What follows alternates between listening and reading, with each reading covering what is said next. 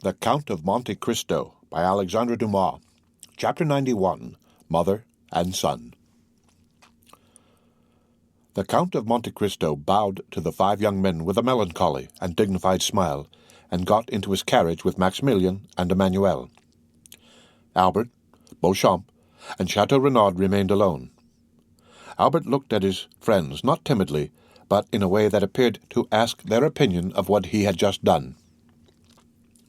"Indeed, my dear friend," said Beauchamp first, who had either the most feeling or the least dissimulation, "allow me to congratulate you. This is a very unhoped-for conclusion of a very disagreeable affair." Albert remained silent and wrapped in thought. Chateau Renaud contented himself with tapping his boot with his flexible cane. "Are we not going?" said he, after this embarrassing silence. "When you please," replied Beauchamp. "Allow me only to compliment Monsieur de Morcerf, who has given proof today of rare chivalric generosity." "Oh, yes," said Chateau Renaud. "It is magnificent," continued Beauchamp, "to be able to exercise so much self-control." "Assuredly. As for me, I should have been incapable of it," said Chateau Renaud with most significant coolness. "Gentlemen," interrupted Albert, "I think you did not understand that something very serious had passed between Monsieur de Monte Cristo and myself." Possibly, said Beauchamp immediately. "But every simpleton would not be able to understand your heroism, and sooner or later you will find yourself compelled to explain it to them more energetically than would be convenient to your bodily health and the duration of your life. May I give you a friendly counsel? Set out for Naples, The Hague, or St. Petersburg, calm countries where the point of honor is better understood than among our hot-headed Parisians. Seek quietude and oblivion so that you may return peaceably to France after a few years. Am I not right, Monsieur de Chateau Renaud?" "That is quite my opinion," said the gentleman. "Nothing induces serious duels so much as a duel forsworn." "Thank you, gentlemen," replied Albert, with a smile of indifference. "I shall follow your advice, not because you give it, but because I had before intended to quit France. I thank you equally for the service you have rendered me in being my seconds. It is deeply engraved on my heart, and after what you have just said, I remember that only." Chateau Renaud and Beauchamp looked at each other. The impression was the same on both of them, and the tone in which Morcerf had just expressed his thanks was so determined that the position would have become embarrassing for all if the conversation had continued. "Goodbye, Albert," said Beauchamp, suddenly, carelessly extending his hand to the young man. The latter did not appear to arouse from his lethargy. In fact, he did not notice the offered hand.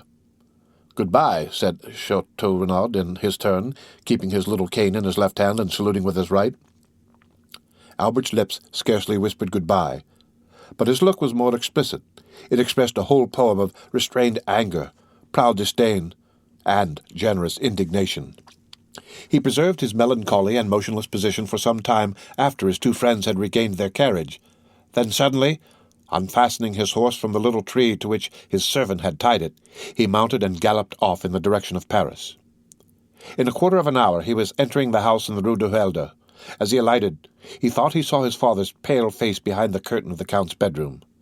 Albert turned away his head with a sigh and went to his own apartments. He cast one lingering look on all the luxuries which had rendered life so easy and so happy since his infancy. He looked at the pictures whose faces seemed to smile, and the landscapes which appeared painted in brighter colors. Then he took away his mother's portrait with its oaken frame, leaving the gilt frame from which he took it blank and empty. Then he arranged all his beautiful Turkish arms, his fine English guns, his Japanese china, his cups mounted in silver, his artistic bronzes by Faucher and Barye, examined the cupboards and placed the key in each, threw into a drawer of his secretary, which he left open, all the pocket-money he had about him, and with it the 1,000 fancy jewels from his vases and his jewel-boxes. Then he made an exact inventory of everything, and placed it in the most conspicuous part of the table, after putting aside the books and papers which had collected there. At the beginning of this work, his servant, notwithstanding orders to the contrary, came to his room. "What do you want?" asked he, with a more sorrowful than angry tone. "Pardon me, sir," replied the valet. "You had forbidden me to disturb you, but the Count of Morcerf has called me." "Well?" said Albert. "I did not like to go to him without first seeing you." "Why?" because the Count is doubtless aware that I accompanied you to the meeting this morning." "It is probable," said Albert. "And since he has sent for me, it is doubtless to question me on what happened there. What must I answer?" "The truth." "Then I shall say the duel did not take place. You will say I apologize to the Count of Monte Cristo. Go." The valet bowed and retired, and Albert returned to his inventory. As he was finishing this work, the sound of horses prancing in the yard and the wheels of a carriage shaking his window attracted his attention. He approached the window and saw his father get into it and drive away. The door was scarcely closed when Albert bent his steps to his mother's room, and no one being there to announce him, he advanced to her bedchamber, and distressed by what he saw and guessed, stopped for one moment at the door. As if the same idea had animated these two beings, Mercedes was doing the same in her apartments that he had just done in his. Everything was in order. Laces, dresses, jewels, linen, money. All were arranged in the drawers, and the Countess was carefully collecting the keys. Albert saw all these preparations, and understood them, and exclaiming, "My mother!" he threw his arms around her neck. The artist who could have depicted the expression of these two countenances would certainly have made of them a beautiful picture. All these proofs of an energetic resolution which Albert did not fear on his own account alarmed him for his mother. "What are you doing?" asked he. "What were you doing?" replied she. "Oh, my mother!" exclaimed Albert, so overcome he could scarcely speak. "It is not the same with you and me. You cannot have made the same resolution I have, for I have come to warn you that I bid adieu to your house and to you." "I also," replied Mercedes, "am going, and I acknowledge I had depended on your accompanying me. Have I deceived myself?" "Mother," said Albert with firmness, "I cannot make you share the fate I have planned for myself. I must live henceforth without rank and fortune, and to begin this hard apprenticeship I must borrow from a friend the loaf I shall eat until I have earned one. So, my dear mother, I am going at once to ask Franz to lend me the small sum I shall require to supply my present wants." "You, my poor child, suffer poverty and hunger? Oh, do not say so, it will break my resolutions." "But not mine, mother," replied Albert. "I am young and strong, I believe I am courageous, and since yesterday I have learned the power of will. Alas, my dear mother, some have suffered so much and yet live, and have raised a new fortune on the ruin of all the promises of happiness which heaven had made them, on the fragments of all the hope which God had given them. I have seen that, mother. I know that from the gulf in which their enemies have plunged them, they have risen with so much vigor and glory that in their turn they have ruled their former conquerors and have punished them. No, mother, from this moment I have done with the past and accept nothing from it, not even a name, because you can understand that your son cannot bear the name of a man who ought to blush for it before another." "Albert, my child," said Mercedes, "if I had a stronger heart, that is the counsel I would have given you. Your conscience has spoken when my voice became too weak. Listen to its dictates. You had friends, Albert. Break off their acquaintance. But do not despair. You have life before you, my dear Albert, for you are yet scarcely 22 years old, and as a pure heart like yours wants a spotless name, take my father's. It was Herrera. I am sure, my dear Albert, whatever may be your career, you will soon render that name illustrious. Then, my son, return to the world still more brilliant because of your former sorrows, and if I am wrong, still let me cherish these hopes, for I have no future to look forward to. For me, the grave opens when I pass the threshold of this house." "I will fulfill all your wishes, my dear mother," said the young man. "Yes, I share your hopes. The anger of heaven will not pursue us, since you are pure and I am innocent. But since our resolution is formed, let us act promptly. Monsieur de Morcerf went out about half an hour ago. The opportunity is favorable to avoid an explanation." "I am ready, my son," said Mercedes. Albert ran to fetch a carriage. He recollected that there was a small furnished house to let in the Rue de Saint-Perez, where his mother would find a humble but decent lodging, and thither he intended conducting the Countess. As the carriage stopped at the door and Albert was alighting, a man approached and gave him a letter. Albert recognized the bearer. "From the Count," said Bertuccio. Albert took the letter, opened and read it, then looked round for Bertuccio, but he was gone. He returned to Mercedes with tears in his eyes and heaving breast, and without uttering a word, he gave her the letter. Mercedes read, Albert, while showing you that I have discovered your plans, I hope also to convince you of my delicacy. You are free. You leave the Count's house, and you take your mother to your home. But reflect, Albert, you owe her more than your poor noble heart can pay her. Keep the struggle for yourself. Bear all the suffering, but spare her the trial of poverty which must accompany your first efforts. For she deserves not even the shadow of the misfortune which has this day fallen on her, and Providence is not willing that the innocent should suffer for the guilty. I know you are going to leave the Rue du Helder without taking anything with you. Do not seek to know how I discovered it. I know it. That is sufficient. Now listen, Albert. 24 years ago I returned, proud and joyful, to my country. I had a betrothed, Albert, a lovely girl whom I adored, and I was bringing to my betrothed 150 louis, painfully amassed by ceaseless toil. This money was for her. I destined it for her, and knowing the treachery of the sea, I buried our treasure in the little garden of the house my father lived in at Marseille on the Allée des Maliens. Your mother, Albert, knows that poor house well. A short time since I passed through Marseille, and went to see the old place which revived so many painful recollections, and in the evening I took a spade and dug in the corner of the garden where I had concealed my treasure. The iron box was there. No one had touched it, under a beautiful fig tree my father had planted the day I was born, which overshadowed the spot.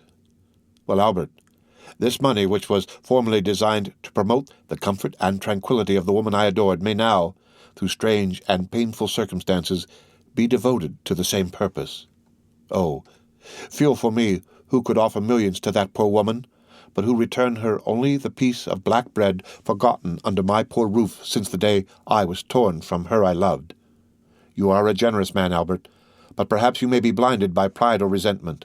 If you refuse me, if you ask another for what I have a right to offer you, I will say it is ungenerous of you to refuse the life of your mother at the hands of a man whose father was allowed by your father to die in all the horrors of poverty and despair.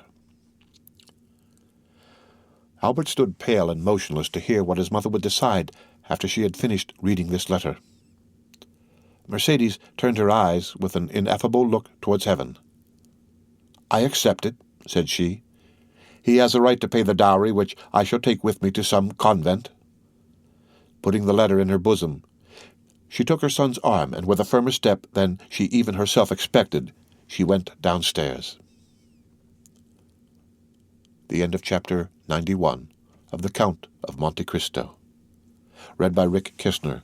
For Lit to Go on the web at fcit.usf.edu.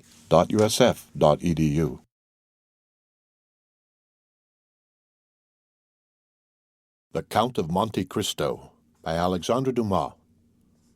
Chapter 92. The Suicide. Meanwhile, Monte Cristo had also returned to town with Emmanuel and Maximilian. Their return was cheerful. Emmanuel did not conceal his joy at the peaceful termination of the affair, and was loud in his expressions of delight. Morel, in a corner of the carriage, allowed his brother-in-law's gaiety to expend itself in words, while he felt equal inward joy, which, however, betrayed itself only in his countenance. At the Barrière du Trône, they met Bertuccio, who was waiting there, motionless, as a sentinel at his post. Monte Cristo put his head out of the window, exchanged a few words with him in a low tone, and the steward disappeared.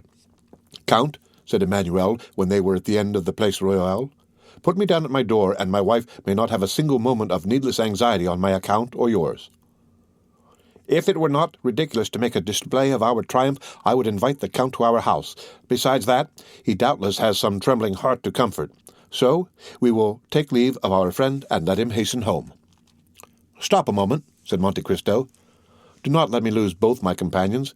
Return, Emmanuel, to your charming wife, and present my best compliments to her. And do you, Morel, accompany me to the Champs-Élysées." "Willingly," said Maximilian, "particularly as I have business in that quarter." "Shall we wait breakfast for you?" asked Emmanuel. "No," replied the young man. The door was closed, and the carriage proceeded.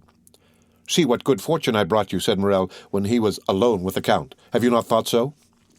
"Yes," said Monte Cristo. "For that reason I wished to keep you near me."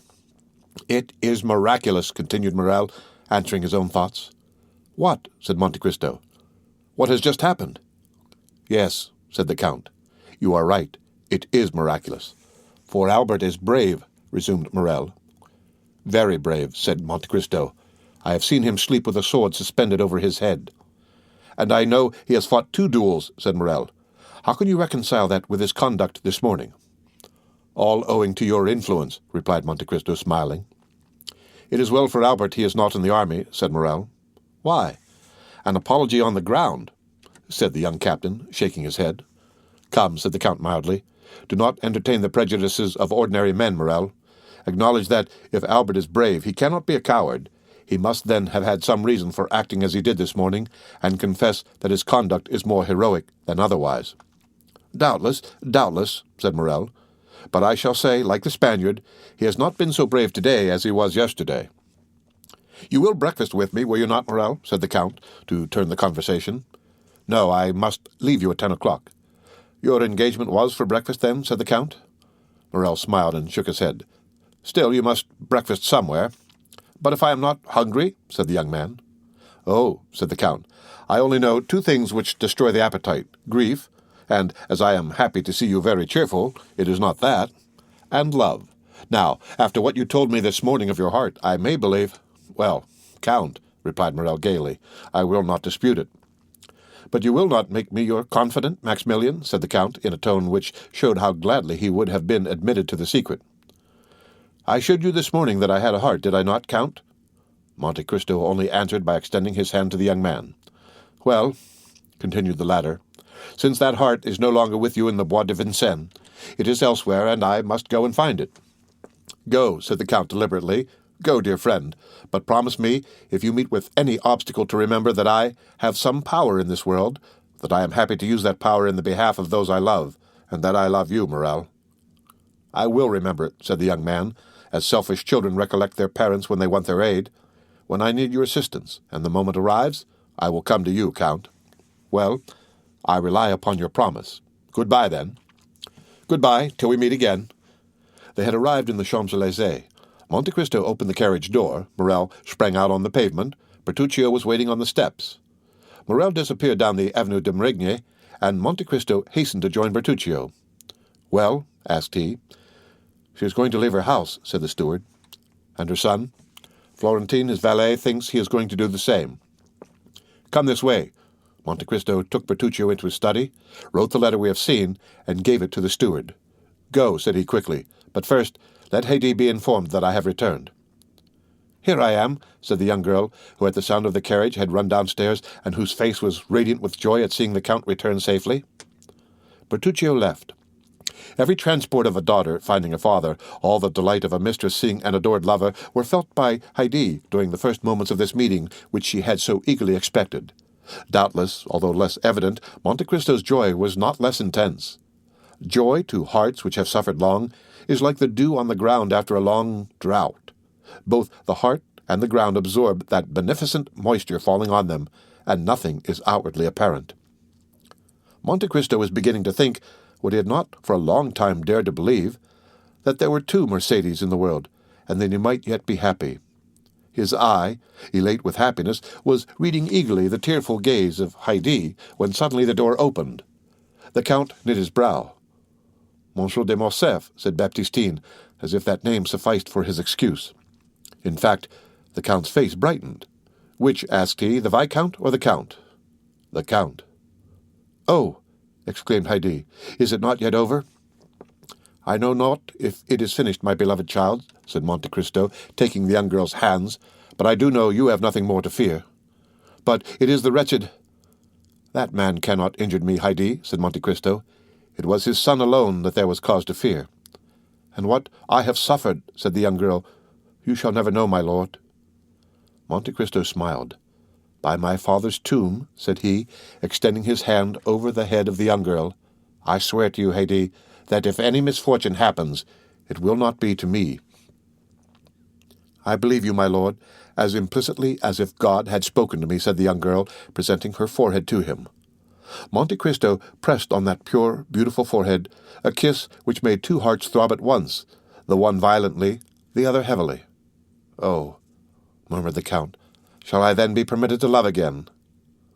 Ask Monsieur de Morcerf into the drawing-room, said he to Baptistine, while he led the beautiful Greek girl to a private staircase. We must explain this visit, which, although expected by Monte Cristo, is unexpected to our readers. While Mercedes, as we have said, was making a similar inventory of her property to Albert's while she was arranging her jewels, shutting her drawers, collecting her keys to leave everything in perfect order, she did not perceive a pale and sinister face at a glass door which threw light into the passage from which everything could be both seen and heard. He, who was thus looking without being heard or seen, probably heard and saw all that passed in Madame de Morcerf's apartments.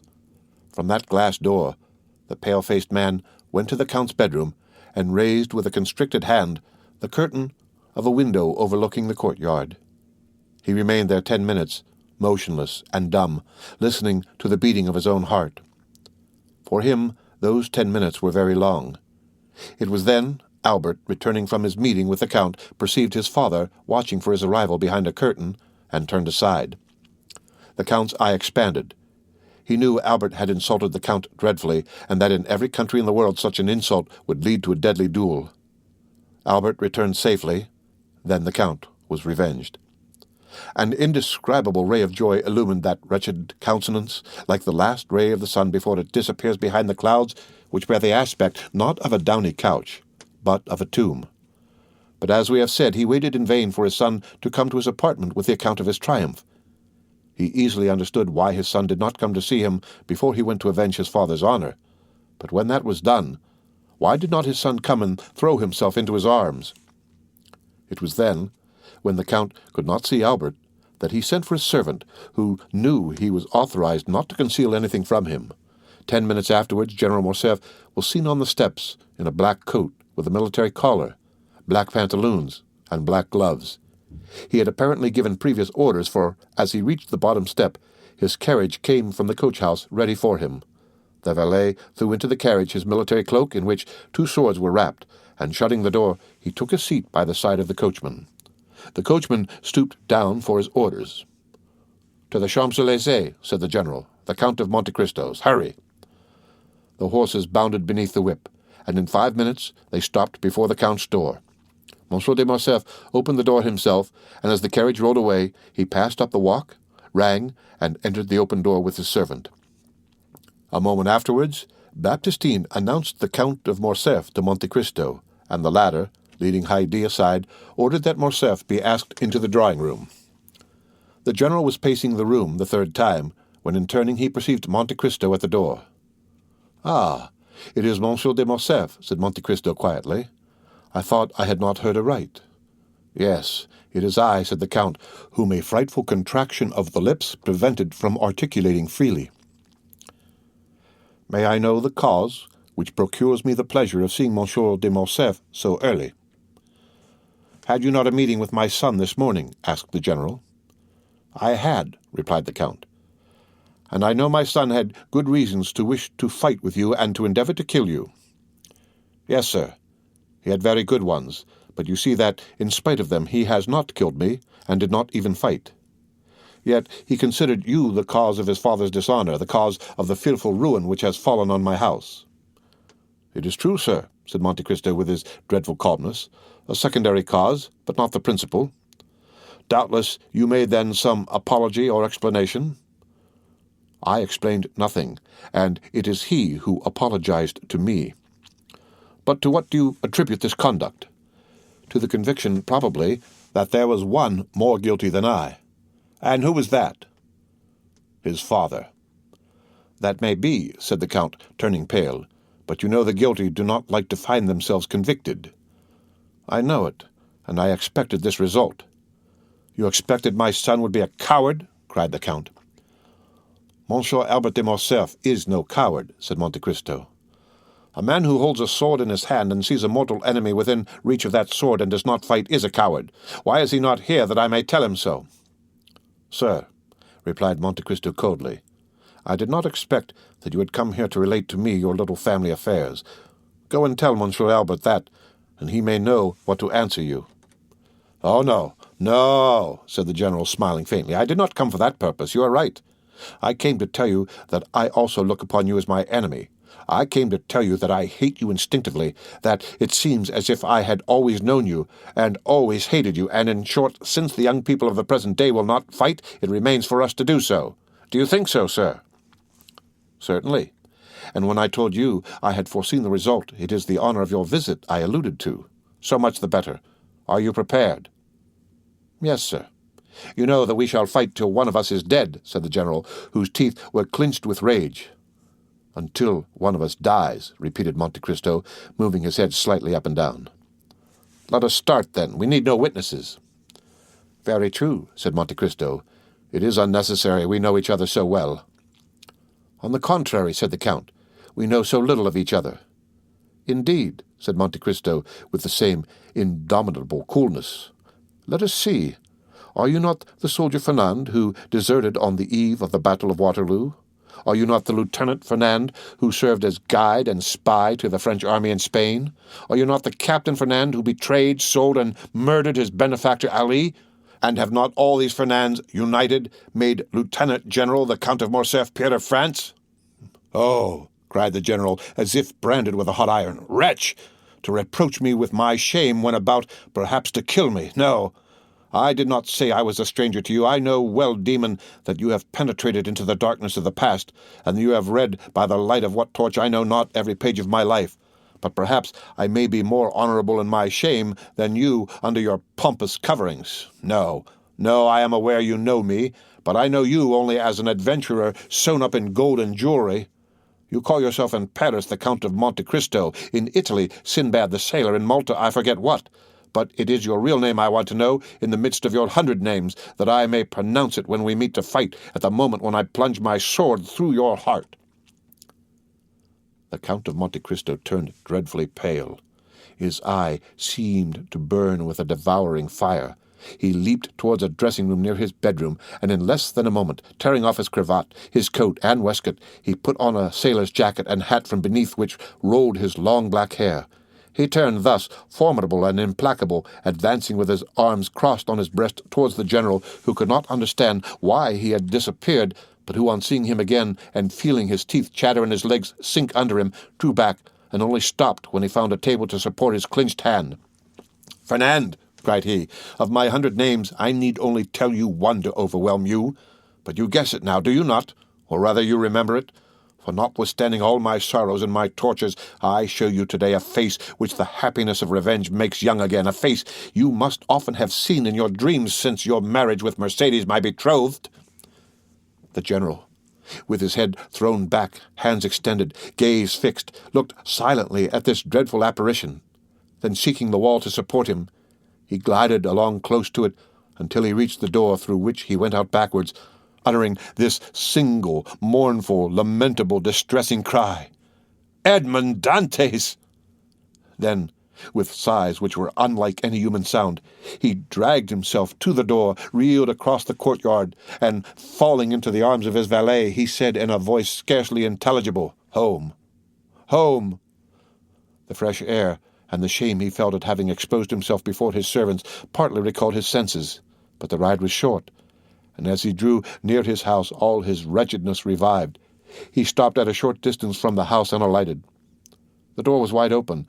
A hackney coach was standing in the middle of the yard, a strange sight before so noble a mansion. The Count looked at it with terror, but without daring to inquire its meaning, he rushed towards his apartment. 2 persons were coming down the stairs. He had only time to creep into an alcove to avoid them. It was Mercedes, leaning on her son's arm and leaving the house. They passed close by the unhappy being, who, concealed behind the damask curtain, almost felt Mercedes' dress brush past him, and his son's warm breath pronouncing these words, "Courage, mother, come. This is no longer our home." The words died away. The steps were lost in the distance. The general drew himself up, clinging to the curtain.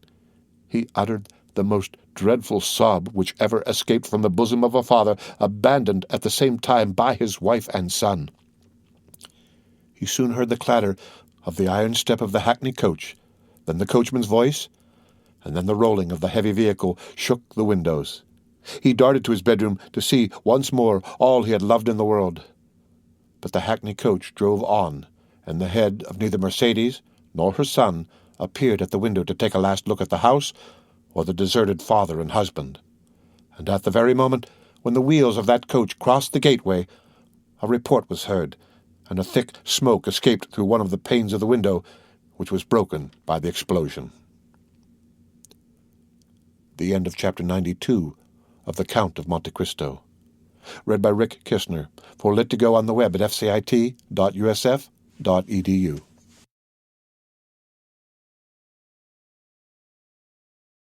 The Count of Monte Cristo by Alexandre Dumas.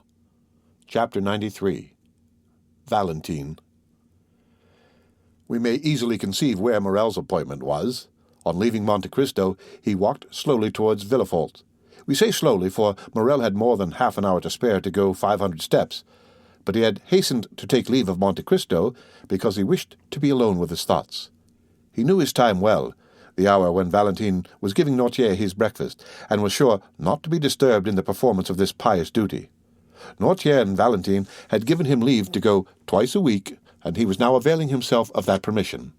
He had arrived. Valentine was expecting him. Uneasy and almost crazed, she seized his hand and led him to her grandfather. This uneasiness, amounting almost to frenzy, arose from the report Morcerf's adventures had made in the world, for the affair at the opera was generally known. No one at Villefort's doubted that a duel would ensue from it. Valentine, with her woman's instinct, guessed that Morel would be Monte Cristo's second, and from the young man's well-known courage and his great affection for the Count, she feared that he would not content himself with the passive part assigned to him. We may easily understand how eagerly the particulars were asked for, given, and received, and Morel could read an indescribable joy in the eyes of his beloved when she knew that the termination of this affair was as happy as it was unexpected. "Now," said Valentine, motioning to Morel to sit down near her grandfather, while she took her seat on his footstool, "now let us talk about our own affairs. You know, Maximilian, Grandpapa once thought of leaving this house and taking an apartment away from Monsieur de Villefort's." "Yes," said Maximilian, "I recollect the project, of which I highly approved." "Well," said Valentine, "you may approve again, for Grandpapa is again thinking of it." "Bravo," said Maximilian. "And do you know," said Valentine, "what reason Grandpapa gives for leaving this house?" Noirtier looked at Valentine to impose silence, but she did not notice him. Her looks, her eyes, her smile were all for Morel. "Oh, whatever may be Monsieur Noirtier's reason," answered Morel, "I can readily believe it to be a good one." "An excellent one," said Valentine. "He pretends the air of the Faubourg Saint-Honore is not good for me." "Indeed," said Morel. "In that Monsieur Noirtier may be right. You have not seemed to be well for the last fortnight." "Not very," said Valentine, "and Grandpapa has become my physician, and I have the greatest confidence in him because he knows everything." "Do you then really suffer?" asked Morel quickly. "Oh, it must not be called suffering. I feel a general uneasiness, that is all. I have lost my appetite, and my stomach feels as if it were struggling to get accustomed to something." Noirtier did not lose a word of what Valentine said. "And what treatment do you adopt for this singular complaint?" "A very simple one," said Valentine. "I swallow every morning a spoonful of the mixture prepared for my grandfather. When I say 1 spoonful, I began by 1. Now I take 4. Grandpapa says it is a panacea." Valentine smiled, but it was evident that she suffered. Maximilian, in his devotedness, gazed silently at her. She was very beautiful, but her usual pallor had increased. Her eyes were more brilliant than ever, and her hands, which were generally white, like mother of pearl, now more resembled wax, to which time was adding a yellowish hue. From Valentine, the young man looked towards Noirtier. The latter watched with strange and deep interest the young girl, absorbed by her affection, and he also, like Morel, followed those traces of inward suffering which was so little perceptible to a common observer that they escaped the notice of every one but the grandfather and the lover. "But," said Morel, "I thought this mixture, of which you now take 4 spoonfuls, was prepared for Monsieur Noirtier." "I know it is very bitter," said Valentine, "so bitter that all I drink afterwards appears to have the same taste." Noirtier looked inquiringly at his granddaughter. "Yes, Grandpapa," said Valentine, "it is so. Just now, before I came down to you, I drank a glass of sugared water. I left half because it seemed so bitter." Noirtier turned pale, and made a sign that he wished to speak.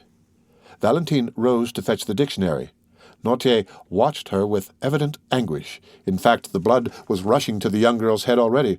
Her cheeks were becoming red. "Oh," cried she, without losing any of her cheerfulness, "this is singular. I can't see. Did the sun shine in my eyes?" And she leaned against the window. "The sun is not shining," said Morel, more alarmed by Noirtier's expression than by Valentine's indisposition. He ran towards her. The young girl smiled. "Cheer up," said she to Noirtier. "Do not be alarmed, Maximilian. It is nothing, and has already passed away. But listen, do I not hear a carriage in the courtyard?" She opened Noirtier's door, ran to a window in the passage, and returned hastily. "Yes," said she, "it is Madame Danglars and her daughter who have come to call on us. Good-bye. I must run away, for they would send here for me, or rather farewell till I see you again. Stay with grandpapa, Maximilian. I promise you not to persuade them to stay." Morel watched her as she left the room. He heard her ascend the little staircase which led both to Madame de Villefort's apartments and to hers. As soon as she was gone, Noirtier made a sign to Morel to take the dictionary. Morel obeyed. Guided by Valentine, he had learned how to understand the old man quickly. Accustomed, however, as he was to the work, he had to repeat most of the letters of the alphabet, and to find every word in the dictionary, so that it was 10 minutes before the thought of the old man was translated by these words: "Fetch the glass of water and the decanter from Valentine's room." Morel rang immediately for the servant who had taken Perrois' situation, and in Noirtier's name gave that order. The servant soon returned. The decanter and the glass were completely empty. Noirtier made a sign that he wished to speak. "Why are the glass and decanter empty?" asked he.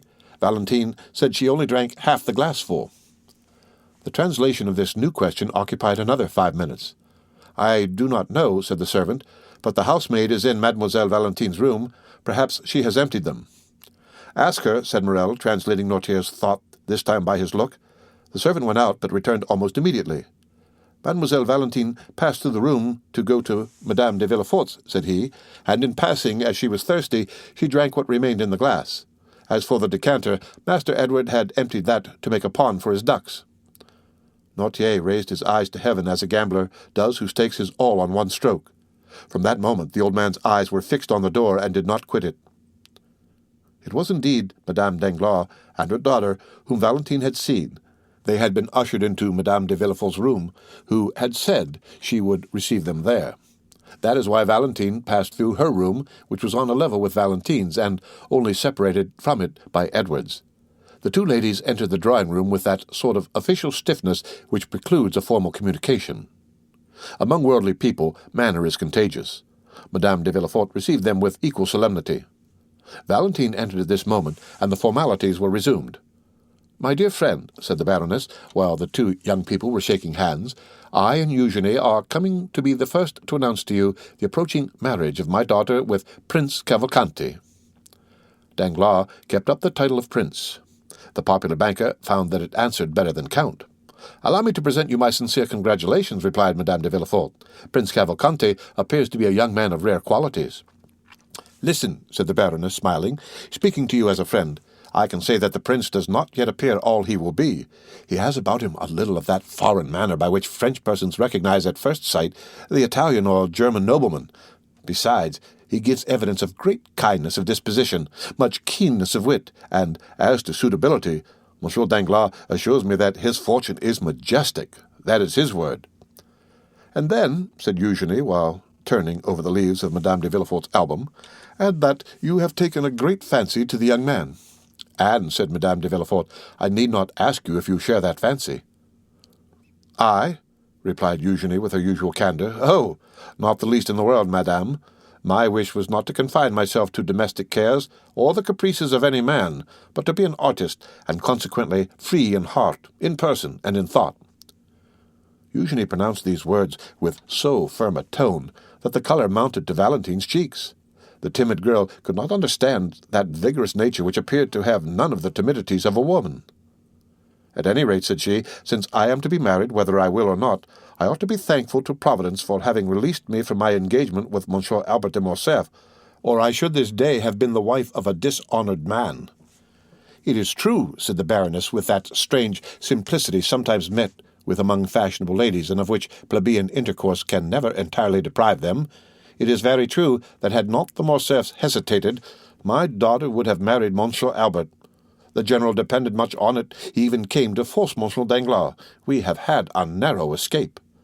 "But," said Valentine timidly, "does all the father's shame revert upon the son? Monsieur Albert appears to me quite innocent of the treason charged against the General." "Excuse me," said the implacable young girl. "Monsieur Albert claims and well deserves his share. It appears that, after having challenged Monsieur de Monte Cristo at the opera yesterday, he apologized on the ground today." "Impossible," said Madame de Villefort. "Oh, my dear friend," said Madame Danglars, with the same simplicity we before noticed, "it is a fact. I heard it from Monsieur Debray, who was present at the explanation."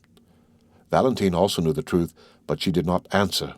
A single word had reminded her that Morrel was expecting her in Monsieur Noirtier's room. Deeply engaged with a sort of inward contemplation, Valentine had ceased for a moment to join in the conversation. She would indeed have found it impossible to repeat what had been said the last few minutes, when suddenly Madame Danglars' hand, pressed on her arm, aroused her from her lethargy. "What is it?" said she, starting at Madame Danglars' touch, as she would have done from an electric shock. "It is, my dear Valentine," said the Baroness, "that you are doubtless suffering." "I?" said the young girl, passing her hand across her burning forehead. "Yes. Look at yourself in that glass. You have turned pale and then red successively 3 or 4 times in 1 minute." "Indeed," cried Eugenie, "you are very pale." "Oh, do not be alarmed. I have been so for many days." Artless as she was, the young girl knew that this was an opportunity to leave, and besides, Madame de Villefort came to her assistance. "Retire, Valentine," said she. "You are really suffering, and these ladies will excuse you. Drink a glass of pure water. It will restore you." Valentine kissed Eugenie, bowed to Madame Danglars, who had already risen to take her leave, and went out. "That poor child," said Madame de Villefort, when Valentine was gone. "She makes me very uneasy, and I should not be astonished if she had some serious illness." Meanwhile, Valentine, in a sort of excitement which she could not quite understand, had crossed Edward's room without noticing some trick of the child, and through her own had reached the little staircase. She was within 3 steps of the bottom. She already heard Morrel's voice when suddenly a cloud passed over her eyes. Her stiffened foot missed the step, her hands had no power to hold the baluster, and falling against the wall she lost her balance wholly and toppled to the floor. Morrel bounded to the door, opened it, and found Valentine stretched out at the bottom of the stairs. Quick as a flash, he raised her in his arms and placed her in a chair. Valentine opened her eyes.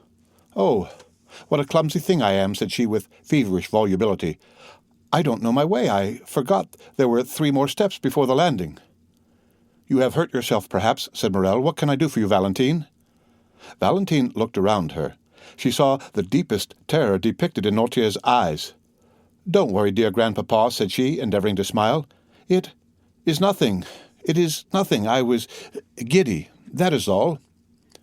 "Another attack of giddiness," said Morrel, clasping his hands. "Oh, attend to it, Valentine, I entreat you." "But no," said Valentine. "No, I tell you it is all past, and it was nothing. Now, let me tell you some news. Eugenie is to be married in a week, and in 3 days there is to be a grand feast, a betrothal festival. We are all invited, my father, Madame de Villefort, and I. At least, I understood it so." "When will it be our turn to think of these things? Oh, Valentine, you who have so much influence over your grandpapa, try to make him answer, soon." "And do you," said Valentine, "depend on me to stimulate the tardiness and arouse the memory of grandpapa?" "Yes," cried Morrel, "make haste. So long as you are not mine, Valentine, I shall always think I may lose you." "Oh," replied Valentine, with a convulsive movement. "Oh, indeed, Maximilian, you are too timid for an officer, for a soldier who, they say, never knows fear." "Ah, ha, ha, ha!" She burst into a forced and melancholy laugh. Her arms stiffened and twisted. Her head fell back on her chair, and she remained motionless. The cry of terror which was stopped on Noirtier's lips seemed to start from his eyes. Morrel understood it. He knew he must call assistance. The young man rang the bell violently. The housemaid who had been in Mademoiselle Valentine's room, and the servant who had replaced Berrois, ran in at the same moment. Valentine was so pale, so cold, so inanimate, that without listening to what was said to them, they were seized with the fear which pervaded that house, and they flew into the passage crying for help. Madame Danglars and Eugenie were going out at that moment. They heard the cause of the disturbance. "I told you so," exclaimed Madame de Villefort. "Poor child!" The end of Chapter 93 of The Count of Monte Cristo. Read by Rick Kistner. For Lit to go on the web at fcit.usf.edu.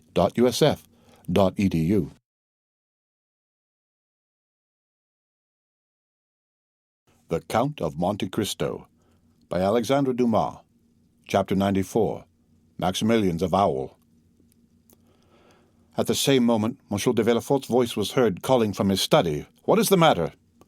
Morrel looked at Noirtier, who had recovered his self-command, and with a glance indicated the closet, where once before, under somewhat similar circumstances, he had taken refuge. He had only time to get his hat and throw himself breathless into the closet when the procureur's footstep was heard in the passage. Villefort sprang into the room, ran to Valentine, and took her in his arms. "A physician! A physician! Monsieur d'Avrigny!" cried Villefort. "Or rather, I will go for him myself."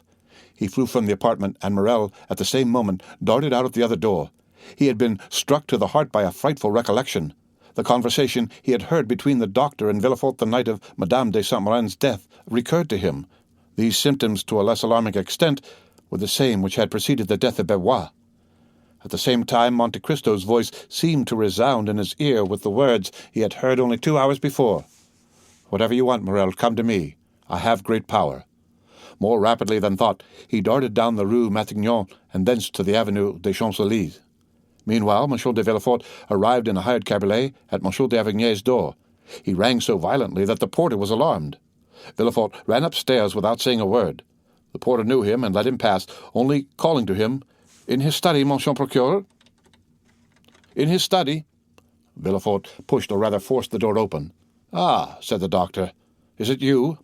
"Yes," said Villefort, closing the door after him. "It is I who am come in my turn to ask you if we are quite alone. Doctor, my house is accursed." "What?" said the latter with apparent coolness, but with deep emotion. "Have you another invalid?" "Yes, doctor," cried Villefort, clutching his hair. "Yes." D'Avrigny's look implied, "I told you it would be so." Then he slowly uttered these words. "Who is now dying in your house? What new victim is going to accuse you of weakness before God?" A mournful sob burst from Villefort's heart. He approached the doctor, and, seizing his arm, "Valentine," said he, "it is Valentine's turn." "Your daughter?" cried d'Avrigny with grief and surprise. "You see, you were deceived," murmured the magistrate. "Come and see her, and on her bed of agony entreat her pardon for having suspected her." "Each time you have applied to me," said the doctor, "it has been too late. Still, I will go. But let us make haste, sir. With the enemies you have to do with, there is no time to be lost. Oh, this time, doctor, you shall not have to reproach me with weakness. This time I will know the assassin, and will pursue him." "Let us try first to save the victim before we think of revenging her," said d'Avrigny. "Come." The same cabriolet which had brought Villefort took them back at full speed, and at this moment Morrel rapped at Monte Cristo's door. The Count was in his study and was reading with an angry look something which Bertuccio had bought in haste. Hearing the name of Morrel, who had left him only 2 hours before, the Count raised his head, arose, and sprang to meet him. "What is the matter, Maximilian?" asked he. "You are pale, and the perspiration rolls from your forehead." Morrel fell into a chair. "Yes," said he, "I came quickly. I wanted to speak to you." "Are all your family well?" asked the Count with an affectionate benevolence whose sincerity no one could for a moment doubt. "Thank you, Count. Thank you," said the young man, evidently embarrassed how to begin the conversation. "Yes, everyone in my family is well." "So much the better. Yet you have something to tell me," replied the Count with increased anxiety. "Yes," said Morrel, "it is true. I have but now left a house where death has just entered to run to you." "Are you then come from Monsieur de Morcerf's?" asked Monte Cristo. "No," said Morrel. "Is someone dead in his house?" "The general has just blown his brains out," replied Monte Cristo with great coolness. "Oh, what a dreadful event!" cried Maximilian. "Not for the Countess, or for Albert," said Monte Cristo. "A dead father or husband is better than a dishonoured one. Blood washes out shame." "Poor Countess," said Maximilian. "I pity her very much. She is so noble a woman." "Pity Albert also, Maximilian, for, believe me, he is the worthy son of the Countess. But let us return to yourself. You have hastened to me. Can I have the happiness of being useful to you?" "Yes, I need your help.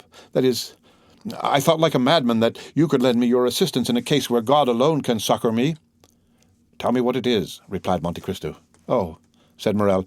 "I know not indeed if I may reveal this secret to mortal ears, but fatality impels me, necessity constrains me, Count." Morel hesitated. "Do you think I love you?" said Monte Cristo, taking the young man's hand affectionately in his. "Oh, you encourage me, and something tells me there," placing his hand on his heart, "that I ought to have no secret from you." "You are right, Morel. God is speaking to your heart, and your heart speaks to you. Tell me what it says."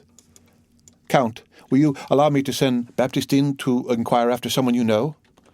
"I am at your service, and still more my servant's. Oh, I cannot live if she is not better." "Shall I ring for Baptistine?" "No, I will go and speak to him myself." Morel went out, called Baptistine, and whispered a few words to him. The valet ran directly. "Well, have you sent?" asked Monte Cristo, seeing Morel return. "Yes, and now I shall be more calm." "You know I am waiting," said Monte Cristo, smiling. "Yes, and I will tell you. One evening I was in a garden. A clump of trees concealed me. No one suspected I was there. 2 persons passed near me.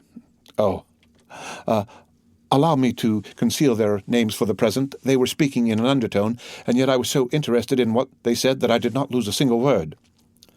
"This is a gloomy introduction, if I may judge from your pallor and shuddering, Morel." "Oh, yes, very gloomy, my friend. Someone had just died in the house to which that garden belonged. One of the persons whose conversation I overheard was the master of the house, the other, the physician. The former was confiding to the latter his grief and fear, for it was the second time within a month that death had suddenly and unexpectedly entered that house, which was apparently destined to destruction by some exterminating angel as an object of God's anger." "Ah, indeed," said Monte Cristo, looking earnestly at the young man, and by an imperceptible movement turning his chair so that he remained in the shade while the light fell full on Maximilian's face. "Yes," continued Morel, "death had entered that house twice within 1 month." "And what did the doctor answer?" asked Monte Cristo. He replied that the death was not a natural one and must be attributed." "To what?" "To poison." "Indeed," said Monte Cristo, with a slight cough which in moments of extreme emotion helped him to disguise a blush, or his pallor, or the intense interest with which he listened. "Indeed, Maximilian, did you hear that?" "Yes, my dear Count, I heard it, and the doctor added that if another death occurred in a similar way, he must appeal to justice." Monte Cristo listened, or appeared to do so, with the greatest calmness. "Well," said Maximilian, "death came a 3rd time, and neither the master of the house nor the doctor said a word. Death is now perhaps striking a 4th blow. Count, what am I to do, being in possession of this secret?" "My dear friend," said Monte Cristo, "you appear to be relating an adventure which we all know by heart. I know the house where you heard it, or one very similar to it. A house with a garden, a master, a physician, and where there have been 3 unexpected and sudden deaths. Well, I have not intercepted your confidence, and yet I know all that as well as you, and I have no conscientious scruples. No, it does not concern me. You say an exterminating angel appears to have devoted that house to God's anger. Well, who says your supposition is not reality? Do not notice things which those whose interest it is to see them pass over. If it is God's justice instead of his anger which is walking through that house, Maximilian, turn away your face and let his justice accomplish its purpose." Morel shuddered. There was something mournful, solemn, and terrible in the Count's manner. "Besides," continued he, in so changed a tone that no one would have supposed it was the same person speaking, "besides, who says that it will begin again?" "It has returned, Count," exclaimed Morel. "That is why I hasten to you." "Well, what do you wish me to do? Do you wish me, for instance, to give information to the procurer?" Monte Cristo uttered the last words with so much meaning that Morel, starting up, cried out, "You know of whom I speak, Count, do you not?"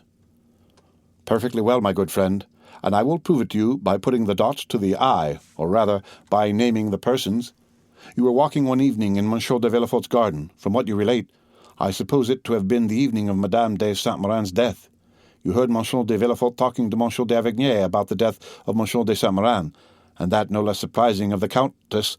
Monsieur d'Avignay said he believed they both proceeded from poison, and you, honest man, have ever since been asking your heart and sounding your conscience to know if you ought to expose or conceal this secret. Why do you torment them? Conscience, what hast thou to do with me? As Sterne said, My dear fellow, let them sleep on if they are asleep. Let them grow pale in their drowsiness if they are disposed to do so, and pray do you remain in peace, who have no remorse to disturb you." Deep grief was depicted on Morrel's features. He seized Monte Cristo's hand. "But it is beginning again, I say."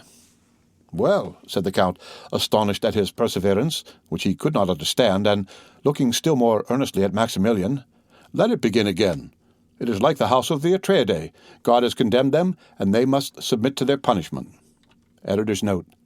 In the old Greek legend, the Atreidae, or children of Atreus, were doomed to punishment because of the abominable crime of their father. The Agamemnon of Aeschylus is based on this legend. "They will all disappear like the fabrics children build with cards, and which fall one by one under the breath of their builder, even if there are 200 of them. 3 months since it was Monsieur de Saint-Méran, Madame de Saint-Méran 2 months since, the other day it was Berrois, today the old Noirtier or young Valentine." "You knew it?" cried Morrel, in such a paroxysm of terror that Monte Cristo started. "He whom the falling heavens would have found unmoved? You knew it, and said nothing?" "And what is it to me?" replied Monte Cristo, shrugging his shoulders. "Do I know those people? And must I lose the one to save the other? Faith, no, for between the culprit and the victim I have no choice." "But I," cried Morrel, groaning with sorrow, "I love her." "You love? Whom?" cried Monte Cristo, starting to his feet and seizing the 2 hands which Morrel was raising towards heaven. "I love most fondly, I love madly, I love as a man who would give his life-blood to spare her a tear. I love Valentine de Villefort, who is being murdered at this moment. Do you understand me? I love her, and I ask God and you how I can save her." Monte Cristo uttered a cry which those only can conceive who have heard the roar of a wounded lion. "Unhappy man," cried he, wringing his hands in his turn. "You love Valentine, that daughter of an accursed race?" Never had Morrel witnessed such an expression, never had so terrible an eye flashed before his face, never had the genius of terror he had so often seen, either on the battlefield or in the murderous nights of Algeria, shaken around him more dreadful fire. He drew back terrified. As for Monte Cristo, after this ebullition, he closed his eyes as if dazzled by internal light.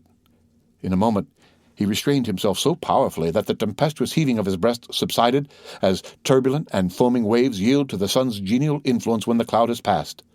This silence, self-control, and struggle lasted about 20 seconds. Then the Count raised his pallid face. "See," said he, "my dear friend, how God punishes the most thoughtless and unfeeling men for their indifference by presenting dreadful scenes to their view. I, who was looking on an eager and curious spectator, I, who was watching the working of this mournful tragedy, I, who, like a wicked angel, was laughing at the evil men committed protected by secrecy. A secret is easily kept by the rich and powerful. I am in my turn bitten by the serpent whose tortuous course I was watching, and bitten to the heart."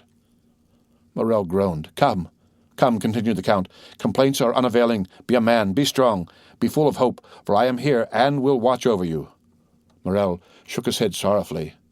"I tell you to hope. Do you understand me?" cried Monte Cristo. "Remember that I never uttered a falsehood and am never deceived. It is 12 o'clock, Maximilian. Thank heaven that you came at noon rather than in the evening or tomorrow morning. Listen, Morrel. It is noon. If Valentine is not now dead, she will not die." "How so?" cried Morrel. "When I left her dying—" Monte Cristo pressed his hands to his forehead. What was passing in that brain, so loaded with dreadful secrets? What does the angel of light or the angel of darkness say to that mind at once implacable and generous? God only knows. Monte Cristo raised his head once more, and this time he was calm as a child awakening from its sleep. "Maximilian," said he, "return home. I command you not to stir. Attempt nothing, not to let your countenance betray a thought, and I will send you tidings. Go." "O Count, you overwhelm me with that coolness. Have you then power against death? Are you superhuman? Are you an angel?"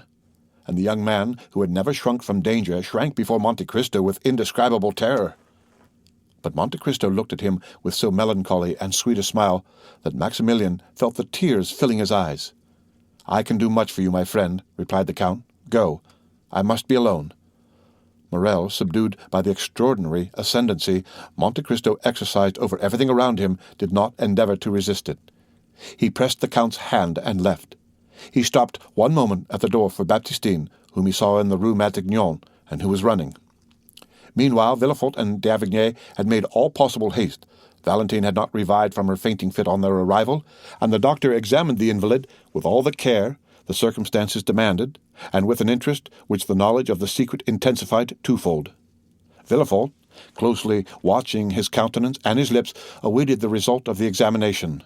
Noirtier, paler than even the young girl, more eager than Villefort for the decision, was watching also intently and affectionately. At last d'Avrigny slowly uttered these words, "She is still alive." "Still?" cried Villefort. "Oh, doctor, what a dreadful word is that!" "Yes," said the physician, "I repeat it. She is still alive, and I am astonished at it." "But is she safe?" asked the father. "Yes, since she lives." At that moment, d'Avrigny's glance met Noirtier's eye. It glistened with such extraordinary joy, so rich and full of thought, that the physician was struck. He placed the young girl again on the chair. Her lips were scarcely discernible. They were so pale and white, as well as her whole face, and remained motionless, looking at Noirtier, who appeared to anticipate and commend all he did. "Sir," said d'Avrigny to Villefort, "call Mademoiselle Valentine's maid, if you please." Villefort went himself to find her, and d'Avrigny approached Noirtier. "Have you something to tell me?" asked he. The old man winked his eyes expressively, which we may remember was his only way of expressing his approval. "Privately?" "Yes." "Well, I will remain with you." At this moment Villefort returned, followed by the lady's maid, and after her came Madame de Villefort. "What is the matter, then, with this dear child? She has just left me, and she complained of being indisposed, but I did not think seriously of it." The young woman, with tears in her eyes and every mark of affection of a true mother, approached Valentine and took her hand. d'Avrigny continued to look at Noirtier. He saw the eyes of the old man dilate and become round. His cheeks turned pale and tremble. The perspiration stood in drops upon his forehead.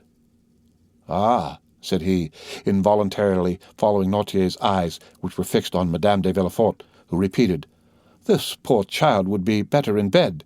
Come, Fanny, we will put her to bed." Monsieur d'Avrigny, who saw that would be a means of his remaining alone with Noirtier, expressed his opinion that it was the best thing that could be done, but he forbade that anything should be given to her except what he ordered.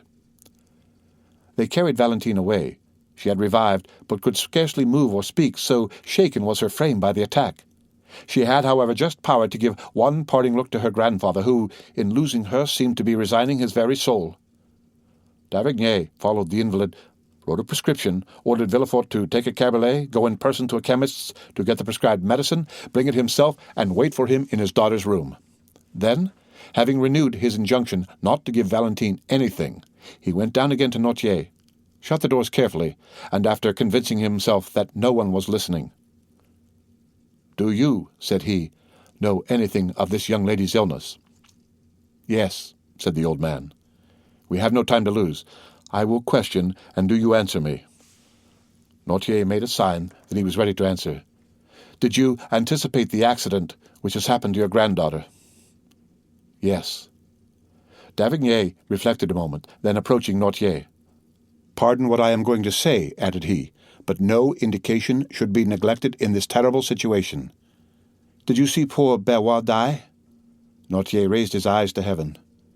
"Do you know of what he died?"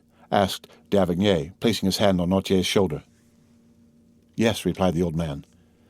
"Do you think he died a natural death?" A sort of smile was discernible on the motionless lips of Noirtier. "Then you have thought that Berrois was poisoned?" "Yes." "Do you think the poison he fell a victim to was intended for him?" "No." "Do you think the same hand which unintentionally struck Berrois has now attacked Valentine?" "Yes." "Then will she die too?" asked d'Avrigny, fixing his penetrating gaze on Noirtier. He watched the effect of this question on the old man. "No," replied he, with an air of triumph which would have puzzled the most clever diviner. "Then you hope?" said d'Avrigny with surprise. "Yes." "What do you hope?" The old man made him understand with his eyes that he could not answer. "Ah, yes, it is true," murmured d'Avrigny. Then, turning to Noirtier, "Do you hope the assassin will be tried?" "No." "Then you hope the poison will take no effect on Valentine?" "Yes." "It is no news to you," added d'Avrigny, "to tell you that an attempt has been made to poison her?" The old man made a sign that he entertained no doubt upon the subject. "Then how do you hope Valentine will escape?" Noirtier kept his eyes steadfastly fixed on the same spot. D'Avigney followed the direction, and saw that they were fixed on a bottle containing the mixture which he took every morning. "Ah, indeed," said D'Avigney, struck with a sudden thought. "Has it occurred to you—" Noirtier did not let him finish. "Yes," said he, "to prepare her system to resist poison?" "Yes." "By accustoming her by degrees?" "Yes, yes, yes," said Noirtier, delighted to be understood. "Of course. I had told you that there was brucine in the mixture I gave you." "Yes, and by accustoming her to that poison you have endeavored to neutralize the effect of a similar poison?" Noirtier's joy continued. "And you have succeeded," exclaimed D'Avigney. "Without that precaution, Valentine would have died before assistance could have been procured. The dose has been excessive, but she has only been shaken by it, and this time, at any rate, Valentine will not die." A superhuman joy expanded the old man's eyes, which were raised towards heaven with an expression of infinite gratitude. At this moment Villefort returned. "Here, doctor," said he, "is what you sent me for." "Was this prepared in your presence?" "Yes," replied the procureur. "Have you not let it go out of your hands?" "No." D'Avigney took the bottle, poured some drops of the mixture it contained in the hollow of his hand, and swallowed them. "Well," said he, "let us go to Valentine. I will give instructions to everyone, and you, Monsieur de Villefort, will yourself see that no one deviates from them." At the moment when D'Avigney was returning to Valentine's room, accompanied by Villefort, an Italian priest of serious demeanour and calm and firm tone hired for his use the house adjoining the hotel of Monsieur de Villefort. No one knew how the three former tenants of that house left it. About 2 hours afterwards its foundation was reported to be unsafe, but the report did not prevent the new occupant establishing himself there with his modest furniture the same day at 5 o'clock. The lease was drawn up for 3, 6, or 9 years by the new tenant, who, according to the rule of the proprietor, paid 6 months in advance. This new tenant, who, as we have said, was an Italian, was called Il Signor Giacomo Busoni. Workmen were immediately called in, and that same night the passengers at the end of the Faubourg saw with surprise that carpenters and masons were occupied in repairing the lower part of the tottering house. The end of Chapter 94 of The Count of Monte Cristo, read by Rick Kishner for Lit to Go on the web at fcit.usf.edu.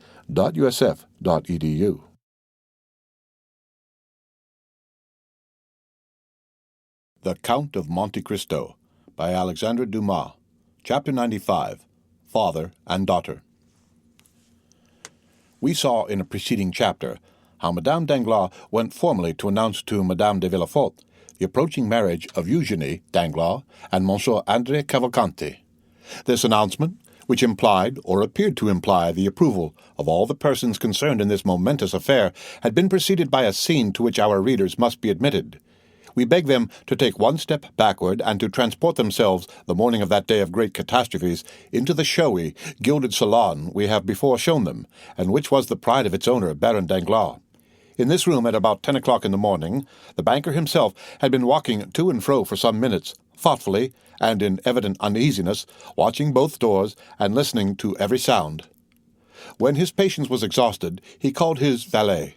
"Etienne," said he, "see why Mademoiselle Eugénie has asked me to meet her in the drawing-room, and why she makes me wait so long." Having given this vent to his ill-humour, the Baron became more calm. Mademoiselle Danglars had that morning requested an interview with her father, and had fixed on the gilded drawing-room as the spot. The singularity of this step, and above all its formality, had not a little surprised the banker, who had immediately obeyed his daughter by repairing first to the drawing-room. Etienne soon returned from his errand. "Mademoiselle's lady's maid says, sir, that Mademoiselle is finishing her toilette and will be here shortly." Danglars nodded to signify that he was satisfied. To the world and to his servants, Danglars assumed the character of the good-natured man and the indulgent father. This was one of his parts in the popular comedy he was performing, a make-up he had adopted and which suited him about as well as the masks worn on the classic stage by paternal actors, who, seen from one side, were the image of geniality, and from other showed lips drawn down in chronic ill-temper. Let us hasten to say that in private the genial side descended to the level of the other, so that, generally, the indulgent man disappeared to give place to the brutal husband and domineering father. Why the devil does that foolish girl who pretends to wish to speak to me not come into my study, and why on earth does she want to speak to me at all?" He was turning this thought over in his brain for the 20th time when the door opened and Eugenie appeared, attired in a figured black satin dress, her hair dressed and gloves on, as if she were going to the Italian opera. "Well, Eugenie, what is it you want with me? And why in this solemn drawing-room when the study is so comfortable?"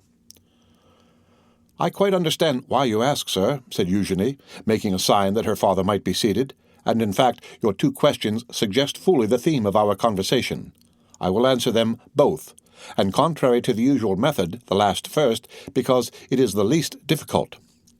I have chosen the drawing-room, sir, as our place of meeting in order to avoid the disagreeable impressions and influences of a banker's study. Those gilded cash books, drawers locked like gates of fortresses, heaps of bank bills come from I know not where, and the quantities of letters from England, Holland, Spain, India, China, and Peru have generally a strange influence on a father's mind, and make him forget that there is in the world an interest greater and more sacred than the good opinion of his correspondents. I have therefore chosen this drawing-room where you see smiling and happy in their magnificent frames your portrait, mine, my mother's, and all sorts of rural landscapes and touching pastorals. I rely much on external impressions. Perhaps with regard to you they are immaterial, but I should be no artist if I had not some fancies." "Very well," replied M. Danglars, who had listened to all this preamble with imperturbable coolness, but without understanding a word, since, like every man burdened with thoughts of the past, he was occupied with seeking the thread of his own ideas in those of the speaker. "There is, then, the second point cleared up, or nearly so," said Eugenie, without the least confusion, and with that masculine pointedness which distinguished her gesture and her language, "and you appear satisfied with the explanation. Now let us return to the first. You ask me why I have requested this interview.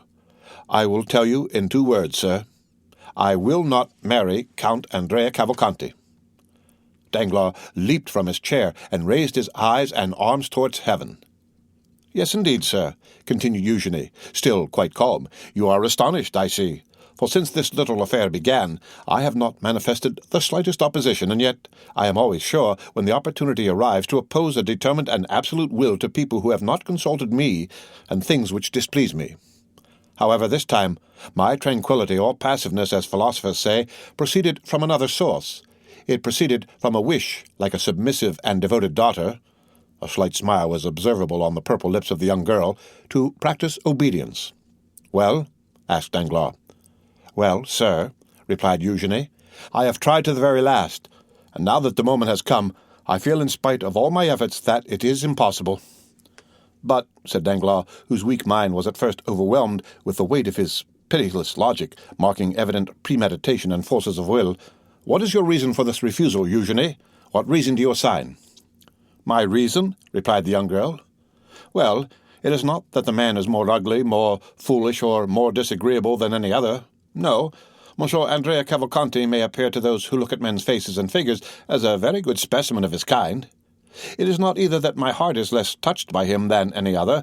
That would be a schoolgirl's reason, which I consider quite beneath me. I actually love no one, sir. You know it, do you not? I do not see then why, without real necessity, I should encumber my life with a perpetual companion. Has not some sage said, 'Nothing too much,' and another, 'I carry all my effects with me'? I have been taught these 2 aphorisms in Latin and in Greek. One is, I believe, from Phaedrus, and the other from Bias. Well, my dear father, in the shipwreck of life, for life is an eternal shipwreck of our hopes, I cast into the sea my useless encumbrance. That is all, and I remain with my own will, disposed to live perfectly alone and consequently perfectly free." "Unhappy girl! Unhappy girl!" murmured Danglars, turning pale, for he knew from long experience the solidity of the obstacle he had so suddenly encountered. "Unhappy girl!" replied Eugenie. "Unhappy girl, do you say, sir? No, indeed. The exclamation appears quite theatrical and affected. Happy, on the contrary, for what am I in want of? The world calls me beautiful. It is something to be well received. I like a favourable reception. It expands the countenance, and those around me do not then appear so ugly. I possess a share of wit and a certain relative sensibility which enables me to draw from life in general, for the support of mine, all I meet with that is good, like the monkey who cracks the nut to get at its contents. I am rich, for you have one of the first fortunes in France. I am your only daughter, and you are not so exacting as the fathers of the Porte Saint-Martin and Gaieté, who disinherit their daughters for not giving them grandchildren. Besides, the provident law has deprived you of the power to disinherit me, at least entirely, as it has also of the power to compel me to marry monsieur this or monsieur that. And so, being beautiful, witty, somewhat talented, as the comic operas say, and rich, and that is happiness, sir, why do you call me unhappy?" Danglars, seeing his daughter smiling, and proud even to insolence, could not entirely repress his brutal feelings, but they betrayed themselves only by an exclamation. Under the fixed and inquiring gaze levelled at him from under those beautiful black eyebrows, he prudently turned away, and calmed himself immediately, daunted by the power of a resolute mind. "Truly, my daughter," replied he with a smile, "you are all you boast of being, excepting one thing. I will not too hastily tell you which, but would rather leave you to guess it." Eugenie looked at Danglars, much surprised that one flower of her crown of pride, with which she had so superbly decked herself, should be disputed. "My daughter," continued the banker, "you have perfectly explained to me the sentiments which influence a girl like you, who is determined she will not marry. Now it remains for me to tell you the motives of a father like me, who has decided that his daughter shall marry." Eugenie bowed, not as a submissive daughter, but as an adversary prepared for a discussion. "My daughter," continued Danglars, "when a father asks his daughter to choose a husband, he has always some reason for wishing her to marry. Some are affected with the mania of which you spoke just now, that of living again in their grandchildren.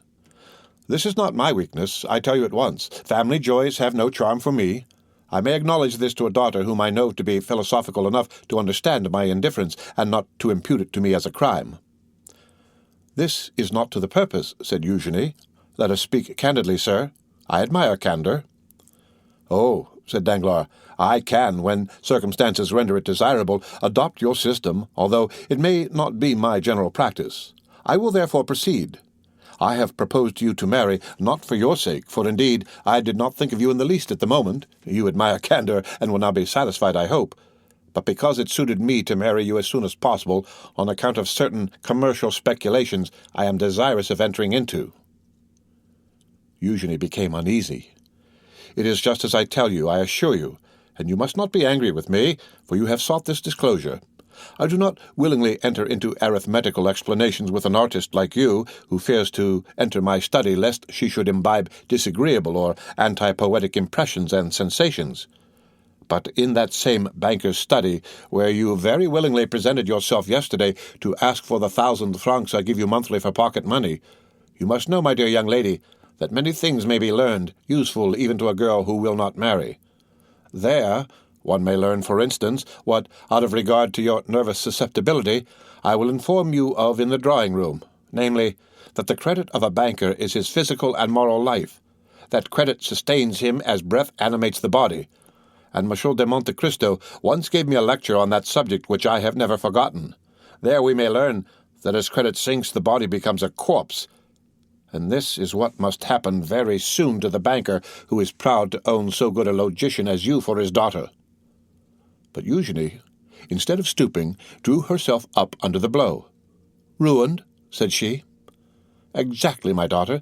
That is precisely what I mean," said Danglars, almost digging his nails into his breast while he preserved on his harsh features the smile of the heartless though clever man. "Ruined. Yes, that is it." "Ah," said Eugenie. "Yes, ruined.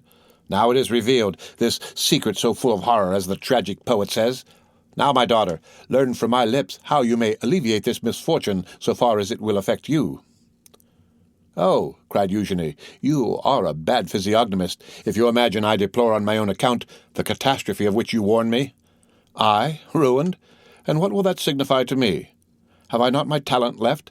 Can I not, like Pasta, Malibran, Grisi, acquire for myself what you would never have given me, whatever might have been your fortune, 100 or 150,000 livres per annum, for which I shall be indebted to no one but myself, and which, instead of being given, as you gave me those poor 12,000 francs, with sour looks and reproaches for my prodigality, will be accompanied with acclamations, with bravos, and with flowers?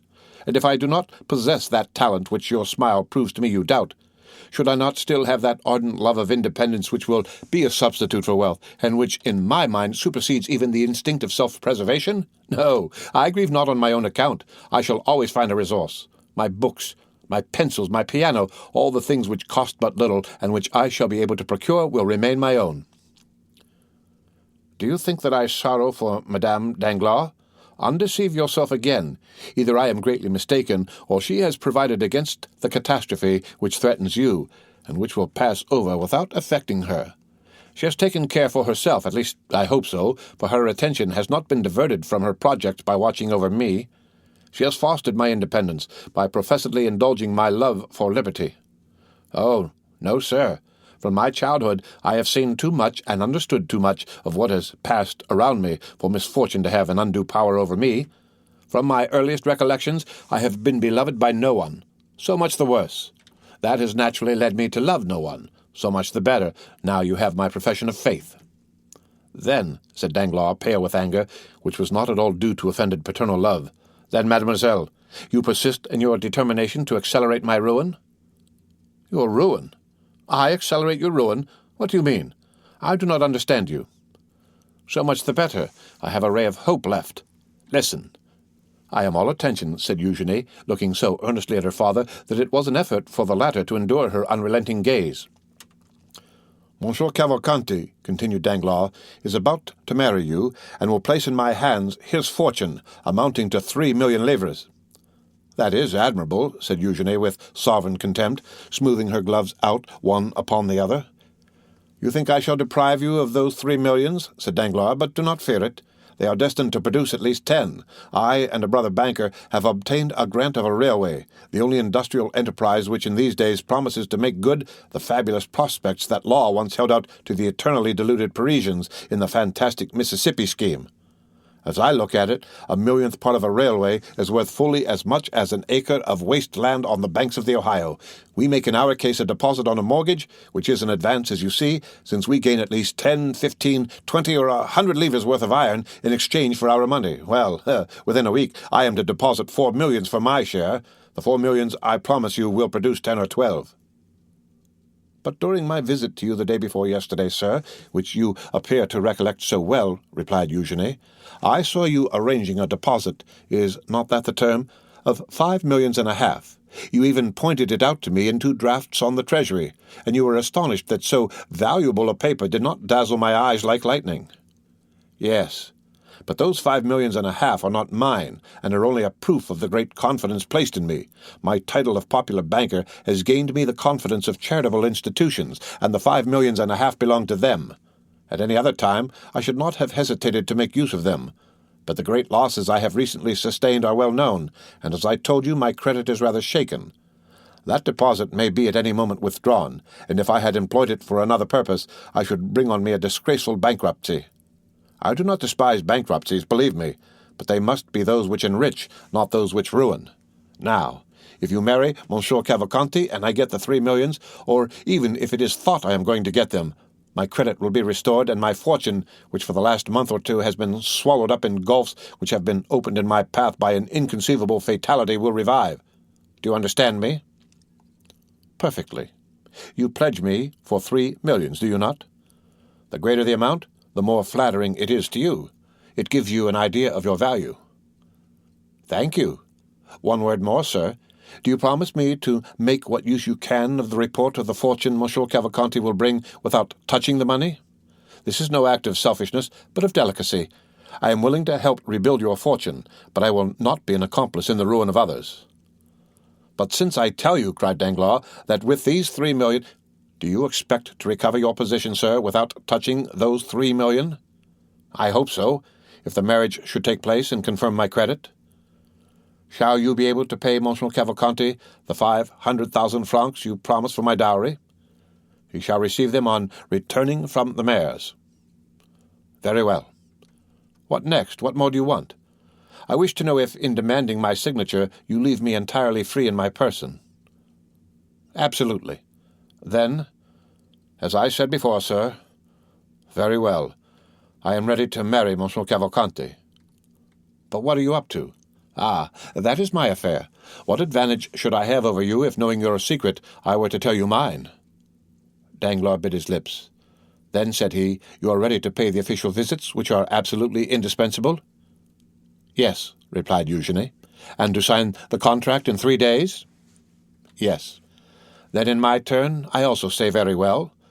Danglars pressed his daughter's hand in his, but extraordinary to relate, the father did not say, "Thank you, my child," nor did the daughter smile at her father. "Is the conference ended?" asked Eugenie, rising. Danglars motioned that he had nothing more to say. 5 minutes afterwards, the piano resounded to the touch of Mademoiselle d'Armilly's fingers, and Mademoiselle Danglars was singing Brabantio's Malediction on Desdemona. At the end of the piece, Etienne entered and announced to Eugenie that the horses were in the carriage and that the Baroness was waiting for her to pay her visits. "We have seen them at Villafort's." They proceeded then on their course. The end of Chapter 95 of The Count of Monte Cristo. Read by Rick Kishner for Lit2Go on the web at fcit.usf.edu.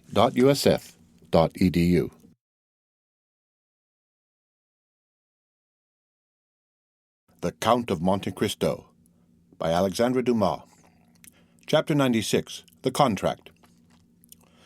3 days after the scene we have just described, namely towards 5 o'clock in the afternoon of the day fixed for the signature of the contract between Mademoiselle Eugenie Danglars and Andrea Cavalcanti, whom the banker persisted in calling Prince, a fresh breeze was stirring the leaves in the little garden in front of the Count of Monte Cristo's house, and the Count was preparing to go out. While his horses were impatiently pawing the ground, held in by the coachman, who had been seated a quarter of an hour on his box, the elegant phaeton with which we are familiar rapidly turned the angle of the entrance gate, and cast out on the doorsteps Monsieur Andrea Cavalcanti, as decked up and gay as if he were going to marry a princess. He inquired after the Count with his usual familiarity, and, ascending lightly to the second story, met him at the top of the stairs. The Count stopped on seeing the young man. As for Andrea, he was launched, and when he was once launched, nothing stopped him. "Ah, good morning, my dear Count," said he. "Ah, Monsieur Andrea," said the latter, with his half-jesting tone. "How do you do?" "Charmingly, as you see. I am come to talk to you about 1,000 things. But first, tell me, were you going out or just returned?" "I was going out, sir." "Then, in order not to hinder you, I will get up with you, if you please, in your carriage, and Tom shall follow with my phaeton in tow." "No," said the Count, with an imperceptible smile of contempt, for he had no wish to be seen in the young man's society. "No, I prefer listening to you here, my dear Monsieur Andrea. We can chat better indoors, and there is no coachman to overhear our conversation." The Count returned to a small drawing-room on the first floor, sat down, and, crossing his legs, motioned to the young man to take a seat also. Andrea assumed his gayest manner. "You know, my dear Count," said he, "the ceremony is to take place this evening. At 9 o'clock the contract is to be signed at my father-in-law's." "Ah, indeed," said Monte Cristo. "What, is it news to you? Has not Monsieur Danglars informed you of the ceremony?" "Oh, yes," said the Count. "I received a letter from him yesterday, but I do not think the hour was mentioned." "Possibly my father-in-law trusted to its general notoriety." "Well," said Monte Cristo, "you are fortunate. Monsieur Cavalcanti, it is a most suitable alliance you are contracting, and Mademoiselle Danglars is a handsome girl." "Yes, indeed she is," replied Cavalcanti in a very modest tone. "Above all, she is very rich. At least I believe so," said Monte Cristo. "Very rich, do you think?" replied the young man. "Doubtless. It is said Monsieur Danglars conceals at least half of his fortune." "And he acknowledges 15 or 20 millions," said Andrea, with a look sparkling with joy. "Without reckoning," added Monte Cristo, "that he is on the eve of entering into a sort of speculation already in vogue in the United States and in England, but quite novel in France." Yes, I know what you mean. The railway of which he has obtained the grant, is it not?" "Precisely. It is generally believed he will gain 10 millions by that affair." 10 millions? Do you think so?" "It is magnificent," said Cavalcanti, who was quite confounded at the metallic sound of those golden words. "Without reckoning," replied Monte Cristo, "that all his fortune will come to you, and justly too, since Mademoiselle Danglars is an only daughter. Besides, your own fortune, as your father assured me, is almost equal to that of your betrothed. But enough of money matters. Do you know, Monsieur Andrea, I think you have managed this affair rather skilfully." "Not badly, by any means," said the young man. "I was born for a diplomatist. Well, You must become a diplomatist. Diplomacy, you know, is something that is not to be acquired. It is instinctive. Have you lost your heart?" "Indeed, I fear it," replied Andrea in the tone in which he had heard Durante or Valliere reply to Alceste at the Théâtre Français. "Is your love returned?" "I suppose so," said Andrea with a triumphant smile, "since I am accepted. But I must not forget one grand point." "Which?" "That I have been singularly assisted." "Nonsense." "I have indeed." "By circumstances?" "No, by you." "By me? Not at all, Prince," said Monte Cristo, laying a marked stress on that title. "What have I done for you? Are not your name, your social position, and your merit sufficient?" "No," said Andrea. "No. It is useless for you to say so, Count. I maintain that the position of a man like you has done more than my name, my social position, and my merit." "You are completely mistaken, sir," said Monte Cristo coldly, who felt the perfidious maneuver of the young man and understood the bearing of his words. "You only acquired my protection after the influence and fortune of your father had been ascertained, for after all, who procured for me, who had never seen either you or your illustrious father, the pleasure of your acquaintance? Two of my good friends, Lord Wilmore and the Abbé Busoni. What encouraged me not to become your surety, but to patronize you? Your father's name, so well known in Italy, and so highly honored. Personally, I do not know you." This calm tone and perfect ease made Andrea feel that he was, for the moment, restrained by a more muscular hand than his own, and that the restraint could not be easily broken through. "Oh, then my father has really a very large fortune, Count?" "It appears so," replied Monte Cristo. "Do you know if the marriage settlement he promised me has come?" "I have been advised of it." "But the 3 millions?" The 3 millions are probably on the road." "Then I shall really have them?" "Oh, well," said the Count, "I do not think you have yet known the want of money." Andrea was so surprised that he pondered the matter for a moment. Then, arousing from his reverie, "Now, sir, I have one request to make to you, which you will understand, even if it should be disagreeable to you." "Proceed," said Monte Cristo. "I have formed an acquaintance, thanks to my good fortune, with many noted persons, and have, at least for the moment, a crowd of friends. But marrying, as I am about to do before all Paris, I ought to be supported by an illustrious name, and in the absence of the paternal hand, some powerful one ought to lead me to the altar. Now, my father is not coming to Paris, is he? He is old, covered with wounds, and suffers dreadfully, he says, in travelling." "Indeed." "Well, I am come to ask a favour of you." "Of me?" "Yes, of you. And pray, what may it be?" "Well, to take his part." "Ah, my dear sir, what? After the varied relations I have had the happiness to sustain towards you, can it be that you know me so little as to ask such a thing? Ask me to lend you 500,000, and although such a loan is somewhat rare, on my honour, you would annoy me less. Know, then, what I thought I had already told you, that in participation in this world's affairs, more especially in their moral aspects, the Count of Monte Cristo has never ceased to entertain the scruples and even the superstitions of the East. I, who have a seraglio at Cairo, one at Smyrna, and one at Constantinople, preside at a wedding? Never." "Then you refuse me?" "Decidedly. And were you my son or my brother, I would refuse you in the same way." "But what must be done?" said Andrea, disappointed. "You said just now that you had 100 friends." "Very true, but you introduced me at Monsieur Danglars." "Not at all. Let us recall the exact facts. You met him at a dinner party at my house, and you introduced yourself at his house. That is a totally different affair." "Yes, but by my marriage you have forwarded that." "I? Not in the least. I beg you to believe. Recollect what I told you when you asked me to propose you." "Oh, I never make matches, my dear Prince. It is my settled principle." Andrea bit his lips.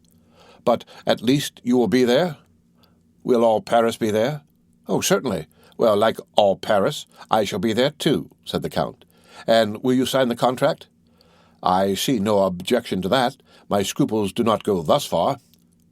"Well, since you will grant me no more, I must be content with what you give me. But one word more, Count." "What is it?" "Advice." "Be careful. Advice is worse than a service. Oh, you can give me this without compromising yourself." "Tell me what it is." "Is my wife's fortune 500,000 livres?" "That is the sum Monsieur Danglars himself announced." Must I receive it, or leave it in the hands of the notary?" "This is the way such affairs are generally arranged when it is wished to do them stylishly. Your two solicitors appoint a meeting when the contract is signed for the next or the following day. Then they exchange the two portions, for which they each give a receipt. Then, when the marriage is celebrated, they place the amount at your disposal as the chief member of the alliance." "Because," said Andrea with a certain ill-concealed uneasiness, "I thought I heard my father-in-law say that he intended embarking our property in that famous railway affair of which you spoke just now." "Well," replied Monte Cristo, "it will be the way, everybody says, of trebling your fortune in 12 months. Baron Danglars is a good father and knows how to calculate." "In that case," said Andrea, "everything is all right, excepting your refusal, which quite grieves me." "You must attribute it only to natural scruples under similar circumstances." "Well," said Andrea, "let it be as you wish. This evening, then, at 9 o'clock. Adieu till then." Notwithstanding a slight resistance on the part of Monte Cristo, whose lips turned pale, but who preserved his ceremonious smile, Andrea seized the Count's hand, pressed it, jumped into his phaeton, and disappeared. The 4 or 5 remaining hours before 9 o'clock arrived, Andrea employed in riding, paying visits, designed to induce those of whom he had spoken to appear at the bankers in their gayest equipages, dazzling them by promises of shares in schemes which have since turned every brain, and in which Danglars was just taking the initiative. In fact, at 8:30 in the evening, the grand salon, the gallery adjoining, and the 3 other drawing-rooms on the same floor were filled with a perfumed crowd who sympathized but little in the event, but who all participated in that love of being present wherever there is anything fresh to be seen. An academician would say that the entertainments of the fashionable world are collections of flowers which attract inconstant butterflies, famished bees, and buzzing drones. No one could deny that the rooms were splendidly illuminated. The light streamed forth on the gilt mouldings and the silk hangings, and all the bad taste of decorations, which had only their richness to boast of, shone in its splendor. Mademoiselle Eugenie was dressed with elegant simplicity in a figured white silk dress, and a white rose half concealed in her jet-black hair was her only ornament, unaccompanied by a single jewel. Her eyes, however, betrayed that perfect confidence which contradicted the girlish simplicity of this modest attire. Madame Danglars was chatting at a short distance with Debray, Beauchamp, and Château-Renaud. Debray was admitted to the house for this grand ceremony, but on the same plane with everyone else, and without any particular privilege. Monsieur Danglars, surrounded by deputies and men connected with the revenue, was explaining a new theory of taxation which he intended to adopt when the course of events had compelled the government to call him into the ministry. Andrea, on whose arm hung one of the most consummate dandies of the opera, was explaining to him rather cleverly, since he was obliged to be bold to appear at ease, his future projects and the new luxuries he meant to introduce to Parisian fashions with his 175,000 livres per annum.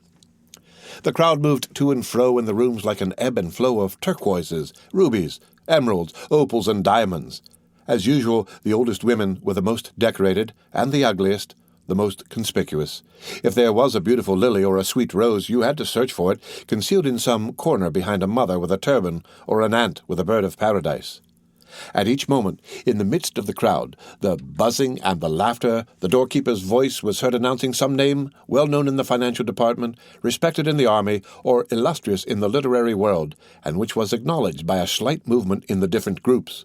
But for one whose privilege it was to agitate that ocean of human waves, how many were received with a look of indifference or a sneer of disdain? At the moment when the hand of the massive timepiece representing Endymion asleep pointed to 9 on its golden face, and the hammer, the faithful type of mechanical thought, struck 9 times, the name of the Count of Monte Cristo resounded in its turn, and, as if by an electric shock, all the assembly turned towards the door. The Count was dressed in black and with his habitual simplicity.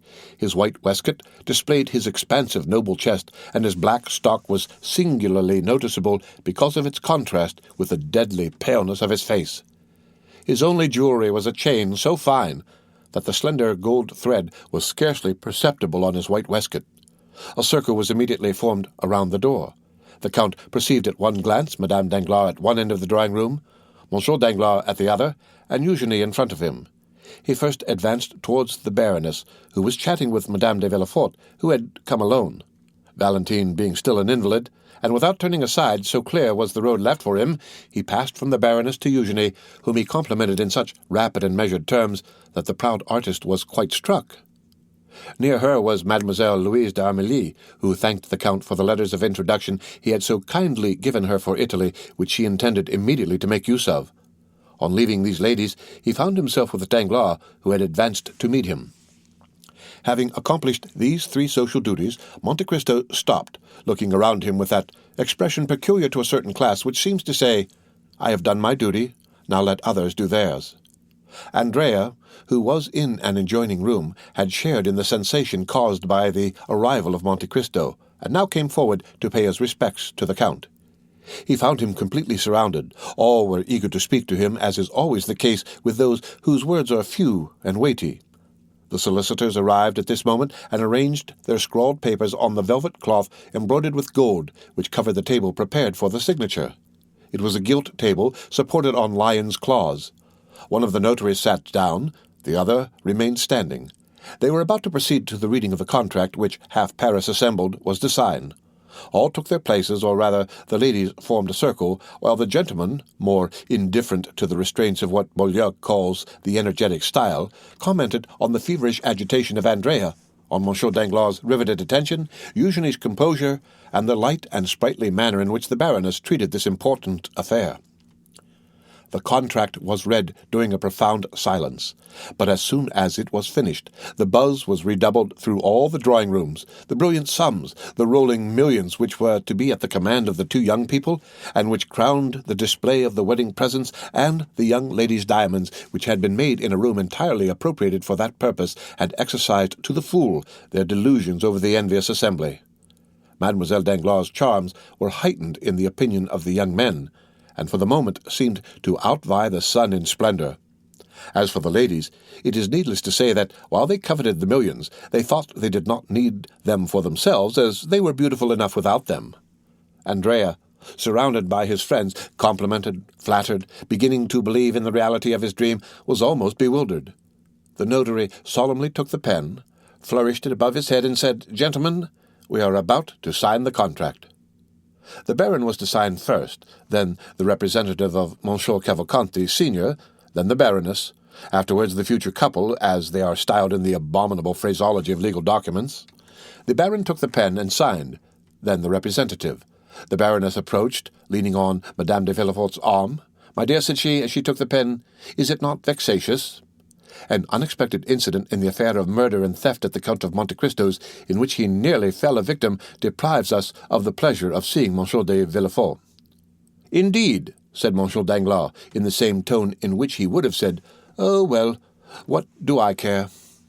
"As a matter of fact," said Monte Cristo, approaching, "I am much afraid that I am the involuntary cause of his absence." "What? You, Count?" said Madame Danglars, signing. "If you are, take care, for I shall never forgive you." Andrea pricked up his ears. "But it is not my fault, as I shall endeavor to prove." Every one listened eagerly. Monte Cristo, who so rarely opened his lips, was about to speak. "You remember," said the Count, during the most profound silence, "that the unhappy wretch who came to rob me died at my house? The supposition is that he was stabbed by his accomplice on attempting to leave it." "Yes," said Danglars. "In order that his wounds might be examined, he was undressed, and his clothes were thrown into a corner where the police picked them up, with the exception of the waistcoat, which they overlooked." Andrea turned pale and drew towards the door. He saw a cloud rising in the horizon, which appeared to forebode a coming storm. "Well, this waistcoat was discovered today, covered with blood and with a hole over the heart." The ladies screamed, and 2 or 3 prepared to faint. It was brought to me. No one could guess what the dirty rag could be. I alone suspected that it was the waistcoat of the murdered man. My valet, in examining this mournful relic, felt a paper in the pocket and drew it out. It was a letter addressed to you, Baron. "To me?" cried Danglars. "Yes, indeed, to you. I succeeded in deciphering your name under the blood with which the letter was stained," replied Monte Cristo, amid the general outburst of amazement. "But," asked Madame Danglars, looking at her husband with uneasiness, "how could that prevent Monsieur de Villefort?" "In this simple way, madame," replied Monte Cristo. "The waistcoat and the letter were both what is termed circumstantial evidence. I therefore sent them to the king's attorney. You understand, my dear Baron, that legal methods are the safest in criminal cases. It was perhaps some plot against you." Andrea looked steadily at Monte Cristo and disappeared in the second drawing-room. "Possibly," said Danglars. "Was not this murdered man an old galley slave?" "Yes," replied the Count, "a fellow named Caderousse." Danglars turned slightly pale. Andrea reached the anteroom beyond the little drawing-room. "But go on signing," said Monte Cristo. "I perceive that my story has caused a general emotion, and I beg to apologize to you, Baroness, and to Mademoiselle Danglars." The Baroness, who had signed, returned the pen to the notary. "Prince Cavalcanti," said the latter. "Prince Cavalcanti, where are you?" "Andrea." "Andrea," repeated several young people who were already on sufficiently intimate terms with him to call him by his Christian name. "Call the prince. Inform him that it is his turn to sign," cried Danglars to one of the floor-keepers. But at the same instant the crowd of guests rushed in alarm into the principal salon as if some frightful monster had entered the apartments, querens quem devoret. There was indeed reason to retreat, to be alarmed, and to scream. An officer was placing 2 soldiers at the door of each drawing-room, and was advancing towards Danglars, preceded by a commissary of police girded with his scarf. Madame Danglars uttered a scream and fainted. Danglars, who thought himself threatened — certain consciences are never calm — Danglars, even before his guests, showed a countenance of abject terror. "What is the matter, sir?" asked Monte Cristo, advancing to meet the commissioner. "Which of you gentlemen," asked the magistrate, without replying to the Count, "answers to the name of Andrea Cavalcanti?" A cry of astonishment was heard from all parts of the room. They searched, they questioned. "But who then is Andrea Cavalcanti?" asked Danglars in amazement. "A galley slave escaped from confinement at Toulon." "And what crime has he committed?" "He is accused," said the commissary with his inflexible voice, "of having assassinated the man named Caderousse, his former companion in prison, at the moment he was making his escape from the house of the Count of Monte Cristo." Monte Cristo cast a rapid glance around him. Andrea was gone. The end of Chapter 96 of The Count of Monte Cristo, read by Rick Kishner for Lit to Go on the web at fcit.usf.edu.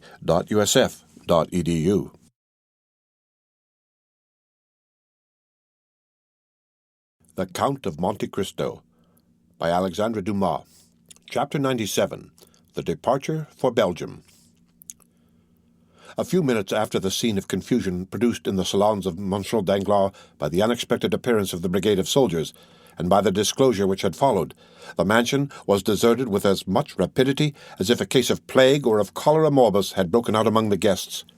In a few minutes, through all the doors, down all the staircases, by every exit, everyone hastened to retire, or rather to fly, for it was a situation where the ordinary condolences, which even the best friends are so eager to offer in great catastrophes, was seen to be utterly futile. There remained in the banker's house only Danglars, closeted in his study, and making his statement to the officer of gendarmes. Madame Danglars, terrified in the boudoir with which we are acquainted, and Eugenie, who, with haughty air and disdainful lip, had retired to her room with her inseparable companion, Mademoiselle Louise d'Armilly.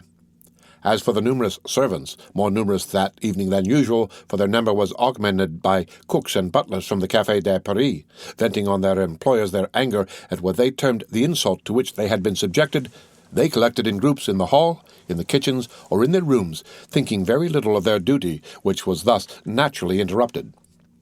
Of all this household, only 2 persons deserve our notice. These are Mademoiselle Eugenie Danglars and Mademoiselle Louise d'Armilly. The betrothed had retired, as we said, with haughty air, disdainful lip, and the demeanour of an outraged queen, followed by her companion, who was paler and more disturbed than herself. On reaching her room, Eugenie locked her door, while Louise fell on a chair. "Ah, what a dreadful thing!" said the young musician. "Who would have suspected it? Monsieur Andrea Cavalcanti, a murderer, a galley slave escaped, a convict!" An ironical smile curled the lip of Eugenie. "In truth, I was fated," said she. "I escaped the Morcerf only to fall into the Cavalcanti." "Oh, do not confound the two, Eugenie. Hold your tongue. The men are all infamous, and I am happy to be able now to do more than detest them. I despise them." "What shall we do?" asked Louise. "What shall we do?" "Yes. Why, The same we had intended doing 3 days since. Set off. What? Although you are not now going to be married, you intend still? Listen, Louise. I hate this life of the fashionable world, always ordered, measured, ruled like our music paper. What I have always wished for, desired, and coveted is the life of an artist, free and independent, relying only on my own resources and accountable only to myself. Remain here. What for? That they may try a month hence to marry me again, and to whom? Monsieur Debray, perhaps, as it was once proposed? No, Louise, no. This evening's adventure will serve for my excuse. I did not seek one. I did not ask for one. God sends me this, and I hail it joyfully. How strong and courageous you are, said the fair, frail girl to her brunette companion. Did you not yet know me?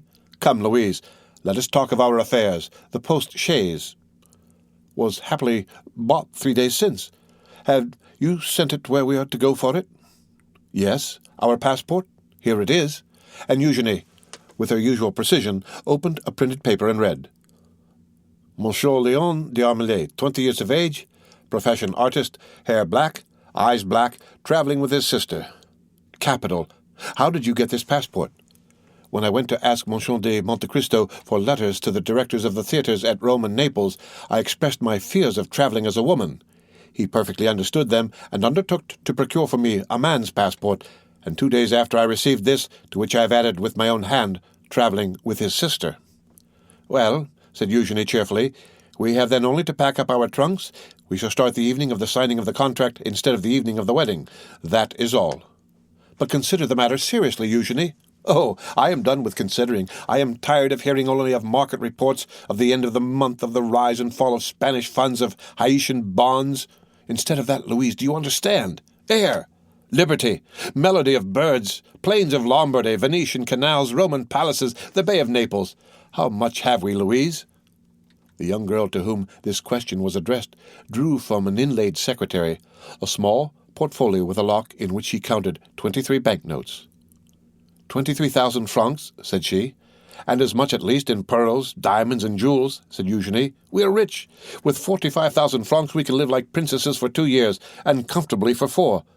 But before 6 months, you with your music, and I with my voice, we shall double our capital. Come, you shall take charge of the money, I of the jewel box, so that, if one of us had the misfortune to lose her treasure, the other would still have hers left.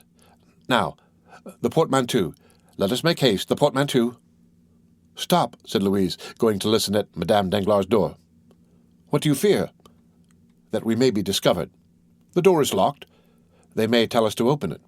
They may if they like, but we will not. You are a perfect Amazon, Eugenie. And the 2 young girls began to heap into a trunk all the things they thought they should require. There now, said Eugenie, while I change my costume, do you lock the portmanteau. Louise pressed with all the strength of her little hands on the top of the portmanteau.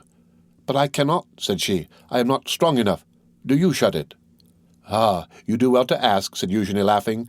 I forgot that I was Hercules, and you only the pale Omphale.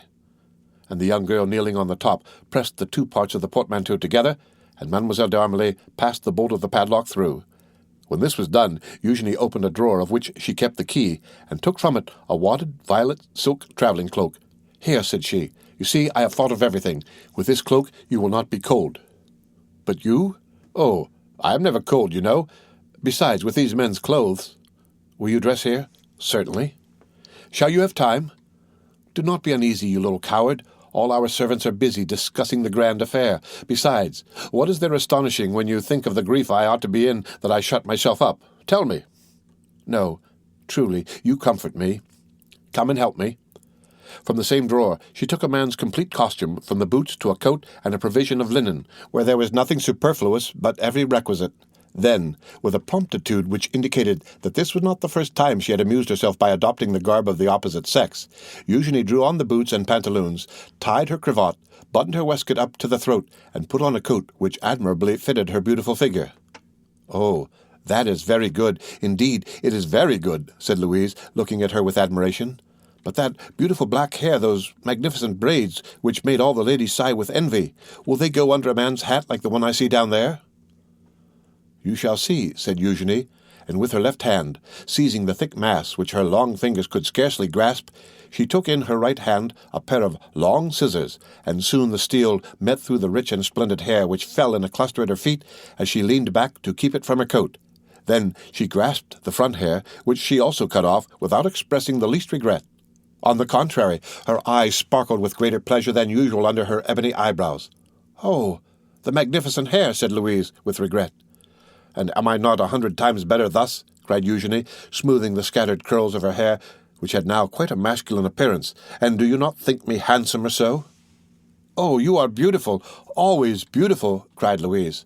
"Now where are you going?" "To Brussels, if you like. It is the nearest frontier.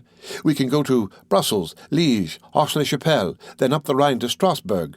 We will cross Switzerland and go down into Italy by the St. Gothard. Will that do?" "Yes." "What are you looking at?" "I am looking at you. Indeed, you are adorable like that. One would say you were carrying me off." "And they would be right, pardieu." "Oh, I think you swore, Eugenie." And the two young girls, whom everyone might have thought plunged in grief, the one on her own account, the other from interest in her friend, burst out laughing as they cleared away every visible trace of the disorder which had naturally accompanied the preparations for their escape.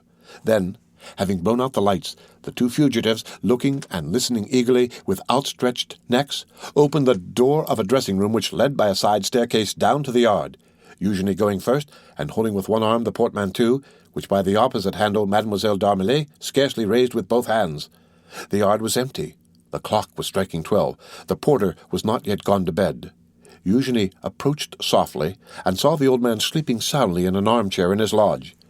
She returned to Louise, took up the portmanteau which she had placed for a moment on the ground, and they reached the archway under the shadow of the wall. Eugenie concealed Louise in an angle of the gateway, so that, if the porter chanced to awake, he might see but one person. Then, placing herself in the full light of the lamp which lit the yard, "Gate!" cried she, with her finest contralto voice, and rapping at the window. The porter got up, as Eugenie expected, and even advanced some steps to recognize the person who was going out. But seeing a young man striking his boot impatiently with his riding-whip, he opened it immediately. Louise slid through the half-open gate like a snake, and bounded lightly forward. Eugenie, apparently calm, although in all probability her heart beat somewhat faster than usual, went out in her turn. A porter was passing, and they gave him the portmanteau. Then, the two young girls, having told him to take it to number 36 Rue de la Victoire, walked behind this man, whose presence comforted Louise. As for Eugenie, she was as strong as a Judith or a Delilah. They arrived at the appointed spot. Eugenie ordered the porter to put down the portmanteau, gave him some pieces of money, and having rapped at the shutter, sent him away. The shutter where Eugenie had rapped was that of a little laundress who had been previously warned, and was not yet gone to bed. She opened the door. "Mademoiselle," said Eugenie, "let the porter get the post-chaise from the coach-house, and fetch some post-horses from the hotel. Here are 5 francs for his trouble." "Indeed," said Louise, "I admire you, and I could almost say respect you." The laundress looked on in astonishment, but as she had been promised 20 louis, she made no remark.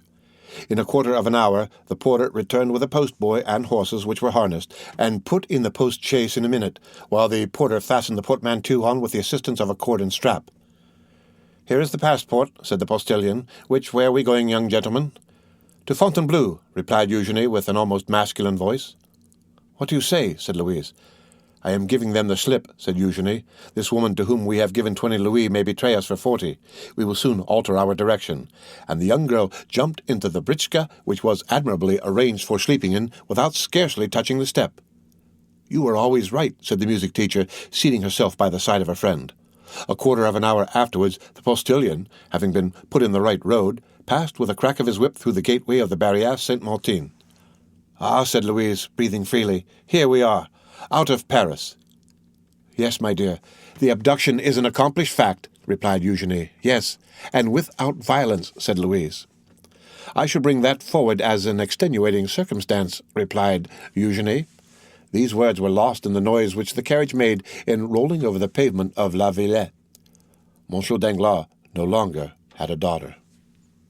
The end of Chapter 97 of The Count of Monte Cristo, read by Rick Kishner for Lit2Go on the web at fcit.usf.edu.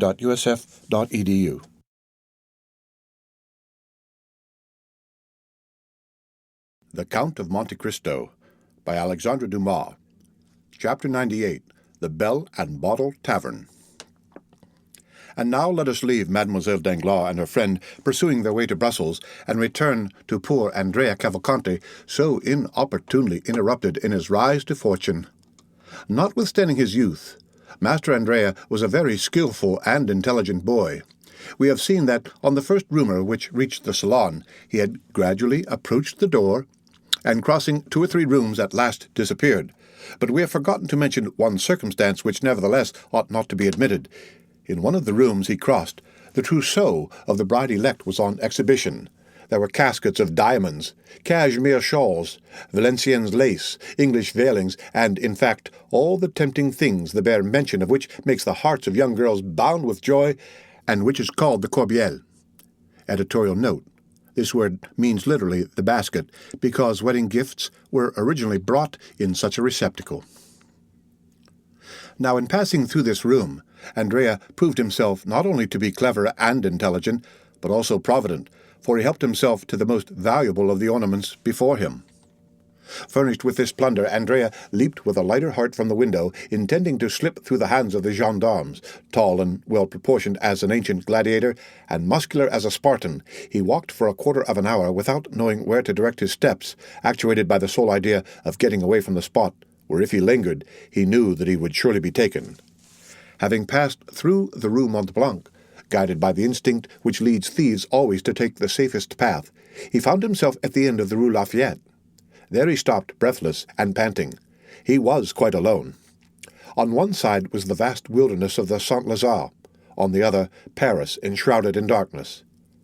"Am I to be captured?" he cried. "No, not if I can use more activity than my enemies. My safety is now a mere question of speed." At this moment he saw a cab at the top of the Faubourg Poissonnière. The dull driver, smoking his pipe, was plodding along towards the limits of the Faubourg Saint-Denis, where, no doubt, he ordinarily had his station. "Ho, friend," said Benedetto. "What do you want, sir?" asked the driver. "Is your horse tired?" "Tired? Oh, yes, tired enough.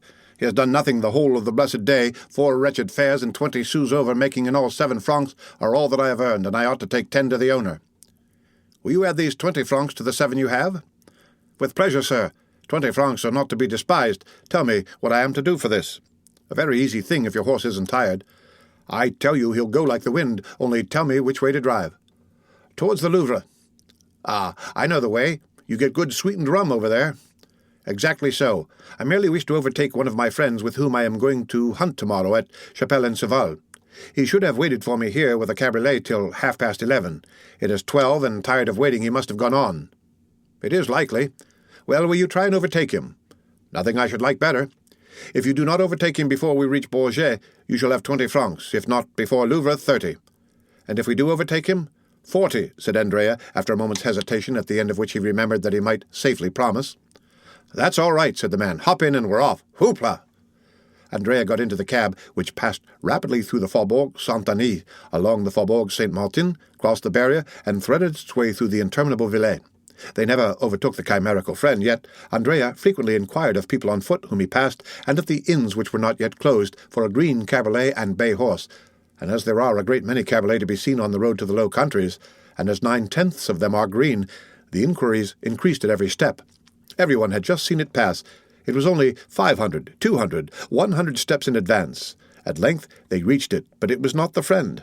Once the cab was also passed by a calash rapidly whirled along by 2 post-horses. "Ah," said Cavalcanti to himself, "if I only had that britschka, those 2 good post-horses, and above all the passport that carries them on," and he sighed deeply. The calash contained Mademoiselle Danglars and Mademoiselle d'Armilly. "Hurry, hurry," said Andrea. "We must overtake him soon." And the poor horse resumed the desperate gallop it had kept up since leaving the barrier, and arrived steaming at Louvre. "Certainly," said Andrea, "I shall not overtake my friend, but I shall kill your horse. Therefore I had better stop. Here are 30 francs. I will sleep at the Red Horse, and will secure a place in the first coach. Good night, friend." And Andrea, after placing 6 pieces of 5 francs each in the man's hand, leaped lightly onto the pathway. The cabman joyfully pocketed the sum, and turned back on his road to Paris. Andrea pretended to go towards the Red Horse Inn, but after leaning an instant against the door and hearing the last sound of the cab, which was disappearing from view, he went on his road, and with a lusty stride soon traversed the space of 2 leagues. Then he rested. He must be near Chapelle and Avowal, where he pretended to be going. It was not fatigue that stayed Andrea here. It was that he might form some resolution, adopt some plan. It would be impossible to make use of a diligence, equally so to engage post-horses. To travel either way, a passport was necessary. It was still more impossible to remain in the department of the Huy, one of the most open and strictly guarded in France. This was quite out of the question, especially to a man like Andrea, perfectly conversant with criminal matters. He sat down by the side of the moat, buried his face in his hands, and reflected. 10 minutes after he raised his head. His resolution was made. He threw some dust over the topcoat, which he had found time to unhook from the antechamber, and button over his ball costume, and, going to Chapelle and Avowal, he knocked loudly at the door of the only inn in the place. The host opened. "My friend," said Andrea, "I was coming from Montfontaine to Senlis when my horse, which is a troublesome creature, stumbled and threw me. I must reach Compiègne tonight, or I shall cause deep anxiety to my family. Could you let me hire a horse of you?" An innkeeper had always a horse to let, whether it be good or bad. The host called the stable-boy and ordered him to saddle Whitey. Then he awoke his son, a child of 7 years, whom he ordered to ride before the gentleman and bring back the horse. Andrea gave the innkeeper 20 francs, and in taking them from his pocket, dropped a visiting card. This belonged to one of his friends at the Café de Paris, so that the innkeeper, picking it up after Andrea had left, was convinced that he had let his horse to the Count of Monte 25 Rue Saint-Dominique, that being the name and address on the card.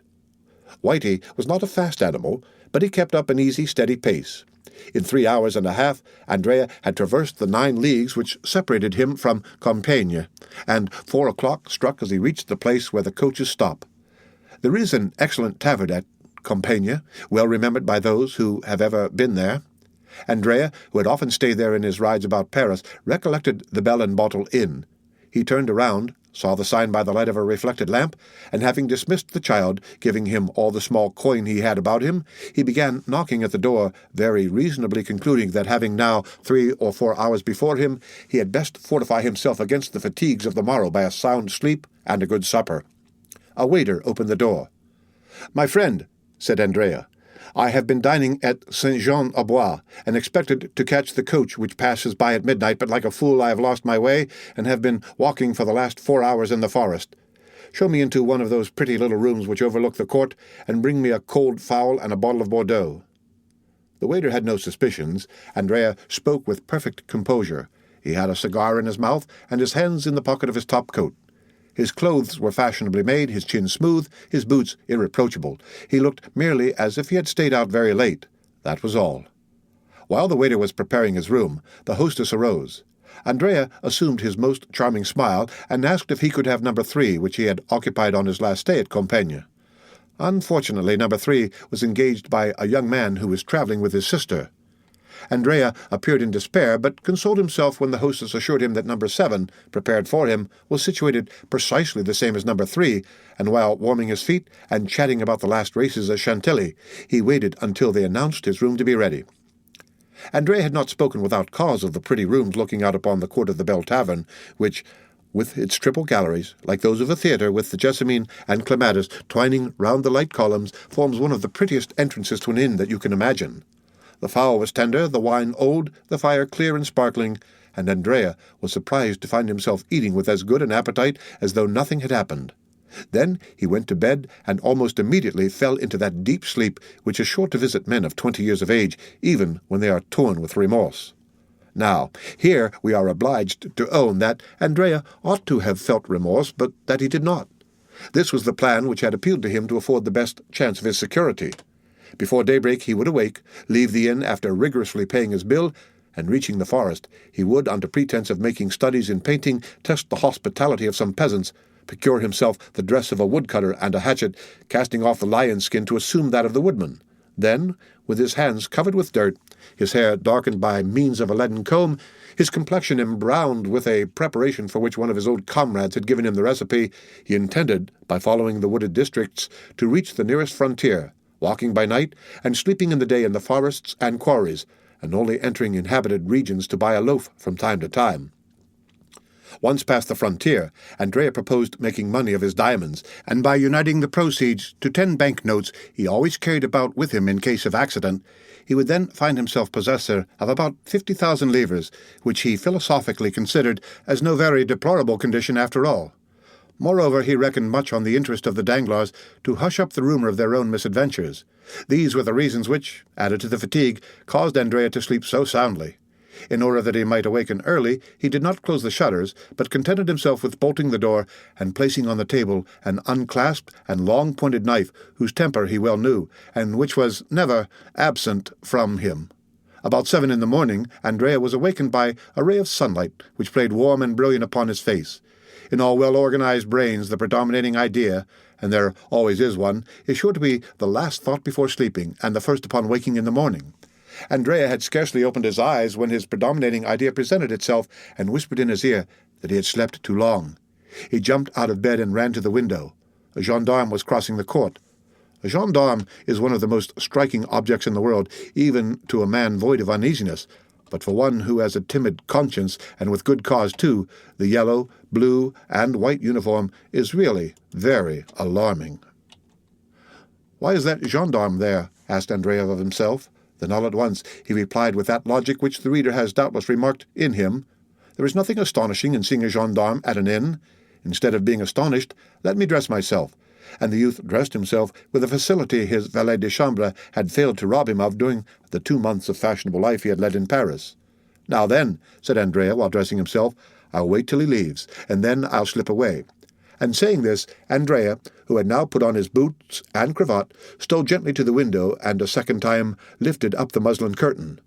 Not only was the first gendarme still there, but the young man had now perceived a second yellow, blue, and white uniform at the foot of the staircase, the only one by which he could descend, while a third on horseback, holding a musket in his fist, was posed as a sentinel at the great street door which alone afforded the means of egress. The appearance of the third gendarme settled the matter, for a crowd of curious loungers was extended before him, effectually blocking the entrance to the hotel. "They're after me," was Andrea's first thought. "The devil!" A pallor overspread the young man's forehead, and he looked around him with anxiety. His room, like all those on the same floor, had but one outlet to the gallery in the sight of everybody. "I am lost," was his second thought, and indeed for a man in Andrea's situation an arrest meant the assizes, trial, and death without mercy or delay. For a moment he convulsively pressed his head within his hands, and during that brief period he became nearly mad with terror. But soon a ray of hope glimmered in the multitude of thoughts which bewildered his mind, and a faint smile played upon his white lips and pallid cheeks. He looked around and saw the objects of his search upon the chimney-piece. They were a pen, ink, and paper. With forced composure, he dipped the pen in the ink and wrote the following lines upon a sheet of paper. "I have no money to pay my bill, but I am not a dishonest man. I leave behind me as a pledge this pin worth 10 times the amount. I shall be excused for leaving at daybreak, for I was ashamed." He then drew the pin from his cravat and placed it on the paper. This done, instead of leaving the door fastened, he drew back the bolts and even placed the door ajar as though he had left the room, forgetting to close it, and slipping into the chimney like a man accustomed to that kind of gymnastic exercise, having effaced the marks of his feet upon the floor.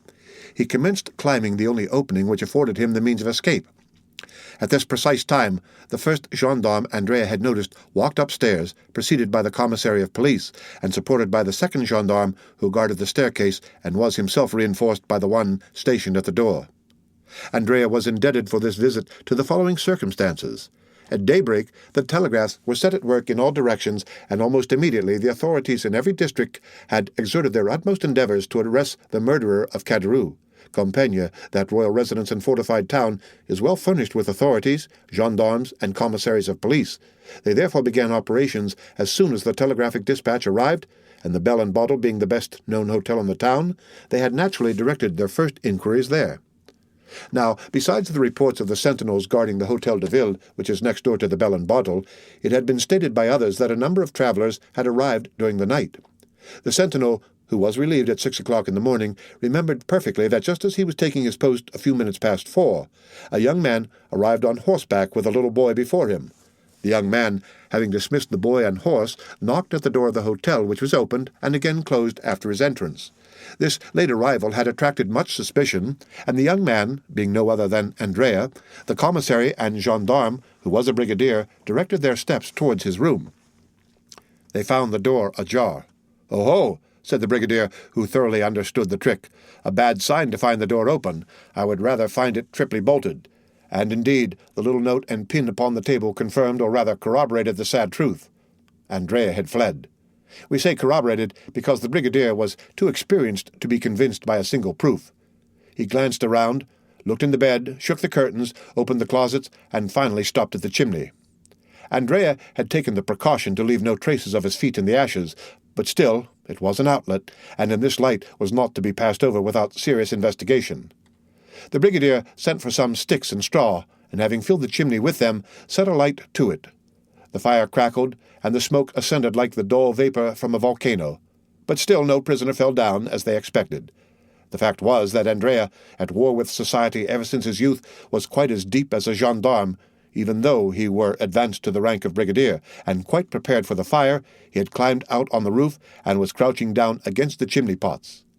At one time he thought he was saved, for he heard the brigadier exclaim in a loud voice to the two gendarmes, "He is not here." But venturing to peep, he perceived that the latter, instead of retiring as might have been reasonably expected upon this announcement, were watching with increased attention. It was now his turn to look about him.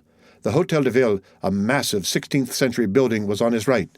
Anyone could descend from the openings in the tower and examine every corner of the roof below, and Andrea expected momentarily to see the head of a gendarme appear at one of these openings.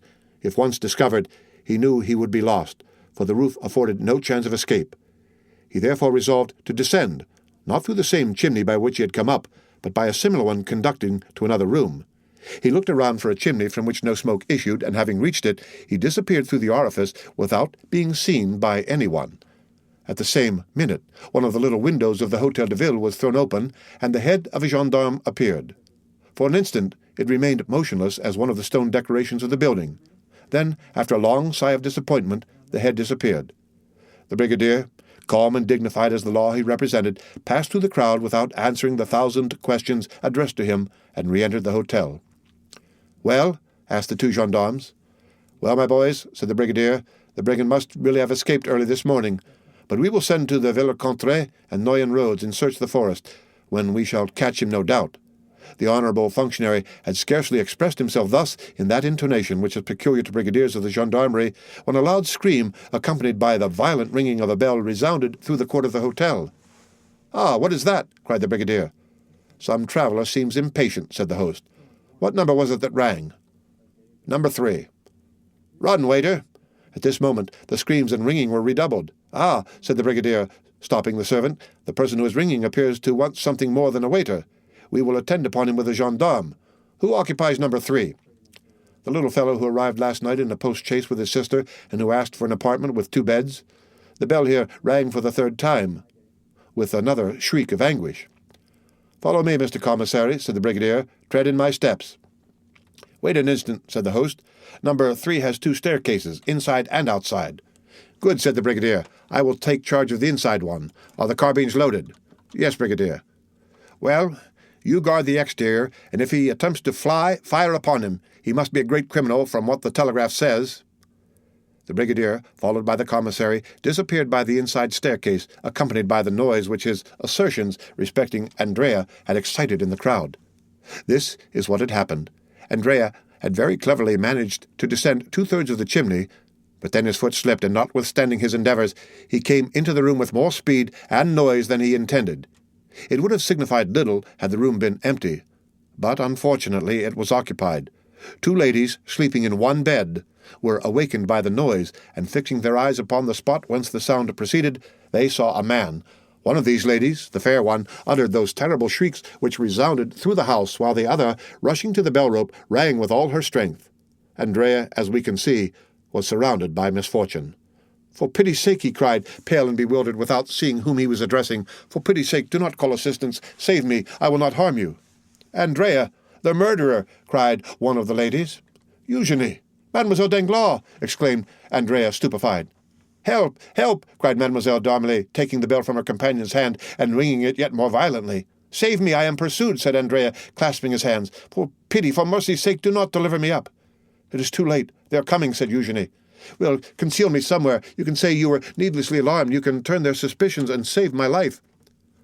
The two ladies, pressing closely to one another and drawing the bedclothes tightly around them, remained silent to this supplicating voice, repugnance and fear taking possession of their minds. "Well, be it so," at length said Eugenie. "Return by the same road you came, and we will say nothing about you. Unhappy wretch!" "Here he is! Here he is!" cried a voice from the landing. "Here he is! I see him!" The brigadier had put his eye to the keyhole and had discovered Andrea in a posture of entreaty. A violent blow from the butt end of the musket burst open the lock, two more forced out the bolts, and the broken door fell in. Andrea ran to the other door, leading to the gallery, ready to rush out, but he was stopped short, and he stood with his body a little thrown back, pale, and with the useless knife in his clenched hand. "Fly, then!" cried Mademoiselle d'Armilly, whose pity returned as her fears diminished. "Fly!" "Or kill yourself," said Eugenie, in a tone which a Vestal in the amphitheatre would have used when urging the victorious gladiator to finish his vanquished adversary. Andrea shuddered and looked on the young girl with an expression which proved how little he understood such ferocious honour. "Kill myself?" he cried, throwing down his knife. "Why should I do so?" "Why, you said," answered Mademoiselle Danglars, "that you would be condemned to die like the worst criminals." "Pah!" said Cavalcanti, crossing his arms. "One has friends." The brigadier advanced to him, sword in hand. "Come, come," said Andrea. "Sheath your sword, my fine fellow. There is no occasion to make such a fuss, since I give myself up." And he held out his hands to be manacled. The girls looked with horror upon this shameful metamorphosis, the man of the world shaking off his covering and appearing as a galley slave. Andrea turned towards them, and with an impertinent smile asked, "Have you any message for your father, Mademoiselle Danglars? For in all probability I shall return to Paris." Eugenie covered her face with her hands. "Oh, ho," said Andrea, "you need not be ashamed, even though you did post after me. Was I not nearly your husband?" And with this raillery Andrea went out, leaving the two girls a prey to their own feelings of shame and to the comments of the crowd. An hour after, they stepped into the calash, both dressed in feminine attire. The gate of the hotel had been closed to screen them from sight, but they were forced, when the door was open, to pass through a throng of curious glances and whispering voices. Eugenie closed her eyes, but though she could not see, she could hear, and the sneers of the crowd reached her in the carriage. "Oh, why is not the world a wilderness?" she exclaimed, throwing herself into the arms of Mademoiselle d'Armilly, her eyes sparkling with the same kind of rage which made Nero wish that the Roman world had but one neck, that he might sever it at a single blow. The next day they stopped at the Hôtel de Flandre at Brussels. The same evening Andrea was incarcerated in the Conciergerie. The end of Chapter 98 of The Count of Monte Cristo, read by Rick Kistner for Lit to Go on the web at fcit.usf.edu.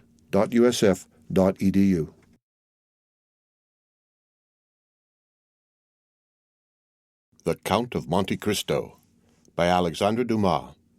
Chapter 99. The Law. We have seen how quietly Mademoiselle Danglars and Mademoiselle d'Armilly accomplished their transformation in flight, the fact being that every one was too much occupied in his or her own affairs to think of theirs. We will leave the banker contemplating the enormous magnitude of his debt before the phantom of bankruptcy, and follow the Baroness, who, after being momentarily crushed under the weight of the blow which had struck her, had gone to seek her usual adviser, Lucien Debray. The Baroness had looked forward to this marriage as a means of ridding her of a guardianship which, over a girl of Eugenie's character, could not fail to be rather a troublesome undertaking, for in the tacit relations which maintain the bond of family union, the mother, to maintain her ascendancy over her daughter, must never fail to be a model of wisdom and a type of perfection. Now, Madame Danglars feared Eugenie's sagacity and the influence of Mademoiselle d'Armilly. She had frequently observed the contemptuous expression with which her daughter looked upon Debray, an expression which seemed to imply that she understood all her mother's amorous and pecuniary relationships with the intimate secretary. Moreover, she saw that Eugenie detested Debray, not only because he was a source of dissension and scandal under the paternal roof, but because she had at once classed him in that catalogue of bipeds whom Plato endeavours to withdraw from the appellation of men, and whom Diogenes designated as animals upon two legs without feathers. Unfortunately, in this world of ours, each person views things through a certain medium, and so is prevented from seeing in the same light as others, and Madame Danglars therefore very much regretted that the marriage of Eugenie had not taken place, not only because the match was good, and likely to ensure the happiness of her child, but because it would also set her at liberty. She ran therefore to Debray, who, after having, like the rest of Paris, witnessed the contract scene and the scandal attending it, had retired in haste to his club, where he was chatting with some friends upon the events which served as a subject of conversation for 3/4 of that city known as the capital of the world. At the precise time when Madame Danglars, dressed in black and concealed in a long veil, was ascending the stairs leading to Debray's apartments, notwithstanding the assurances of the concierge that the young man was not at home, Debray was occupied in repelling the insinuations of a friend who tried to persuade him that after the terrible scene which had just taken place, he ought, as a friend of the family, to marry Mademoiselle Danglars and her 2 millions. Debray did not defend himself very warmly, for the idea had sometimes crossed his mind. Still, when he recollected the independent, proud spirit of Eugenie, he positively rejected it as utterly impossible, though the same thought again continually recurred and found a resting place in his heart.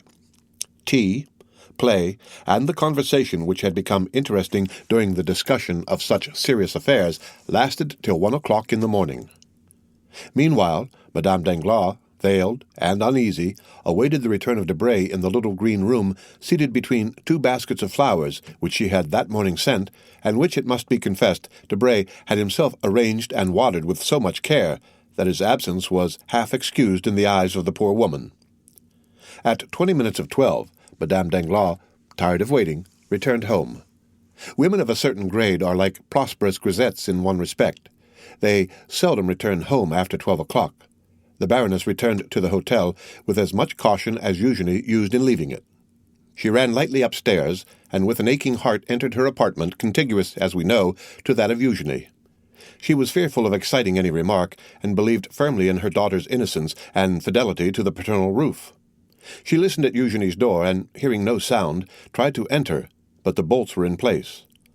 Madame Danglars then concluded that the young girl had been overcome with the terrible excitement of the evening and had gone to bed and to sleep. She called the maid and questioned her. "Mademoiselle Eugenie," said the maid, "retired to her apartment with Mademoiselle d'Armilly. They then took tea together, after which they desired me to leave, saying that they needed me no longer." Since then the maid had been below, and like everyone else, she thought the young ladies were in their own room. Madame Danglars therefore went to bed without a shadow of suspicion, and began to muse over the recent events. In proportion as her memory became clearer, the occurrences of the evening were revealed in their true light. What she had taken for confusion was a tumult. What she had regarded as something distressing was in reality a disgrace. And then the Baroness remembered that she had felt no pity for poor Mercedes, who had been afflicted with as severe a blow through her husband and son. "Eugenie," she said to herself, "is lost, and so are we. The affair, as it will be reported, will cover us with shame, for in a society such as ours, satire inflicts a painful and incurable wound. How fortunate that Eugenie is possessed of that strange character which has so often made me tremble." And her glance was turned towards heaven, where a mysterious providence disposes all things, and out of a fault, nay, even a vice, sometimes produces a blessing. And then her thoughts, cleaving through space like a bird in the air, rested on Cavalcanti. This Andrea was a wretch, a robber, an assassin, and yet his manners showed the effects of a sort of education, if not a complete one. He had been presented to the world with the appearance of an immense fortune supported by an honorable name. How could she extricate herself from this labyrinth? To whom would she apply to help her out of this painful situation? Debray, to whom she had run with the first instinct of a woman towards the man she loves and who yet betrays her, Debray could but give her advice. She must apply to someone more powerful than he. The Baroness then thought of M. de Villefort. It was M. de Villefort who had remorselessly brought misfortune into her family, as though they had been strangers. But no. On reflection, the procurer was not a merciless man, and it was not the magistrate, slave to his duties, but the friend, the loyal friend, who roughly but firmly cut into the very core of the corruption. It was not the executioner, but the surgeon, who wished to withdraw the honor of Danglars from ignominious association with the disgraced young man they had presented to the world as their son-in-law. And since Villefort, the friend of Danglars had acted in this way, no one could suppose that he had been previously acquainted with, or had lent himself to, any of Andrea's intrigues. Villefort's conduct, therefore, upon reflection, appeared to the Baroness as if shaped for their mutual advantage. But the inflexibility of the procurer should stop there. She would see him the next day, and if she could not make him fail in his duties as a magistrate, she would at least obtain all the indulgence he could allow. She would invoke the past, recall old recollections. She would supplicate him by the remembrance of guilty, yet happy days. M. de Villefort would stifle the affair. He had only to turn his eyes on one side, and allow Andrea to fly and follow up the crime under that shadow of guilt called contempt of court. And after this reasoning, she slept easily. At 9 o'clock next morning she arose, and without ringing for her maid, or giving the least sign of her activity, she dressed herself in the same simple style as on the previous night. Then running downstairs, she left the hotel, walked to the Rue de Provence, called a cab, and drove to M. de Villefort's house. For the last month this wretched house had presented the gloomy appearance of a lazaretto infected with the plague. Some of the apartments were closed within and without. The shutters were only opened to admit a minute's air, showing the scared face of a footman, and immediately afterwards the window would be closed like a gravestone falling on a sepulchre, and the neighbors would say to each other in a low voice, "Will there be another funeral today at the procurer's house?" Madame Danglars involuntarily shuddered at the desolate aspect of the mansion. Descending from the cab, she approached the door with trembling knees and rang the bell. 3 times did the bell ring with a dull, heavy sound, seeming to participate in the general sadness, before the concierge appeared and peeped through the door, which he opened just wide enough to allow his words to be heard. He saw a lady, a fashionable, elegantly dressed lady, and yet the door remained almost closed. "Do you intend opening the door?" said the Baroness. "First, madame, who are you?" "Who am I? You know me well enough." "We no longer know anyone, madame." "You must be mad, my friend," said the Baroness. "Where do you come from?" "Oh, this is too much." "Madame, these are my orders. Excuse me. Your name?" "The Baroness Danglars. You have seen me 20 times." "Possibly, madame. And now, what do you want?" "Oh, how extraordinary! I shall complain to M. de Villefort of the impertinence of his servants." "Madame, this is precaution, not impertinence. No one enters here without an order from M. d'Avrigny, or without speaking to the procurer." "Well, I have business with the procurer." "Is it pressing business?" "You can imagine so, since I have not even brought my carriage out yet. But enough of this. Here is my card. Take it to your master." "Madame will await my return?" "Yes, go." The concierge closed the door, leaving Madame Danglars in the street. She had not long to wait. Directly afterwards the door was opened wide enough to admit her, and when she had passed through it was again shut. Without losing sight of her for an instant, the concierge took a whistle from his pocket as soon as they entered the court and blew it. The valet de chambre appeared on the doorsteps. "You will excuse this poor fellow, madame," he said, as he preceded the Baroness, "but his orders are precise, and M. de Villefort begged me to tell you that he could not act otherwise." In the court, showing his merchandise, was a tradesman who had been admitted with the same precautions. The Baroness ascended the steps. She felt herself strongly infected with a sadness which seemed to magnify her own, and still guided by the valet de chambre, who never lost sight of her for an instant, she was introduced to the magistrate's study. Preoccupied as Madame Danglars had been with the object of her visit, the treatment she had received from these underlings appeared to her so insulting that she began by complaining of it. But Villefort, raising his head, bowed down by grief, looked up at her with so sad a smile that her complaints died upon her lips.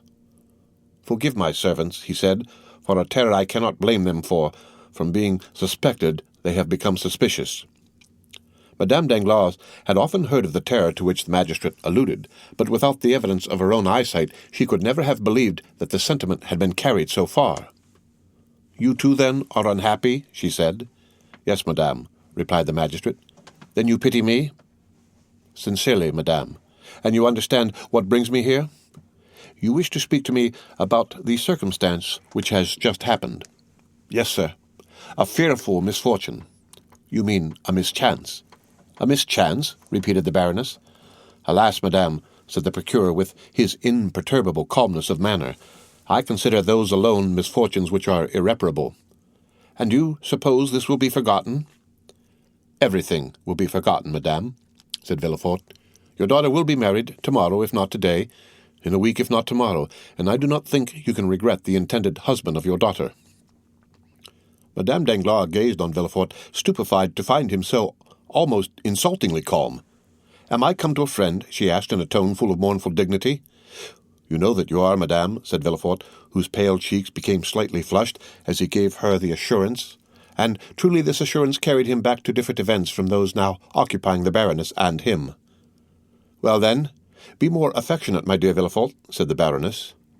"Speak to me not as a magistrate, but as a friend, and when I am in bitter anguish of spirit, do not tell me that I ought to be gay." Villefort bowed. "When I hear misfortunes named, madame," he said, "I have within the last few months contracted the bad habit of thinking of my own, and then I cannot help drawing up an egotistical parallel in my mind. That is the reason that, by the side of my misfortunes, yours appear to me mere mischances. That is why my dreadful position makes yours appear enviable. But this annoys you. Let us change the subject. You were saying, madame?" "I came to ask you, my friend," said the Baroness, "what will be done with this impostor?" "Impostor?" repeated Villefort. "Certainly, madame, you appear to extenuate some cases and exaggerate others. Impostor indeed. Monsieur Andrea Cavalcanti, or rather Monsieur Benedetto, is nothing more nor less than an assassin. Sir, I do not deny the justice of your correction, but the more severely you arm yourself against that unfortunate man, the more deeply will you strike our family. Come, forget him for a moment, and instead of pursuing him, let him go." "You are too late, madame. The orders are issued." "Well, should he be arrested, do they think they will arrest him?" "I hope so." "If they should arrest him, I know that sometimes prisoners afford means of escape. Will you leave him in prison?" The procureur shook his head. "At least keep him there till my daughter be married." "Impossible, madame. Justice has its formalities." "What? Even for me?" said the Baroness, half jesting, half in earnest. "For all, even for myself, among the rest," replied Villefort. "Ah!" exclaimed the Baroness, without expressing the ideas which the exclamation betrayed. Villefort looked at her with that piercing glance which reads the secrets of the heart. "Yes, I know what you mean," he said. "You refer to the terrible rumors spread abroad in the world, that the deaths which have kept me in mourning for the last 3 months, and from which Valentine has only escaped by a miracle, have not happened by natural means." "I was not thinking of that," replied Madame Danglars quickly. "Yes, you were thinking of it, and with justice. You could not help thinking of it, and saying to yourself, 'You who pursue crimes so vindictively, answer now, why are there unpunished crimes in your dwelling?'" The Baroness became pale. "You were saying this, were you not?" "Well, I own it. I will answer you." Villefort drew his armchair nearer to Madame Danglars. Then, resting both hands upon his desk, he said in a voice more hollow than usual, "There are crimes which remain unpunished because the criminals are unknown, and we might strike the innocent instead of the guilty. But when the culprits are discovered—" Villefort here extended his hand toward a large crucifix placed opposite to his desk. "When they are discovered, I swear to you by all I hold most sacred, that whoever they may be, they shall die. Now, after the oath I have just taken, and which I will keep, madame, dare you ask for mercy for that wretch?" "But, sir, are you sure he is as guilty as they say?" "Listen. This is his description. Benedetto, condemned at the age of 16 for 5 years to the galleys for forgery. He promised well, as you see, first a runaway, then an assassin. And who is this wretch? Who can tell? A vagabond, a Corsican. Has no one owned him? No one. His parents are unknown. But who was the man who brought him from Lucca? Another rascal like himself, perhaps his accomplice." The Baroness clasped her hands. "Villefort," she exclaimed in her softest and most captivating manner. "For heaven's sake, madame," said Villefort with a firmness of expression not altogether free from harshness, "for heaven's sake, do not ask pardon of me for a guilty wretch. What am I, the law? Has the law any eyes to witness your grief? Has the law ears to be melted by your sweet voice? Has the law a memory for all those soft recollections you endeavor to recall? No, madame, the law has commanded, and when it commands, it strikes. You will tell me that I am a living being and not a code, a man and not a volume. Look at me, madame. Look around me. Have mankind treated me as a brother? Have they loved me? Have they spared me? Has anyone shown the mercy towards me that you now ask at my hands? No, madame. They struck me, always struck me. Woman, siren that you are, do you persist in fixing on me that fascinating eye which reminds me that I ought to blush? Well, be it so. Let me blush for the faults you know, and perhaps for even more than those. But having sinned myself, it may be more deeply than others, I never rest till I have torn the disguises from my fellow creatures and found out their weaknesses. I have always found them, and more. I repeat it with joy, with triumph. I have always found some proof of human perversity or error. Every criminal I condemn seems to me living evidence that I am not a hideous exception to the rest. Alas! Alas! Alas! All the world is wicked. Let us therefore strike at wickedness. Villefort pronounced these last words with a feverish rage which gave a ferocious eloquence to his words. "But," said Madame Danglars, resolving to make a last effort, "this young man, though a murderer, is an orphan abandoned by everybody." "So much the worse, or rather, so much the better. It has been so ordained that he may have none to weep his fate." "But this is trampling on the weak, sir." "The weakness of a murderer. His dishonor reflects upon us. Is not death in my house?" "Oh, sir," exclaimed the Baroness, "you are without pity for others. Well, then, I tell you they will have no mercy on you." "Be it so," said Villefort, raising his arms to heaven. "At least delay the trial till the next assizes. We shall then have 6 months before us." "No, madame," said Villefort. "Instructions have been given. There are yet 5 days left. 5 days are more than I require. Do you not think that I also long for forgetfulness? While working night and day, I sometimes lose all recollection of the past, and then I experience the same sort of happiness I can imagine the dead feel. Still, it is better than suffering." "But, sir, he has fled. Let him escape. Inaction is a pardonable offense." "I tell you it is too late. Early this morning the telegraph was employed, and at this very minute—" "Sir," said the valet de chambre, entering the room, "a dragoon has brought this dispatch from the Minister of the Interior." Villefort seized the letter and hastily broke the seal. Madame Danglars trembled with fear. Villefort started with joy. "Arrested!" he exclaimed. "He was taken at Compiègne, and all is over." Madame Danglars arose from her seat, pale and cold. "Adieu, sir," she said. "Adieu, madame," replied the king's attorney, as in an almost joyful manner he conducted her to the door. Then, turning to his desk, he said, striking the letter with the back of his right hand, "Come, I had a forgery, 3 robberies, and 2 cases of arson. I only wanted a murder, and here it is. It will be a splendid season." The end of Chapter 99 of The Count of Monte Cristo. Read by Rick Kishner. For Lit to Go on the web at fcit.usf.edu.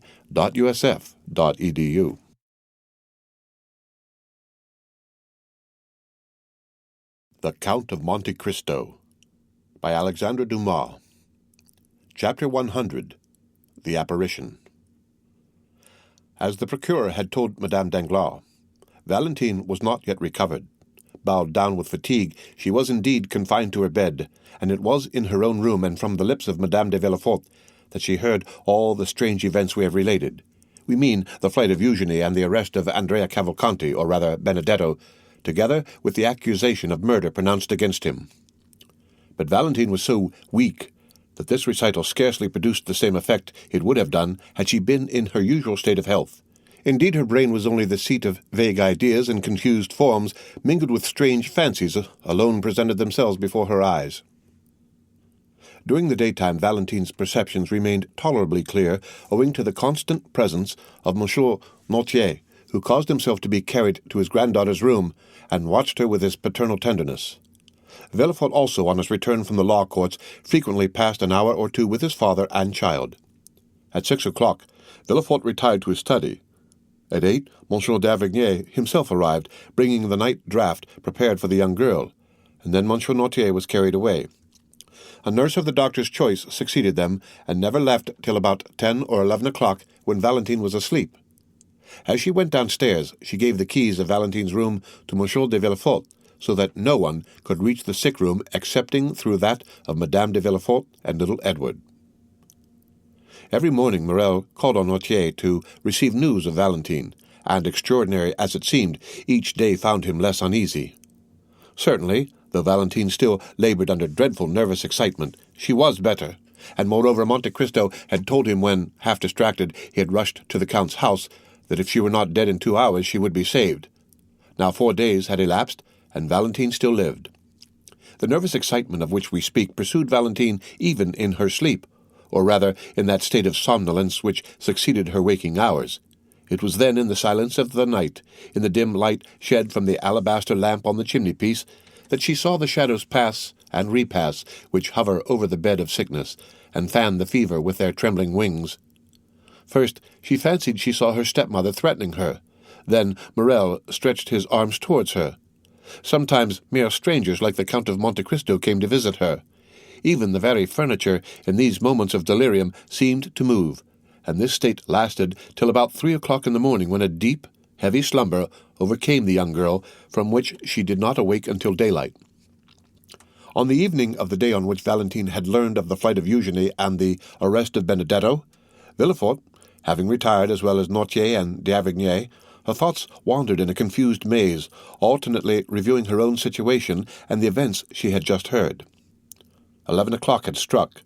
The nurse, having placed the beverage prepared by the doctor within reach of the patient and locked the door, was listening with terror to the comments of the servants in the kitchen, and storing her memory with all the horrible stories which had for some months past amused the occupants of the antechambers in the house of the king's attorney.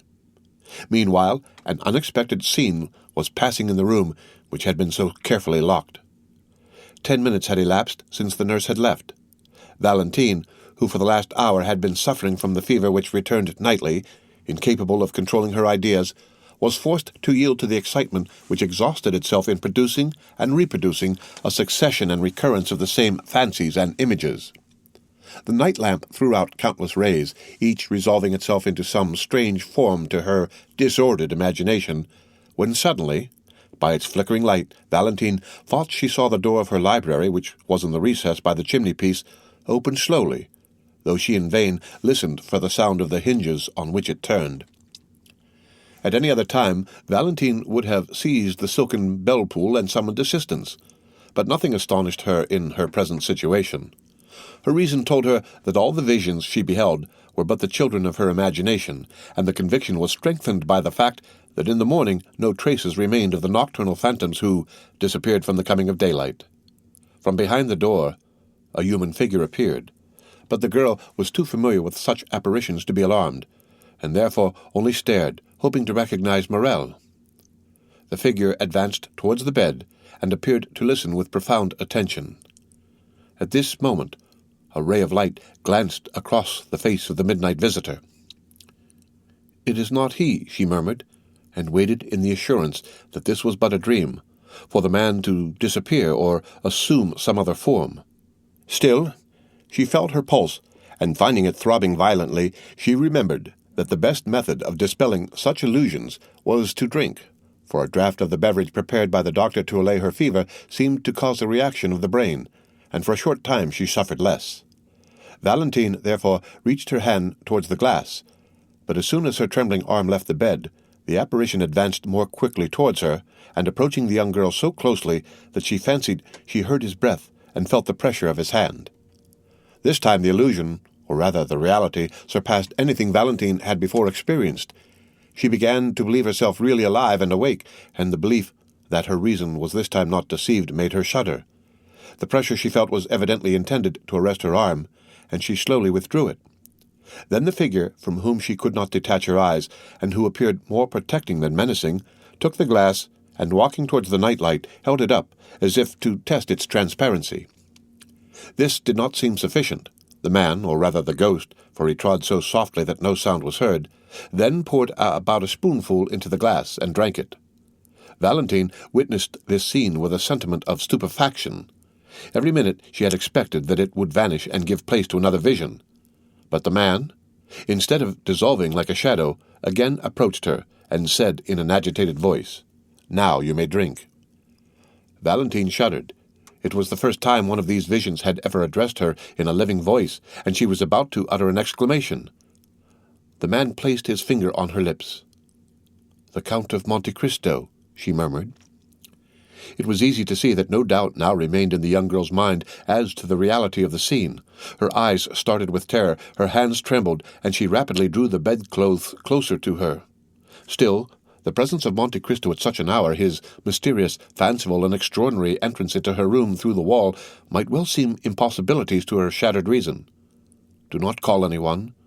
Do not be alarmed," said the Count. "Do not let a shade of suspicion or uneasiness remain in your breast.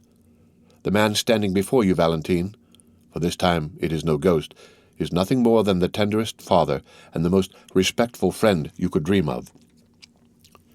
Valentine could not reply. The voice which indicated the real presence of a being in the room alarmed her so much that she feared to utter a syllable. Still, the expression of her eyes seemed to inquire, "If your intentions are pure, why are you here?" The Count's marvelous sagacity understood all that was passing in the young girl's mind. "Listen to me," he said, "or rather, look upon me. Look at my face, paler even than usual, and my eyes red with weariness. For 4 days I have not closed them, for I have been constantly watching you to protect and preserve you for Maximilian." The blood mounted rapidly to the cheeks of Valentine, for the name just announced by the Count dispelled all the fear with which his presence had inspired her. "Maximilian?" she exclaimed, and so sweet did the sound appear to her that she repeated it. "Maximilian, has he then owned all to you?" "Everything. He told me your life was his, and I have promised him that you shall live." "You have promised him that I shall live?" "Yes. But, sir, you spoke of vigilance and protection. Are you a doctor?" "Yes. The best you could have at the present time, believe me." "But you say you have watched," said Valentine uneasily. "Where have you been? I have not seen you." The Count extended his hand towards the library. "I was hidden behind that door," he said, "which leads into the next house which I have rented." Valentine turned her eyes away, and with an indignant expression of pride and modest fear exclaimed, "Sir, I think you have been guilty of an unparalleled intrusion, and that what you call protection is more like an insult." "Valentine," he answered, "during my long watch over you, all I have observed has been what people visited you, what nourishment was prepared, and what beverage was served. Then, when the latter appeared dangerous to me, I entered as I have now done, and substituted in the place of the poison a healthful draught, which instead of producing the death intended, caused life to circulate in your veins." "Poison? Death?" exclaimed Valentine, half believing herself under the influence of some feverish hallucination. "What are you saying, sir?" "Hush, my child," said Monte Cristo, again placing his finger upon her lips. "I did say poison and death. But drink some of this." And the Count took a bottle from his pocket containing a red liquid, of which he poured a few drops into the glass. "Drink this, and then take nothing more tonight." Valentine stretched out her hand, but scarcely had she touched the glass when she drew back in fear. Monte Cristo took the glass, drank half its contents, and then presented it to Valentine, who smiled and swallowed the rest. "Oh, yes," she exclaimed, "I recognized the flavor of my nocturnal beverage, which refreshed me so much, and seemed to ease my aching brain. Thank you, sir, thank you." "This is how you have lived during the last 4 nights, Valentine," said the Count. "But oh, how I passed that time! Oh, the wretched hours I have endured! The torture to which I have submitted when I saw the deadly poison poured into your glass, and how I trembled lest you should drink it before I could find time to throw it away." "Sir," said Valentine, at the height of her terror, "you say you endured tortures when you saw the deadly poison poured into my glass, but if you saw this, you must also have seen the person who poured it." "Yes." Valentine raised herself in bed, and drew over her chest, which appeared whiter than snow, the embroidered cambric, still moist with the cold dews of delirium, to which were now added those of terror. "You saw the person?" repeated the young girl. "Yes," repeated the Count. "What you tell me is horrible, sir. You wish to make me believe something too dreadful. What? Attempt to murder me in my father's house, in my room, on my bed of sickness? Oh, leave me, sir. You are tempting me. You make me doubt the goodness of Providence. It is impossible. It cannot be." "Are you the first that this hand has stricken? Have you not seen Monsieur de Saint-Méran, Madame de Saint-Méran, Barrois, all fall?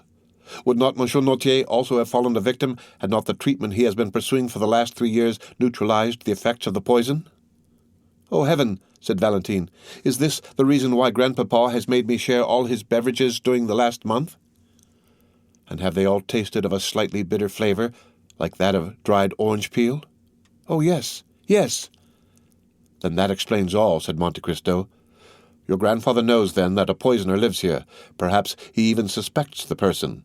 He has been fortifying you, his beloved child, against the fatal effects of the poison, which has failed because your system was already impregnated with it.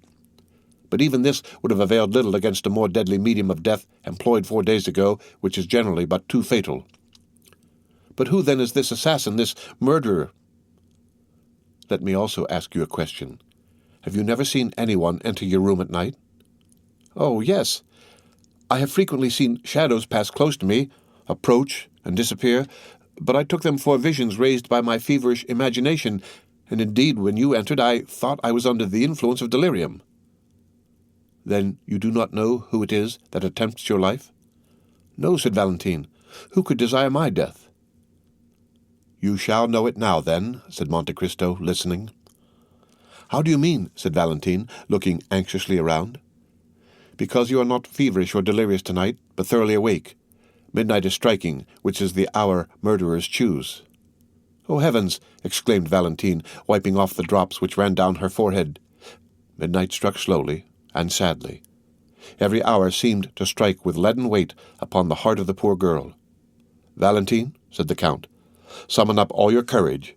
Still the beatings of your heart. Do not let a sound escape you, and feign to be asleep. Then you will see." Valentine seized the Count's hand. "I think I hear a noise," she said. "Leave me." "Goodbye for the present," replied the Count, walking upon tiptoe towards the library door, and smiling with an expression so sad and paternal that the young girl's heart was filled with gratitude. Before closing the door, he turned around once more and said, "Not a movement, not a word.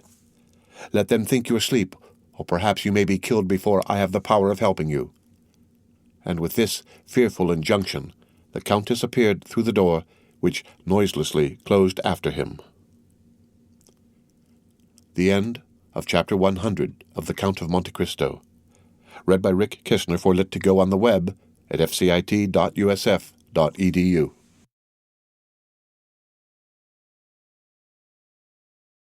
The Count of Monte Cristo by Alexandre Dumas. Chapter 101. Locusta. Valentine was alone. 2 other clocks, slower than that of Saint-Philippe du Roulet, struck the hour of midnight from different directions, and excepting the rumbling of a few carriages, all was silent. Then Valentine's attention was engrossed by the clock in her room, which marked the seconds. She began counting them, remarking that they were much slower than the beatings of her heart, and still she doubted. The inoffensive Valentine could not imagine that anyone should desire her death. Why should they? To what end? What had she done to excite the malice of an enemy? There was no fear of her falling asleep. One terrible idea pressed upon her mind, that someone existed in the world who had attempted to assassinate her, and who was about to endeavor to do so again. Supposing this person, wearied at the inefficacy of the poison, should, as Monte Cristo intimated, have recourse to steel? What if the Count should have no time to run to her rescue? What if her last moments were approaching, and she should never again see Morrel? When this terrible chain of ideas presented itself, Valentine was nearly persuaded to ring the bell and call for help. But through the door she fancied she saw the luminous eye of the Count, that eye which lived in her memory, and the recollection overwhelmed her with so much shame that she asked herself whether any amount of gratitude could ever repay his adventurous and devoted friendship. 20 minutes, 20 tedious minutes passed thus, then 10 more, and at last the clock struck the half-hour. Just then, the sound of fingernails slightly grating against the door of the library informed Valentine that the Count was still watching, and recommended her to do the same. At the same time, on the opposite side, that is, towards Edward's room, Valentine fancied that she heard the creaking of the floor. She listened attentively, holding her breath till she was nearly suffocated. The lock turned, and the door slowly opened. Valentine had raised herself upon her elbow, and had scarcely time to throw herself down on the bed and shade her eyes with her arm, then, Trembling, agitated, and her heart beating with indescribable terror, she awaited the event. Someone approached the bed and drew back the curtains. Valentine summoned every effort and breathed with the regular respiration which announces tranquil sleep. "Valentine," said a low voice. Still silent, Valentine had promised not to awake. Then everything was still, excepting that Valentine heard the almost noiseless sound of some liquid being poured into the glass she had just emptied. Then she ventured to open her eyelids and glance over her extended arm. She saw a woman in a white dressing gown pouring a liquor from a vial into her glass. During this short time, Valentine must have held her breath or moved in some slight degree, for the woman, disturbed, stopped and leaned over the bed in order the better to ascertain whether Valentine slept. It was Madame de Villefort. On recognizing her stepmother, Valentine could not repress a shudder which caused a vibration in the bed. Madame de Villefort instantly stepped back close to the wall, and there, shaded by the bed curtains, she silently and attentively watched the slightest movement of Valentine. The latter recollected the terrible caution of Monte Cristo. She fancied that the hand not holding the vial clasped a long, sharp knife. Then, collecting all her remaining strength, she forced herself to close her eyes. But this simple operation upon the most delicate organs of our frame, generally so easy to accomplish, became almost impossible at this moment. So much did curiosity struggle to retain the eyelid open and learn the truth. Madame de Villefort, however, reassured by the silence which was alone disturbed by the regular breathing of Valentine, again extended her hand, and, half hidden by the curtains, succeeded in emptying the contents of the phial into the glass. Then she retired so gently that Valentine did not know she had left the room. She only witnessed the withdrawal of the arm, the fair, round arm of a woman but 25 years old, and who yet spread death around her. It is impossible to describe the sensations experienced by Valentine during the minute and a half Madame de Villefort remained in the room. The grating against the library door aroused the young girl from the stupor in which she was plunged, and which almost amounted to insensibility. She raised her head with an effort. The noiseless door again turned on its hinges, and the Count of Monte Cristo reappeared. "Well," said he, "do you still doubt?" "Oh," murmured the young girl. "Have you seen?" "Alas." "Did you recognize?" Valentine groaned. "Oh, yes," she said. "I saw, but I cannot believe." "Would you rather die, then, and cause Maximilian's death?" "Oh," repeated the young girl, almost bewildered, "can I not leave the house? Can I not escape?" "Valentine, the hand which now threatens you will pursue you everywhere. Your servants will be seduced with gold, and death will be offered to you disguised in every shape. You will find it in the water you drink from the spring, in the fruit you pluck from the tree." "But did you not say that my kind grandfather's precaution had neutralized the poison?" "Yes, but not against a strong dose. The poison will be changed, and the quantity increased." He took the glass and raised it to his lips. "It is already done," he said. "Brucine is no longer employed, but a simple narcotic. I can recognize the flavor of the alcohol in which it has been dissolved. If you had taken what Madame de Villefort has poured into your glass, Valentine, you would have been doomed." "But," exclaimed the young girl, "why am I thus pursued?" "Why? Are you so kind, so good, so unsuspicious of ill that you cannot understand Valentine?" "No, I have never injured her." "But you are rich, Valentine. You have 200,000 livres a year, and you prevent her son from enjoying those 200,000 livres." "How so? The fortune is not her gift, but is inherited from my relations." "Certainly. And that is why Monsieur and Madame de Saint-Méran have died. That is why Monsieur Noirtier was sentenced the day he made you his heir. That is why you in your turn are to die. It is because your father would inherit your property, and your brother, his only son, succeed to his." "Edward? Poor child! Are all these crimes committed on his account?" "Ah, then you at length understand? Heaven grant that this may not be visited upon him." "Valentine, you are an angel. But why is my grandfather allowed to live?"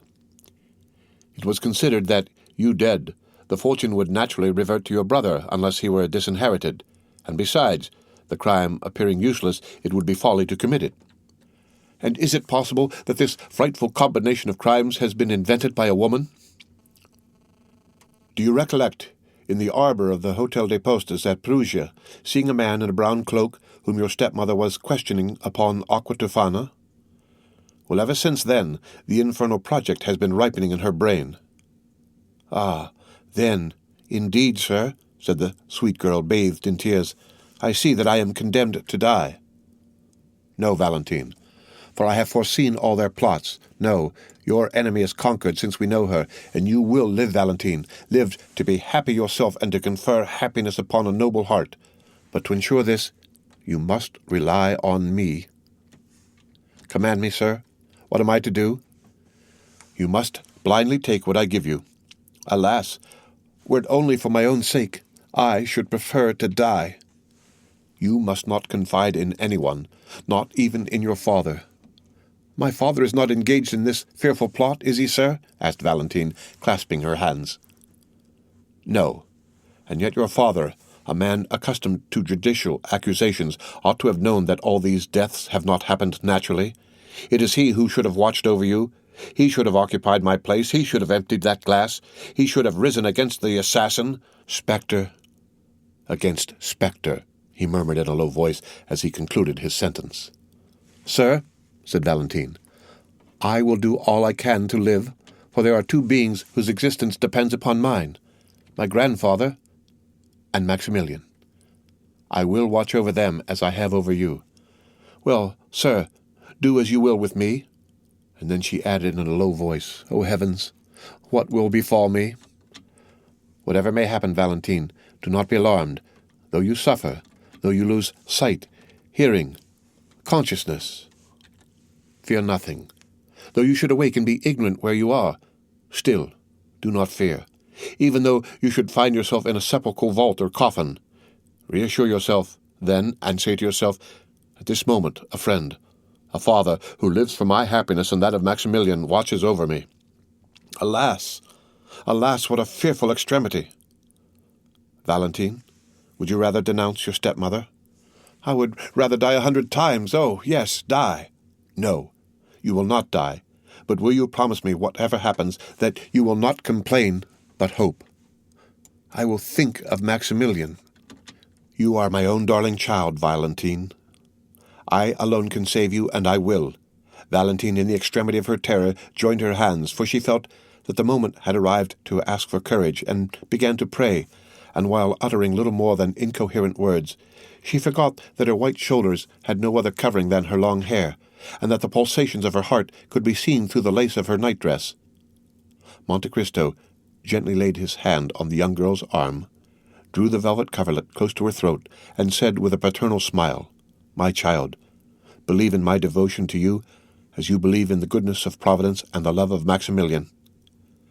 Then he drew from his waistcoat pocket the little emerald box, raised the golden lid, and took from it a pastille about the size of a pea, which he placed in her hand. She took it and looked attentively on the Count. There was an expression on the face of her intrepid protector which commanded her veneration. She evidently interrogated him by her look. Yes, said he.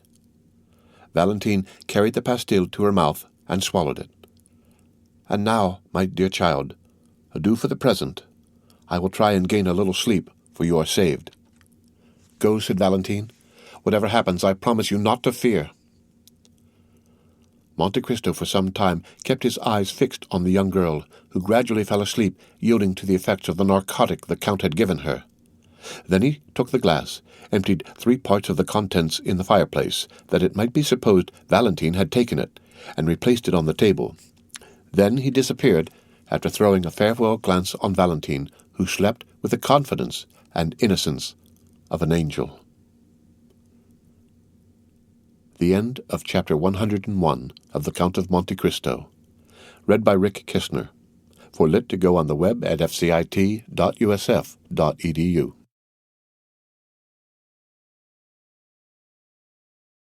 The Count of Monte Cristo by Alexandre Dumas. Chapter 102. Valentine.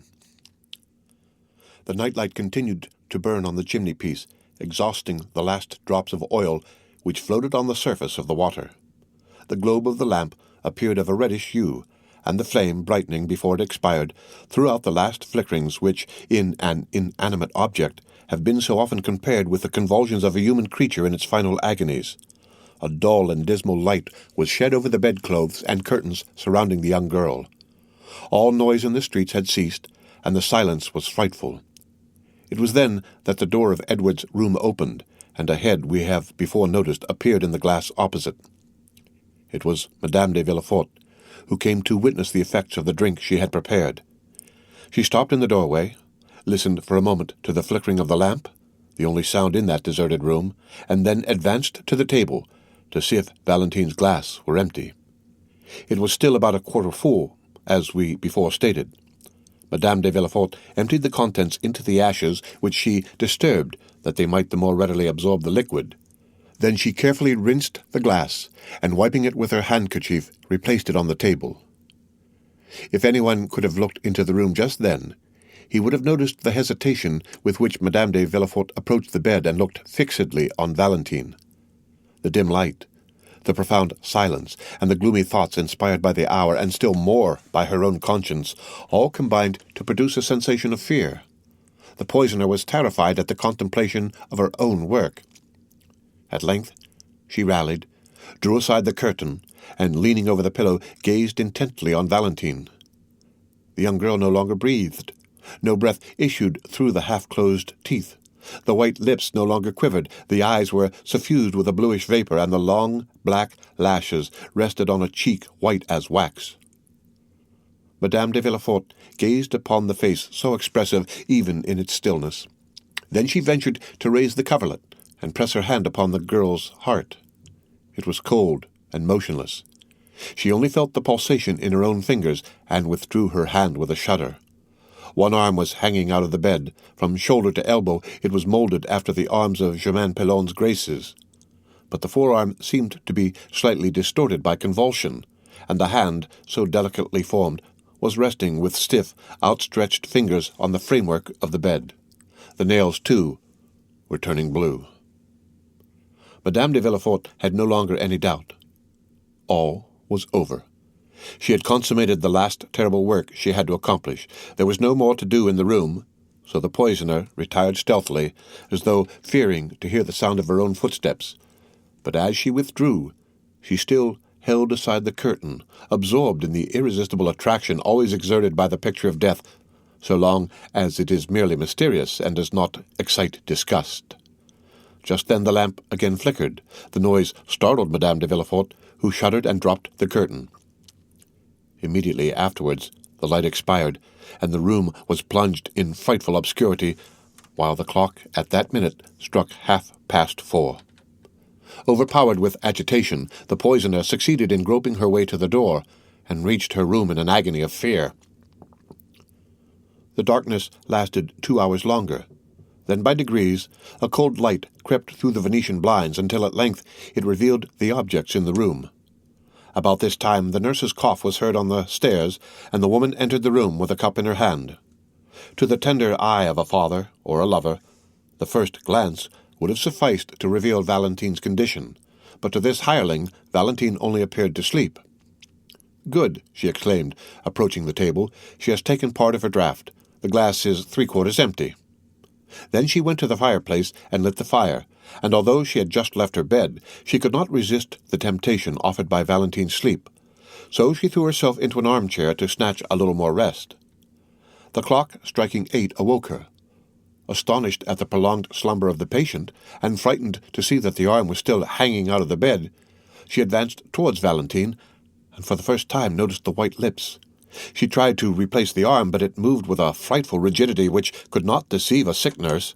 She screamed aloud, then running to the door, exclaimed, "Help! Help!" "What is the matter?" asked M. d'Avrigny at the bottom of the stairs, it being the hour he usually visited her. "What is it?" asked Villefort, rushing from his room. "Doctor, do you hear them call for help?" Yes. Let us hasten up. It was in Valentine's room." But before the doctor and the father could reach the room, the servants who were on the same floor had entered, and seeing Valentine pale and motionless on her bed, they lifted up their hands towards heaven and stood transfixed as though struck by lightning. "Call Madame de Villefort! Wake Madame de Villefort!" cried the procureur from the door of his chamber, which apparently he scarcely dared to leave. But instead of obeying him, the servants stood watching Monsieur d'Avrigny, who ran to Valentine and raised her in his arms. "What? This one too?" he exclaimed. "Oh, where will be the end?" Villefort rushed into the room. "What are you saying, doctor?" he exclaimed, raising his hands to heaven. "I say that Valentine is dead," replied d'Avrigny in a voice terrible in its solemn calm. Monsieur de Villefort staggered and buried his head in the bed. On the exclamation of the doctor and the cry of the father, the servants all fled with muttered imprecations. They were heard running down the stairs and through the long passages. Then there was a rush in the court. Afterwards, all was still. They had, one and all, deserted the accursed house. Just then, Madame de Villefort, in the act of slipping on her dressing gown, threw aside the drapery and for a moment stood motionless, as though interrogating the occupants of the room while she endeavored to call up some rebellious tears. On a sudden, she stepped, or rather bounded, with outstretched arms towards the table. She saw d'Avrigny curiously examining the glass which she felt certain of having emptied during the night. It was now a third full, just as it was when she threw the contents into the ashes. The spectre of Valentine rising before the poisoner would have alarmed her less. It was indeed the same color as the draught she had poured into the glass, and which Valentine had drank. It was indeed the poison which could not deceive Monsieur d'Avrigny, which he now examined so closely. It was doubtless a miracle from heaven that, notwithstanding her precautions, there should be some trace, some proof remaining to reveal the crime. While Madame de Villefort remained rooted to the spot like a statue of terror, and Villefort, with his head hidden in the bedclothes, saw nothing around him, d'Avrigny approached the window that he might the better examine the contents of the glass, and dipping the tip of his finger in, tasted it. "Ah," he exclaimed, "it is no longer brucine that is used. Let me see what it is."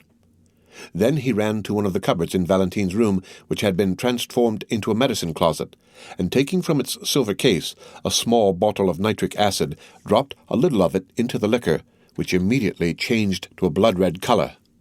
"Ah!" exclaimed d'Avrigny, in a voice in which the horror of a judge unveiling the truth was mingled with the delight of a student making a discovery. Madame de Villefort was overpowered. Her eyes first flashed, and then swam. She staggered towards the door and disappeared. Directly afterwards, the distant sound of a heavy weight falling on the ground was heard. But no one paid any attention to it. The nurse was engaged in watching the chemical analysis, and Villefort was still absorbed in grief. Monsieur d'Avrigny alone had followed Madame de Villefort with his eyes and watched her hurried retreat. He lifted up the drapery over the entrance to Edward's room, and his eye reaching as far as Madame de Villefort's apartment, he beheld her extended, lifeless, on the floor. "Go to the assistance of Madame de Villefort," he said to the nurse. "Madame de Villefort is ill." "But Mademoiselle de Villefort," stammered the nurse. "Mademoiselle de Villefort no longer requires help," said d'Avrigny, "since she is dead." "Dead? Dead!" groaned forth Villefort in a paroxysm of grief, which was the more terrible from the novelty of the sensation in the iron heart of that man. "Dead," replied a third voice. "Who said Valentine was dead?" The two men turned round and saw Morel standing at the door, pale and terror-stricken. This is what had happened. At the usual time, Morel had presented himself at the little door leading to Noirtier's room. Contrary to custom, the door was open, and having no occasion to ring, he entered. He waited for a moment in the hall, and called for a servant to conduct him to Monsieur Noirtier. But no one answered, the servants having, as we know, deserted the house. Morel had no particular reason for uneasiness. Monte Cristo had promised him that Valentine should live, and so far he had always fulfilled his word. Every night the Count had given him news, which was the next morning confirmed by Noirtier. Still, this extraordinary silence appeared strange to him, and he called a second and third time, still no answer. Then he determined to go up. Noirtier's room was opened, like all the rest. The first thing he saw was the old man sitting in his armchair in his usual place, but his eyes expressed alarm, which was confirmed by the pallor which overspread his features. "How are you, sir?" asked Morel, with a sickness of heart. "Well," answered the old man by closing his eyes, but his appearance manifested increasing uneasiness. "You are thoughtful, sir," continued Morel. "You want something. Shall I call one of the servants?" "Yes," replied Noirtier. Morel pulled the bell, but though he nearly broke the cord, no one answered. He turned towards Noirtier. The pallor and anguish expressed on his countenance momentarily increased. "Oh!" exclaimed Morel. "Why do they not come? Is anyone ill in the house?" The eyes of Noirtier seemed as though they would start from their sockets. "What is the matter? You alarm me." "Valentine? Valentine!" Yes, sighed Noirtier. Maximilian tried to speak, but he could articulate nothing. He staggered and supported himself against the wainscot. Then he pointed to the door. Yes, continued the old man. Maximilian rushed up the little staircase, while Noirtier's eyes seemed to say, "Quicker, quicker!" In a minute the young man darted through several rooms, till at length he reached Valentine's. There was no occasion to push the door, it was wide open. A sob was the only sound he heard. He saw, as though in a mist, a black figure kneeling and buried in a confused mass of white drapery. A terrible fear transfixed him. It was then he heard a voice exclaim, "Valentine is dead," and another voice which, like an echo, repeated, "Dead! Dead!" The end of Chapter 102 of The Count of Monte Cristo, read by Rick Kistner, for Lit to Go on the web at fcit.usf.edu.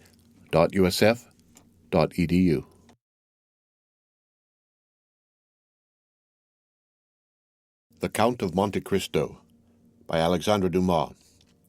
Chapter 103. Maximilian. Villefort rose, half ashamed of being surprised in such a paroxysm of grief. The terrible office he had held for 25 years had succeeded in making him more or less than man. His glance, at first wandering, fixed itself upon Morel. "Who are you, sir?" he asked, "that forget that this is not the manner to enter a house stricken with death? Go, sir, go!" But Morel remained motionless. He could not detach his eyes from that disordered bed and the pale corpse of the young girl who was lying on it. "Go, do you hear?" said Villefort, while d'Avigny advanced to lead Morel out. Maximilian stared for a moment at the corpse, gazed all around the room, then upon the two men. He opened his mouth to speak, but finding it impossible to give utterance to the innumerable ideas that occupied his brain, he went out, thrusting his hands through his hair in such a manner that Villefort and d'Avigny, for a moment diverted from the engrossing topic, exchanged glances which seemed to say, "He is mad." But in less than 5 minutes, the staircase groaned beneath an extraordinary weight. Morel was seen carrying with superhuman strength the armchair containing Noirtier upstairs. When he reached the landing, he placed the armchair on the floor and rapidly rolled it into Valentine's room. This could only have been accomplished by means of unnatural strength supplied by powerful excitement. But the most fearful spectacle was Noirtier being pushed towards the bed, his face expressing all his meaning and his eyes supplying the want of every other faculty. That pale face and flaming glance appeared to Villefort like a frightful apparition. Each time he had been brought into contact with his father, something terrible had happened. "See what they have done!" cried Morel, with one hand leaning on the back of the chair and the other extended towards Valentine. "See, my father, see!" Villefort drew back and looked with astonishment on the young man who, almost a stranger to him, called Noirtier his father. At this moment, the whole soul of the old man seemed centered in his eyes, which became bloodshot. The veins of the throat swelled, his cheeks and temples became purple, as though he was struck with epilepsy. Nothing was wanting to complete this but the utterance of a cry, and the cry issued from his pores, if we may thus speak, a cry frightful in its silence. d'Avigny rushed towards the old man and made him inhale a powerful restorative. "Sir," cried Morel, seizing the moist hand of the paralytic, "they ask me who I am, and what right I have to be here. Oh, you know it. Tell them, tell them!" And the young man's voice was choked by sobs. As for the old man, his chest heaved with his panting respiration. One could have thought that he was undergoing the agonies preceding death. At length, happier than the young man who sobbed without weeping, tears glistened in the eyes of Noirtier. "Tell them," said Morel in a hoarse voice, "tell them that I am her betrothed. Tell them she was my beloved, my noble girl, my only blessing in the world. Tell them, oh, tell them that corpse belongs to me." The young man, overwhelmed by the weight of his anguish, fell heavily on his knees before the bed, which his fingers grasped with convulsive energy. D'Avrigny, unable to bear the sight of this touching emotion, turned away, and Villefort, without seeking any further explanation and attracted towards him by the irresistible magnetism which draws us towards those who have loved the people for whom we mourn, extended his hand towards the young man. But Morrel saw nothing. He had grasped the hand of Valentine, and, unable to weep, vented his agony in groans as he bit the sheets. For some time nothing was heard in that chamber but sobs, exclamations, and prayers. At length Villefort, the most composed of all, spoke. "Sir," said he to Maximilian, "you say you loved Valentine, that you were betrothed to her.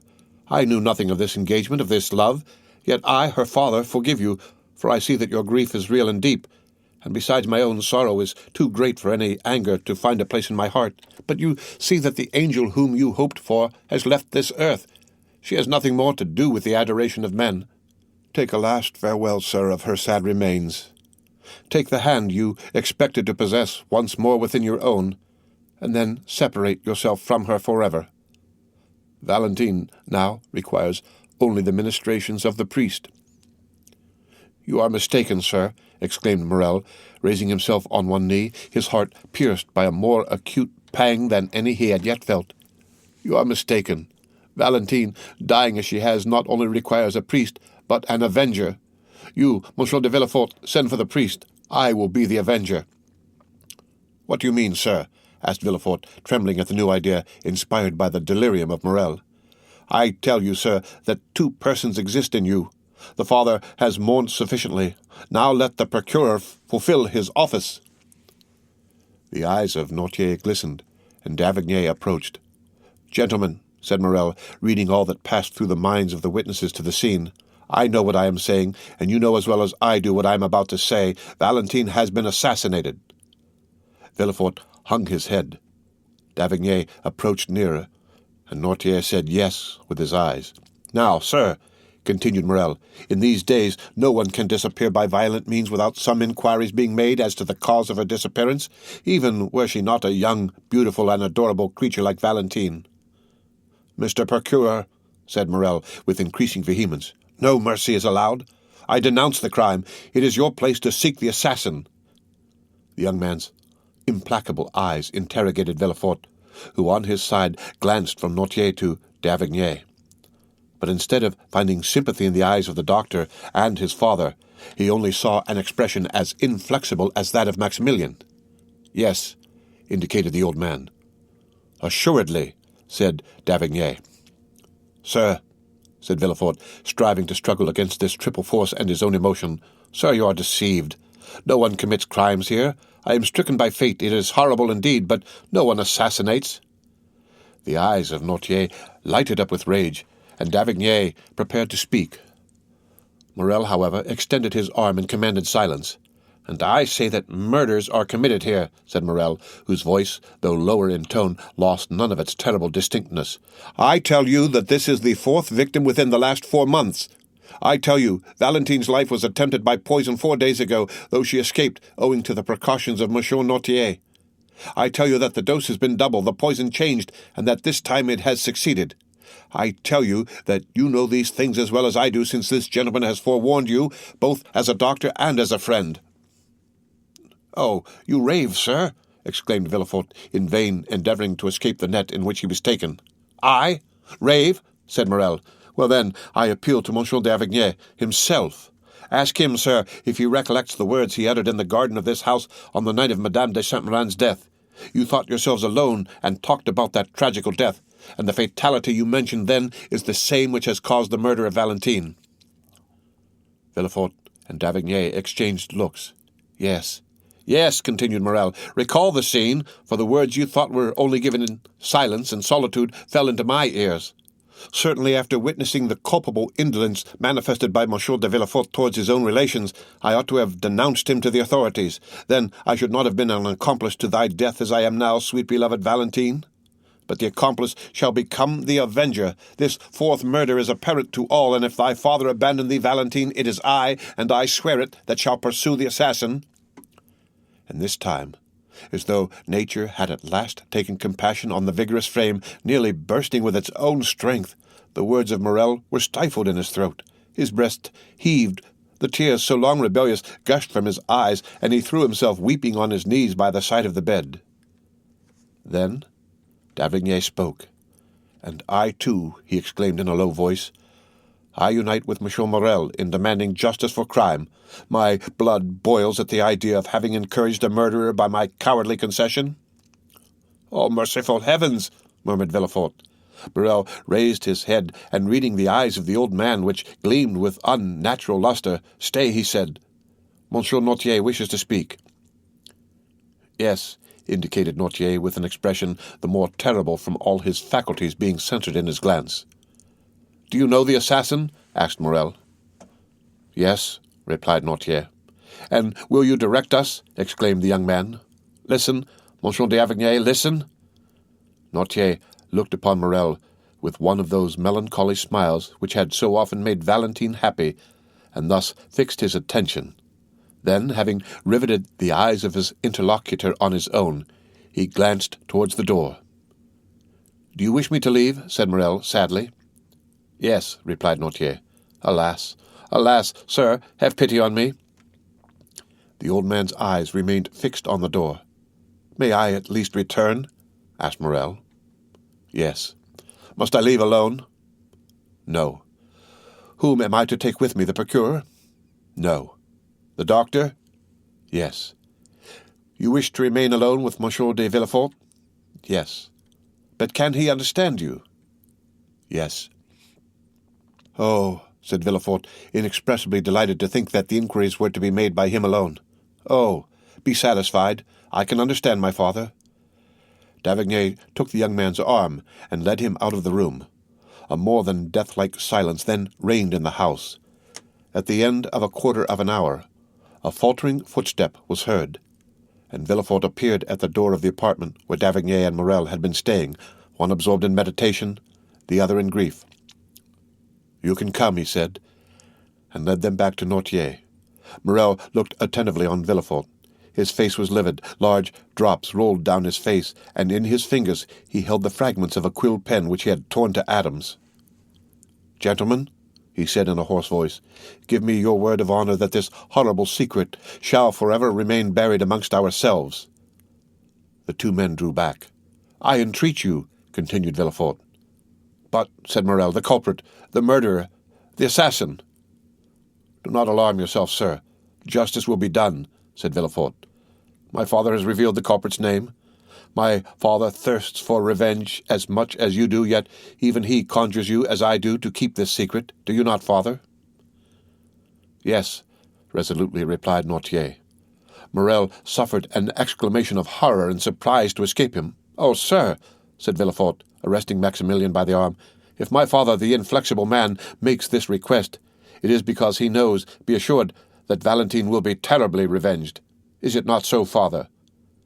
The old man made a sign in the affirmative. Villefort continued, "He knows me, and I have pledged my word to him. Rest assured, gentlemen, that within 3 days, in a less time than justice would demand, the revenge I shall have taken for the murder of my child will be such as to make the boldest heart tremble." And as he spoke these words, he ground his teeth and grasped the old man's senseless hand. "Will this promise be fulfilled, Monsieur Noirtier?" asked Morel, while d'Avrigny looked inquiringly. "Yes," replied Noirtier, with an expression of sinister joy. "Swear, then," said Villefort, joining the hands of Morel and d'Avrigny, "swear that you will spare the honor of my house and leave me to avenge my child." D'Avrigny turned round and uttered a very feeble yes, but Morel, disengaging his hand, rushed to the bed, and after having pressed the cold lips of Valentine with his own, hurriedly left, uttering a long, deep groan of despair and anguish. We have before stated that all the servants had fled. Monsieur de Villefort was therefore obliged to request Monsieur d'Avrigny to superintend all the arrangements consequent upon a death in a large city, more especially a death under such suspicious circumstances. It was something terrible to witness the silent agony, the mute despair of Noirtier, whose tears silently rolled down his cheeks. Villefort retired to his study, and d'Avrigny left to summon the doctor of the mayoralty, whose office it is to examine bodies after decease, and who is expressly named the Doctor of the Dead. Monsieur Noirtier could not be persuaded to quit his grandchild. At the end of a quarter of an hour, Monsieur d'Avrigny returned with his associate. They found the outer gate closed and not a servant remaining in the house. Villefort himself was obliged to open to them, but he stopped on the landing. He had not the courage to again visit the death chamber. The two doctors, therefore, entered the room alone. Noirtier was near the bed, pale, motionless, and silent as the corpse.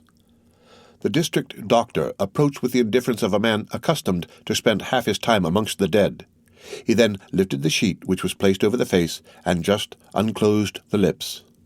"Alas," said d'Avrigny, "she is indeed dead, poor child." "Yes," answered the doctor laconically, dropping the sheet he had raised. Noirtier uttered a kind of hoarse, rattling sound. The old man's eyes sparkled, and the good doctor understood that he wished to behold his child. He therefore approached the bed, and while his companion was dipping the fingers with which he had touched the lips of the corpse in chloride of lime, he uncovered the calm and pale face, which looked like that of a sleeping angel. A tear which appeared in the old man's eye expressed his thanks to the doctor. The doctor of the dead then laid his permit on the corner of the table, and having fulfilled his duty, was conducted out by d'Avrigny. Villefort met them at the door of his study. Having in a few words thanked the district doctor, he turned to d'Avrigny and said, "And now the priest." "Is there any particular priest you wish to pray with, Valentine?" asked d'Avrigny. "No," said Villefort. "Fetch the nearest." "The nearest," said the district doctor, "is a good Italian abbé who lives next door to you. Shall I call on him as I pass?" "D'Avrigny," said Villefort, "be so kind, I beseech you, as to accompany this gentleman. Here is the key of the door, so that you can come in and go out as you please. You will bring the priest with you, and will oblige me by introducing him into my child's room." "Do you wish to see him?" "I only wish to be alone. You will excuse me, will you not?" A priest can understand a father's grief, and Monsieur de Villefort, giving the key to d'Avrigny, again bade farewell to the strange doctor, and retired to his study, where he began to work. For some temperaments, work is a remedy for all afflictions. As the doctors entered the street, they saw a man in a cassock standing on the threshold of the next door. "This is the abbé of whom I spoke," said the doctor to d'Avrigny. D'Avrigny accosted the priest. "Sir," he said, "are you disposed to confer a great obligation on an unhappy father who has just lost his daughter? I mean Monsieur de Villefort, the king's attorney." "Ah," said the priest, in a marked Italian accent, "yes, I have heard that death is in that house." "Then I need not tell you what kind of service he requires of you." "I was about to offer myself, sir," said the priest. "It is our mission to forestall our duties." "It is a young girl." "I know it, sir. The servants who fled from the house informed me. I also know that her name is Valentine, and I have already prayed for her." "Thank you, sir," said d'Avrigny. "Since you have commenced your sacred office, deign to continue it. Come and watch by the dead, and all the wretched family will be grateful to you." "I am going, sir, and I do not hesitate to say that no prayers will be more fervent than mine." D'Avrigny took the priest's hand, and without meeting Villefort, who was engaged in his study, they reached Valentine's room, which on the following night was to be occupied by the undertakers. On entering the room, Noirtier's eyes met those of the abbé, and no doubt he read some particular expression in them, for he remained in the room. D'Avrigny recommended the attention of the priest to the living as well as to the dead, and the abbé promised to devote his prayers to Valentine and his attentions to Noirtier. In order, doubtless, that he might not be disturbed while fulfilling his sacred mission, the priest rose as soon as d'Avrigny departed, and not only bolted the door through which the doctor had just left, but also that leading to Madame de Villefort's room. The end of Chapter 103 of The Count of Monte Cristo. Read by Rick Kistner. For Lit to Go on the web at fcit.usf.edu.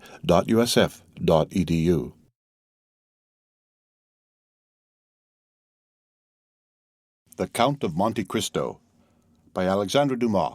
Chapter 104. Danglars' Signature. The next morning dawned dull and cloudy. During the night the undertakers had executed their melancholy office and wrapped the corpse in the winding sheet, which, whatever may be said about the quality of death, is at least a last proof of the luxury so pleasing in life. The winding sheet was nothing more than a beautiful piece of cambric which the young girl had bought a fortnight before. During the evening, 2 men engaged for the purpose had carried Noirtier from Valentine's room into his own, and contrary to all expectation, there was no difficulty in withdrawing him from his child. The Abbé Busoni had watched till daylight, and then left without calling anyone. D'Avrigny returned about 8 o'clock in the morning. He met Villefort on his way to Noirtier's room, and accompanied him to see how the old man had slept. They found him in the large armchair which served him for a bed, enjoying a calm, nay, almost a smiling sleep. They both stood in amazement at the door. "See," said d'Avrigny to Villefort, "nature knows how to alleviate the deepest sorrow. No one can say that Monsieur Noirtier did not love this child, and yet he sleeps." "Yes, you are right," replied Villefort, surprised. "He sleeps indeed, and this is the more strange since the least contradiction keeps him awake all night." "Grief has stunned him," replied d'Avrigny, and they both returned thoughtfully to the procuror's study. "See, I have not slept," said Villefort, showing his undisturbed bed. "Grief does not stun me. I have not been in bed for 2 nights, but then, look at my desk. See what I have written during these 2 days and nights. I have filled those papers and have made out the accusation against the assassin Benedetto. Oh, work, work, my passion, my joy, my delight. It is for thee to alleviate my sorrows." And he convulsively grasped the hand of d'Avrigny. "Do you require my services now?" asked d'Avrigny. "No," said Villefort. "Only return again at 11 o'clock. At 12, Oh, heavens, my poor, poor child!" And the procureur, again becoming a man, lifted up his eyes and groaned. "Shall you be present in the reception-room?" "No. I have a cousin who has undertaken this sad office. I shall work, doctor. When I work, I forget everything." And indeed, no sooner had the doctor left the room than he was again absorbed in study. On the doorsteps d'Avrigny met the cousin whom Villefort had mentioned, a personage as insignificant in our story as in the world he occupied, one of those beings designed from their birth to make themselves useful to others. He was punctual, dressed in black with crape around his hat, and presented himself at his cousin's with a face made up for the occasion, and which he could alter as might be required.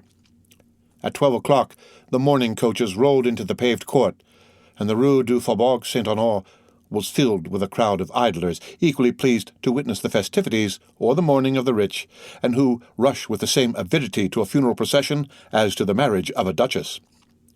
Gradually the reception-room filled, and some of our old friends made their appearance. We mean Debray, Chateau-Renaud, and Beauchamp, accompanied by all the leading men of the day at the bar, in literature or the army, for Monsieur de Villefort moved in the first Parisian circles, less owing to his social position than to his personal merit. The cousin, standing at the door, ushered in the guests, and it was rather a relief to the indifferent to see a person as unmoved as themselves, and who did not exact a mournful face or force tears, as would have been the case with a father, a brother, or a lover. Those who were acquainted soon formed into little groups. One of them was made of Debray, Chateau-Renaud, and Beauchamp. "Poor girl," said Debray, like the rest, paying an involuntary tribute to the sad event. "Poor girl, so young, so rich, so beautiful. Could you have imagined this scene, Chateau-Renaud, when we saw her at the most 3 weeks ago about to sign that contract?" "Indeed, no," said Chateau-Renaud. "Did you know her?" "I spoke to her once or twice at Madame de Morcerf's among the rest. She appeared to me charming, though rather melancholy." "Where is her stepmother?" "Do you know? She is spending the day with the wife of the worthy gentleman who is receiving us." "Who is he?" "Whom do you mean?" "The gentleman who receives us? Is he a deputy?" "Oh, no, I am condemned to witness those gentlemen every day," said Beauchamp, "but he is perfectly unknown to me." "Have you mentioned this death in your paper?" "It has been mentioned, but the article is not mine. Indeed, I doubt if it will please Monsieur Villefort, for it says that if 4 successive deaths had happened anywhere else than in the house of the king's attorney, he would have interested himself somewhat more about it." "Still," said Chateau-Renaud, "Dr. d'Avrigny, who attends my mother, declares he is in despair about it. But whom are you seeking, Debray?" "I am seeking the Count of Monte Cristo," said the young man. "I met him on the boulevard on my way here," said Beauchamp. "I think he is about to leave Paris. He was going to his banker." "His banker? Danglars is his banker, is he not?" asked Chateau-Renaud of Debray. "I believe so," replied the secretary with slight uneasiness, "but Monte Cristo is not the only one I miss here. I do not see Morrel." "Morrel? Do they know him? Asked Chateau Renaud. I think he has only been introduced to Madame de Villefort. Still, he ought to have been here, said Debray. I wonder what will be talked about tonight. This funeral is the news of the day, but— Hush! Here comes our Minister of Justice. He will feel obliged to make some little speech to the cousin. And the three young men drew near to listen. Beauchamp told the truth when he said that on his way to the funeral he had met Monte Cristo, who was directing his steps towards the Rue de la Chaussée-d'Antin to Monsieur Danglars. The banker saw the carriage of the Count enter the courtyard, and advanced to meet him with a sad, though affable smile. "Well," said he, extending his hand to Monte Cristo, "I suppose you have come to sympathize with me, for indeed misfortune has taken possession of my house. When I perceived you, I was just asking myself whether I had not wished harm towards those poor Morcerfs, which would have justified the proverb of he who wishes misfortune to happen to others experiences them himself. Well, on my word of honor, I answered no. I wished no ill to Morcerf. He was a little proud, perhaps, for a man who, like myself, has risen from nothing. But we all have our faults. Do you know, Count, that persons of our time of life— not that you belong to the class, you are still a young man— but as I was saying, persons of our time of life have been very unfortunate this year. For example, look at the puritanical procureur, who has just lost his daughter, and in fact nearly all his family, in so singular a manner.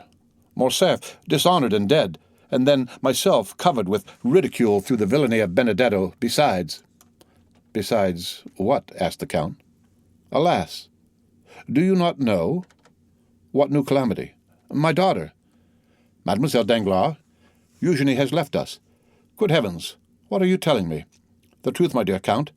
"Oh, how happy you must be in not having either wife or children." "Do you think so?" "Indeed I do." "And so, Mademoiselle Danglars?" "She could not endure the insult offered to us by that wretch, so she asked permission to travel." "And is she gone?" "The other night she left." "With, Madame Danglars?" "No, with a relation. But still, we have quite lost our dear Eugenie, for I doubt whether her pride will ever allow her to return to France." "Still, Baron," said Monte Cristo, "family griefs, or indeed any other affliction which would crush a man whose child was his only treasure, are endurable to a millionaire. Philosophers may well say, and practical men will always support the opinion, that money mitigates many trials, and if you admit the efficacy of this sovereign balm, you ought to be very easily consoled, you, the king of finance, the focus of immeasurable power." Danglars looked at him askance, as though to ascertain whether he spoke seriously. "Yes," he answered, "if a fortune brings consolation, I ought to be consoled. I am rich." "So rich, dear sir, that your fortune resembles the pyramids. If you wished to demolish them, you could not, and if it were possible, you would not dare." Danglars smiled at the good-natured pleasantry of the Count. "That reminds me," he said, "that when you entered I was on the point of signing 5 little bonds. I have already signed 2. Will you allow me to do the same to the others?" "Pray, do so." There was a moment's silence, during which the noise of the banker's pen was alone heard, while Monte Cristo examined the gilt mouldings on the ceiling. "Are they Spanish, Haitian, or Neapolitan bonds?" said Monte Cristo.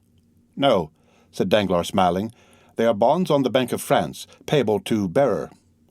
Stay, Count," he added, "you, who may be called the Emperor if I claim the title of King of Finance, have you many pieces of paper of this size, each worth 1,000,000? The Count took into his hands the papers which Danglars had so proudly presented to him, and read, "To the Governor of the Bank, please pay to my order from the fund deposited by me the sum of 1,000,000, and charge the same to my account." Baron Danglars. "1, 2, 3, 4, 5, said Monte Cristo. 5 millions! Why, what a Croesus you are!" "This is how I transact business," said Danglars. "It is really wonderful," said the Count, "above all, if, as I suppose, it is payable at sight." "It is indeed," said Danglars. "It is a fine thing to have such credit, really. It is only in France these things are done. 5 millions on 5 little scraps of paper. It must be seen to be believed." "You do not doubt it?" "No." "You say so with an accent. Stay, you shall be convinced. Take my clerk to the bank, and you will see him leave it with an order on the treasury for the same sum." "No," said Monte Cristo, folding the 5 notes, "most decidedly not. The thing is so curious, I will make the experiment myself. I am credited on you for 6 millions. I have drawn 900,000 francs. You therefore still owe me 5 millions and 100,000 francs. I will take the 5 scraps of paper that I now hold as bonds with your signature alone, and here is a receipt in full for the 6 millions between us. I had prepared it beforehand, for I am much in want of money today." And Monte Cristo placed the bonds in his pocket with one hand, while with the other he held out the receipt to Danglars. If a thunderbolt had fallen at the banker's feet, he could not have experienced greater terror. "What?" he stammered. "Do you mean to keep that money?" Excuse me, but I owe this money to the charity fund, a deposit which I promised to pay this morning." "Oh, well then," said Monte Cristo, "I am not particular about these 5 notes. Pay me in a different form. I wished from curiosity to take these that I might be able to say that without any advice or preparation the house of Danglars had paid me 5 millions without a minute's delay. It would have been remarkable. But here are your bonds. Pay me differently." And he held the bonds towards Danglars, who seized them like a vulture extending its claws to withhold the food that is being wrested from its grasp. Suddenly he rallied, made a violent effort to restrain himself, and then a smile gradually widened the features of his disturbed countenance. "Certainly," he said, "your receipt is money." "Oh dear, yes, and if you were at Rome, the house of Thomson and French would make no more difficulty about paying the money on my receipt than you have just done." "Pardon me, Count, pardon me." "Then I may keep this money?" "Yes," said Danglars, while the perspiration started from the roots of his hair. "Yes, keep it, keep it." Monte Cristo replaced the notes in his pocket with that indescribable expression which seemed to say, "Come, reflect. If you repent, there is still time." "No," said Danglars. "No, decidedly no. Keep my signatures. But you know, none are so formal as bankers in transacting business. I intended this money for the charity fund, and I seemed to be robbing them if I did not pay them with these precise bonds. How absurd! As if one crown were not as good as another. Excuse me." And he began to laugh loudly, but nervously. "Certainly I excuse you," said Monte Cristo graciously. "And pocket them." And he placed the bonds in his pocketbook. "But," said Danglars, "there is still a sum of 100,000 francs?" "Oh, a mere nothing," said Monte Cristo. "The balance would come to about that sum, but keep it and we shall be quits." "Count," said Danglars, "are you speaking seriously?" "I never joke with bankers," said Monte Cristo, in a freezing manner which repelled impertinence, and he turned to the door just as the valet de chambre announced, "Monsieur de Belleville, Receiver-General of the Charities." "Ma foi," said Monte Cristo, "I think I arrived just in time to obtain your signatures, or they would have been disputed with me." Danglars again became pale, and hastened to conduct the Count out. Monte Cristo exchanged a ceremonious bow with Monsieur de Belleville, who was standing in the waiting-room, and who was introduced into Danglars' room as soon as the Count had left. The Count's sad face was illumined by a faint smile as he noticed the portfolio which the Receiver-General held in his hand. At the door, he found his carriage and was immediately driven to the bank.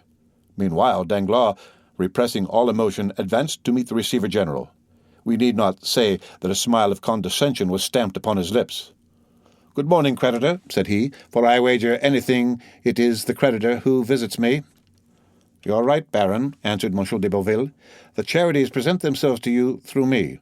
The widows and orphans depute me to receive alms to the amount of 5 millions from you." "And yet they say orphans are to be pitied," said Danglars, wishing to prolong the jest. "Poor things!" "Here I am in their name," said Monsieur de Belleville. "But did you receive my letter yesterday?" "Yes. I have brought my receipt." "My dear Monsieur de Belleville, your widows and orphans must oblige me by waiting 24 hours, since Monsieur de Monte Cristo, whom you just saw leaving here, you did see him, I think?" "Yes, well?" "Well, Monsieur de Monte Cristo has just carried off their 5 millions. "How so?" The Count has an unlimited credit upon me, a credit opened by Thomson and French of Rome. He came to demand 5 millions at once, which I paid him with checks on the bank. My funds are deposited there, and you can understand that if I draw out 10 millions on the same day, it will appear rather strange to the governor. 2 days will be a different thing," said Danglars, smiling. "Come," said Belleville, with a tone of entire incredulity. 5 millions to that gentleman who just left, and who bowed to me as though he knew me? Perhaps he knows you, though you do not know him. Monsieur de Monte Cristo knows everybody." 5 millions! Here is his receipt. Believe your own eyes. Monsieur de Beauville took the paper Danglars presented him and read. Received of Baron Danglars the sum of 5,100,000 francs to be repaid on demand by the house of Thomson and French of Rome. It is really true, said Monsieur de Beauville. Do you know the house of Thomson and French? Yes, I once had business to transact with it to the amount of 200,000 francs, but since then I have not heard it mentioned. It is one of the best houses in Europe, said Danglars, carelessly throwing down the receipt on his desk. And he had 5 millions in your hand alone? Why, this Count of Monte Cristo must be a nabob? Indeed, I do not know what he is. He has 3 unlimited credits, one on me, one on Rothschild, one on Lafitte. And you see, he added carelessly, he has given me the preference by leaving a balance of 100,000 francs. Monsieur de Beauville manifested signs of extraordinary admiration. I must visit him, he said, and obtain some pious grant from him. Oh, you may make sure of him. His charities alone amount to 20,000 francs a month. It is magnificent. I will set before him the example of Madame de Morcerf and her son. What example? They gave all their fortune to the hospitals. What fortune? Their own. Monsieur de Morcerf's, who is deceased. For what reason? Because they would not spend money so guiltily acquired. And what are they to live upon? The mother retires into the country, and the son enters the army. Well, I must confess, these are scruples. I registered their deed of gift yesterday. And how much did they possess? Oh, not much, from 12 to 1,300,000 francs, but to return to our millions. Certainly, said Danglars, in the most natural tone in the world. Are you then pressed for the money? Yes, for the examination of our cash takes place tomorrow. Tomorrow? Why did you not tell me so before? Why, it is as good as a century. At what hour does the examination take place? At 2 o'clock.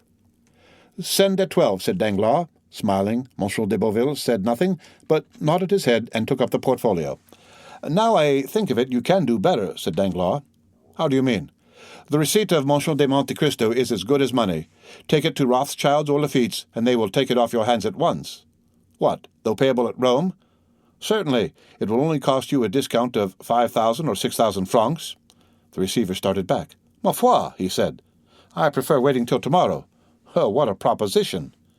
Well, I thought perhaps, said Danglars with supreme impertinence, that you had a deficiency to make up. Indeed, said the receiver, and if that were the case it would be worthwhile to make some sacrifice. Thank you. No, sir. Then it will be tomorrow. Yes, but without fail. Ah, you are laughing at me. Send tomorrow at 12, and the bank shall be notified. I will come myself. Better still, since it will afford me the pleasure of seeing you. They shook hands.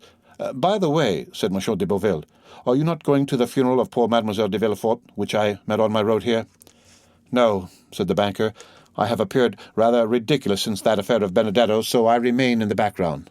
Pah! You are wrong. How are you to blame in the affair? Listen, when one bears an irreproachable name as I do, one is rather sensitive. Everybody pities you, sir, and above all, Mademoiselle Danglars. Poor Eugenie, said Danglars. Do you know she is going to embrace a religious life? No. Alas, it is unhappily but too true. The day after the event, she decided on leaving Paris with a nun of her acquaintance. They are gone to seek a very strict convent in Italy or Spain. Oh, it is terrible! And Monsieur de Beauville retired with this exclamation after expressing acute sympathy with the father. But he had scarcely left before Danglars, with an energy of action those can alone understand who have seen Robert Macaire, represented by Frederick, exclaimed, "Fool!" Then, enclosing Monte Cristo's receipt in a little pocket-book, he added, "Yes, come at 12 o'clock. I shall then be far away." Then he double-locked his door, emptied all his drawers, collected about 50,000 francs in bank-notes, burned several papers, left others exposed to view, and then commenced writing a letter, which he addressed to Madame la Baronne Danglars. "I will place it on her table myself tonight," he murmured. Then, taking a passport from his drawer, he said, "Good. It is available for 2 months longer." The end of Chapter 104 of The Count of Monte Cristo, read by Rick Kishner for Lit2Go on the web at fcit.usf.edu.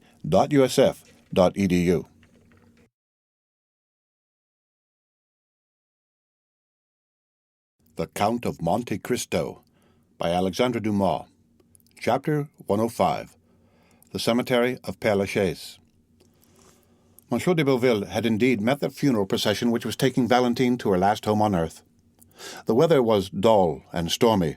A cold wind shook the few remaining yellow leaves from the boughs of the trees and scattered them among the crowd which filled the boulevards. Monsieur de Villefort, a true Parisian, considered the cemetery of Père-Lachaise alone worthy of receiving the mortal remains of a Parisian family.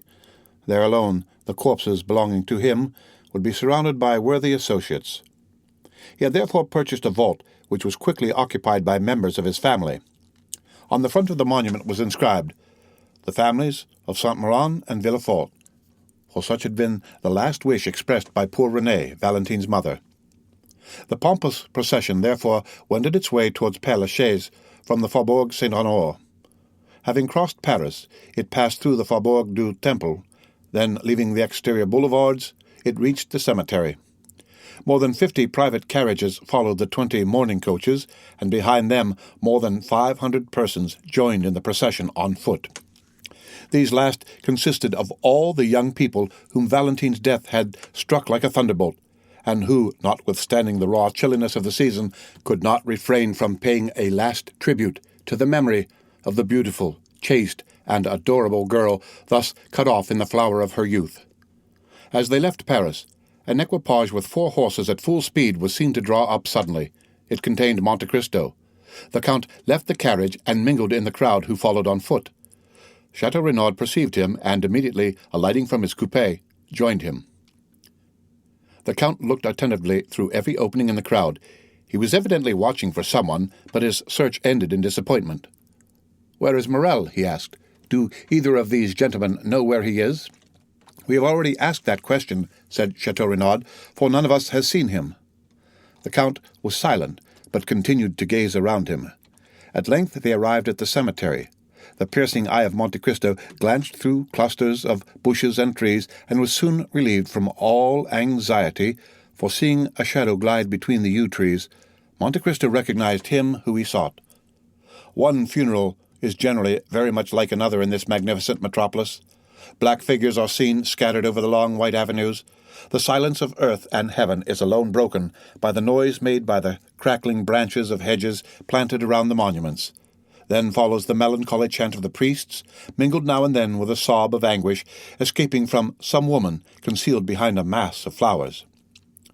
The shadow Monte Cristo had noticed passed rapidly behind the tomb of Abelard and Heloise, placed himself close to the heads of the horses belonging to the hearse, and following the undertaker's men, arrived with them at the spot appointed for the burial. Each person's attention was occupied. Monte Cristo saw nothing but the shadow, which no one else observed. Twice the Count left the ranks to see whether the object of his interest had any concealed weapon beneath his clothes. When the procession stopped, this shadow was recognized as Morel, who, with his coat buttoned up to his throat, his face livid, and convulsively crushing his hat between his fingers, leaned against a tree situated on an elevation commanding the mausoleum, so that none of the funeral details could escape his observation. Everything was conducted in the usual manner. A few men, the least impressed of all by the scene, pronounced a discourse, some deploring this premature death, others expatiating on the grief of the father, and one very ingenious person quoting the fact that Valentine had solicited pardon of her father for criminals on whom the arm of justice was ready to fall, until at length they exhausted their stories of metaphor and mournful speeches. Monte Cristo heard and saw nothing, or rather he saw only Morel, whose calmness had a frightful effect on those who knew what was passing in his heart. "See," said Beauchamp, pointing out Morel to Debray, "what is he doing up there?" And they called Chateau Renaud's attention to him. "How pale he is," said Chateau Renaud, shuddering. "He is cold," said Debray. "Not at all," said Chateau Renaud slowly. "I think he is violently agitated. He is very susceptible." "Bah!" said Debray. "He scarcely knew Mademoiselle de Villefort. You said so yourself." "True. Still, I remember he danced 3 times with her at Madame de Morcerf's. Do you recollect that ball, Count, where you produced such an effect?" "No, I do not," replied Monte Cristo, without even knowing of what or to whom he was speaking, so much was he occupied in watching Morel, who was holding his breath with emotion. "The discourse is over. Farewell, gentlemen," said the Count, and he disappeared without anyone seeing whither he went. The funeral being over, the guests returned to Paris. Chateau Renaud looked for a moment for Morel, but while they were watching the departure of the Count, Morel had quitted his post, and Chateau Renaud, failing in his search, joined Debray and Beauchamp. Monte Cristo concealed himself behind a large tomb and awaited the arrival of Morel, who by degrees approached the tomb, now abandoned by spectators and workmen. Morel threw a glance around, but before it reached the spot occupied by Monte Cristo, the latter had advanced yet nearer, still unperceived. The young man knelt down. The Count, with outstretched neck and glaring eyes, stood in an attitude ready to pounce upon Morel upon the first occasion. Morel bent his head till it touched the stone. Then, clutching the grating with both hands, he murmured, "Oh, Valentine!" The Count's heart was pierced by the utterance of these two words. He stepped forward and, touching the young man's shoulder, said, "I was looking for you, my friend." Monte Cristo expected a burst of passion, but he was deceived, for Morel, turning round, said calmly, "You see, I was praying." The scrutinizing glance of the Count searched the young man from head to foot. He then seemed more easy. "Shall I drive you back to Paris?" he asked. "No, thank you. Do you wish anything?" "Leave me to pray." The Count withdrew without opposition, but it was only to place himself in a situation where he could watch every movement of Morel, who at length arose, brushed the dust from his knees, and turned towards Paris without once looking back. He walked slowly down the Rue de la Roquette. The Count, dismissing his carriage, followed him about 100 paces behind. Maximilian crossed the canal and entered the Rue Meslay by the boulevards. 5 minutes after the door had been closed on Morel's entrance, it was again opened for the Count. Julie was at the entrance of the garden, where she was attentively watching Penelon, who, entering with zeal into his profession of gardener, was very busy grafting some Bengal roses. "Ah, Count," she exclaimed, with the delight manifested by every member of the family whenever he visited the Rue Meslay. "Maximilian has just returned, has he not, madame?" asked the Count. "Yes, I think I saw him pass, but pray call Emmanuel." "Excuse me, madame, but I must go up to Maximilian's room this instant," replied Monte Cristo. "I have something of the greatest importance to tell him." "Go, then," she said with a charming smile, which accompanied him until he had disappeared. Monte Cristo soon ran up the staircase, conducting from the ground floor to Maximilian's room. When he reached the landing, he listened attentively, but all was still. Like many old houses occupied by a single family, the room door was panelled with glass, but it was locked. Maximilian was shut in, and it was impossible to see what was passing in the room, because a red curtain was drawn before the glass. The Count's anxiety was manifested by a bright colour which seldom appeared on the face of that imperturbable man. "What shall I do?" he uttered, and reflected for a moment. "Shall I ring? No. The sound of a bell announcing a visitor will but accelerate the resolution of one in Maximilian's situation, and then the bell would be followed by a louder noise." Monte Cristo trembled from head to foot, and, as if his determination had been taken with the rapidity of lightning, he struck one of the panes of glass with his elbow. The glass was shivered to atoms. Then, withdrawing the curtain, he saw Morel, who had been writing at his desk, bound from his seat at the noise of the broken window. "I beg 1,000 pardons," said the Count. "There's nothing the matter, but I slipped down and broke one of your panes of glass with my elbow. Since it is opened, I will take advantage of it to enter your room. Do not disturb yourself, do not disturb yourself." And passing his hand through the broken glass, the Count opened the door. Morel, evidently discomposed, came to meet Monte Cristo less with the intention of receiving him than to exclude his entry. "Ma foi," said Monte Cristo, rubbing his elbow, "it's all your servant's fault. Your stairs are so polished it is like walking on glass." "Are you hurt, sir?" coldly asked Morel. "I believe not, but what are you about there? You were writing." "I?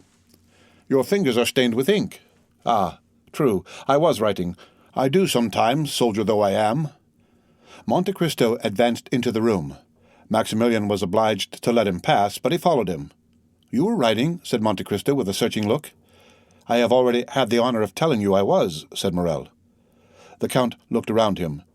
"Your pistols are beside your desk," said Monte Cristo, pointing with his finger to the pistols on the table. "I am on the point of starting on a journey," replied Morel disdainfully. "My friend," exclaimed Monte Cristo in a tone of exquisite sweetness. "Sir, my friend, my dear Maximilian, do not make a hasty resolution, I entreat you." I make a hasty resolution, said Morel, shrugging his shoulders. Is there anything extraordinary in a journey? Maximilian, said the Count, let us both lay aside the mask we have assumed. You no more deceive me with that false calmness than I impose upon you with my frivolous solicitude. You can understand, can you not, that to have acted as I have done, to have broken that glass, to have intruded on the solitude of a friend, you can understand that, to have done all this, I must have been actuated by real uneasiness, or rather by a terrible conviction. Morel, you are going to destroy yourself. Indeed, Count, said Morel, shuddering, what has put this into your head? I tell you that you are about to destroy yourself, continued the Count, and here is proof of what I say.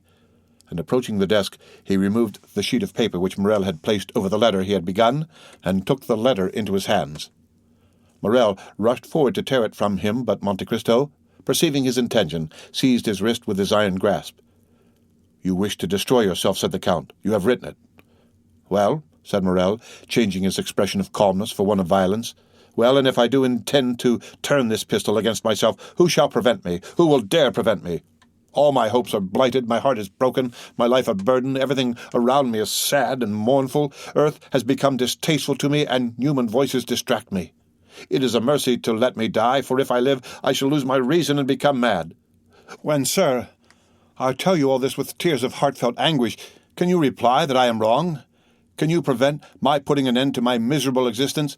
Tell me, sir, could you have the courage to do so? Yes, Morel, said Monte Cristo, with a calmness which contrasted strangely with the young man's excitement. Yes, I would do so. You? Exclaimed Morel, with increasing anger and reproach. You, who have deceived me with false hopes, who have cheered and soothed me with vain promises when I might, if not have saved her, at least have seen her die in my arms. You, who pretend to understand everything, even the hidden sources of knowledge, and who enact the part of a guardian angel upon earth, and could not even find an antidote to a poison administered to a young girl. Ah, sir, indeed, you would inspire me with pity were you not hateful in my eyes.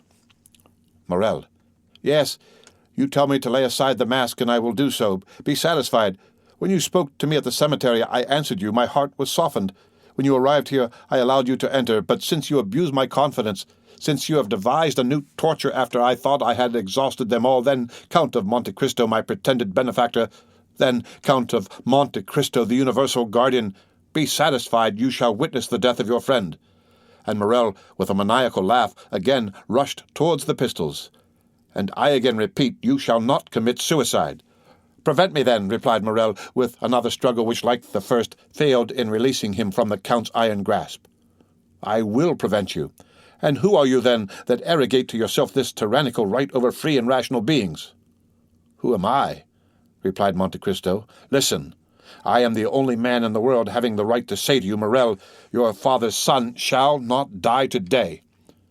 And Monte Cristo, with an expression of majesty and sublimity, advanced with arms folded toward the young man, who, involuntarily overcome by the commanding manner of this man, recoiled a step. Why do you mention my father? Stammered he. Why do you mingle a recollection of him with the affairs of today? Because I am he who saved your father's life when he wished to destroy himself as you do today. Because I am the man who sent the purse to your young sister and the Pharaon to old Morel. Because I am the Edmond Dantes who nursed you, a child on my knees. Morel made another step back, staggering, breathless, crushed. Then all his strength gave way, and he fell prostrate at the feet of Monte Cristo. Then his admirable nature underwent a complete and sudden revulsion. He arose, rushed out of the room, and to the stairs, exclaiming energetically, Julie! Julie! Emmanuel! Emmanuel! Monte Cristo endeavored also to leave, but Maximilian would have died rather than relax his hold of the handle of the door, which he closed upon the Count. Julie, Emmanuel, and some of the servants ran up in alarm on hearing the cries of Maximilian. Morel seized their hands, and, opening the door, exclaimed in a voice choked with sobs, On your knees! On your knees! He is our benefactor, the saviour of our father! He is! He would have added Edmond Dantes, but the Count seized his arm and prevented him. Julie threw herself into the arms of the Count. Emmanuel embraced him as a guardian angel. Morel again fell on his knees and struck the ground with his forehead. Then the iron-hearted man felt his heart swell in his breast. A flame seemed to rush from his throat to his eyes. He bent his head and wept. For a while nothing was heard in the room but a succession of sobs, while the incense from their grateful hearts mounted to heaven. Julie had scarcely recovered from her deep emotion when she rushed out of the room, descended to the next floor, ran into the drawing-room with childlike joy, and raised the crystal globe which covered the purse given by the unknown of the Allée des Millions. Meanwhile Emmanuel, in a broken voice, said to the Count, "O Count, how could you, hearing us so often speak of our unknown benefactor, seeing us pay such homage of gratitude and adoration to his memory, how could you continue so long without discovering yourself to us? Oh, it was cruel to us, and, dare I say it, to you also." "Listen, my friends," said the Count. "I may call you so, since we have really been friends for the last 11 years. The discovery of this secret has been occasioned by a great event which you must never know. I wish to bury it during my whole life in my own bosom, but your brother Maximilian wrested it from me by a violence he repents of now, I am sure." Then, turning round and seeing that Morel, still on his knees, had thrown himself into an armchair, he added in a low voice, pressing Emmanuel's hand significantly, "Watch over him." "Why so?" asked the young man, surprised. "I cannot explain myself, but watch over him." Emmanuel looked around the room and caught sight of the pistols. His eyes rested on the weapons, and he pointed to them. Monte Cristo bent his head. Emmanuel went towards the pistols. "Leave them," said Monte Cristo. Then, walking towards Morel, he took his hand. The tumultuous agitation of the young man was succeeded by a profound stupor. Julie returned, holding the silken purse in her hands, while tears of joy rolled down her cheeks like dewdrops on the rose. "Here is the relic," she said. "Do not think it will be less dear to us now we are acquainted with our benefactor." "My child," said Monte Cristo, colouring, "allow me to take back that purse. Since you now know my face, I wish to be remembered alone through the affection I hope you will grant me." "Oh," said Julie, pressing the purse to her heart, "no, no, I beseech you, do not take it. For some unhappy day you will leave us, will you not?" "You have guessed rightly, madame," replied Monte Cristo, smiling. "In a week I shall have left this country where so many persons who merit the vengeance of heaven lived happily, while my father perished of hunger and grief." While announcing his departure, the Count fixed his eyes on Morel, and remarked that the words, "I shall have left this country," had failed to rouse him from his lethargy. He then saw that he must make another struggle against the grief of his friend, and taking the hands of Emmanuel and Julie, which he pressed within his own, he said, with the mild authority of a father, "My kind friends, leave me alone with Maximilian." Julie saw the means offered of carrying off her precious relic, which Monte Cristo had forgotten. She drew her husband to the door. "Let us leave them," she said. The Count was alone with Morel, who remained motionless as a statue. "Come," said Monte Cristo, touching his shoulder with his finger. "Are you a man again, Maximilian?"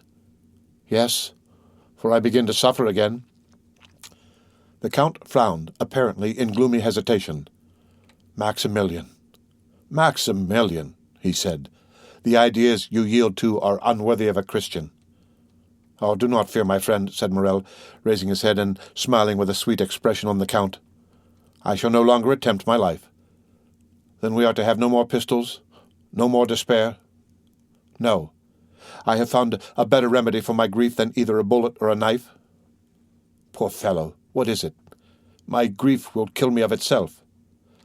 "My friend," said Monte Cristo, with an expression of melancholy equal to his own, "listen to me. One day, in a moment of despair like yours, since it led to a similar resolution, I also wished to kill myself. One day your father, equally desperate, wished to kill himself too.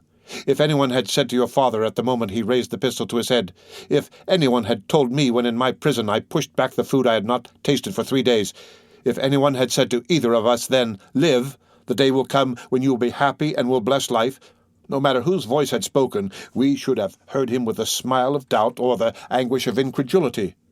And yet how many times has your father blessed life while embracing you? How often have I myself?" "Ah," exclaimed Morel, interrupting the Count, "you had only lost your liberty. My father had only lost his fortune. But I have lost Valentine." "Look at me," said Monte Cristo, with that expression which sometimes made him so eloquent and persuasive. "Look at me. There are no tears in my eyes, nor is there fever in my veins. Yet I see you suffer, you, Maximilian, whom I love as my own son. Well, does not this tell you that in grief as in life there is always something to look forward to beyond? Now, if I entreat, if I order you to live, Morrel, it is in the conviction that one day you will thank me for having preserved your life." "Oh, heavens," said the young man. "Oh, heavens, what are you saying, Count? Take care. But perhaps you have never loved." "Child," replied the Count, "I mean as I love. You see, I have been a soldier ever since I attained manhood. I reached the age of 29 without loving, for none of the feelings I before then experienced merit the appellation of love. Well, at 29 I saw Valentine. For 2 years I have loved her. For 2 years I have seen written in her heart as in a book all the virtues of a daughter and wife. Count, to possess Valentine would have been a happiness too infinite, too ecstatic, too complete, too divine for this world, since it has been denied me. But without Valentine the earth is desolate." "I have told you to hope," said the Count. "Then have a care, I repeat, for you seek to persuade me, and if you succeed I should lose my reason, for I should hope that I could again behold Valentine." The Count smiled. "My friend, my father," said Morrel with excitement. "Have a care, I again repeat, for the power you wield over me alarms me. Weigh your words before you speak, for my eyes have already become brighter and my heart beats strongly. Be cautious, or you will make me believe in supernatural agencies. I must obey you, though you bade me call forth the dead or walk upon the water." "Hope, my friend," repeated the Count. "Ah," said Morrel, falling from the height of excitement to the abyss of despair. "Ah, you are playing with me, like those good or rather selfish mothers who soothe their children with honeyed words because their screams annoy them. No, my friend, I was wrong to caution you. Do not fear. I will bury my grief so deep in my heart I will disguise it so that you shall not even care to sympathize with me. Adieu, my friend, adieu." "On the contrary," said the Count, "after this time you must live with me. You must not leave me, and in a week we shall have left France behind us." "And you still bid me hope?" "I tell you to hope because I have a method of curing you." "Count, you render me sadder than before. If it be possible, you think the result of this blow has been to produce an ordinary grief, and you would cure it by an ordinary remedy. Change of scene?" And Morrel dropped his head with disdainful incredulity. "What can I say more?" asked Monte Cristo. "I have confidence in the remedy I propose, and only ask you to permit me to assure you of its efficacy." "Count, you prolong my agony." "Then," said the Count, "your feeble spirit will not even grant me the trial I request? Come, do you know of what the Count of Monte Cristo is capable? Do you know that he holds terrestrial beings under his control, nay, that he can almost work a miracle? Well, wait for the miracle I hope to accomplish, or—" "Or?" repeated Morrel. "Or take care, Morrel, lest I call you ungrateful. Have pity on me, Count. I feel so much pity towards you, Maximilian, that— Listen to me attentively. If I do not cure you in a month, to the day, to the very hour, mark my words, Morrel, I will place loaded pistols before you and a cup of the deadliest Italian poison, a poison more sure and prompt than that which has killed Valentine. Will you promise me? Yes, for I am a man and have suffered like yourself, and also contemplated suicide. Indeed, often, since misfortune has left me, I have longed for the delights of an eternal sleep. But you are sure you will promise me this?" said Morrel, intoxicated. "I not only promise, but swear it," said Monte Cristo, extending his hand. "In a month, then. On your honor, if I am not consoled, you will let me take my life into my own hands, and whatever may happen, you will not call me ungrateful? In a month to the day, the very hour and the date are sacred, Maximilian. I do not know whether you remember that this is the 5th of September. It is 10 years today since I saved your father's life, who wished to die." Morrel seized the Count's hand and kissed it. The Count allowed him to pay the homage he felt due to him.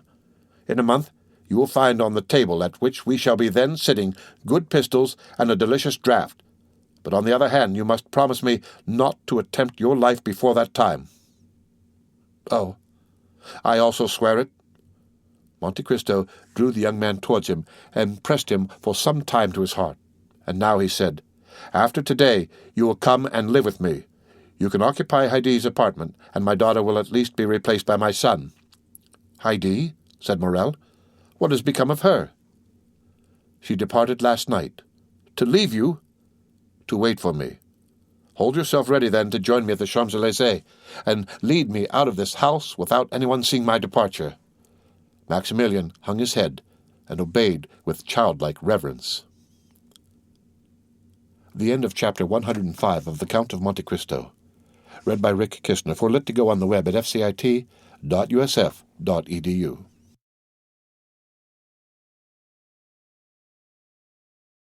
The Count of Monte Cristo by Alexandre Dumas. Chapter 106. Dividing the Proceeds. The apartment on the second floor of the house in the Rue Saint-Germain-des-Prés, where Albert de Morcerf had selected a home for his mother, was let to a very mysterious person. This was a man whose face the concierge himself had never seen, for in the winter his chin was buried in one of the large red handkerchiefs worn by a gentleman's coachman on a cold night, and in the summer he made a point of always blowing his nose just as he approached the door. Contrary to custom, this gentleman had not been watched, for as the report ran that he was a person of high rank, and one who would allow no impertinent interference, his incognito was strictly respected. His visits were tolerably regular, though occasionally he appeared a little before or after his time, but generally, both in summer and winter, he took possession of his apartment about 4 o'clock, though he never spent the night there. At 3:30 in the winter the fire was lighted by the discreet servant, who had the superintendence of the little apartment, and in the summer ices were placed on the table at the same hour. At 4 o'clock, as we have already stated, the mysterious personage arrived. 20 minutes afterwards, a carriage stopped at the house. A lady alighted in a black or dark blue dress, and always thickly veiled. She passed like a shadow through the lodge and ran upstairs without a sound escaping under the touch of her light foot. No one ever asked her where she was going. Her face, therefore, like that of the gentleman, was perfectly unknown to the two concierges, who were perhaps unequalled throughout the capital for discretion. We need not say she stopped at the second floor.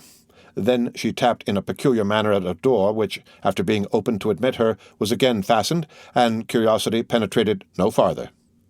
They used the same precautions in leaving as in entering the house. The lady always left first, and as soon as she had stepped into her carriage, it drove away, sometimes toward the right hand, sometimes to the left. Then, about 20 minutes afterwards, the gentleman would also leave, buried in his cravat or concealed by his handkerchief. The day after Monte Cristo had called upon Danglars, the mysterious lodger entered at 10 o'clock in the morning instead of 4 in the afternoon. Almost directly afterwards, without the usual interval of time, a cab arrived, and the veiled lady ran hastily upstairs. The door opened, but before it could be closed, the lady exclaimed, "Oh, Lucien! Oh, my friend!" The concierge, therefore, heard for the first time that the lodger's name was Lucien. Still, as he was the very perfection of a doorkeeper, he made up his mind not to tell his wife. "Well, what is the matter, my dear?" asked the gentleman, whose name the lady's agitation revealed. "Tell me, what is the matter?" "Oh, Lucien, can I confide in you?" "Of course, you know you can do so, but what can be the matter?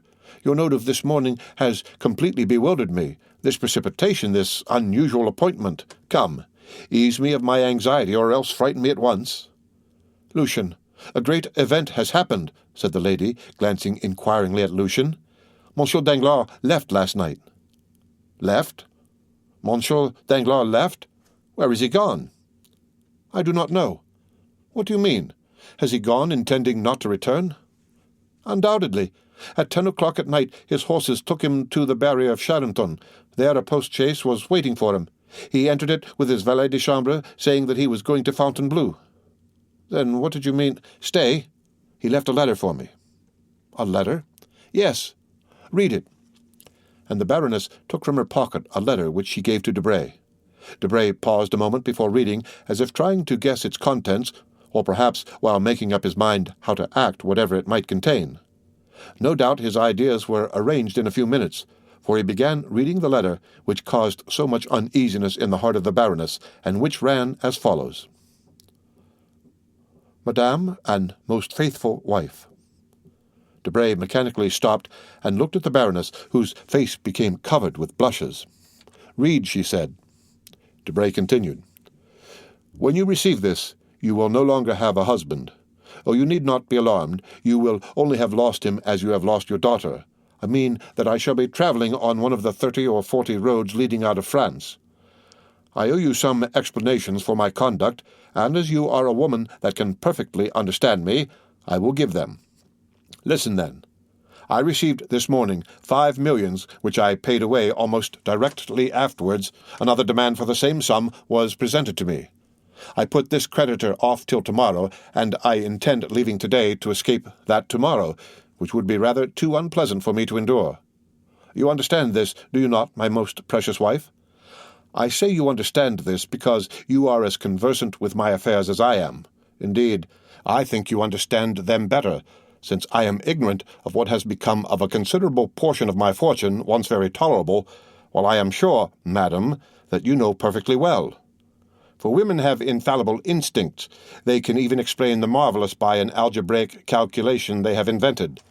But I, who only understand my own figures, know nothing more than that one day these figures deceived me. Have you admired the rapidity of my fall? Have you been slightly dazzled at the sudden fusion of my ingots? I confess I have seen nothing but the fire. Let us hope you have found some gold among the ashes. With this consoling idea I leave you, madam, and most prudent wife, without any conscientious reproach for abandoning you. You have friends left, and the ashes I have already mentioned, and above all the liberty I hastened to restore to you. And here, madame, I must add another word of explanation. So long as I hoped you were working for the good of our house and for the fortune of our daughter, I philosophically closed my eyes. But as you have transformed that house into a vast ruin, I will not be the foundation of another man's fortune. You were rich when I married you, but little respected. Excuse me for speaking so very candidly, but as this is intended only for ourselves, I do not see why I should weigh my words. I have augmented our fortune, and it has continued to increase during the last 15 years till extraordinary and unexpected catastrophes have suddenly overturned it, without any fault of mine, I can honestly declare. You, madame, have only sought to increase your own, and I am convinced that you have succeeded. I leave you, therefore, as I took you, rich, but little respected. Adieu. I also intend from this time to work on my own account. Accept my acknowledgments for the example you have set me, and which I intend following. Your very devoted husband, Baron Danglars. The Baroness had watched Debray while he read this long and painful letter, and saw him, notwithstanding his self-control, change colour once or twice. When he had ended the perusal, he folded the letter and resumed his pensive attitude. "Well?" asked Madame Danglars, with an anxiety easy to be understood. "Well, madame," unhesitatingly repeated Debray. "With what ideas does that letter inspire you?" "Oh, it is simple enough, madame. It inspires me with the idea that Monsieur Danglars has left suspiciously." "Certainly, but is this all you have to say to me?" "I do not understand you," said Debray with freezing coldness. "He is gone. Gone, never to return." "Oh, madame, do not think that." "I tell you he will never return. I know his character. He is inflexible in any resolutions formed for his own interests. If he could have made any use of me, he would have taken me with him. He leaves me in Paris as our separation will conduce to his benefit. Therefore he has gone, and I am free forever," added Madame Danglars in the same supplicating tone. Debray, instead of answering, allowed her to remain in an attitude of nervous inquiry. "Well," she said at length, "do you not answer me?" "I have but one question to ask you. What do you intend to do?" "I was going to ask you," replied the Baroness with a beating heart. "Ah, then you wish to ask advice of me?"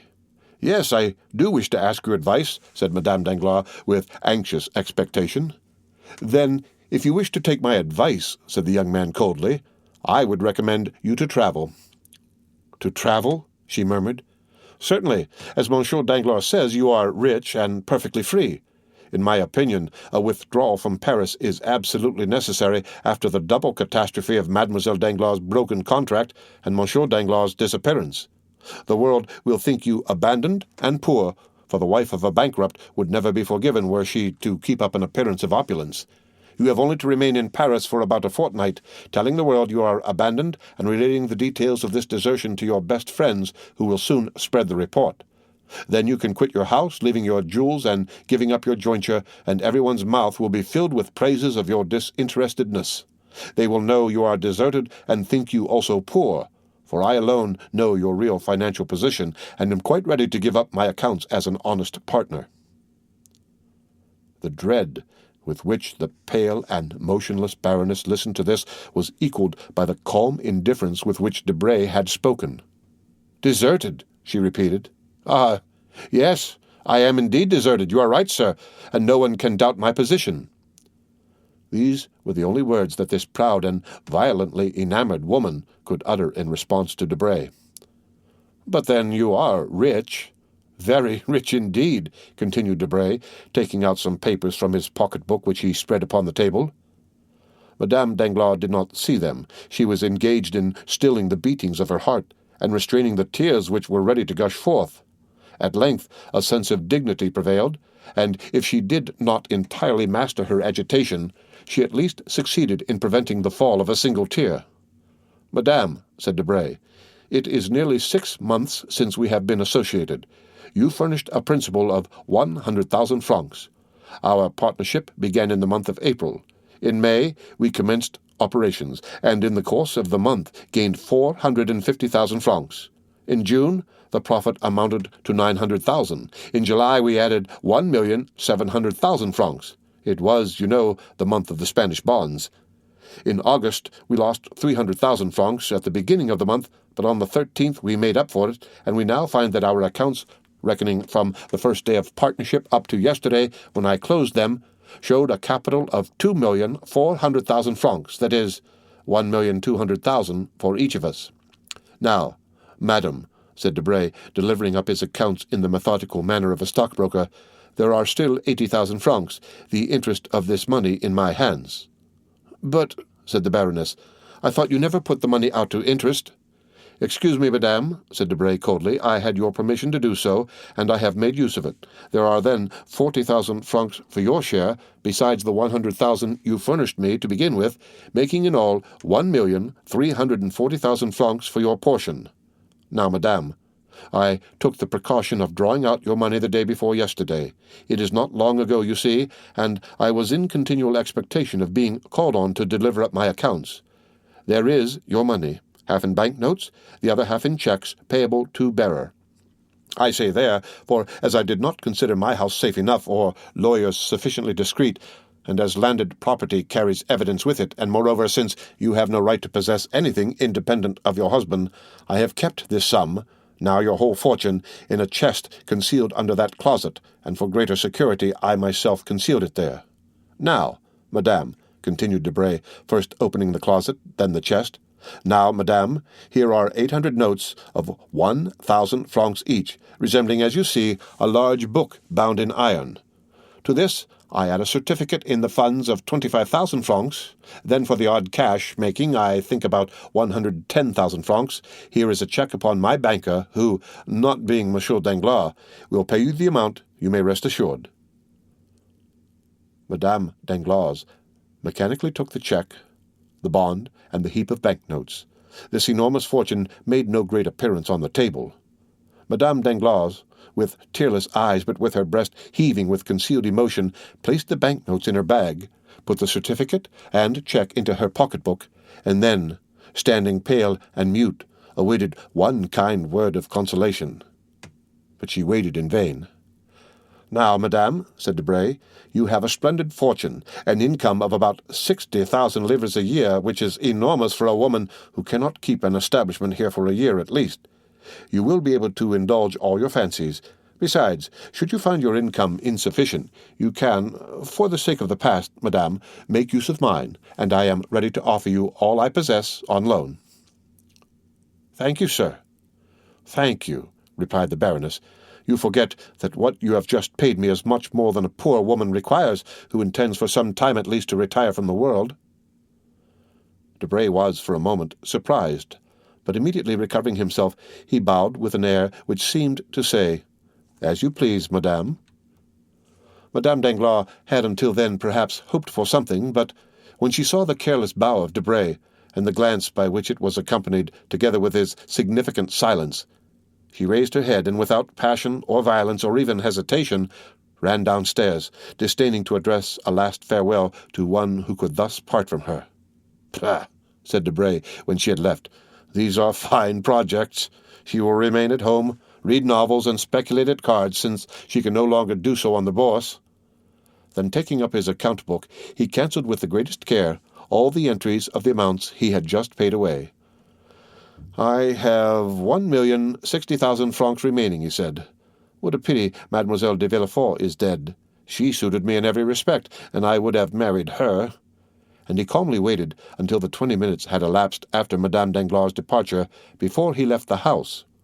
During this time he occupied himself in making figures, with his watch by his side. Asmodeus, that diabolical personage who would have been created by every fertile imagination if Lesage had not acquired the priority in his great masterpiece, would have enjoyed a singular spectacle if he had lifted up the roof of the little house in the Rue Saint-Germain-des-Prés while Debray was casting up his figures. Above the room in which Debray had been dividing 2,5 millions with Madame Danglars was another, inhabited by persons who have played too prominent a part in the incidents we have related for their appearance not to create some interest. Mercédès and Albert were in that room. Mercédès was much changed within the last few days. Not that even in her days of fortune she had ever dressed with the magnificent display which makes us no longer able to recognize a woman when she appears in a plain and simple attire, nor indeed had she fallen into that state of depression where it is impossible to conceal the garb of misery. No, the change in Mercédès was that her eye no longer sparkled, her lips no longer smiled, and there was now a hesitation in uttering the words which formerly sprang so fluently from her ready wit. It was not poverty which had broken her spirit. It was not a want of courage which rendered her poverty burdensome. Mercédès, although deposed from the exalted position she had occupied, lost in the sphere she had now chosen, like a person passing from a room splendidly lighted into utter darkness, appeared like a queen fallen from her palace to a hovel, and who, reduced to strict necessity, could neither become reconciled to the earthen vessels she was herself forced to place upon the table, nor to the humble pallet which had become her bed. The beautiful Catalan and noble countess had lost both her proud glance and charming smile, because she saw nothing but misery around her. The walls were hung with one of the grey papers which economical landlords choose as not likely to show the dirt.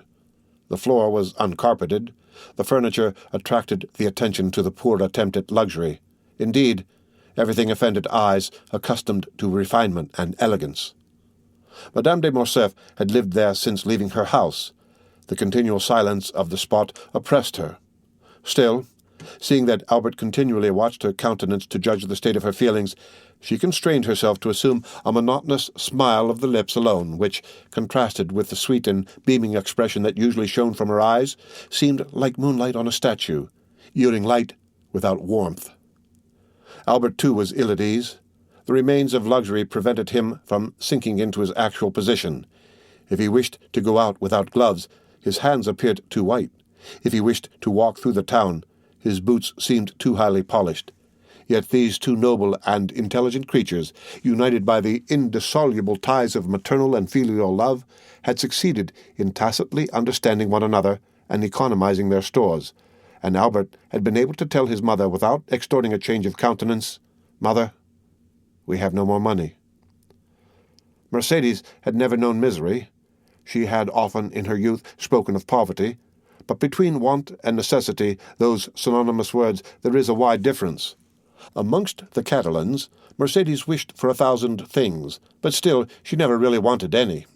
So long as the nets were good, they caught fish, and so long as they sold their fish, they were able to buy twine for new nets, and then, shut out from friendship, having but one affection which could not be mixed up with her ordinary pursuits, she thought of herself, of no one but herself.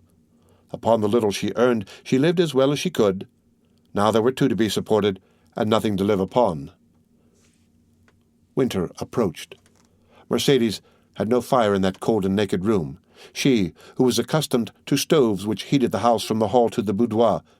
She had not even one little flower. She, whose apartment had been a conservatory of costly exotics. But she had her son. Hitherto the excitement of fulfilling a duty had sustained them. Excitement, like enthusiasm, sometimes renders us unconscious to the things of earth. But the excitement had calmed down, and they felt themselves obliged to descend from dreams to reality. After having exhausted the ideal, they found they must talk of the actual. "Mother," exclaimed Albert, just as Madame Danglars was descending the stairs, "let us reckon our riches, if you please. I want capital to build my plans upon." "Capital? Nothing," replied Mercedes with a mournful smile. "No, mother, capital 3,000 francs, and I have an idea of our leading a delightful life upon this 3,000 francs. "Child," sighed Mercedes. "Alas, dear mother," said the young man, "I have unhappily spent too much of your money not to know the value of it. Those 3,000 francs are enormous, and I intend building upon this foundation a miraculous certainty for the future." "You say this, my dear boy, but do you think we ought to accept those 3,000 francs?" said Mercedes, colouring. "I think so," answered Albert in a firm tone. "We will accept them the more readily since we have them not here. You know they are buried in the garden of the little house in the Allée des Melians at Marseille. With 200 francs we can reach Marseille." "With 200 francs? Are you sure, Albert?" "Oh, as for that, I have made inquiries respecting the diligences and steamboats, and my calculations are made. You will take your place in the coupé to Chalons. You see, mother, I treat you handsomely for 35 francs. Albert then took a pen and wrote. "Coupé, 35 francs. From Chalons to Lyon, you will go on by the steamboat, 6 francs. From Lyon to Avignon, still by steamboat, 16 francs. From Avignon to Marseille, 7 francs. Expenses on the road, about 50 francs. Total, 114 francs. "Let us put down 120, added Albert, smiling. "You see, I am generous, am I not, mother?" "But you, my poor child?" "I? Do you not see that I reserve 80 francs for myself? A young man does not require luxuries. Besides, I know what travelling is. With a post-chaise and valet de chambre? Anyway, mother." "Well, be it so, but these 200 francs?" "Here they are, and 200 more beside. See, I have sold my watch for 100 francs, and the guard and seals for 300. How fortunate that the ornaments were worth more than the watch. Still, the same story of superfluities. Now, I think we are rich, since instead of the 114 francs we require for the journey, we find ourselves in possession of 250. "But we owe something in this house." 30 francs, but I pay that out of my 150 francs. That is understood, and as I require only 80 francs for my journey, you see I am overwhelmed with luxury. But that is not all. What do you say to this, mother?" And Albert took out of a little pocket-book with golden clasps a remnant of his old fancies, or perhaps a tender souvenir from one of the mysterious and veiled ladies who used to knock at his little door. Albert took out of this pocket-book a note of 1,000 francs. "What is this?" asked Mercedes. 1,000 francs. But whence have you obtained them?" "Listen to me, mother, and do not yield too much to agitation." And Albert, rising, kissed his mother on both cheeks, then stood looking at her. "You cannot imagine, mother, how beautiful I think you," said the young man, impressed with a profound feeling of filial love. "You are indeed the most beautiful and most noble woman I ever saw." "Dear child," said Mercedes, endeavouring in vain to restrain a tear which glistened in the corner of her eye. "Indeed, you only wanted misfortune to change my love for you to admiration. I am not unhappy while I possess my son." "Ah, just so," said Albert. "Here begins the trial. Do you know the decision we have come to, mother?" "Have we come to any?" "Yes.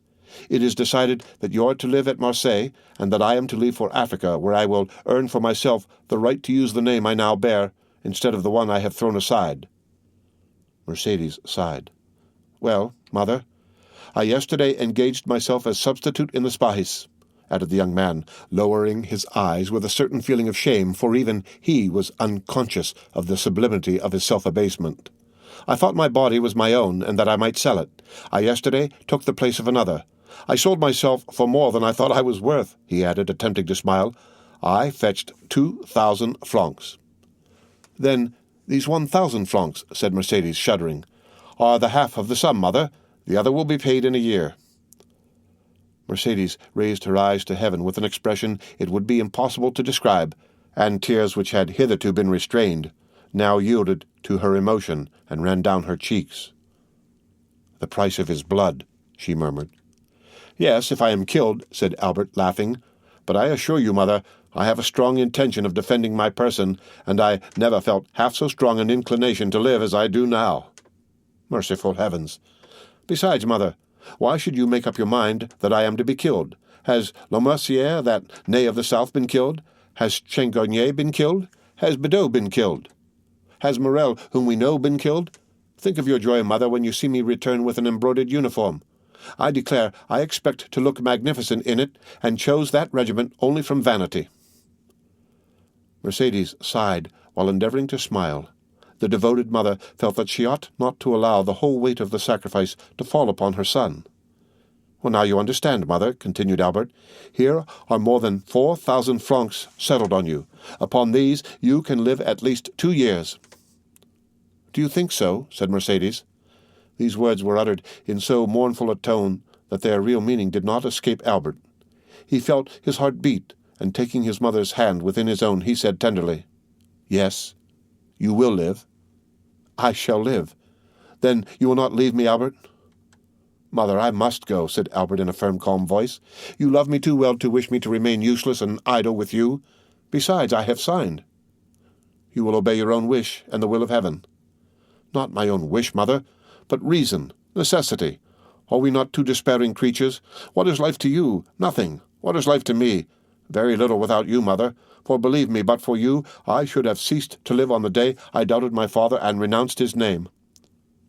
"Well, I will live, if you promise me still to hope, and if you grant me the care of your future prospects, you will redouble my strength. Then I will go to the governor of Algeria. He has a royal heart, and is essentially a soldier. I will tell him my gloomy story. I will beg him to turn his eyes now and then towards me, and if he keep his word and interest himself for me, in 6 months I shall be an officer or dead. If I am an officer, your fortune is certain, for I shall have money enough for both, and moreover, a name we shall both be proud of, since it will be our own. If I am killed, well then, mother, you can also die, and there will be an end of our misfortunes." "It is well," replied Mercedes, with her eloquent glance. "You are right, my love. Let us prove to those who are watching our actions that we are worthy of compassion." "But let us not yield to gloomy apprehensions," said the young man. "I assure you we are, or rather we shall be, very happy. You are a woman at once full of spirit and resignation. I have become simple in my tastes, and am without passion, I hope. Once in service, I shall be rich. Once in Monsieur Dante's house, you will be at rest. Let us strive, I beseech you. Let us strive to be cheerful." "Yes, let us strive, for you ought to live, and to be happy, Albert." "And so our division is made, mother," said the young man, affecting ease of mind. "We can now part. Come, I shall engage your passage. And you, my dear boy?" "I shall stay here for a few days longer. We must accustom ourselves to parting. I want recommendations and some information relative to Africa. I will join you again at Marseille." "Well, be it so. Let us part," said Mercedes, folding around her shoulders the only shawl she had taken away, and which accidentally happened to be a valuable black cashmere. Albert gathered up his papers hastily, rang the bell to pay the 30 francs he owed to the landlord, and, offering his arm to his mother, they descended the stairs. Someone was walking down before them, and this person, hearing the rustling of a silk dress, turned around.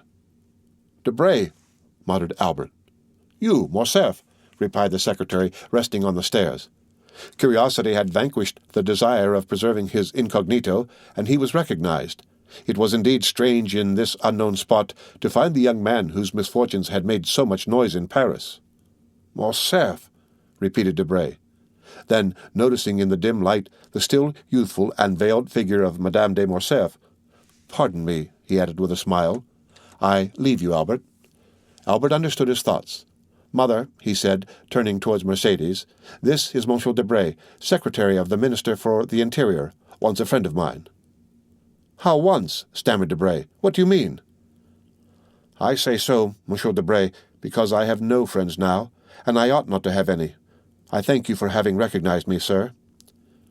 Debray stepped forward and cordially pressed the hand of his interlocutor. "Believe me, dear Albert," he said, with all the emotion he was capable of feeling, "believe me, I feel deeply for your misfortunes, and if in any way I can serve you, I am yours." "Thank you, sir," said Albert, smiling. "In the midst of our misfortunes we are still rich enough not to require assistance from anyone. We are leaving Paris, and when our journey is paid we shall have 5,000 francs left." The blood mounted to the temples of Debray, who held 1,000,000 in his pocketbook, and, unimaginative as he was, he could not help reflecting that the same house had contained 2 women, one of whom, justly dishonored, had left it poor with 1,500,000 francs under her cloak, while the other, unjustly stricken but sublime in her misfortune, was yet rich with a few deniers. This parallel disturbed his usual politeness. The philosophy he witnessed appalled him. He muttered a few words of general civility and ran downstairs. That day the minister's clerks and the subordinates had a great deal to put up with from his ill humor.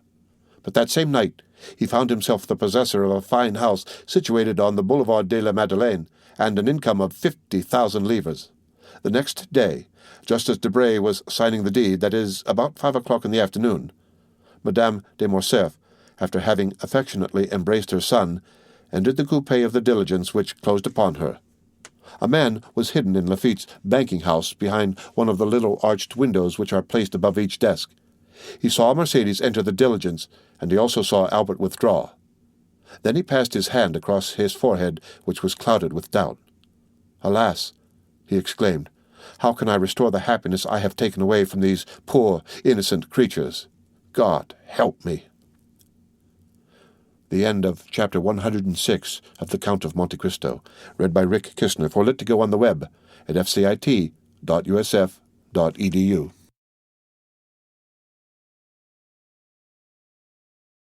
The Count of Monte Cristo by Alexandre Dumas. Chapter 107, The Lion's Den.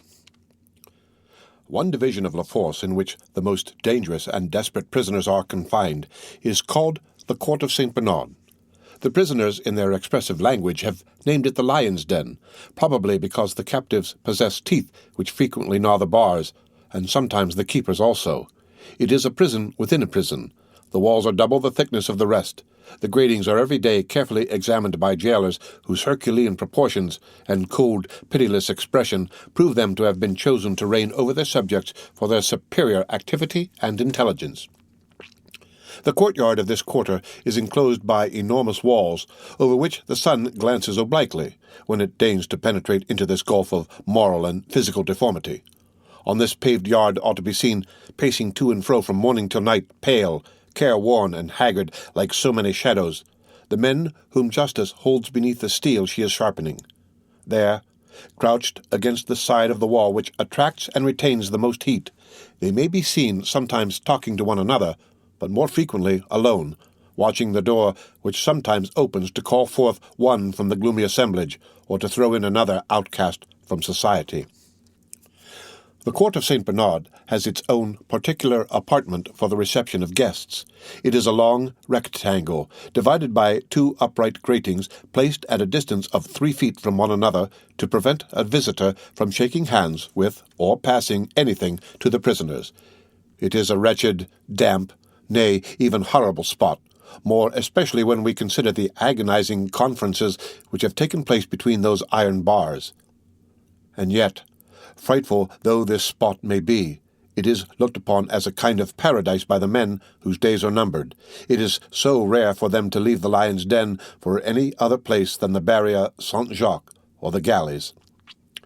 In the court, which we have attempted to describe, and from which a damp vapor was rising, a young man with his hands in his pockets, who had excited much curiosity among the inhabitants of the den, might be seen walking. The cut of his clothes would have made him pass for an elegant man if those clothes had not been torn to shreds. Still, they did not show signs of wear, and the fine cloth beneath the careful hands of the prisoner soon recovered its gloss in the parts which were still perfect, for the wearer tried his best to make it assume the appearance of a new coat. He bestowed the same attention upon the cambric front of a shirt, which had considerably changed in colour since his entrance into the prison, and he polished his varnished boots with the corner of a handkerchief embroidered with initials surmounted by a coronet. Some of the inmates of the Lion's Den were watching the operations of the prisoner's toilet with considerable interest. "See, the prince is pluming himself," said one of the thieves. "He's a fine-looking fellow," said another. "If he had only a comb and hair-grease, he'd take the shine off the gentleman in white kids. His coat looks almost new, and his boots shine like a nigger's face. It's pleasant to have such well-dressed comrades. But didn't those gendarmes behave shameful? Must have been jealous to tear such clothes." "He looks like a big bug," said another. "Dresses in fine style, and then to be here so young. Oh, what larks!" Meanwhile, the object of this hideous admiration approached the wicket against which one of the keepers was leaning. "Come, sir," he said, "lend me 20 francs. You will soon be paid. You run no risks with me. Remember, I have relations who possess more millions than you have deniers. Come, I beseech you, lend me 20 francs so that I may buy a dressing-gown. It is intolerable always to be in a coat and boots. And what a coat, sir, for a prince of the Cavalcanti." The keeper turned his back and shrugged his shoulders. He did not even laugh at what would have caused anyone else to do so. He had heard so many utter the same things. Indeed, he heard nothing else.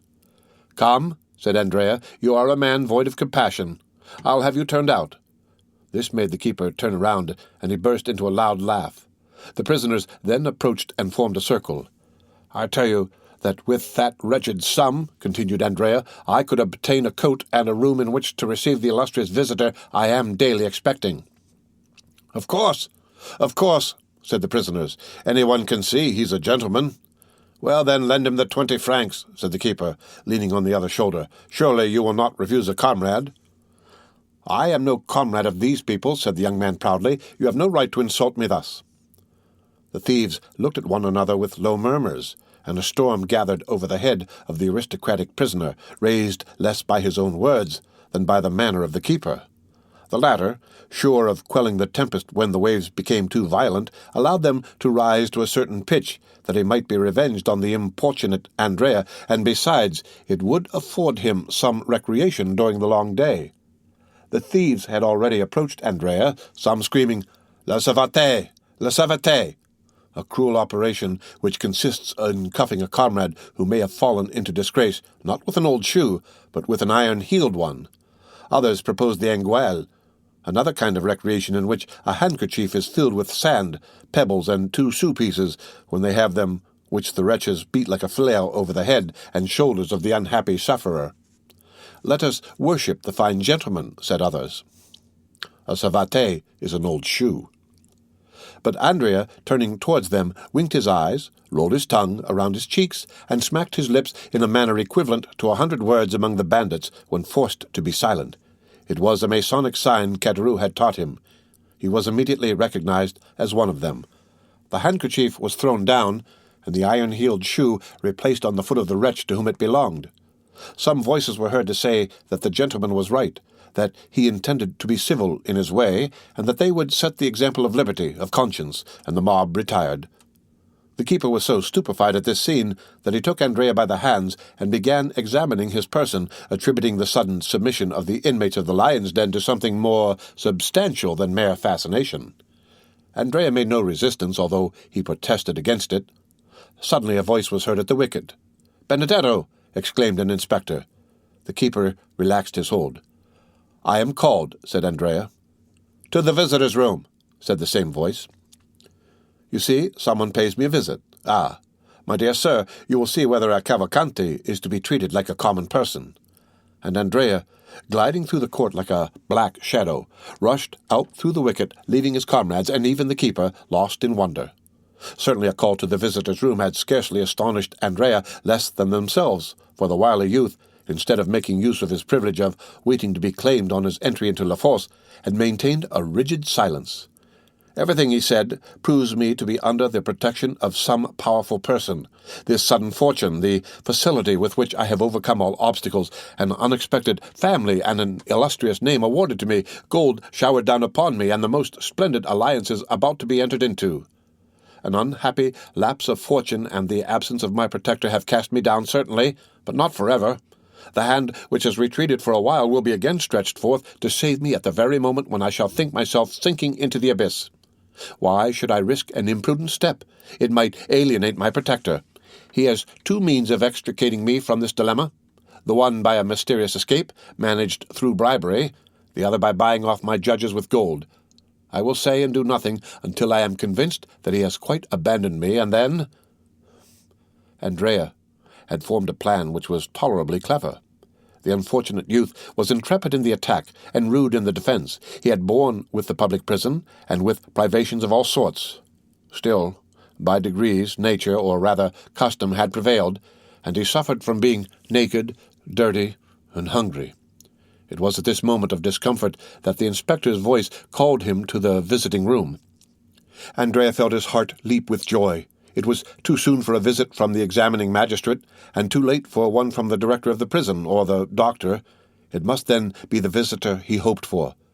Behind the grating of the room into which Andrea had been led, he saw, while his eyes dilated with surprise, the dark and intelligent face of Monsieur Bertuccio, who was also gazing with sad astonishment upon the iron bars, the bolted doors, and the shadow which moved behind the other grating. "Ah," said Andrea, deeply affected. "Good morning, Benedetto," said Bertuccio, with his deep, hollow voice. "You," said the young man, looking fearfully around him. "Do you not recognize me, unhappy child?" "Silence! Be silent," said Andrea, who knew the delicate sense of hearing possessed by the walls. "For heaven's sake, do not speak so loud." "You wish to speak with me alone, do you not?" said Bertuccio. "Oh, yes." "That is well." And Bertuccio, feeling in his pocket, signed to a keeper whom he saw through the window of the wicket. "Read," he said. "What is that?" "An order to conduct you to a room and to leave you there to talk to me." "Oh!" cried Andrea, leaping with joy. Then he mentally added, "Still, my unknown protector, I am not forgotten. They wish for secrecy, since we are to converse in a private room. I understand Bertuccio has been sent by my protector." The keeper spoke for a moment with an official, then opened the iron gates and conducted Andrea to a room on the first floor. The room was whitewashed, as is the custom in prisons, but it looked quite brilliant to a prisoner, though a stove, a bed, a chair, and a table formed the whole of its sumptuous furniture. Bertuccio sat down upon the chair. Andrea threw himself upon the bed. The keeper retired. "Now," said the steward, "what have you to tell me?" "And you," said Andrea. "You speak first."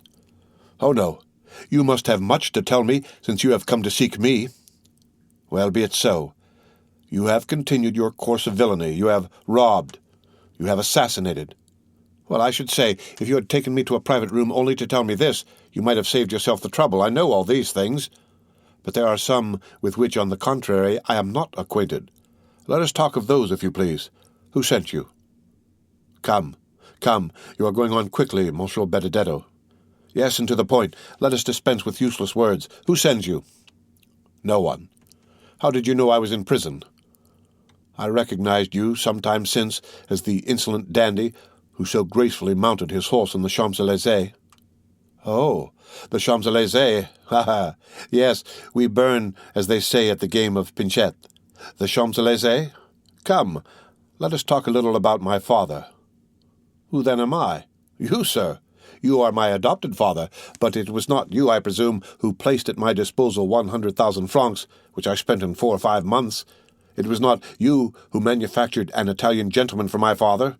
It was not you who introduced me into the world and had me invited to a certain dinner at Auteuil, which I fancy I am eating at this moment, in company with the most distinguished people in Paris, amongst the rest with a certain procurer whose acquaintance I did very wrong not to cultivate, for he would have been very useful to me just now. It was not you, in fact, who bailed me for over 1 or 2 millions when the fatal discovery of my little secret took place. Come, speak, my worthy Corsican, speak." "What do you wish me to say?" I will help you. You were speaking of the Champs-Élysées just now, worthy foster-father. Well, in the Champs-Élysées there resides a very rich gentleman, at whose house you robbed and murdered, did you not? I believe I did. The Count of Monte Cristo? 'Tis you who have named him, as Monsieur Racine says. Well, am I to rush into his arms and strain him to my heart, crying, my father, like Monsieur Pixacourt? See editorial note. Do not let us jest, gravely replied Bertuccio, and dare not to utter that name again as you have pronounced it. Editorial note. Gilbert de Pixacourt is a French dramatist who lived from 1775 to 1844. Bah, said Andrea, a little overcome by the solemnity of Bertuccio's manner. Why not? Because the person who bears it is too highly favored by heaven to be the father of such a wretch as you. Oh, these are fine words, and there will be fine doings if you do not take care. Menaces! I do not fear them, I will say. Do you think you are engaged with a pygmy like yourself? Said Bertuccio in so calm a tone, and with so steadfast a look, that Andrea was moved to the very soul. Do you think you have to do with galley slaves or novices in the world? Benedetto, you have fallen into terrible hands. They are ready to open for you. Make use of them. Do not play with the thunderbolt they have laid aside for a moment, but which they can take up again instantly if you attempt to intercept their movements. My father. I will know who my father is, said the obstinate youth. I will perish if I must, but I will know it. What does scandal signify to me? What possessions, what reputation, what pool, as Beauchamp says, have I? You great people always lose something by scandal, notwithstanding your millions. Come, who is my father? I came to tell you. Ah, cried Benedetto, his eyes sparkling with joy. Just then the door opened, and the jailer, addressing himself to Bertuccio, said, Excuse me, sir, but the examining magistrate is waiting for the prisoner. And so closes our interview, said Andrea to the worthy steward. I wish the troublesome fellow were at the devil. I will return tomorrow, said Bertuccio. Good.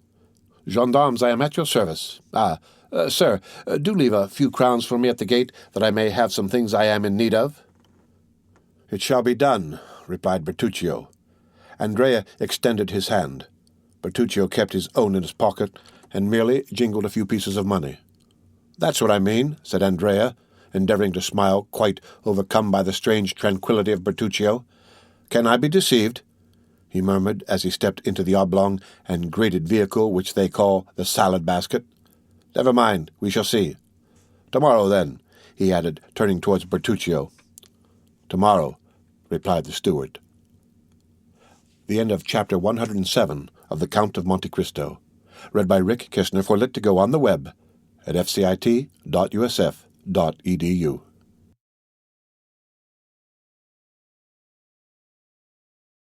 The Count of Monte Cristo by Alexandre Dumas.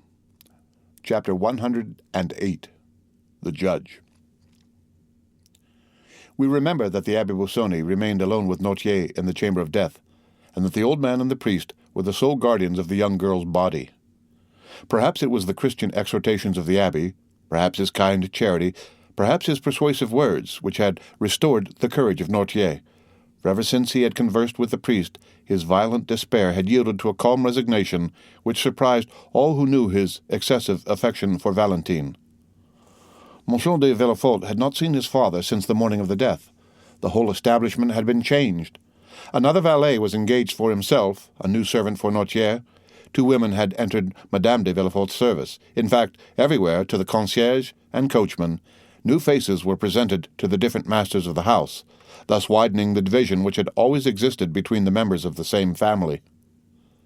The assizes also were about to begin, and Villefort, shut up in his room, exerted himself with feverish anxiety in drawing up the case against the murderer of Quedru. This affair, like all those in which the Count of Monte Cristo had interfered, caused a great sensation in Paris. The proofs were certainly not convincing, since they rested upon a few words written by an escaped galley slave on his deathbed, and who might have been actuated by hatred or revenge in accusing his companion. But the mind of the procurer was made up.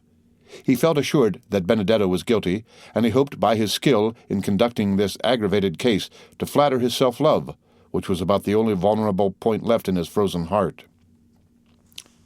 The case was therefore prepared owing to the incessant labour of Villefort, who wished it to be the first on the list in the coming assizes.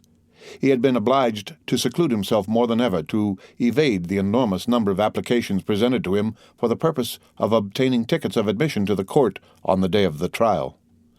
And then so short a time had elapsed since the death of poor Valentine, and the gloom which overshadowed the house was so recent, that no one wondered to see the father so absorbed in his professional duties, which were the only means he had of dissipating his grief.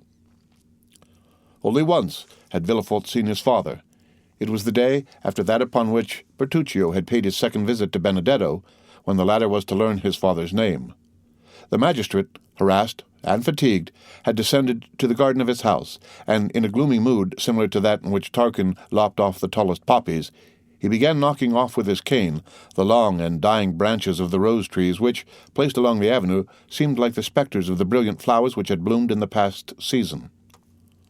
More than once he had reached that part of the garden where the famous boarded gate stood overlooking the deserted enclosure, always returning by the same path to begin his walk again, at the same pace and with the same gesture, when he accidentally turned his eyes towards the house, whence he heard the noisy play of his son, who had returned from school to spend the Sunday and Monday with his mother. While doing so, he observed Monsieur Noirtier at one of the open windows, where the old man had been placed that he might enjoy the last rays of the sun, which yet yielded some heat, and was now shining upon the dying flowers and red leaves of the creeper which twined around the balcony. The eye of the old man was riveted upon a spot which Villefort could scarcely distinguish. His glance was so full of hate, of ferocity, and savage impatience, that Villefort turned out of the path he had been pursuing to see upon what person this dark look was directed. Then he saw beneath a thick clump of linden trees, which were nearly divested of foliage, Madame de Villefort sitting with a book in her hand, the perusal of which she frequently interrupted to smile upon her son, or to throw back his elastic ball, which he obstinately threw from the drawing-room into the garden. Villefort became pale. He understood the old man's meaning. Noirtier continued to look at the same object, but suddenly his glance was transferred from the wife to the husband, and Villefort himself had to submit to the searching investigation of eyes which, while changing their direction and even their language, had lost none of their menacing expression. Madame de Villefort, unconscious of the passions that exhausted their fire over her head, at that moment held her son's ball, and was making signs to him to reclaim it with a kiss. Edward begged for a long while, the maternal kiss probably not offering sufficient recompense for the trouble he must take to obtain it. However, at length he decided, leaped out of the window into a cluster of heliotropes and daisies, and ran to his mother, his forehead streaming with perspiration. Madame de Villefort wiped his forehead, pressed her lips upon it, and sent him back with the ball in one hand and some bonbons in the other.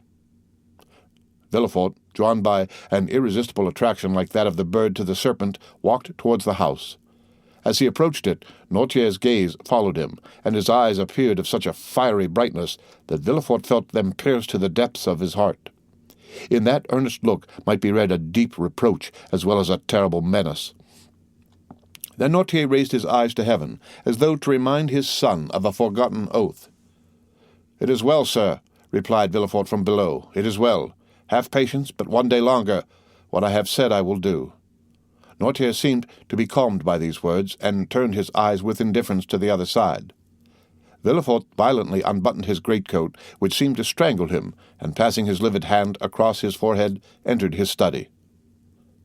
The night was cold and still.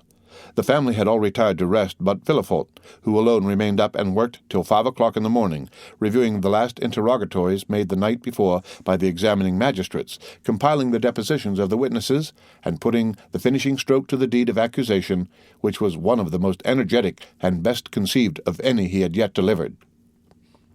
The next day, Monday, was the first sitting of the assizes. The morning dawned dull and gloomy, and Villefort saw the dim grey light shine upon the lines he had traced in red ink. The magistrate had slept for a short time while the lamp sent forth its final struggles. Its flickerings awoke him, and he found his fingers as damp and purple as though they had been dipped in blood. He opened the window. A bright yellow streak crossed the sky and seemed to divide in half the poplars which stood out in black relief on the horizon. In the clover fields beyond the chestnut trees, a lark was mounting up to heaven while pouring out her clear morning song. The damps of the dew bathed the head of Villefort and refreshed his memory. "Today," he said with an effort, "today the man who holds the blade of justice must strike wherever there is guilt." Involuntarily, his eyes wandered towards the window of Noirtier's room, where he had seen him the preceding night. The curtain was drawn, and yet the image of his father was so vivid to his mind that he addressed the closed window as though it had been open, and as if through the opening he had beheld the menacing old man. "Yes," he murmured, "yes, be satisfied." His head dropped upon his chest, and in this position he paced his study. Then he threw himself, dressed as he was, upon a sofa, less to sleep than to rest his limbs, cramped with cold and study. By degrees every one awoke.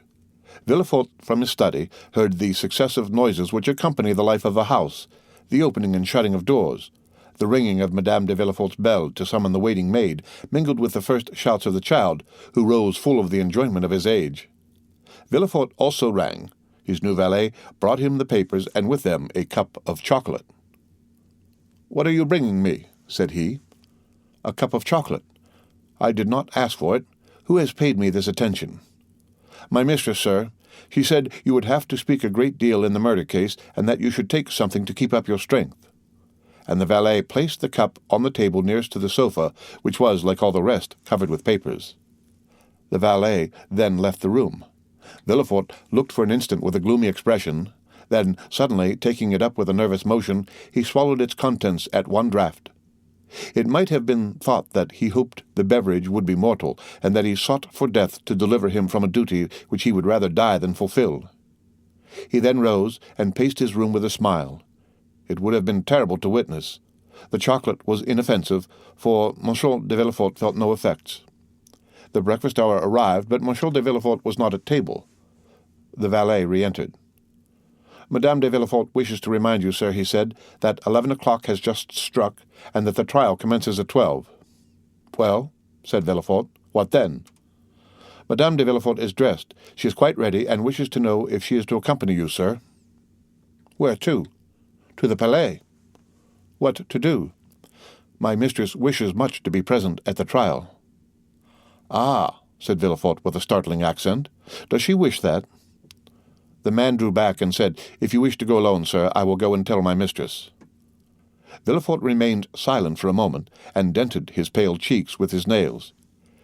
"Tell your mistress," he at length answered, "that I wish to speak to her, and I beg she will wait for me in her own room." "Yes, sir." "Then come to dress and shave me." "Directly, sir." The valet reappeared almost instantly, and, having shaved his master, assisted him to dress entirely in black. When he had finished, he said, "My mistress said she should expect you, sir, as soon as you had finished dressing." "I am going to her." And Villefort, with his papers under his arm and hat in hand, directed his steps towards the apartment of his wife. At the door he paused for a moment to wipe his damp, pale brow. He then entered the room. Madame de Villefort was sitting on an ottoman and impatiently turning over the leaves of some newspapers and pamphlets which young Edward, by way of amusing himself, was tearing to pieces before his mother could finish reading them. She was dressed to go out. Her bonnet was placed beside her on a chair, and her gloves were on her hands. "Ah, here you are, monsieur," she said in her naturally calm voice. "But how pale you are! Have you been working all night? Why did you not come down to breakfast? Well, will you take me, or shall I take Edward?" Madame de Villefort had multiplied her questions in order to gain one answer, but to all her inquiries M. de Villefort remained mute and cold as a statue. "Edward," said Villefort, fixing an imperious glance on the child, "go and play in the drawing-room, my dear. I wish to speak to your mamma." Madame de Villefort shuddered at the sight of that cold countenance, that resolute tone, and the awfully strange preliminaries. Edward raised his head, looked at his mother, and then, finding that she did not confirm the order, began cutting off the heads of his leaden soldiers. "Edward!" cried M. de Villefort, so harshly that the child started up from the floor. "Do you hear me? Go!" The child, unaccustomed to such treatment, arose, pale and trembling. It would be difficult to say whether his emotions were caused by fear or passion. His father went up to him, took him in his arms, and kissed his forehead. "Go," he said. "Go, my child." Edward ran out. Monsieur de Villefort went to the door, which he closed behind the child, and bolted. "Dear me," said the young woman, endeavoring to read her husband's inmost thoughts, while a smile passed over her countenance, which froze the impassibility of Villefort. "What is the matter?" "Madame, where do you keep the poison you generally use?" said the magistrate, without any introduction, placing himself between his wife and the door. Madame de Villefort must have experienced something of the sensation of a bird which, looking up, sees the murderous trap closing over its head. A hoarse, broken tone, which was neither a cry nor a sigh, escaped from her while she became deadly pale. "Monsieur," she said, I do not understand you." And in her first paroxysm of terror, she had raised herself from the sofa. In the next, stronger, very likely than the other, she fell down again on the cushions. "I asked you," continued Villefort in a perfectly calm tone, "where you concealed the poison by the aid of which you have killed my father-in-law, Monsieur de Saint-Méran, my mother-in-law, Madame de Saint-Méran, Benoit, and my daughter Valentine." "Ah, sir," exclaimed Madame de Villefort, clasping her hands, "what do you say?" "It is not for you to interrogate, but to answer." "Is it to the judge or to the husband?" stammered Madame de Villefort. "To the judge. To the judge, madame." It was terrible to behold the frightful pallor of that woman, the anguish of her look, and the trembling of her whole frame. "Ah, sir," she muttered. "Ah, sir." And this was all. "You do not answer, madame," exclaimed the terrible interrogator. Then he added with a smile yet more terrible than his anger, "It is true, then. You do not deny it." She moved forward. "And you cannot deny it," added Villefort, extending his hand toward her, as though to seize her in the name of justice. "You have accomplished these different crimes with impudent address, but which could only deceive those whose affections for you blinded them. Since the death of Madame de Saint-Méran, I have known that a poisoner lived in my house. Monsieur d'Avrigny warned me of it. After the death of Benoit, my suspicions were directed towards an angel. Those suspicions which, even when there is no crime, are always alive in my heart. But after the death of Valentine, there has been no doubt in my mind, madame, and not only in mine, but in those of others. Thus your crime, known by two persons, suspected by many, will soon become public, and as I told you just now, you no longer speak to the husband, but to the judge." The young woman hid her face in her hands. "Oh, sir," she stammered, "I beseech you, do not believe appearances." "Are you then a coward?" cried Villefort in a contemptuous voice. "But I have always observed that poisoners were cowards.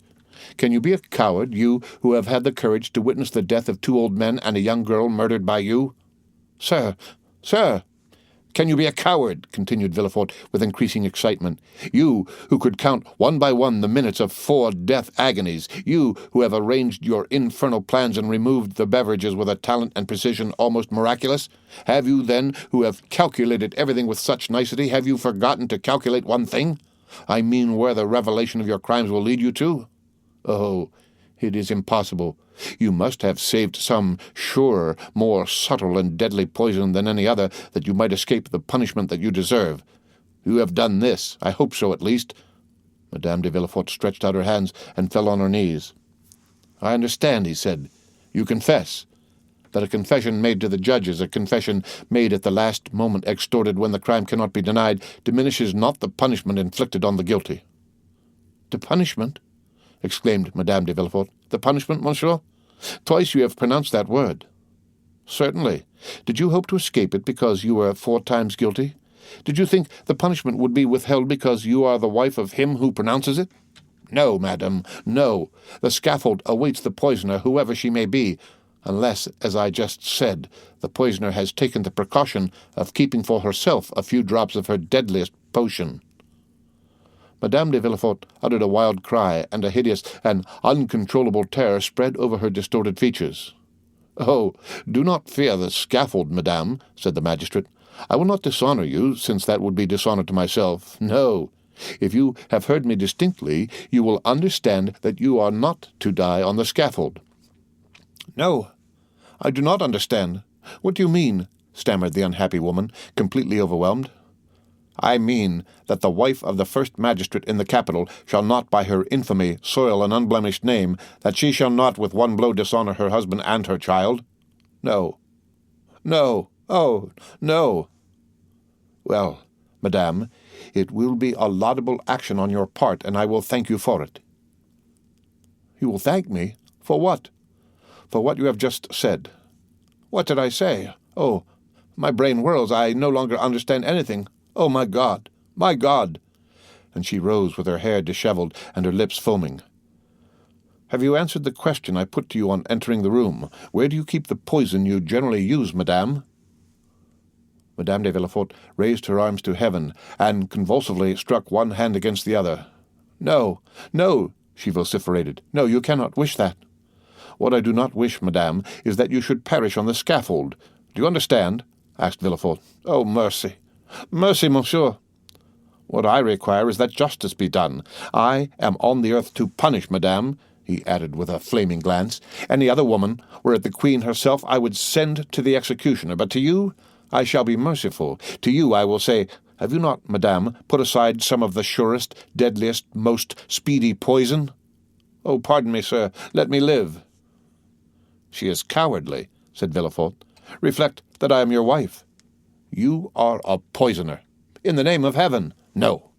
In the name of the love that you once bore me, no, no. In the name of our child, for the sake of our child, let me live. No, no, no. I tell you, one day, if I allow you to live, you will perhaps kill him as you have the others." "I kill my boy?" cried the distracted mother, rushing toward Villefort. "I kill my son? Ha, ha, ha!" And a frightful demonic laugh finished the sentence, which was lost in a hoarse rattle. Madame de Villefort fell at her husband's feet. He approached her. "Think of it, madame," he said. "If on my return justice has not been satisfied, I will denounce you with my own mouth and arrest you with my own hands." She listened, panting, overwhelmed, crushed. Her eye alone lived, and glared horribly. "Do you understand me?" he said. "I am going down there to pronounce the sentence of death against a murderer. If I find you alive on my return, you shall sleep tonight in the conciergerie." Madame de Villefort sighed. Her nerves gave way, and she sunk on the carpet. The king's attorney seemed to experience a sensation of pity. He looked upon her less severely, and, bowing to her, said slowly, "Farewell, madame, farewell." That farewell struck Madame de Villefort like the executioner's knife. She fainted. The procureur went out, after having double-locked the door. The end of Chapter 108 of The Count of Monte Cristo, read by Rick Kistner, for Lit2Go, on the web at fcit.usf.edu.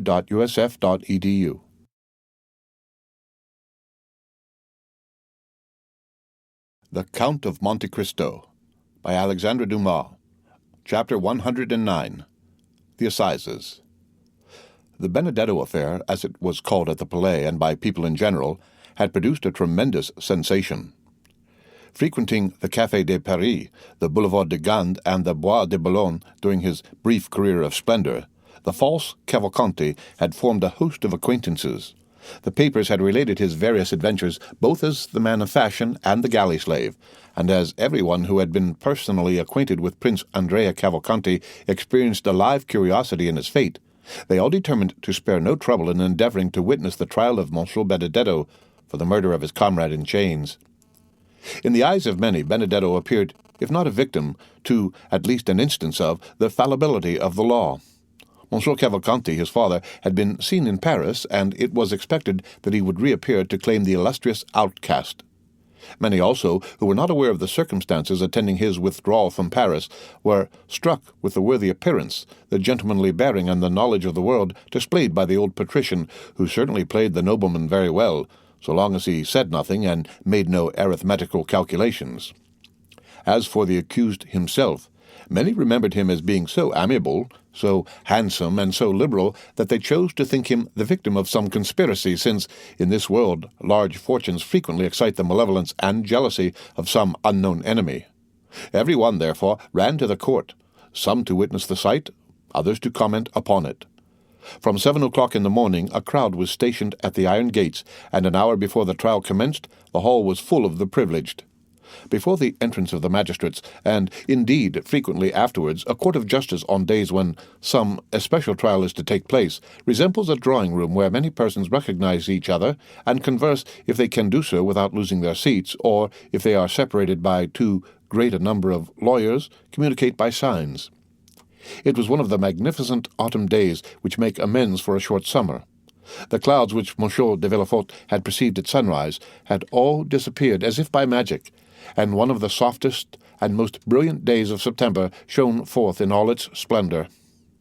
Beauchamp, one of the kings of the press, and therefore claiming the right of a throne everywhere, was eyeing everybody through his monocle.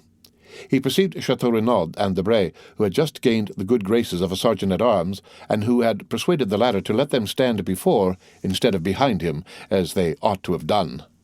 The worthy sergeant had recognized the minister's secretary and the millionaire, and, by way of paying extra attention to his noble neighbors, promised to keep their places while they paid a visit to Beauchamp. "Well," said Beauchamp, "we shall see our friend." "Yes, indeed," replied Debray, "that worthy prince. Deuce take those Italian princes." A man, too, who could boast of Dante for a genealogist and could reckon back to the Divine Comedy. "A nobility of the rope," said Chateau Renaud phlegmatically. "He will be condemned, will he not?" asked Debray of Beauchamp. "My dear fellow, I think we should ask you that question. You know such news much better than we do. Did you see the president at the minister's last night?" "Yes." "What did he say?" "Something which will surprise you." "Oh, make haste and tell me then. It is a long time since that has happened." "Well, he told me that Benedetto, who is considered a serpent of subtlety and a giant of cunning, is really but a commonplace, silly rascal, and altogether unworthy of the experiments that will be made on his phrenological organs after his death." "Pah!" said Beauchamp. "He played the prince very well." "Yes, for you who detest those unhappy princes, Beauchamp, and are always delighted to find fault with them, but not for me, who discover a gentleman by instinct, and who sent out an aristocratic family like a very bloodhound of heraldry." "Then you never believed in the principality?" "Yes, in the principality, but not in the prince." "Not so bad," said Beauchamp. "Still, I assure you he passed very well with many people. I saw him at the ministers' houses." "Ah, yes," said Chateau Renaud. "The idea of thinking ministers understand anything about princes." "There is something in what you have just said," said Beauchamp, laughing. "But," said Debray to Beauchamp, "if I spoke to the president, you must have been with the procureur." "It was an impossibility. For the last week Monsieur de Villefort has secluded himself. It is natural enough, this strange chain of domestic afflictions, followed by the no less strange death of his daughter." "Strange? What do you mean, Beauchamp?" "Oh, yes. Do you pretend that all this has been unobserved at the minister's?" said Beauchamp, placing his eyeglass in his eye where he tried to make it remain. "My dear sir," said Chateau Renaud, "allow me to tell you that you do not understand that maneuver with the eyeglass half so well as Debray. Give him a lesson, Debray." "Stay," said Beauchamp. "Surely I am not deceived." "What is it?" "It is she." "Whom do you mean?" "They said she had left." "Mademoiselle Eugénie?" said Chateau Renaud. "Has she returned?" "No, but her mother." "Madame Danglars? Nonsense! Impossible!" said Chateau Renaud. "Only 10 days after the flight of her daughter and 3 days from the bankruptcy of her husband?" Debray colored slightly, and followed with his eyes the direction of Beauchamp's glance. "Come," he said, "it is only a veiled lady, some foreign princess, perhaps the mother of Cavalcanti. But you were just speaking on a very interesting topic, Beauchamp." "I?" "Yes, you were telling us about the extraordinary death of Valentine." "Ah, yes, so I was. But how is it that Madame de Villefort is not here?" "Poor dear woman," said Debray. "She is no doubt occupied in distilling balm for the hospitals, or in making cosmetics for herself or friends. Do you know she spends 2,000 or 3,000 crowns a year in this amusement? But I wonder she is not here. I should have been pleased to see her, for I like her very much." "And I hate her," said Chateau Renaud. "Why?" "I do not know. Why do we love? Why do we hate? I detest her from antipathy, or rather by instinct." "Perhaps so, but to return to what you were saying, Beauchamp. Well, do you know why they die so multitudinously at Monsieur de Villefort's?" "Multitudinously is good," said Chateau Renaud. "My good fellow, you find the word in St. Simon. But the thing itself is at Monsieur de Villefort's. But let's get back to the subject. Talking of that, said Debray, Madame was making inquiries about that house which, for the last 3 months, has been hung with black. Who is Madame? Asked Chateau Renaud. The minister's wife, pardieu. Oh, your pardon. I never visit ministers. I leave that to the princes. Really? You were only before sparkling, but now you are brilliant. Take compassion on us, or like Jupiter you will wither us up. I will not speak again, said Chateau Renaud. Pray, have compassion upon me, and do not take up every word I say. Come, let us endeavour to get to the end of our story, Beauchamp. I told you that yesterday Madame made inquiries of me upon the subject. Enlighten me, and I will then communicate my information to her. Well, gentlemen, the reason people die so multitudinously, I like that word, at M. de Villefort's, is that there is an assassin in the house. The two young men shuddered, for the same idea had more than once occurred to them. And who is the assassin? They asked together. Young Edward. A burst of laughter from the auditors did not in the least disconcert the speaker, who continued, Yes, gentlemen, Edward, the infant phenomenon, who is quite an adept in the art of killing. You are jesting. Not at all. I yesterday engaged a servant who had just left M. de Villefort. I intend sending him away tomorrow, for he eats so enormously to make up for the fast imposed upon him by his terror in that house. Well, now, listen. We are listening. It appears the dear child has obtained possession of a bottle containing some drug, which he every now and then uses against those who have displeased him.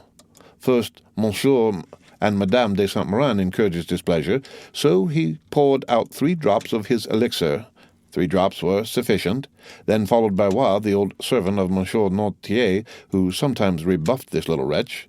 He therefore received the same quantity of the elixir. The same happened to Valentine, of whom he was jealous. He gave her the same dose as the others, and all was over for her as well as the rest.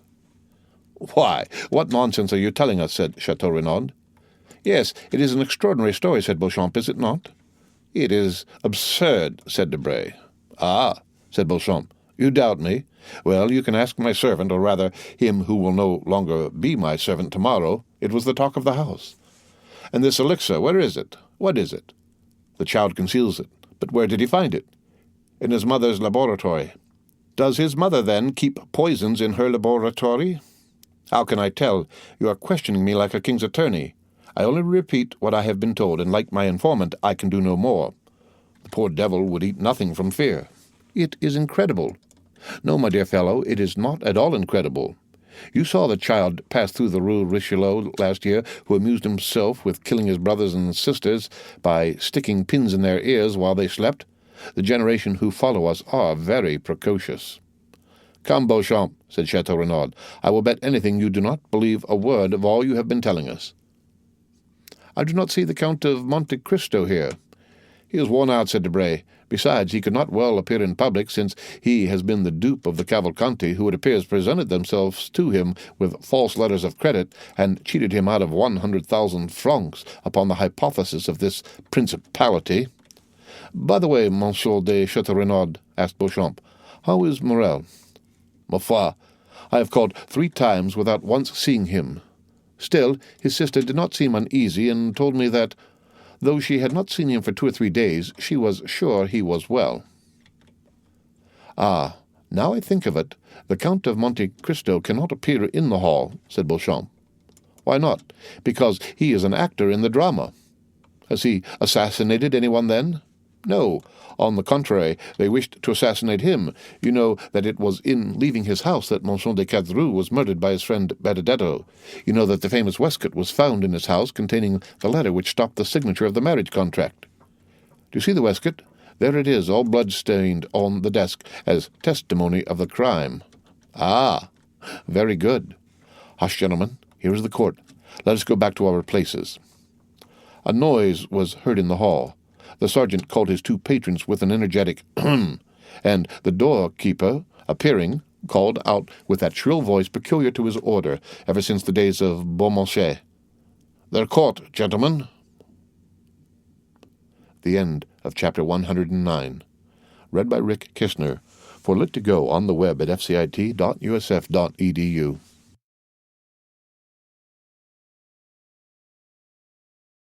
The Count of Monte Cristo, Chapter 110. The Indictment. The judges took their places in the midst of the most profound silence. The jury took their seats. Monsieur de Villefort, the object of unusual attention, and, we had almost said, of general admiration, sat in the armchair and cast a tranquil glance around him. Everyone looked with astonishment on that grave and severe face whose calm expression personal griefs had been unable to disturb, and the aspect of a man who was a stranger to all human emotions excited something very like terror. "Gendarmes," said the president, "lead in the accused." At these words the public attention became more intense, and all eyes were turned towards the door through which Benedetto was to enter. The door soon opened, and the accused appeared. The same impression was experienced by all present, and no one was deceived by the expression of his countenance. His features bore no sign of that deep emotion which stops the beating of the heart and blanches the cheek. His hands, gracefully placed, one upon his hat, the other in the opening of his white waistcoat, were not at all tremulous. His eye was calm and even brilliant. Scarcely had he entered the hall when he glanced at the whole body of magistrates and assistants. His eye rested longer on the president, and still more so on the king's attorney. By the side of Andrea was stationed the lawyer who was to conduct his defense, and who had been appointed by the court, for Andreas disdained to pay any attention to those details to which he appeared to attach no importance. The lawyer was a young man with light hair, whose face expressed 100 times more emotion than that which characterized the prisoner. The president called for the indictment, revised, as we know, by the clever and implacable pen of Villefort. During the reading of this, which was long, the public attention was continually drawn towards Andrea, who bore the inspection with Spartan unconcern. Villefort had never been so concise and eloquent. The crime was depicted in the most vivid colors. The former life of the prisoner, his transformation, a review of his life from the earliest period, was set forth with all the talent that a knowledge of human life could furnish to a mind like that of the procurer. Benedetto was thus forever condemned in public opinion before the sentence of the law could be pronounced. Andrea paid no attention to the successive charges which were brought against him. Monsieur de Villefort, who examined him attentively, and who no doubt practised upon him all the psychological studies he was accustomed to use, in vain endeavored to make him lower his eyes, notwithstanding the depth and profundity of his gaze. At length the reading of the indictment was ended. "Accused," said the president, "your name and surname." Andrea arose. "Excuse me, Mr. President," he said in a clear voice, "but I see you are going to adopt a course of questions through which I cannot follow you. I have an idea, which I will explain by and by, of making an exception to the usual form of accusation. Allow me then, if you please, to answer in a different order, or I will not do so at all." The astonished president looked at the jury, who in turn looked at Villefort. The whole assembly manifested a great surprise, but Andrea appeared quite unmoved. "Your age," said the president. "Will you answer that question?" "I will answer that question as well as the rest, Mr. President, but in its turn." "Your age," repeated the president. "I am 21 years old, or rather I shall be in a few days, as I was born on the night of the 27th of September, 1817. Monsieur de Villefort, who was busy taking down some notes, raised his head at the mention of this date. "Where were you born?" continued the president. "At Auteuil, near Paris." Monsieur de Villefort a second time raised his head, looked at Benedetto as if he had been gazing at the head of Medusa, and became livid. As for Benedetto, he gracefully wiped his lips with a fine cambric pocket handkerchief. "Your profession?" "First I was a forger," answered Andrea, as calmly as possible. "Then I became a thief, and lately have become an assassin." A murmur, or rather storm, of indignation burst from all parts of the assembly. The judges themselves appeared to be stupefied, and the jury manifested tokens of disgust for cynicism so unexpected in a man of fashion. Monsieur de Villefort pressed his hand upon his brow, which at first, pale, had become red and burning. Then he suddenly arose and looked around as though he had lost his senses. He wanted air. "Are you looking for anything, Mr. Procurer?" asked Benedetto with his most ingratiating smile. Monsieur de Villefort answered nothing, but sat, or rather threw himself down again upon his chair. "And now, prisoner, will you consent to tell your name?" said the president. "The brutal affectation with which you have enumerated and classified your crimes calls for a severe reprimand on the part of the court, both in the name of morality and for the respect due to humanity. You appear to consider this a point of honor, and it may be for this reason that you have delayed acknowledging your name. You wished it to be preceded by all these titles." "It is quite wonderful, Mr. President, how entirely you have read my thoughts," said Benedetto in his softest voice and most polite manner. "This is, indeed, the reason why I begged you to alter the order of the questions." The public astonishment had reached its height. There was no longer any deceit or bravado in the manner of the accused. The audience felt that a startling revelation was to follow this ominous prelude. "Well," said the President, "your name?" "I cannot tell you my name, since I do not know it, but I know my father's, and can tell it to you." A painful giddiness overwhelmed Villefort. Great drops of acrid sweat fell from his face upon the papers which he held in his convulsed hand. "Repeat your father's name," said the President. Not a whisper, not a breath was heard in that vast assembly. Everyone waited anxiously. "My father is King's attorney," replied Andrea calmly. "King's attorney!" said the President, stupefied and without noticing the agitation which spread over the face of M. de Villefort. "King's attorney?" "Yes, and if you wish to know his name, I will tell it. He is named Villefort." The explosion, which had been so long restrained from a feeling of respect to the court of justice, now burst forth like thunder from the breasts of all present. The court itself did not seek to restrain the feelings of the audience. The exclamations, the insults addressed to Benedetto, who remained perfectly unconcerned, the energetic gestures, the movement of the gendarmes, the sneers of the scum of the crowd, always sure to rise to the surface in case of any disturbance, all this lasted 5 minutes before the doorkeepers and magistrates were able to restore silence. In the midst of this tumult, the voice of the President was heard to exclaim, "Are you playing with justice, accused? And do you dare set your fellow citizens an example of disorder which, even in these times, has never been equaled?" Several persons hurried up to M. de Villefort, who sat half-bowed over in his chair, offering him consolation, encouragement, and protestations of zeal and sympathy. Order was re-established in the hall, except that a few people still moved about and whispered to one another. A lady, it was said, had just fainted. They had supplied her with a smelling bottle, and she had recovered. During the scene of tumult, Andrea had turned his smiling face towards the assembly. Then, leaning with one hand on the oaken rail of the dock in the most graceful attitude possible, he said, "Gentlemen, I assure you I had no idea of insulting the court, or of making a useless disturbance in the presence of this honorable assembly. They ask my age? I tell it. They ask where I was born? I answer. They ask my name? I cannot give it, since my parents abandoned me, but though I cannot give my own name, not possessing one, I can tell them my father's. Now I repeat, my father is named M. de Villefort, and I am ready to prove it." There was an energy, a conviction, and a sincerity in the manner of the young man which silenced the tumult. All eyes were turned for a moment towards the procureur, who sat as motionless as though a thunderbolt had changed him into a corpse. "Gentlemen," said Andrea, commanding silence by his voice and manner, "I owe you the proofs and explanations of what I have said." "But," said the irritated President, "you called yourself Benedetto, declared yourself an orphan, and claimed Corsica as your country."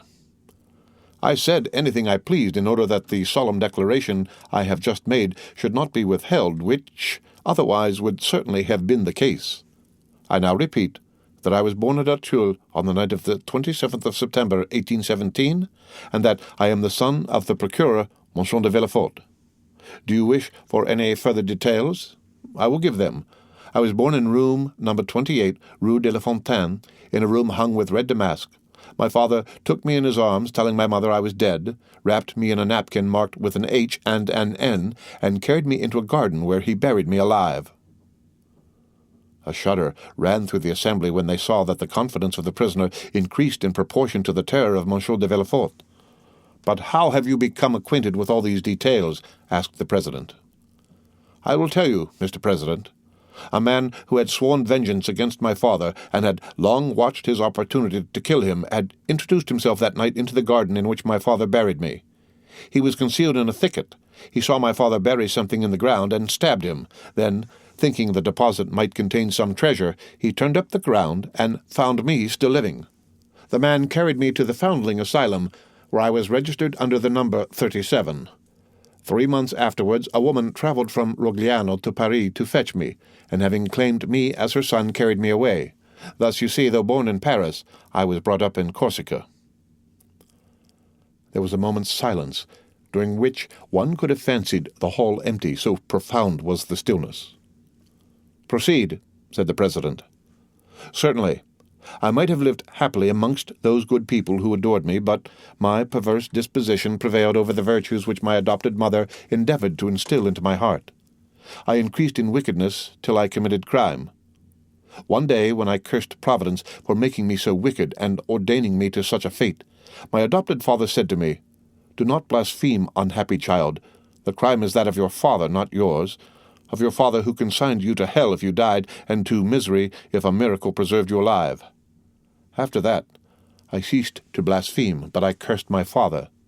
That is why I have uttered the words for which you blame me. That is why I have filled this whole assembly with horror.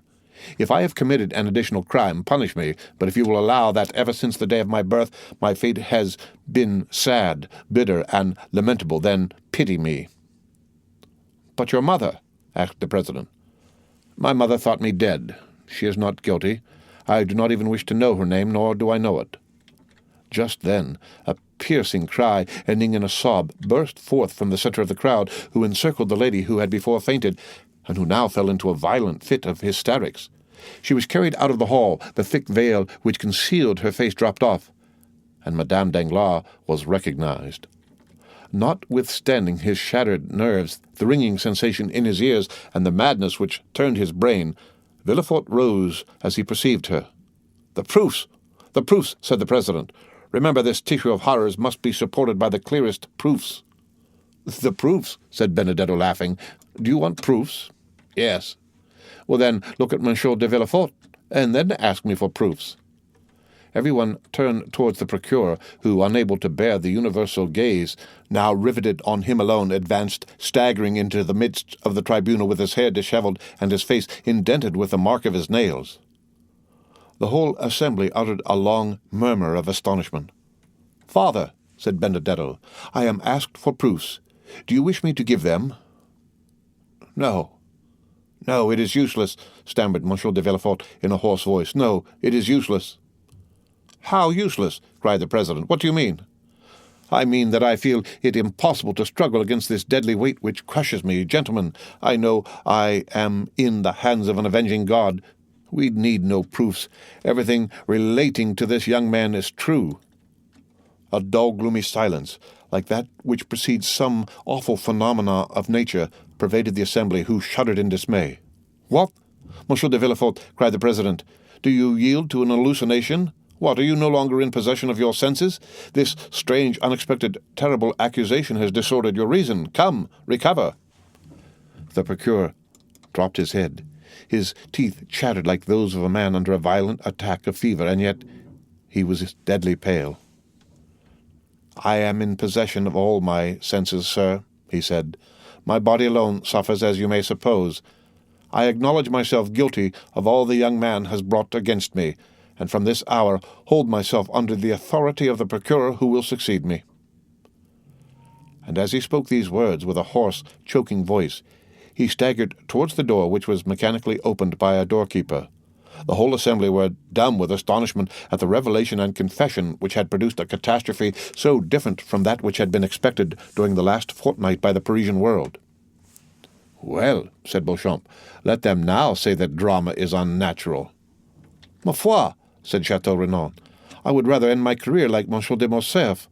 A pistol-shot seems quite delightful compared with this catastrophe." "And, moreover, it kills," said Beauchamp. "And to think that I had an idea of marrying his daughter," said Debray. "She did well to die, poor girl." "The sitting is adjourned, gentlemen," said the President. "Fresh inquiries will be made, and the case will be tried next session by another magistrate." As for Andrea, who was calm and more interesting than ever, he left the hall escorted by gendarmes, who involuntarily paid him some attention. "Well, what do you think of this, my fine fellow?" asked Debray of the sergeant-at-arms, slipping a louis into his hand. "There will be extenuating circumstances," he replied. The end of chapter 110. Read by Rick Kistner. for Lit to Go on the web at fcit.usf.edu.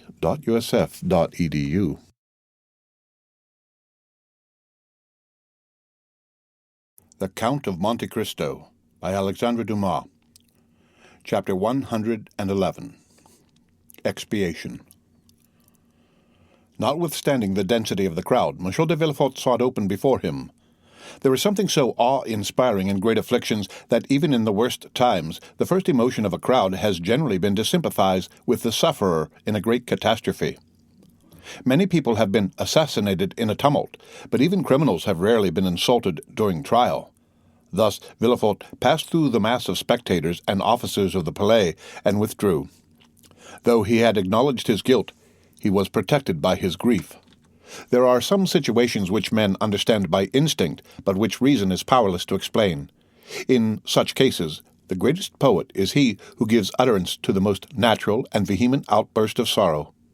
Those who hear the bitter cry are as much impressed as if they listened to an entire poem, and when the sufferer is sincere, they are right in regarding his outburst as sublime.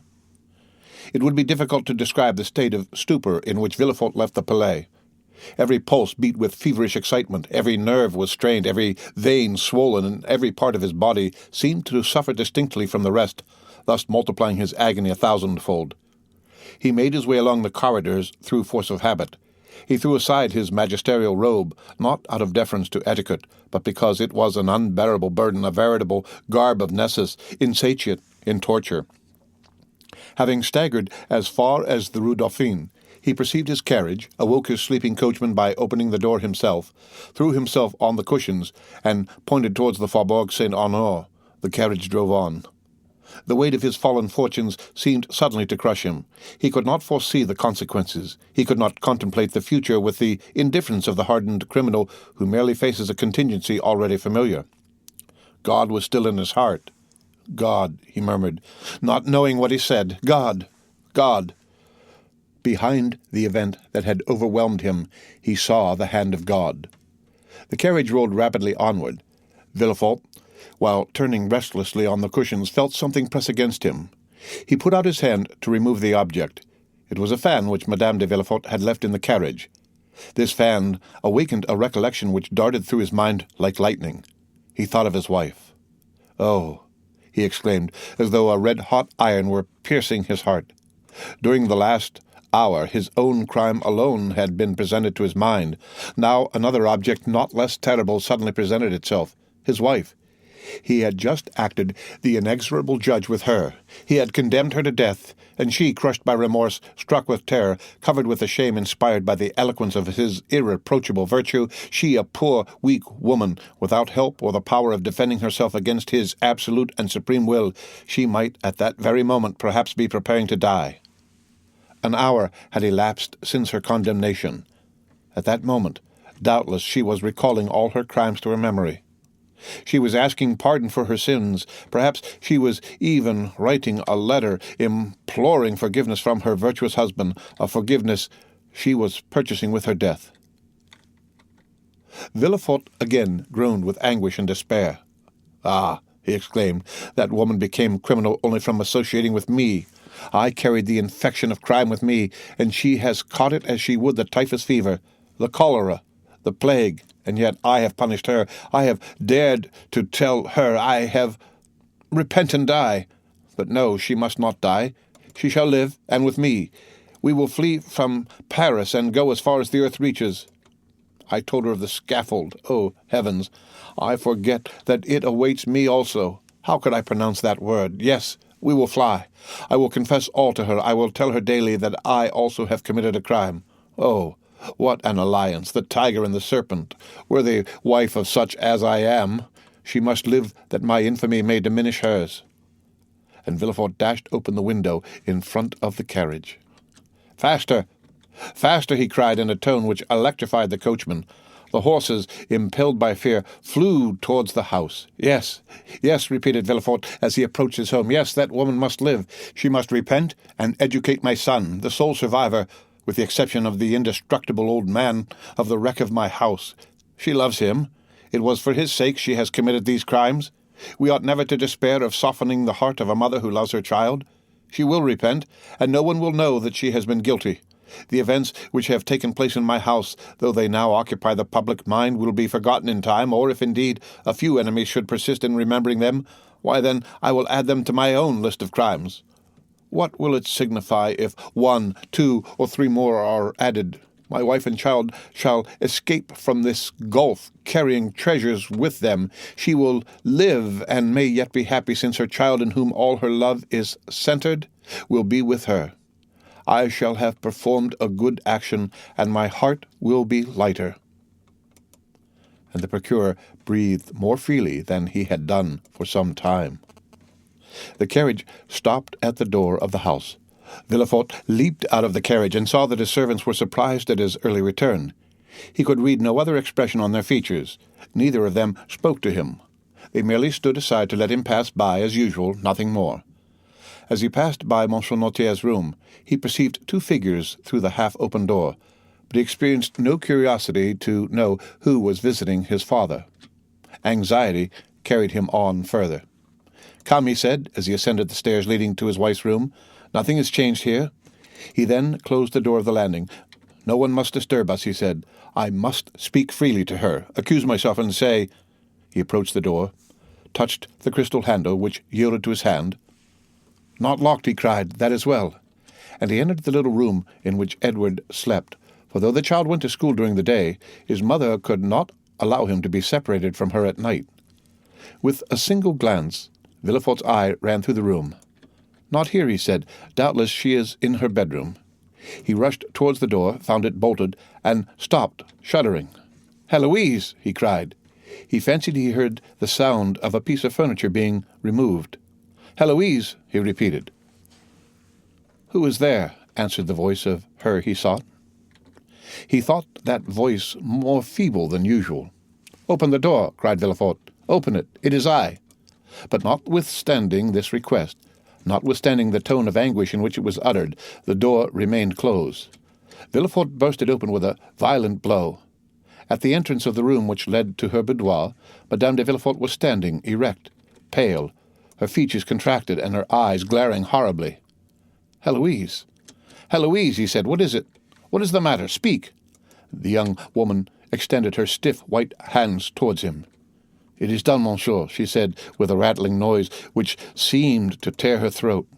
"What more do you want from me?"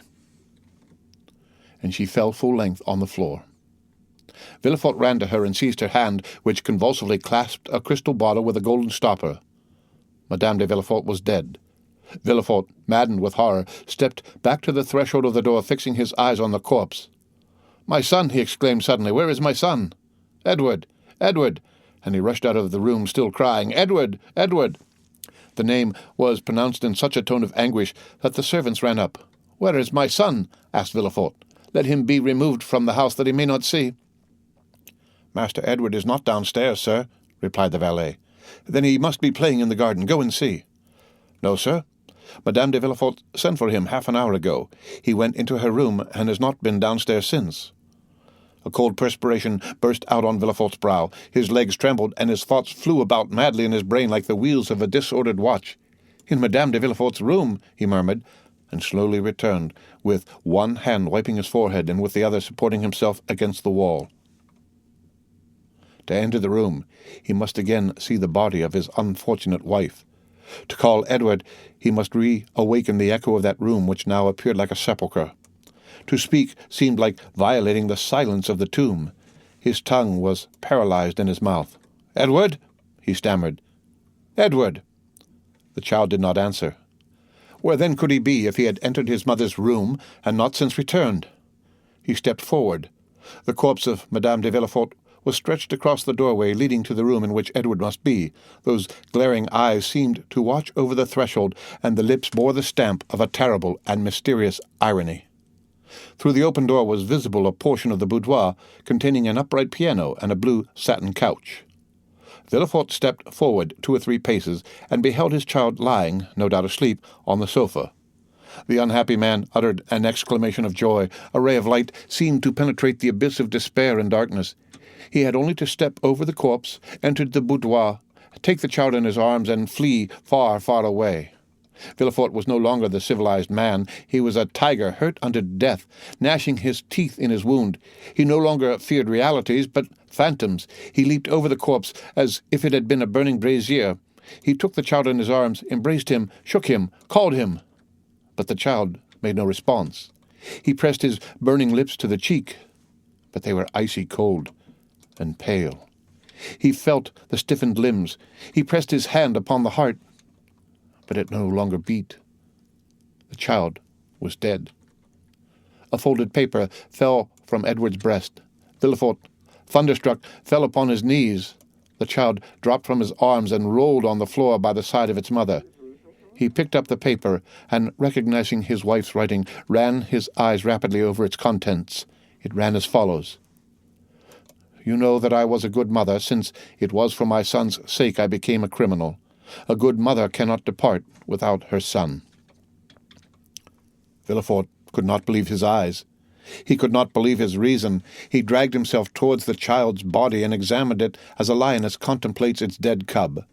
Then a piercing cry escaped from his breast, and he cried, "Still, the hand of God!" The presence of the two victims alarmed him. He could not bear solitude shared only by two corpses. Until then he had been sustained by rage, by his strength of mind, by despair, by the supreme agony which led the Titans to scale the heavens and Ajax to defy the gods. He now arose, his head bowed beneath the weight of grief, and shaking his damp, dishevelled hair, he who had never felt compassion for anyone determined to seek his father, that he might have someone to whom he could relate his misfortunes, someone by whose side he might weep. He descended the little staircase with which we are acquainted, and entered Noirtier's room. The old man appeared to be listening attentively, and as affectionately as his infirmities would allow to the Abbé Busoni, who looked cold and calm as usual. Villefort, perceiving the abbé, passed his hand across his brow. He recollected the call he had made upon him after the dinner at Auteuil, and then the visit the abbé had himself paid to his house on the day of Valentine's death. "You here, sir?" he exclaimed. "Do you then never appear but to act as an escort to death?" Busoni turned around, and perceiving the excitement depicted on the magistrate's face, the savage lustre of his eyes, he understood that the revelation had been made at the assizes, but beyond this he was ignorant. "I came to pray over the body of your daughter. And now, why are you here?" "I came to tell you that you have sufficiently repaid your debt, and that from this moment on I will pray to God to forgive you as I do." "Good heavens!" exclaimed Villefort, stepping back fearfully. "Surely that is not the voice of the Abbé Busoni." "No." The abbé threw off his wig, shook his head, and his hair, no longer confined, fell in black masses around his manly face. "It is the face of the Count of Monte Cristo!" exclaimed the procureur with a haggard expression. "You're not exactly right, monsieur procureur. You must go farther back. That voice, where did I first hear it?" "You heard it for the first time at Marseille, 23 years ago, the day of your marriage with Mademoiselle de Saint-Méran. Refer to your papers. You're not Busoni? You're not Monte Cristo? Oh, heavens! You are then some secret, implacable, and mortal enemy. I must have wronged you in some way at Marseille. Oh, woe to me!" "Yes, you are now on the right path," said the Count, crossing his arms over his broad chest. "Search. Search." "But what have I done to you?" exclaimed Villefort, whose mind was balancing between reason and insanity in that cloud which is neither a dream nor reality. "What have I done to you? Tell me then. Speak." "You condemned me to a horrible, tedious death. You killed my father. You deprived me of liberty, of love and happiness." "Who are you, then? Who are you?" "I am the spectre of a wretch you buried in the dungeons of the Château d'Elf. God gave that spectre the form of the Count of Monte Cristo when he at length issued from his tomb, enriched him with gold and diamonds, and led him to you." "Ah, I recognize you. I recognize you," exclaimed the king's attorney. "You are—" "I am Edmond Dantès." "You are Edmond Dantès!" cried Villefort, seizing the Count by the wrist. "Then come here." And up the stairs he dragged Monte Cristo, who, ignorant of what had happened, followed him in astonishment, foreseeing some new catastrophe. "There, Edmond Dantès," he said, pointing to the bodies of his wife and child. "See, are you well avenged?" Monte Cristo became pale at this horrible sight. He felt that he had passed beyond the bounds of vengeance, and that he could no longer say, "God is for and with me." With an expression of indescribable anguish, he threw himself upon the body of the child, reopened its eyes, felt its pulse, and then rushed with him into Valentine's room, of which he had double-locked the door. "My child!" cried Villefort. "He carries away the body of my child! Oh, curses! Woe! Death to you!"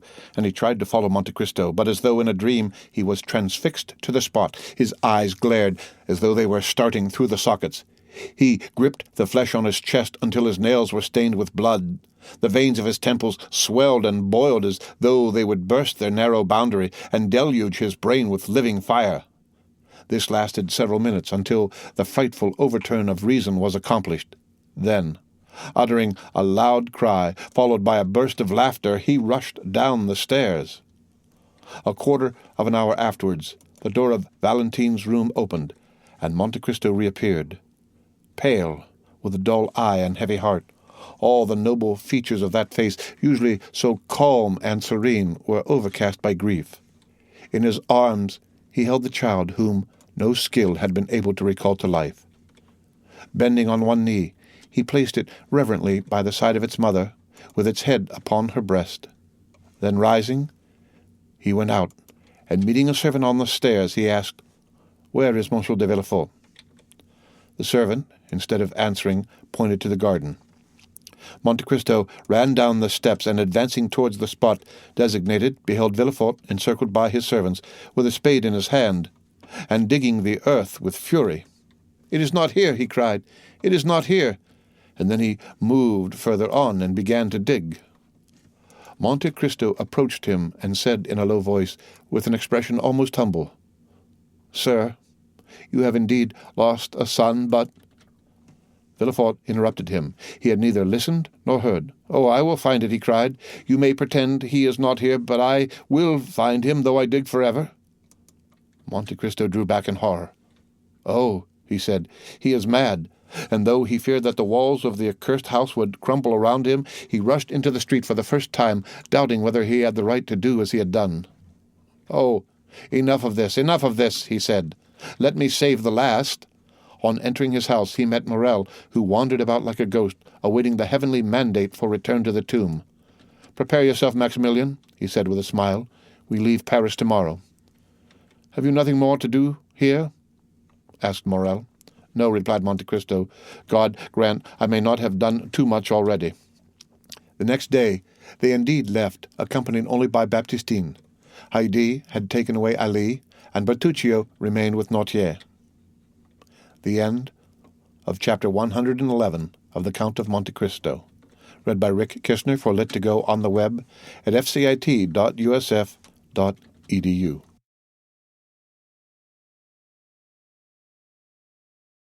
The Count of Monte Cristo.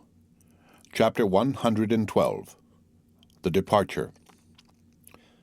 The recent event formed the theme of conversation throughout all Paris.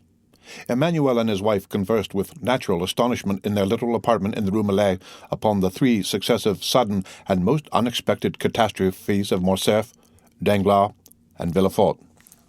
Maximilian, who was paying them a visit, listened to their conversation, or rather was present at it, plunged in his accustomed state of apathy. "Indeed," said Julie, "might we not almost fancy, Emmanuel, that those people, so rich, so happy but yesterday, had forgotten in their prosperity that an evil genius, like the wicked fairies in Perrault's story, who present themselves unbidden at a wedding or baptism, hovered over them, and appeared all at once to revenge himself for their fatal neglect?" "What a dire misfortune," said Emmanuel, thinking of Morcerf and Danglars. "What dreadful sufferings," said Julie, remembering Valentine, but whom, with a delicacy natural to women, she did not name before her brother. "If the Supreme Being has directed the fatal blow," said Emmanuel, "it must be that he, in his great goodness, has perceived nothing in the past lives of these people to merit mitigation of their awful punishment." "Do you not form a very rash judgment, Emmanuel?" said Julie. "When my father, with a pistol in his hand, was once on the point of committing suicide, had anyone then said, 'This man deserves his misery,' would not that person have been deceived?" "Yes, but your father was not allowed to fall. A being was commissioned to arrest the fatal hand of death about to descend on him." Emmanuel had scarcely uttered these words when the sound of the bell was heard, the well-known signal given by the porter that a visitor had arrived. Nearly at the same instant the door was opened, and the Count of Monte Cristo appeared on the threshold. The young people uttered a cry of joy, while Maximilian raised his head, but let it fall again immediately. "Maximilian," said the Count, without appearing to notice the different impressions which his presence produced in one little circle, "I came to seek you." "To seek me?" repeated Morrel, as if awakening from a dream. "Yes," said Monte Cristo. "Has it not been agreed that I should take you with me, and did I not tell you yesterday to prepare for departure?" "I am ready," said Maximilian.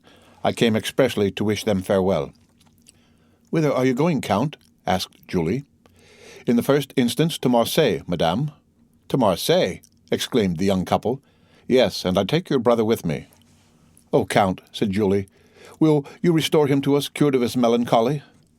Morrel turned away to conceal the confusion of his countenance. "You perceive, then, that he is not happy?" said the Count. "Yes," replied the young woman, "and fear much that he finds our home but a dull one." "I will undertake to divert him," replied the Count. "I am ready to accompany you, sir," said Maximilian. "Adieu, my kind friends. Emmanuel, Julie, farewell." "How farewell?" exclaimed Julie.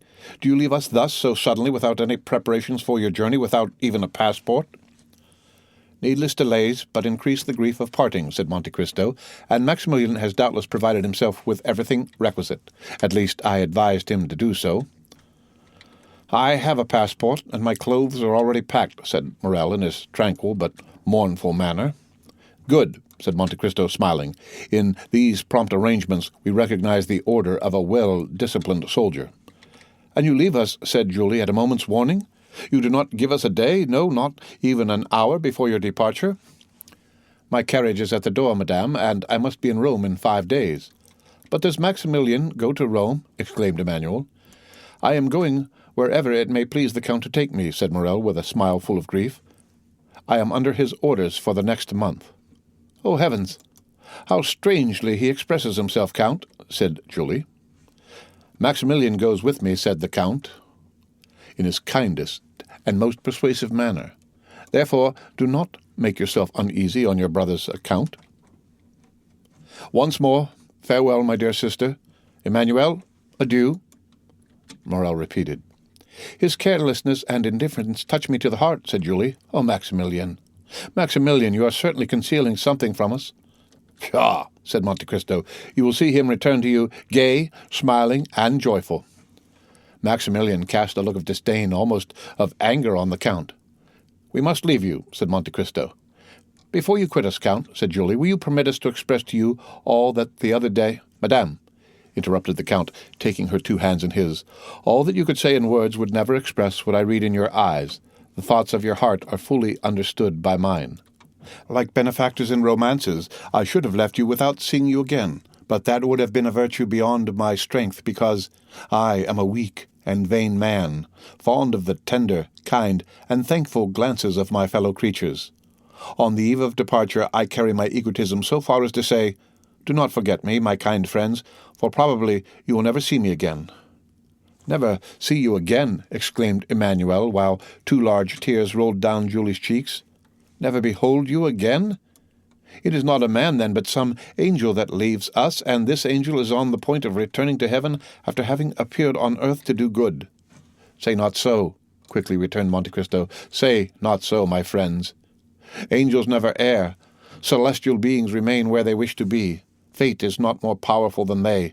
It is they who, on the contrary, overcome fate. No, Emmanuel, I am but a man, and your admiration is as unmerited as your words are sacrilegious." And pressing his lips on the hand of Julie, who rushed into his arms, he extended his other hand to Emmanuel. Then, tearing himself from this abode of peace and happiness, he made a sign to Maximilian, who followed him passively, with the indifference which had been perceptible in him ever since the death of Valentine so stunned him. "Restore my brother to peace and happiness," whispered Julie to Monte Cristo. And the Count pressed her hand in reply, as he had done 11 years before on the staircase leading to Morrel's study. "You still confide, then, in Sindbad the sailor?" asked he, smiling. "Oh, yes," was the ready answer. "Well, then, sleep in peace, and put your trust in heaven. As we have before said, the post-chaise was waiting. 4 powerful horses were already pawing the ground with impatience, while Ali, apparently just arrived from a long walk, was standing at the foot of the steps, his face bathed in perspiration. "Well," asked the Count in Arabic, "have you been to see the old man?" Ali made a sign in the affirmative. "And have you placed the letter before him as I ordered you to do?" The slave respectfully signalized that he had. "And what did he say, or rather do?" Ali placed himself in the light so that his master might see him distinctly, and then, imitating in his intelligent manner the countenance of the old man, he closed his eyes as Noirtier was in the custom of doing when saying yes. "Good. He accepts," said Monte Cristo. "Now let us go." These words had scarcely escaped him when the carriage was on its way, and the feet of the horses struck a shower of sparks from the pavement. Maximilian settled himself in his corner without uttering a word. Half an hour had passed when the carriage stopped suddenly. The Count had just pulled the silken check-string which was fastened to Ali's finger. The Nubian immediately descended and opened the carriage door. It was a lovely starlit night. They had just reached the top of the hill Villejuif, from whence Paris appears like a sombre sea, tossing its millions of phosphoric waves into light, waves indeed more noisy, more passionate, more changeable, more furious, more greedy than those of the tempestuous ocean, waves which never rest as those of the sea sometimes do, waves ever dashing, ever foaming, ever engulfing what falls within their grasp. The Count stood alone, and at a sign from his hand, the carriage went on for a short distance. With folded arms he gazed for some time upon the great city. When he had fixed his piercing look on this modern Babylon, which equally engages the contemplation of the religious enthusiast, the materialist, and the scoffer. "Great city," murmured he, inclining his head and joining his hands as if in prayer, "less than 6 months have elapsed since first I entered thy gates. I believe that the Spirit of God led my steps to thee, and that he also enables me to quit thee in triumph. The secret cause of my presence within thy walls I have confided alone to him who only has had the power to read my heart. God only knows that I retire from thee without pride or hatred, but not without many regrets. He only knows that the power confided to me has never been made subservient to my personal good or to any useless cause. Oh, great city, it is in thy palpitating bosom that I have found that which I sought. Like a patient miner, I have dug deep into thy very entrails to root out evil thence. Now my work is accomplished, my mission is terminated. Now thou canst neither afford me pain nor pleasure. Adieu, Paris, adieu." His look wandered over the vast plain like that of some genius of the night. He passed his hand over his brow, got into the carriage. The door was closed on him, and the vehicle quickly disappeared down the other side of the hill in a whirlwind of noise and dust. 10 leagues were passed, and not a single word was uttered. Morrel was dreaming, and Monte Cristo was looking at the dreamer. "Morrel," said the Count to him at length, "do you repent having followed me?" "No, Count. But to leave Paris. If I thought happiness might await you in Paris, Morrel, I would have left you there. Valentine reposes within the walls of Paris, and to leave Paris is like losing her a second time." "Maximilian," said the Count, "the friends that we have lost do not repose in the bosom of the earth, but are buried deep in our hearts, and it has been thus ordained that we may always be accompanied by them. I have 2 friends who in this way never depart from me, the one who gave me being, and the other who conferred knowledge and intelligence on me. Their spirits live in me. I consult them when doubtful, and if I ever do any good, it is due to their beneficent counsels. Listen to the voice of your heart, Morrel, and ask it whether you ought to preserve this melancholy exterior towards me." "My friend," said Maximilian, "the voice of my heart is very sorrowful and promises me nothing but misfortune." "It is the way of weakened minds to see everything through a black cloud. The soul forms its own horizons. Your soul is darkened, and consequently the sky of the future appears stormy and unpromising." "That may possibly be true," said Maximilian, and he again subsided into his thoughtful mood. The journey was performed with that marvelous rapidity which the unlimited power of the Count ever commanded. Towns fled from them like shadows on their path, and trees, shaken by the first winds of autumn, seemed like giants, madly rushing on to meet them, and retreating as rapidly when once reached. The following morning they arrived at Chalons, where the Count's steamboat waited for them.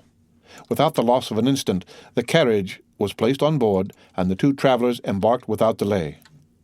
The boat was built for speed. Her two paddle wheels were like two wings with which she skimmed the water like a bird. Morrel was not insensible to that sensation of delight which is generally experienced in passing rapidly through the air, and the wind, which occasionally raised the hair from his forehead, seemed on the point of dispelling momentarily the clouds collected there. As the distance increased between the travellers and Paris, almost superhuman serenity appeared to surround the Count. He might have been taken for an exile about to revisit his native land. Ere long, Marseille presented herself to view.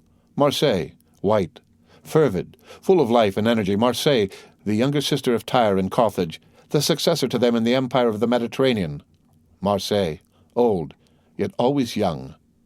Powerful memories were stirred within them by the sight of the round tower, Fort St. Nicholas, the city hall designed by Puget, the port with its brick quays where they had both played in childhood, and it was with one accord that they stopped on the Canebière. A vessel was setting sail for Algiers, on board of which the bustle usually attending departure prevailed.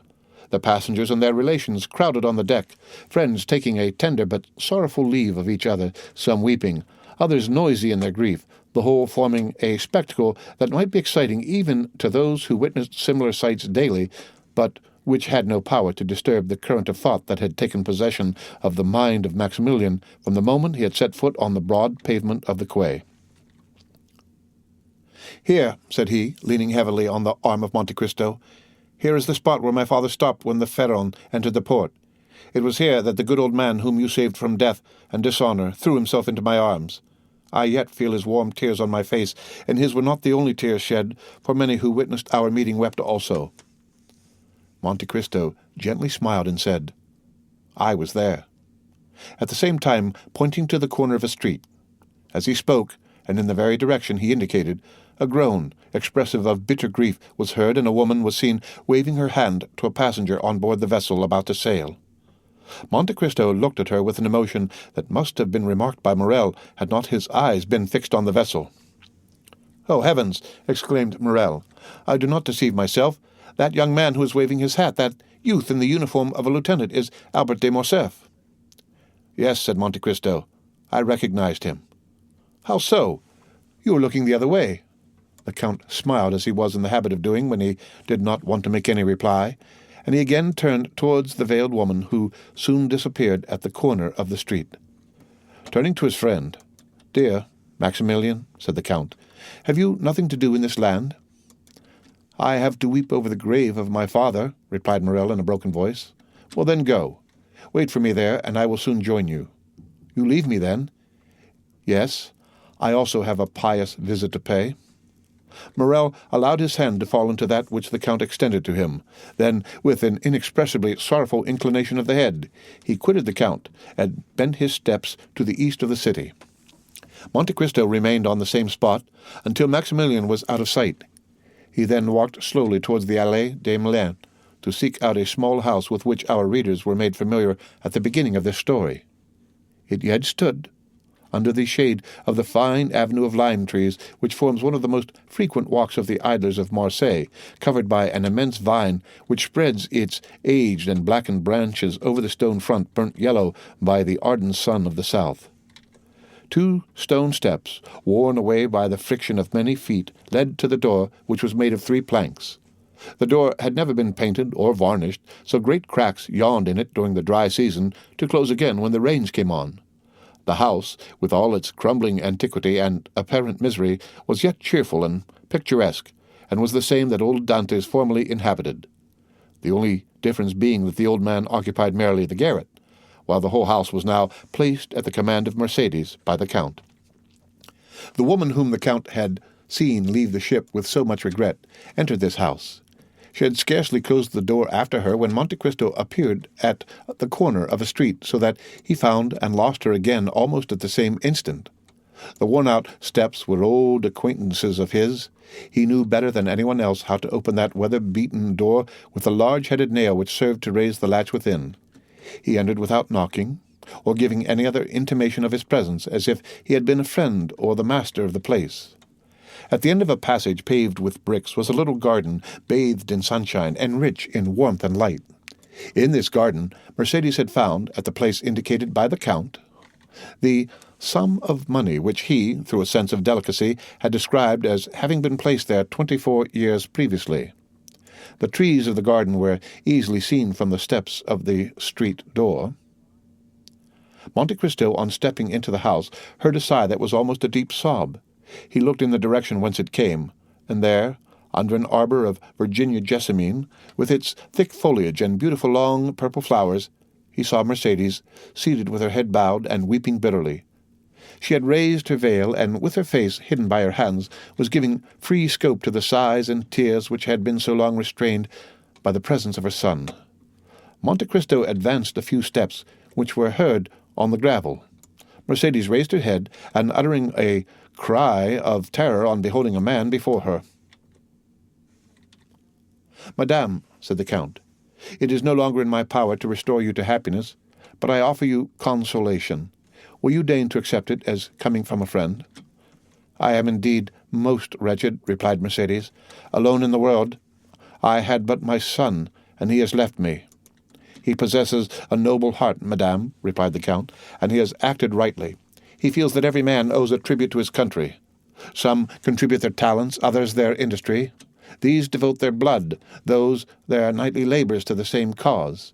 Had he remained with you, his life must have become a hateful burden, nor would he have participated in your griefs. He will increase in strength and honor by struggling with adversity, which he will convert into prosperity. Leave him to build up the future for you, and I venture to say you will confide it to safe hands." "Oh," replied the wretched woman, mournfully shaking her head, "the prosperity of which you speak, and which from the bottom of my heart I pray God in his mercy to grant him, I can never enjoy. The bitter cup of adversity has been drained by me to the very dregs, and I feel that the grave is not far distant. You have acted kindly, Count, in bringing me back to the place where I have enjoyed so much bliss. I ought to meet death on the same spot where happiness was once all my own." "Alas," said Monte Cristo, "your words sear and embitter my heart.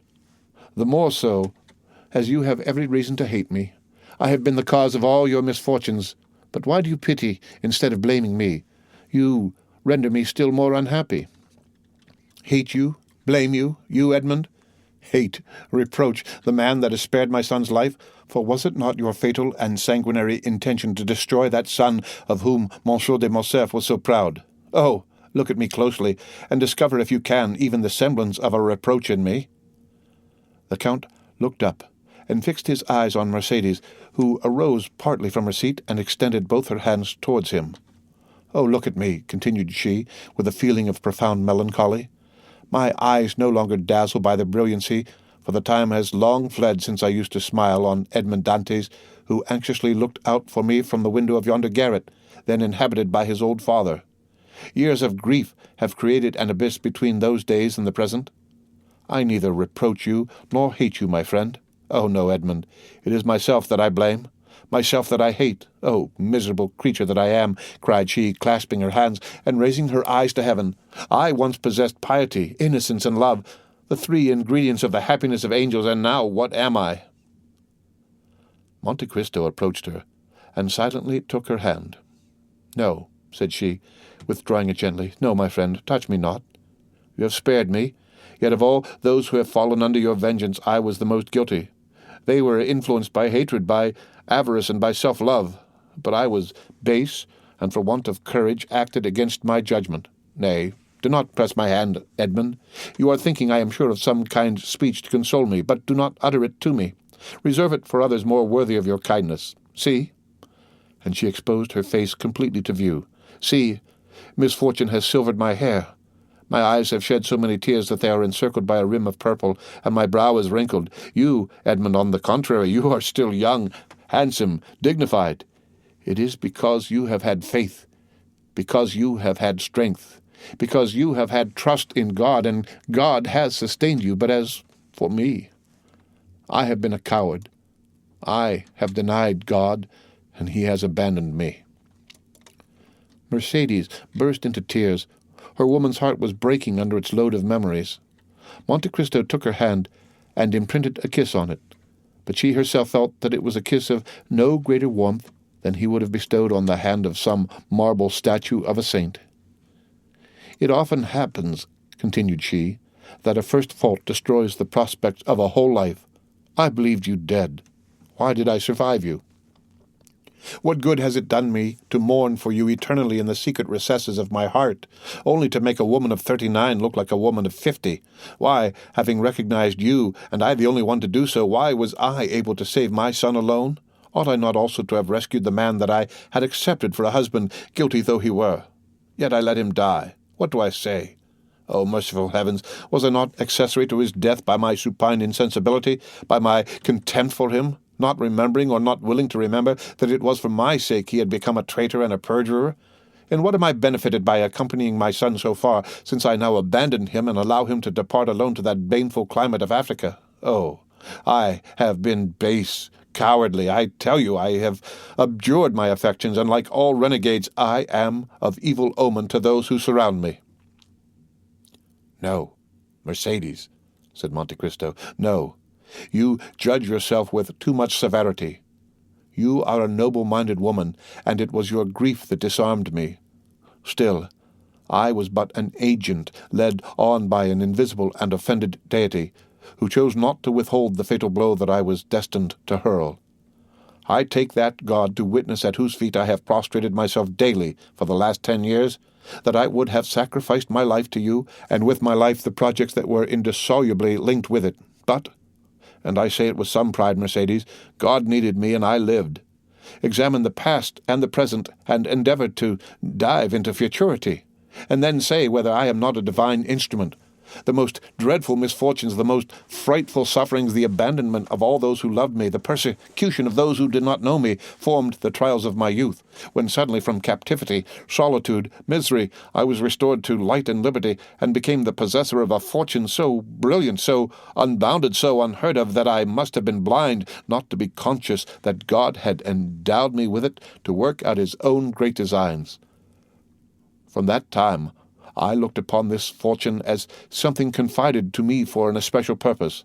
Not a thought was given to a life which you once, Mercedes, had the power to render blissful.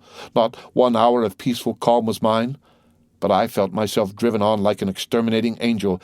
Like adventurous captains about to embark on some enterprise full of danger, I laid in my provisions, I loaded my weapons, I collected every means of attack and defense. I inured my body to the most violent exercises, my soul to the bitterest trials. I taught my arm to slay, my eyes to behold excruciating sufferings, and my mouth to smile at the most horrid spectacles. Good-natured, confiding, and forgiving as I had been, I became revengeful, cunning and wicked, or rather immovable as fate. Then I launched out into the path that was open to me. I overcame every obstacle and reached the goal, but woe to those who stood in my pathway. "Enough," said Mercedes. "Enough, Edmund. Believe me that she who alone recognized you has been the only one to comprehend you, and had she crossed your path, and you had crushed her like glass, still, Edmund, still she must have admired you. Like the gulf between me and the past, there is an abyss between you, Edmund, and the rest of mankind, and I tell you freely that the comparison I draw between you and other men will ever be one of my greatest tortures. No, there is nothing in the world to resemble you in worth and goodness. But we must say farewell, Edmund, and let us part. Before I leave you, Mercedes, have you no request to make?" said the Count. "I desire but one thing in the world, Edmund, the happiness of my son. Pray to the Almighty to spare his life, and I will take upon myself to promote his happiness." "Thank you, Edmund. But have you no request to make for yourself, Mercedes?" "For myself I want nothing. I live, as it were, between two graves. One is that of Edmond Dantes, lost to me long, long since. He had my love.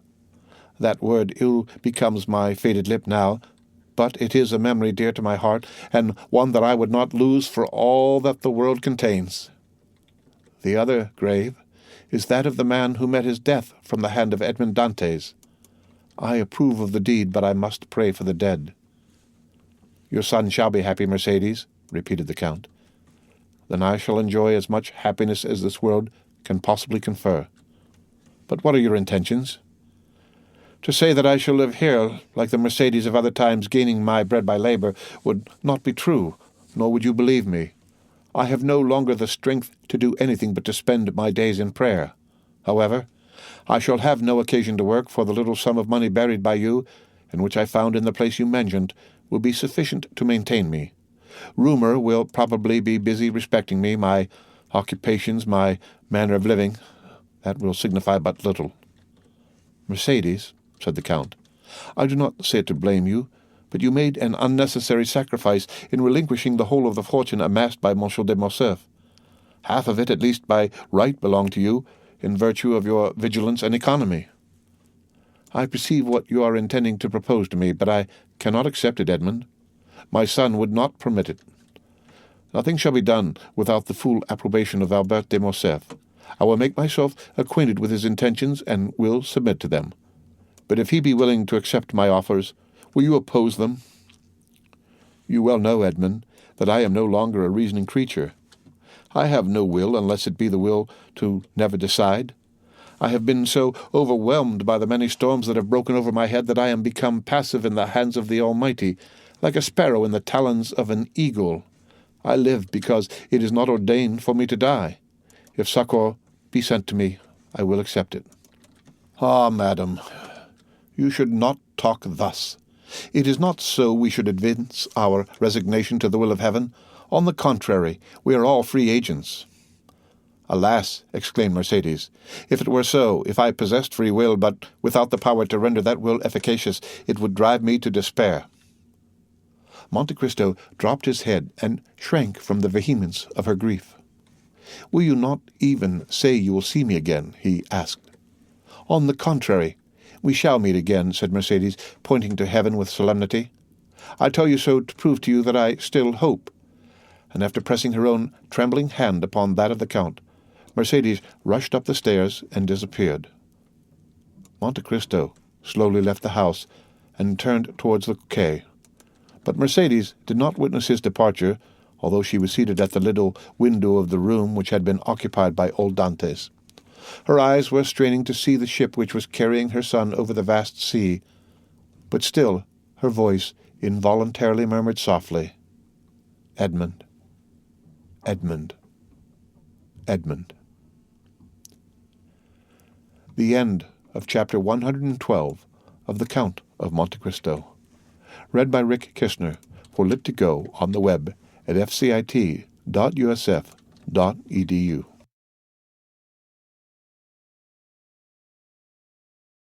The Count of Monte Cristo by Alexandre Dumas. Chapter 113. The Past. The Count departed with a sad heart from the house in which he had left Mercedes, probably never to behold her again. Since the death of little Edward, a great change had taken place in Monte Cristo. Having reached the summit of his vengeance by a long and tortuous path, he saw an abyss of doubt yawning before him. More than this, the conversation which had just taken place between Mercedes and himself had awakened so many recollections in his heart that he felt it necessary to combat with them. A man of the Count's temperament could not long indulge in that melancholy which can exist in common minds, but which destroys superior ones. He thought he must have made an error in his calculations if he now found cause to blame himself. I cannot have deceived myself, he said. I must look upon the past in a false light. What, he continued, can I have been following a false path? Can the end which I proposed be a mistaken end? Can 1 hour have sufficed to prove to an architect that the work upon which he founded all his hopes was an impossible, if not a sacrilegious undertaking? I cannot reconcile myself to this idea. It would madden me. The reason why I am now dissatisfied is that I have not a clear appreciation of the past. The past, like the country through which we walk, becomes indistinct as we advance. My position is like that of a person wounded in a dream. He feels the wound, though he cannot recollect when he received it.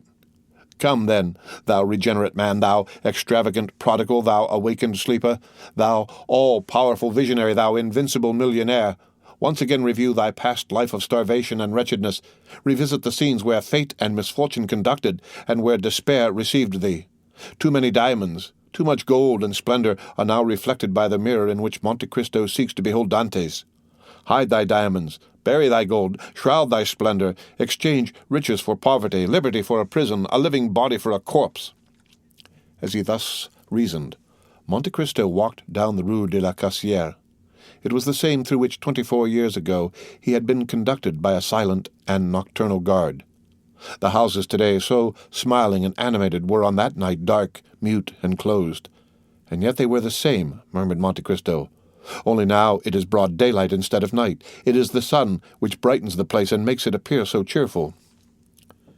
He proceeded towards the quay by the Rue Saint-Laurent and advanced to the consigne. It was the point where he had embarked. A pleasure boat with striped awning was going by.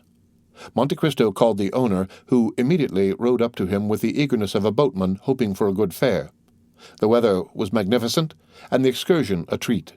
The sun, red and flaming, was sinking into the embrace of the welcoming ocean. The sea, smooth as crystal, was now and then disturbed by the leaping of fish, which were pursued by some unseen enemy and sought for safety in another element, while on the extreme verge of the horizon might be seen the fishermen's boats, white and graceful as the seagull, or the merchant vessels bound for Corsica or Spain. But notwithstanding the serene sky, the gracefully formed boats, and the golden light in which the whole scene was bathed, the Count of Monte Cristo, wrapped in his cloak, could think only of this terrible voyage, the details of which were one by one recalled to his memory. The solitary light burning at the Catalans, that first sight of the Château d'Elf which told him whither they were leading him, the struggle with the gendarmes when he wished to throw himself overboard, his despair when he found himself vanquished, and the sensation when the muzzle of the carbine touched his forehead. All these were brought before him in vivid and frightful reality, like the streams which the heat of the summer has dried up, and which after the autumnal storms gradually begin oozing drop by drop. So did the Count feel his heart gradually fill with the bitterness which formerly nearly overwhelmed Edmond Dantes. Clear sky, swift flitting boats, and brilliant sunshine disappeared. The heavens were hung with black, and the gigantic structure of the Château d'Elf seemed like the phantom of a mortal enemy. As they reached the shore, the Count instinctively shrunk to the extreme end of the boat, and the owner was obliged to call out in his sweetest tone of voice, "Sir, we are at the landing." Monte Cristo remembered that on that very spot, on the same rock, he had been violently dragged by the guards, who forced him to ascend the slope at the points of their bayonets. The journey had seemed very long to Dantes, but Monte Cristo found it equally short. Each stroke of the oar seemed to awaken a new throng of ideas which sprang up with the flying spray of the sea. There had been no prisoners confined in the Château d'Elf since the Revolution of July. It was only inhabited by a guard kept there for the prevention of smuggling. A concierge waited at the door to exhibit to visitors this monument of curiosity, once a scene of terror. The Count inquired whether any of the ancient jailers were still there, but they had all been pensioned or had passed on to some other employment. The concierge who attended him had only been there since 1830. He visited his own dungeon. He again beheld the dull light vainly endeavoring to penetrate the narrow opening. His eyes rested upon the spot where had stood his bed, since then removed, and behind the bed the new stones indicated where the breach made by the Abbé Faria had been. Monte Cristo felt his limbs tremble. He seated himself upon a log of wood. "Are there any stories connected with this prison besides the one relating to the poisoning of Mirabeau?" asked the Count. "Are there any traditions respecting these dismal abodes in which it is difficult to believe men can ever have imprisoned their fellow creatures?" "Yes, sir, indeed. The jailer Antoine told me one connected with this very dungeon." Monte Cristo shuddered. Antoine had been his jailer.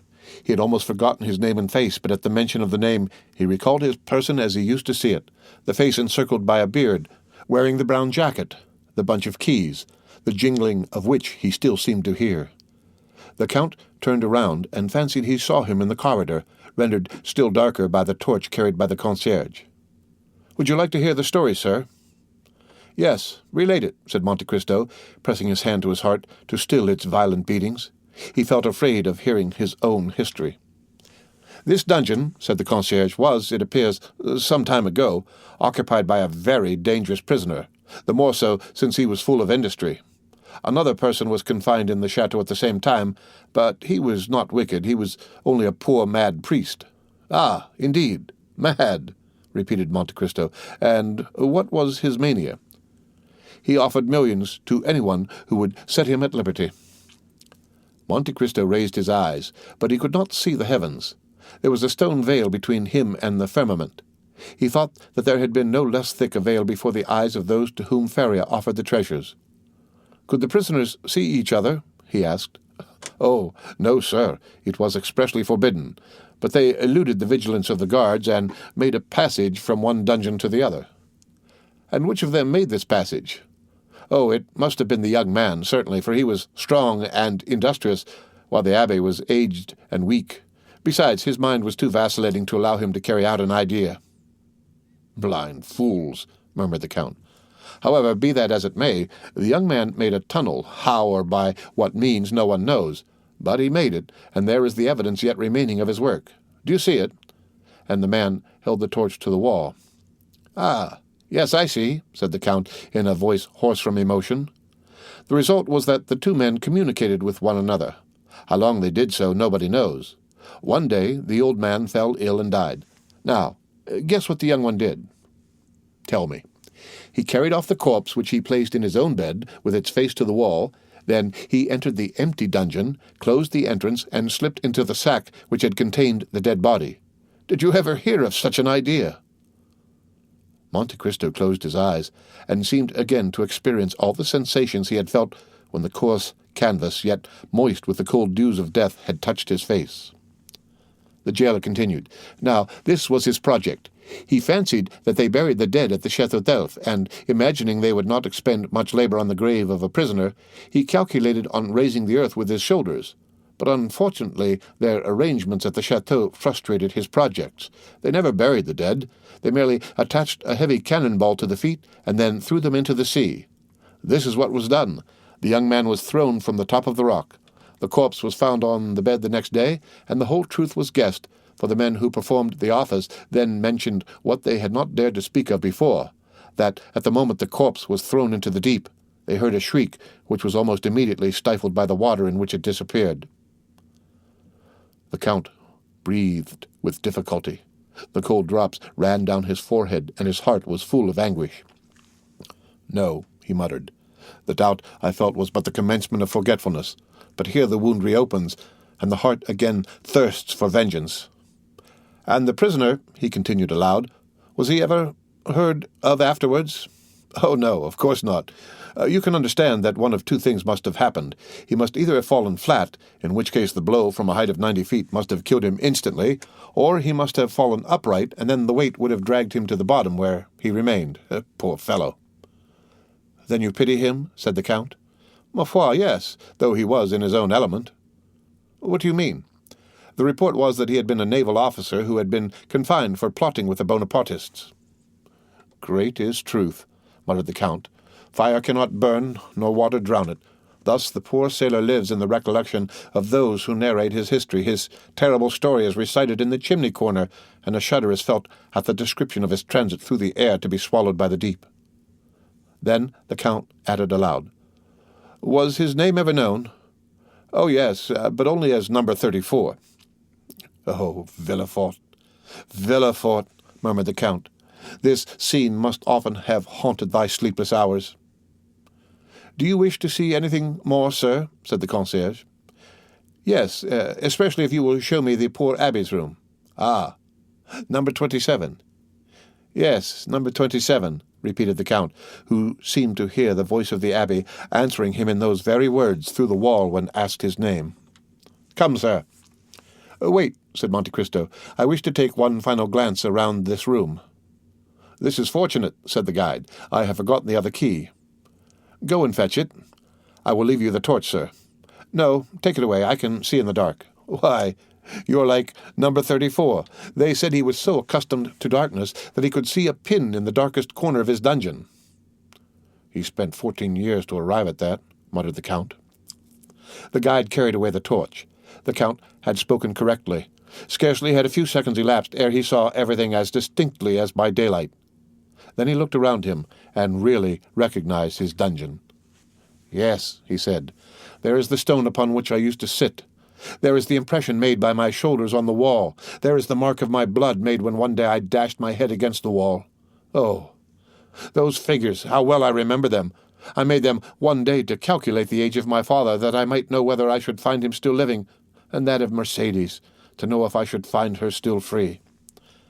After finishing that calculation, I had a minute's hope. I did not reckon upon hunger and infidelity. And a bitter laugh escaped the Count. He saw in fancy the burial of his father and the marriage of Mercedes. On the other side of the dungeon he perceived an inscription, the white letters of which were still visible on the green wall.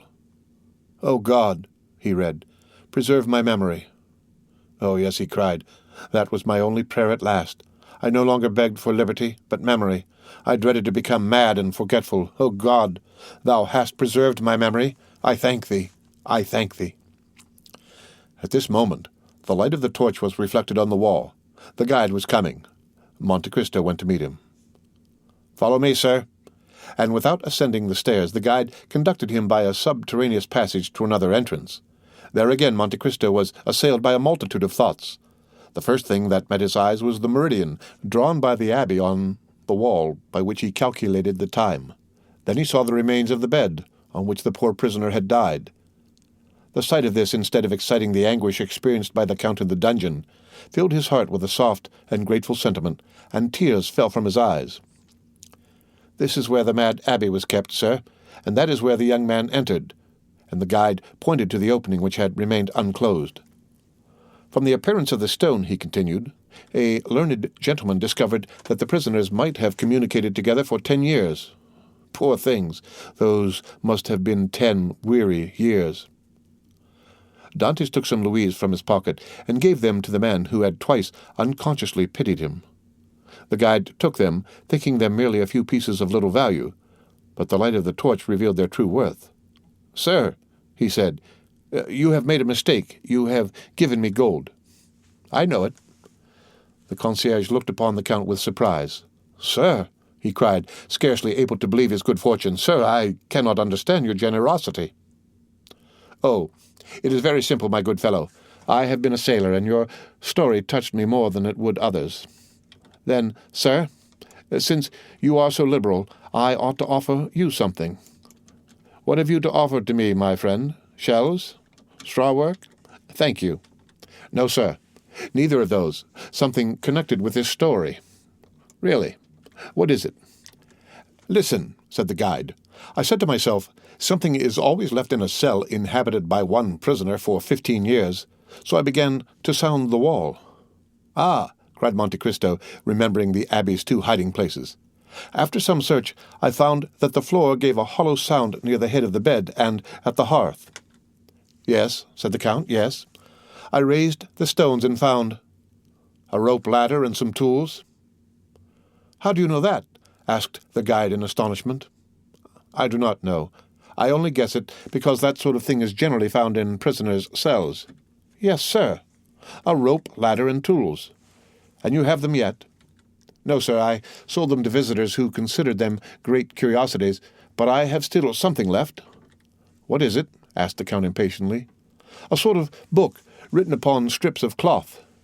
"Go and fetch it, my good fellow, and if it be what I hope, you will do well."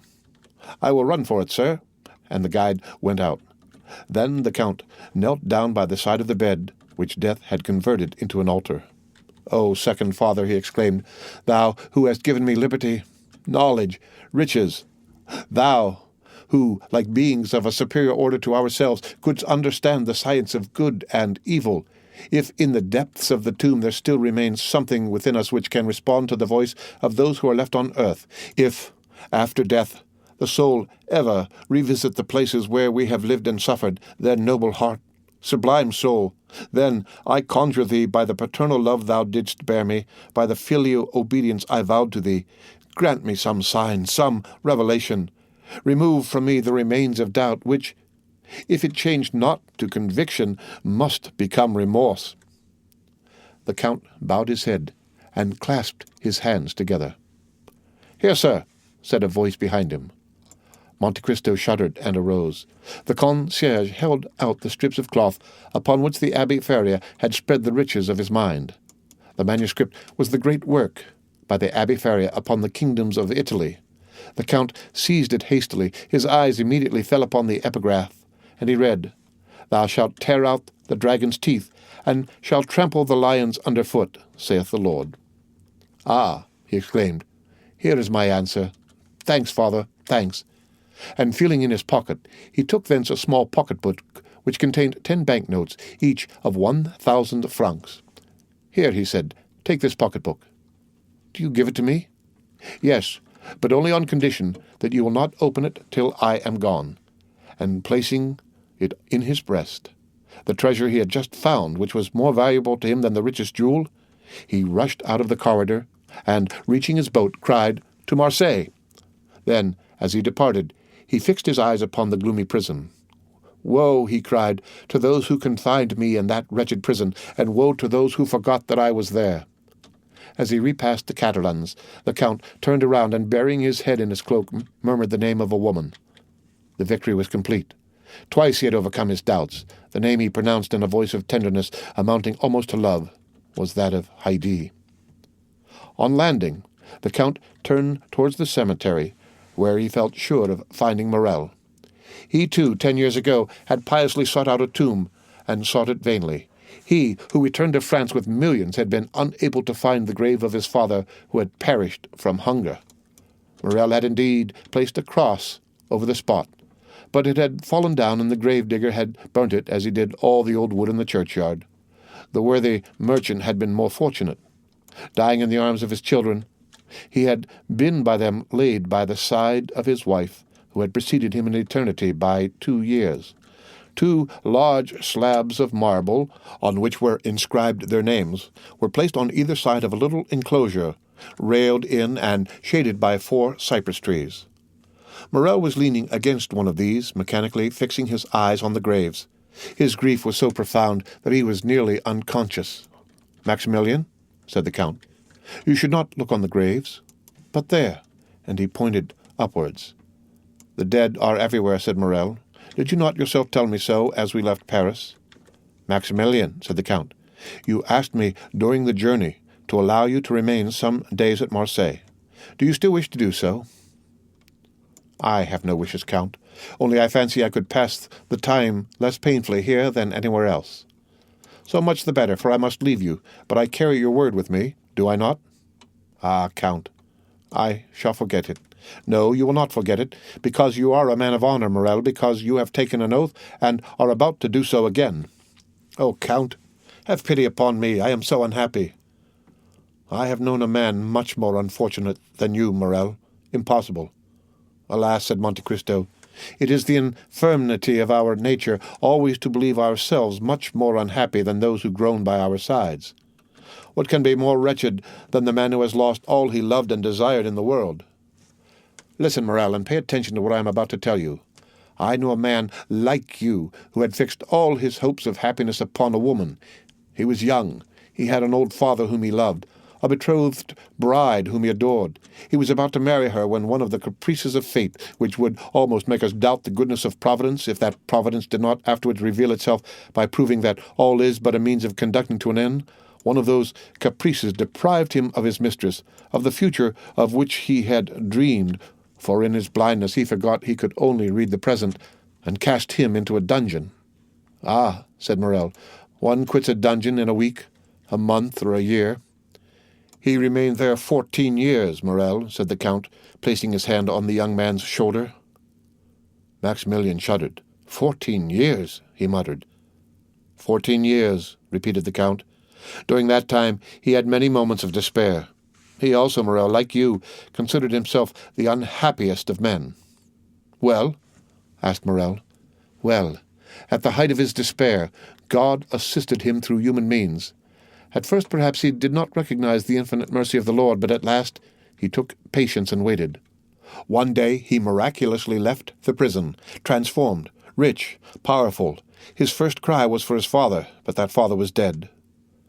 "My father, too, is dead," said Morrel. "Yes, but your father died in your arms, happy, respected, rich, and full of years. His father died poor, despairing, almost doubtful of providence, and when his son sought his grave 10 years afterwards, his tomb had disappeared, and no one could say, 'There sleeps the father that you loved so well.'" "Oh," exclaimed Morel. "He was then a more unhappy son than you, Morel, for he could not even find his father's grave. But then he had the woman he loved still remaining." "You are deceived, Morel. That woman—" "She was dead?" "Worse than that. She was faithless, and had married one of the persecutors of her betrothed. You see then, Morel, that he was a more unhappy lover than you. And has he found consolation?" "He has at least found peace. And does he ever expect to be happy?" "He hopes so, Maximilian." The young man's head fell on his breast. "You have my promise," he said after a minute's pause, extending his hand to Monte Cristo. "Only remember, on the 5th of October, Morel, I shall expect you at the island of Monte Cristo. On the 4th, a yacht will wait for you in the port of Bastia. It will be called the Eurus. You will give your name to the captain, who will bring you to me. It is understood, is it not?" "But, Count, do you remember that the 5th of October—" "Child," replied the Count, "not to know the value of a man's word, I have told you 20 times that if you wish to die on that day, I will assist you. Morel, farewell." "Do you leave me?" "Yes, I have business in Italy. I leave you alone with your misfortunes and with your hope, Maximilian." "When do you leave?" "Immediately. The steamer waits, and in an hour I shall be far from you. Will you accompany me to the harbor, Maximilian?" "I am entirely yours, Count." Morel accompanied the Count to the harbor. The white steam was ascending like a plume of feathers from the black chimney. The steamer soon disappeared, and in an hour afterwards, as the Count had said, was scarcely distinguishable in the horizon amidst the fogs of the night. The end of chapter 113 of The Count of Monte Cristo. Read by Rick Kishner for Lit2Go on the web at fcit.usf.edu.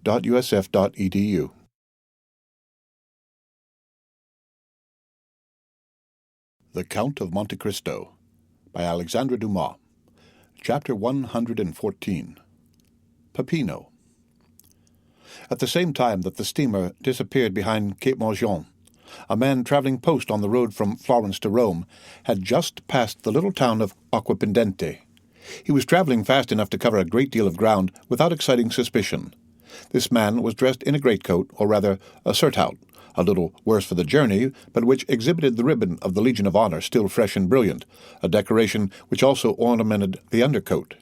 He might be recognized not only by these signs, but also from the accent with which he spoke to the postilion as a Frenchman. Another proof that he was a native of the universal country was apparent in the fact of his knowing no other Italian words than the terms used in music, and which, like the goddamn of Figaro, served all possible linguistic requirements. "Allegro!" he called out to the postilions at every ascent. "Moderato!"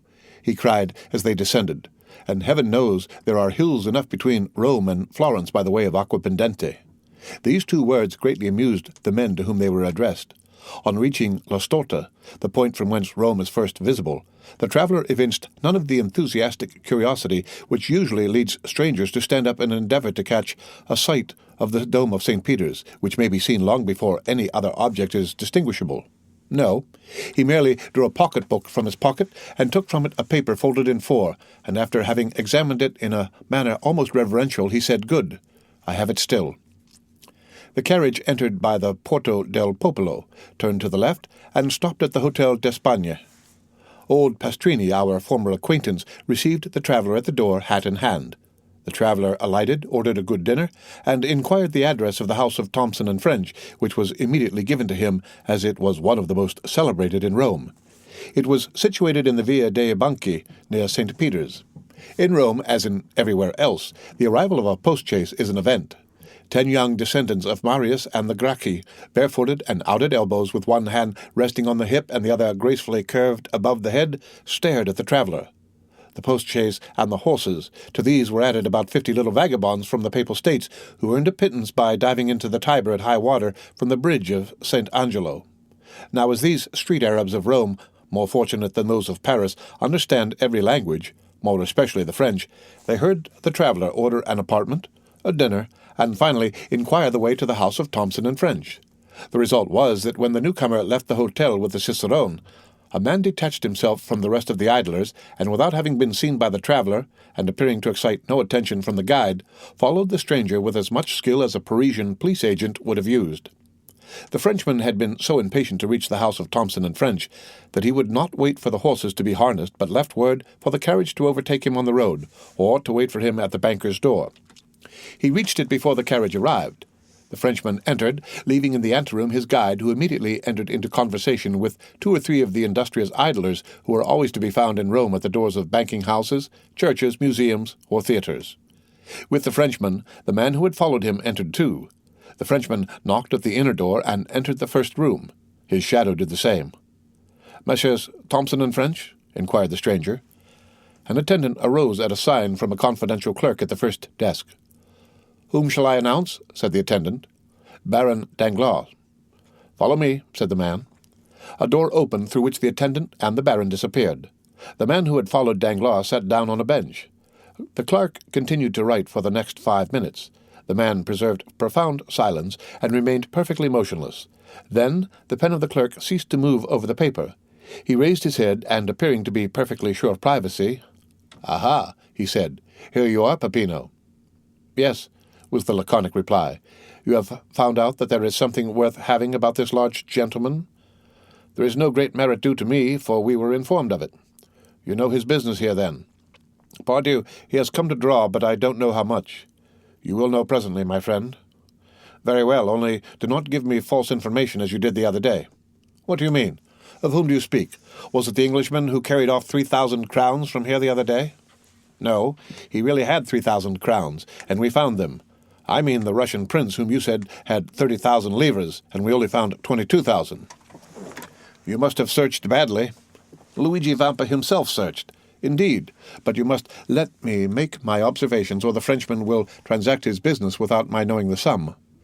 Peppino nodded, and, taking a rosary from his pocket, began to mutter a few prayers while the clerk disappeared through the same door by which Danglars and the attendant had gone out. At the expiration of 10 minutes, the clerk returned with a beaming countenance. "Well?" asked Peppino of his friend. "Joy! Joy! The sum is large." 5 or 6 millions, is it not?" "Yes, you know the amount." "On the receipt of the Count of Monte Cristo?"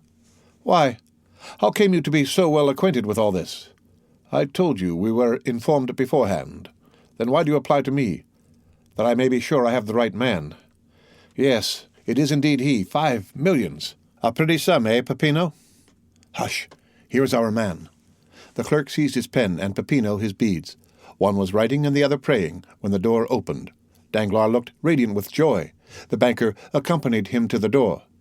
Peppino followed Danglars. According to the arrangements, the carriage was waiting at the door.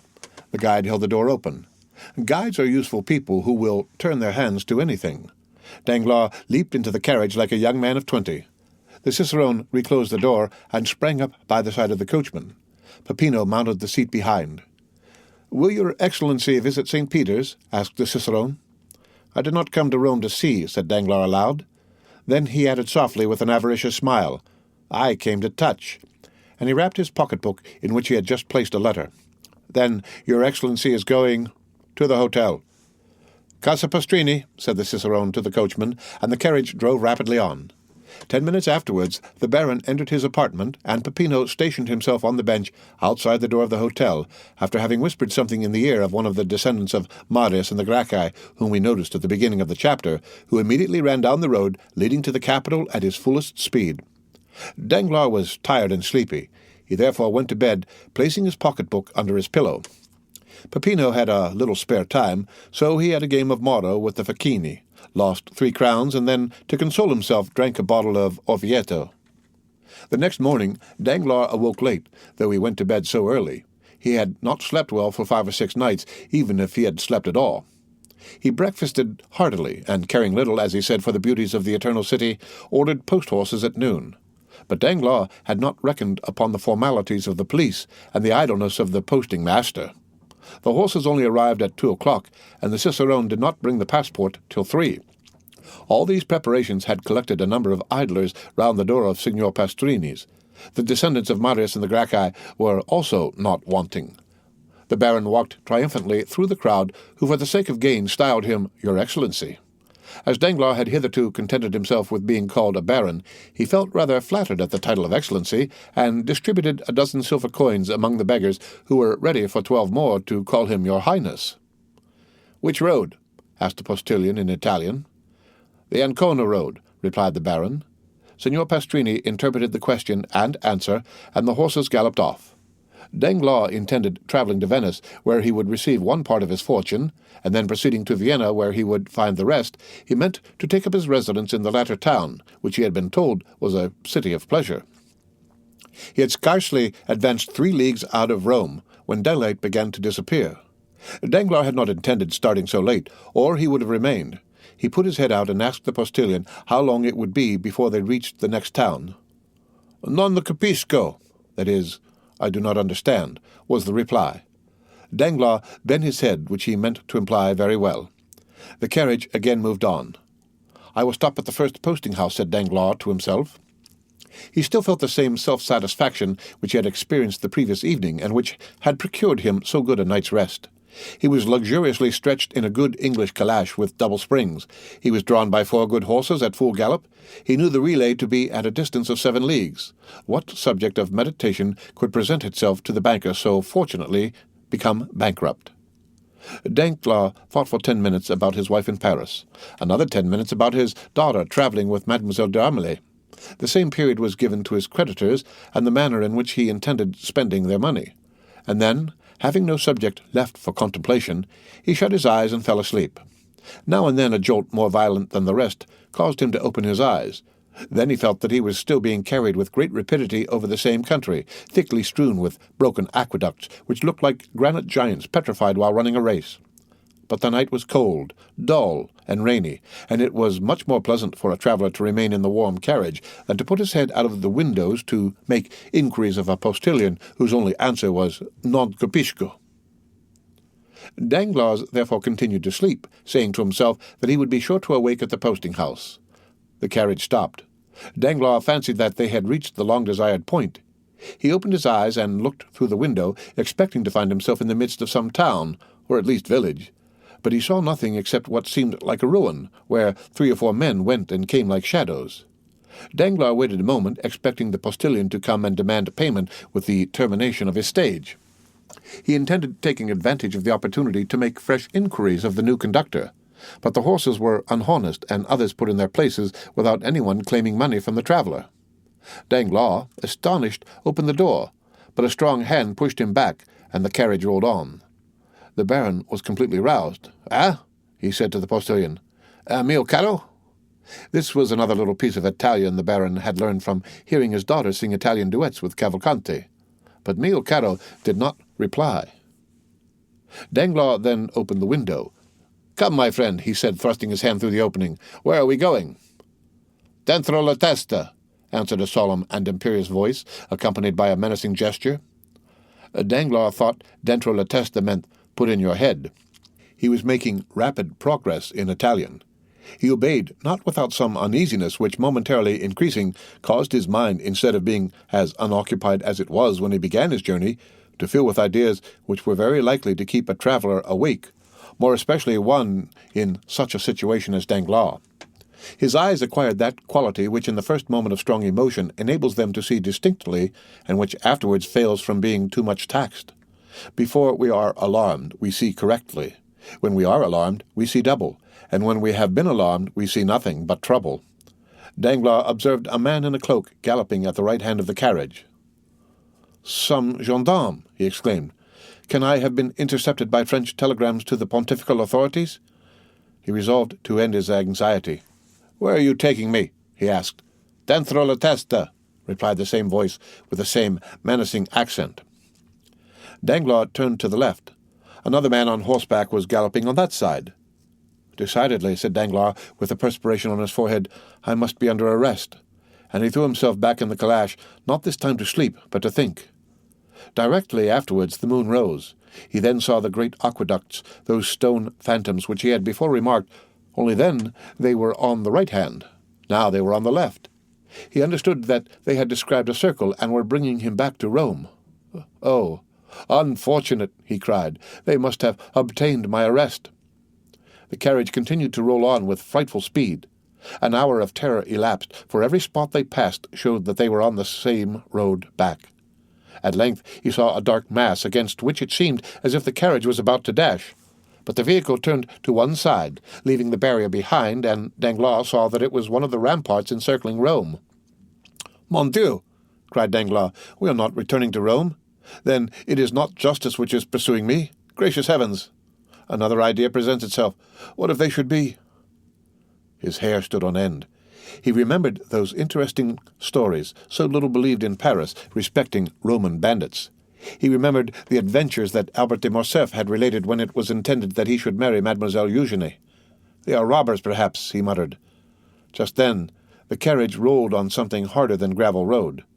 Danglars hazarded a look on both sides of the road, and perceived monuments of a singular form, and his mind now recalled all the details Morcerf had related, and comparing them with his own situation, he felt sure that he must be on the Appian Way. On the left, in a sort of valley, he perceived a circular excavation. It was Caracalla's circus. On a word from the man who rode at the side of the carriage, it stopped. At the same time the door was opened. "Scendi!" exclaimed a commanding voice. Danglars instantly descended. Although he did not yet speak Italian, he understood it very well. More dead than alive, he looked around him. 4 men surrounded him besides the postilion. "Dica," said one of the men, descending a little path leading out of the Appian Way. Danglars followed his guide without opposition, and had no occasion to turn around to see whether the 3 others were following him. Still, it appeared as though they were stationed at equal distances from one another, like sentinels. After walking for about 10 minutes, during which Danglars did not exchange a single word with his guide, he found himself between a hillock and a clump of high weeds. 3 men, standing silent, formed a triangle, of which he was the center. He wished to speak, but his tongue refused to move. "Avante!" said the same sharp and imperative voice. This time Danglars had double reason to understand, for, if the word and gesture had not explained the speaker's meaning, it was clearly expressed by the man walking behind him, who pushed him so rudely that he struck against the guide. This guide was our friend Peppino, who dashed into the thicket of high weeds through a path which none but lizards or polecats could have imagined to be an open road. Peppino stopped before a pit overhung by thick hedges. The pit, half open, afforded a passage to the young man, who disappeared like the evil spirits in the fairy tales. The voice and gesture of the man who followed Danglars ordered him to do the same. There was no longer any doubt the bankrupt was in the hands of Roman banditti. Danglars acquitted himself like a man placed between 2 dangerous positions, and who is rendered brave by fear. Notwithstanding his large stomach, certainly not intended to penetrate the fissures of the Campagna, he slid down like Peppino, and, closing his eyes, fell upon his feet. As he touched the ground, he opened his eyes. The path was wide, but dark. Peppino, who cared little for being recognized now that he was in his own territories, struck a light and lit a torch. 2 other men descended after Danglars, forming the rear guard, and pushing Danglars whenever he happened to stop. They came by a gentle declivity to the intersection of 2 corridors. The walls were hollowed out in sepulchres, one above the other, and which seemed in contrast with the white stones to open their large dark eyes, like those which we see on the faces of the dead. A sentinel struck the rings of his carbine against his left hand. "Who comes there?" he cried. A friend, said Peppino. "But where is the captain?" "There," said the sentinel, pointing over his shoulder to a spacious crypt, hollowed out of the rock, the lights from which shone into the passage through the large arched openings. "Fine spoil, Captain, fine spoil," said Peppino in Italian, and taking Danglars by the collar of his coat, he dragged him to an opening resembling a door through which they entered the apartment which the captain appeared to have made his dwelling-place. "Is this the man?" asked the captain, who was attentively reading Plutarch's Life of Alexander. "Himself, Captain, himself." "Very well, show him to me." At this rather impertinent order, Peppino raised his torch to the face of Danglars, who hastily withdrew that he might not have his eyelashes burnt. His agitated features presented the appearance of pale and hideous terror. "The man is tired," said the captain.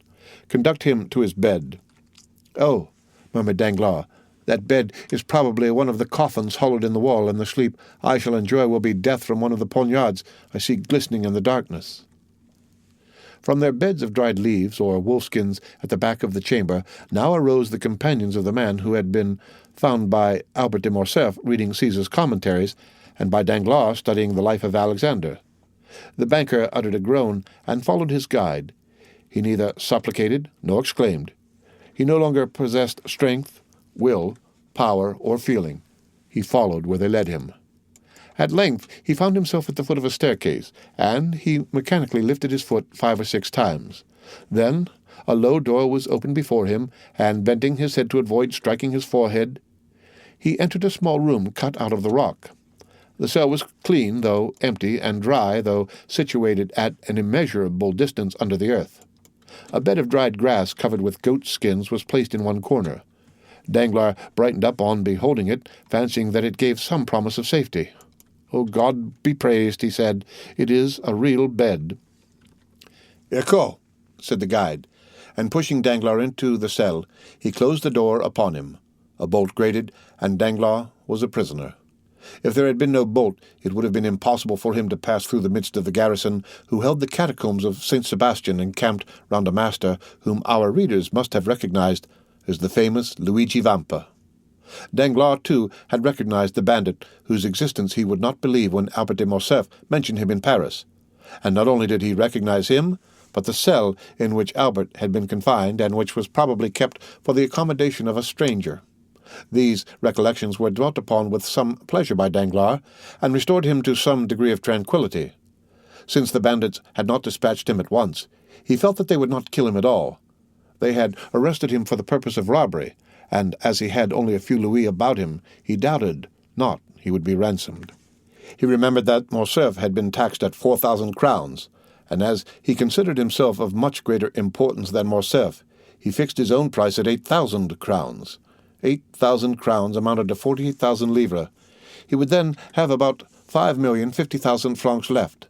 With this sum he could manage to keep out of difficulties, therefore tolerably secure in being able to extricate himself from his position, provided he were not rated at the unreasonable sum of 5,050,000 francs. He stretched himself on his bed, and after turning over 2 or 3 times, fell asleep with the tranquillity of the hero whose life Luigi Vampa was studying. The end of chapter 114 of The Count of Monte Cristo. Read by Rick Kishner for Lit2Go on the web at fcit.usf.edu.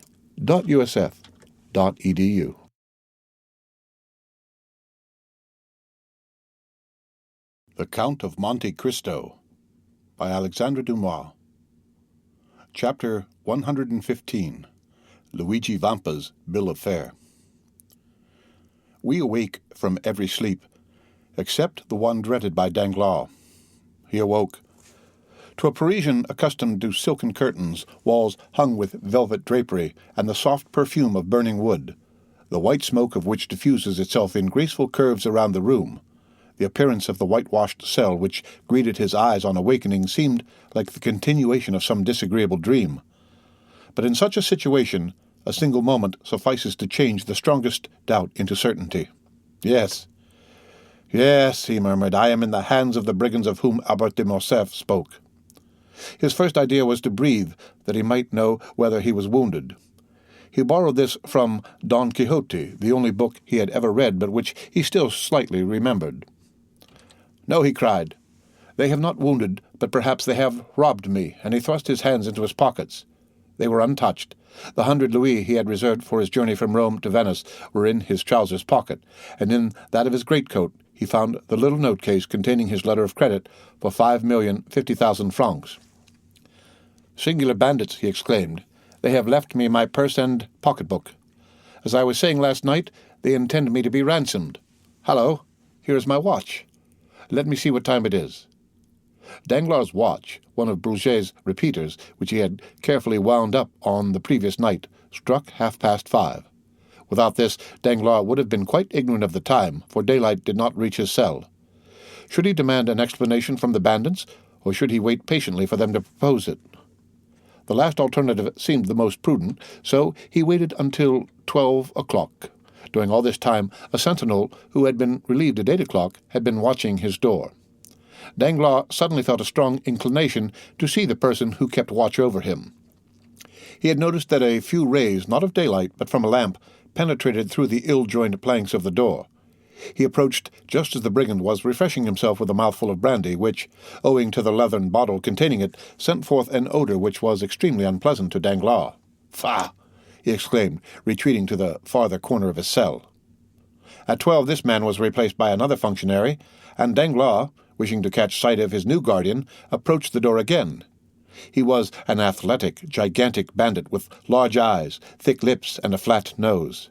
His red hair fell in dishevelled masses like snakes around his shoulders. "Aha!" cried Danglars. "This fellow is more like an ogre than anything else. However, I am rather too old and tough to be very good eating."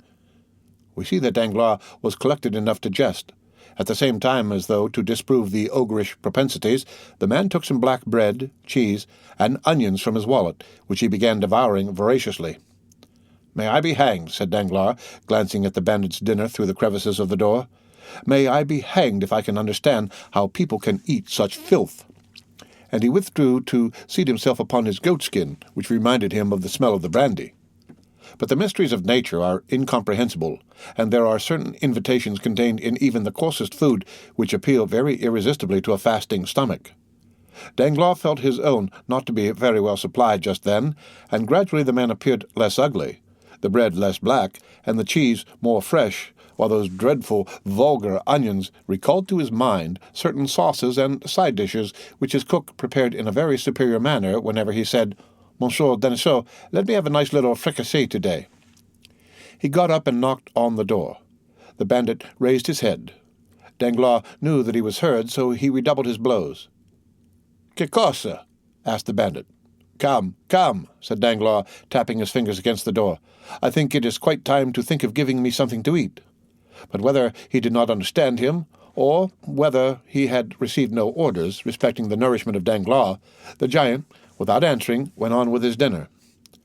Danglars' feelings were hurt, and not wishing to put himself under obligations to the brute, the banker threw himself down again on his goatskin, and did not breathe another word. 4 hours passed by, and the giant was replaced by another bandit. Danglars, who really began to experience sundry gnawings at the stomach, arose softly, again applied his eye to the crack of the door, and recognized the intelligent countenance of his guide. It was indeed Peppino, who was preparing to mount guard as comfortably as possible by seating himself opposite to the door and placing between his legs an earthen pan containing chickpeas stewed with bacon. Near the pan he also placed a pretty little basket of Velletri grapes and a flask of Orvieto. Peppino was decidedly an epicure. Danglars watched these preparations, and his mouth watered.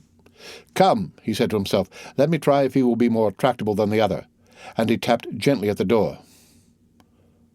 "On y va?" "Coming," exclaimed Peppino, who, from frequenting the house of Signor Pastrini, understood French perfectly in all its idioms.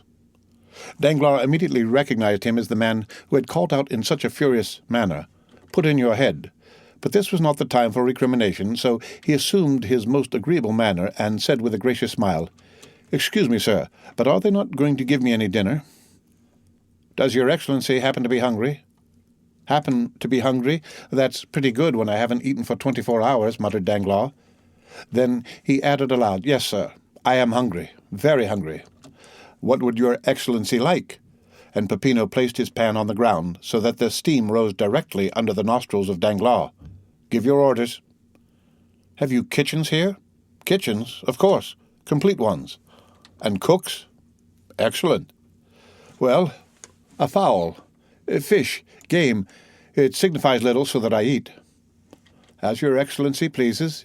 You mentioned a fowl, I think?" "Yes, a fowl." Peppino, turning around, shouted, "A fowl for his Excellency!" His voice yet echoed in the archway when a handsome, graceful, and half-naked young man appeared bearing a fowl in a silver dish on his head without the assistance of his hands. "I could almost believe myself at the Café de Paris," murmured Danglars. "Here, your Excellency," said Peppino, taking the fowl from the young bandit and placing it on the worm-eaten table with which the stool and the goatskin bed formed the entire furniture of the cell. Danglars asked for a knife and fork. "Here, Excellency," said Peppino, offering him a little blunt knife and a boxwood fork. Danglars took the knife in one hand and the fork in the other, and was about to cut up the fowl. "Pardon me, Excellency," said Peppino, balancing his hand on the banker's shoulder. People pay here before they eat. They might not be satisfied, and— Aha, thought Danglars, this is not so much like Paris, except that I shall probably be skinned. Never mind, I'll fix that all right. I've always heard how cheap poultry is in Italy. I should think a fowl is worth about 12 sous at Rome. There, he said, throwing a louis down. Peppino picked up the louis, and Danglars again prepared to carve the fowl. "Stay a moment, Your Excellency," said Peppino, rising. "You still owe me something." I said they would skin me, thought Danglars, but resolving to resist the extortion, he said, "Come, how much do I owe you for this fowl?" "Your Excellency has given me a louis on account." "A louis on account for a fowl?" "Certainly, and Your Excellency now owes me 4,999 louis. Danglars opened his enormous eyes on hearing this gigantic joke. Come, this is very droll, very amusing, I allow, but as I am very hungry, pray, allow me to eat. Stay, here is another louis for you." "Then that will make only 4,998 louis more," said Peppino with the same indifference. "I shall get them all in time." "Oh, as for that," said Danglars, angry at this prolongation of the jest, "as for that, you won't get them at all. Go to the devil. You do not know with whom you have to deal." Peppino made a sign, and the youth hastily removed the fowl. Danglars threw himself upon his goatskin, and Peppino, reclosing the door, again began eating his peas and bacon. Though Danglars could not see Peppino, the noise of his teeth allowed no doubt as to his occupation. He was certainly eating, and noisily too, like an ill-bred man. "Brute," said Danglars. Peppino pretended not to hear him, and without even turning his head continued to eat slowly. Danglars' stomach felt so empty that it seemed as if it would be impossible ever to fill it again. Still, he had patience for another half-hour, which appeared to him like a century. He again arose and went to the door. "Come, sir, do not keep me starving here any longer, but tell me what they want." "Nay, Your Excellency, it is you who should tell us what you want. Give your orders, and we will execute them." "Then open the door directly." Peppino obeyed. "Now, look here, I want something to eat. To eat, do you hear?" "Are you hungry? Come, you understand me." "What would Your Excellency like to eat?" "A piece of dry bread, since the fowls are beyond all price in this accursed place." "Bread? Very well. Hello there, some bread," he called. The youth brought a small loaf. "How much?" asked Danglars. 4,998 louis, said Peppino. "You have paid 2 louis in advance." "What? 100,000 francs for a loaf?" 100,000 francs, repeated Peppino. "But you only asked 100,000 francs for a fowl." "We have a fixed price for all our provisions. It signifies nothing whether you eat much or little, whether you have 10 dishes or 1, it is always the same price." "What? Still keeping up this silly jest, my dear fellow? It is perfectly ridiculous. Stupid. You had better tell me at once that you intend starving me to death." "Oh, dear. No, Your Excellency, unless you intend to commit suicide. Pay and eat." "And what am I to pay with, brute?" said Danglars, enraged. "Do you suppose I carry 100,000 francs in my pocket?" "Your Excellency has 5,050,000 francs in your pocket. That will be 50 fowls at 100,000 francs apiece, and half a fowl for the 50,000. Danglars shuddered. The bandage fell from his eyes, and he understood the joke, which he did not think quite so stupid as he had done just before. "Come," he said, "if I pay you the 100,000 francs, will you be satisfied and allow me to eat at my ease?" "Certainly," said Peppino. "But how can I pay them?" "Oh, nothing easier. You have an account open with Messrs. Thompson and French, Via del Banquier, Rome. Give me a draft for 4,998 louis on these gentlemen, and our banker shall take it." Danglars thought it as well to comply with a good grace. So he took the pen, ink, and paper Peppino offered him, wrote the draft, and signed it. "Here," he said, "here is a draft at sight. And here is your fowl." Danglars sighed while he carved the fowl. It appeared very thin for the price it had cost. As for Peppino, he examined the paper attentively, put it into his pocket, and continued eating his peas. The end of chapter 115 of The Count of Monte Cristo, read by Rick Kishner for Lit to Go on the web at fcit.usf.edu.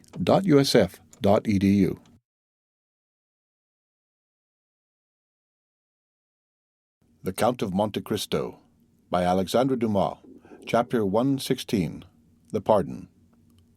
The next day Danglars was again hungry. Certainly the air of that dungeon was very provocative of appetite. The prisoner expected that he would be at no expense that day, for like an economical man, he had concealed half of his fowl and a piece of the bread in the corner of his cell. But he had no sooner eaten than he felt thirsty. He had forgotten that. He struggled against his thirst till his tongue clave to the roof of his mouth. Then, no longer able to resist, he called out. The sentinel opened the door. It was a new face. He thought it would be better to transact business with his old acquaintance, so he sent for Peppino.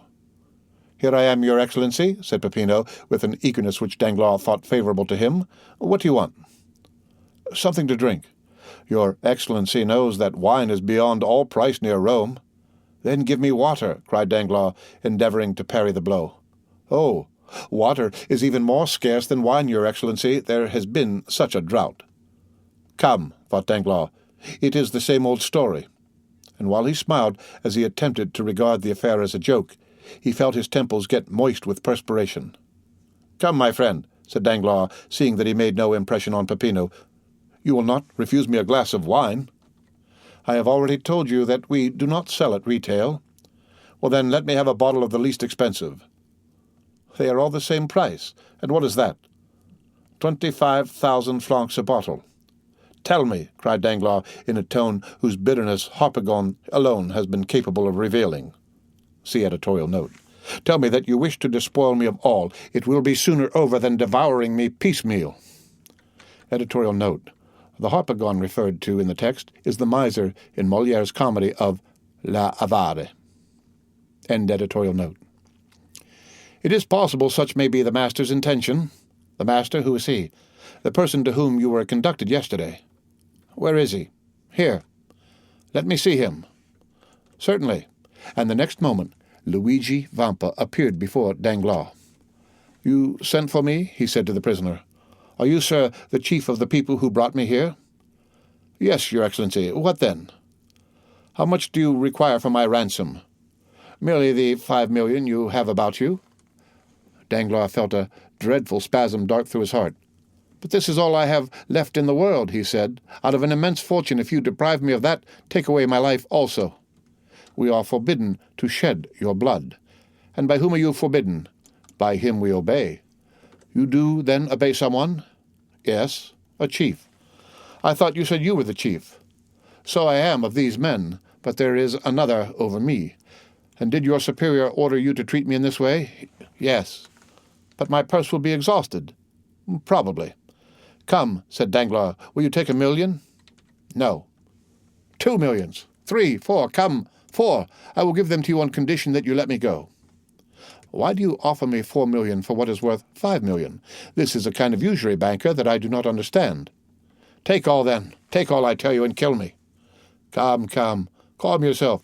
You will excite your blood, and that would produce an appetite it would require 1 million a day to satisfy. Be more economical." "But when I have no more money left to pay you?" asked the infuriated Danglars. "Then you must suffer hunger." "Suffer hunger?" said Danglars, becoming pale. "Most likely," replied Vampa coolly. "But you say you do not wish to kill me." "No." "And yet you will let me perish with hunger?" "Ah, that is a different thing."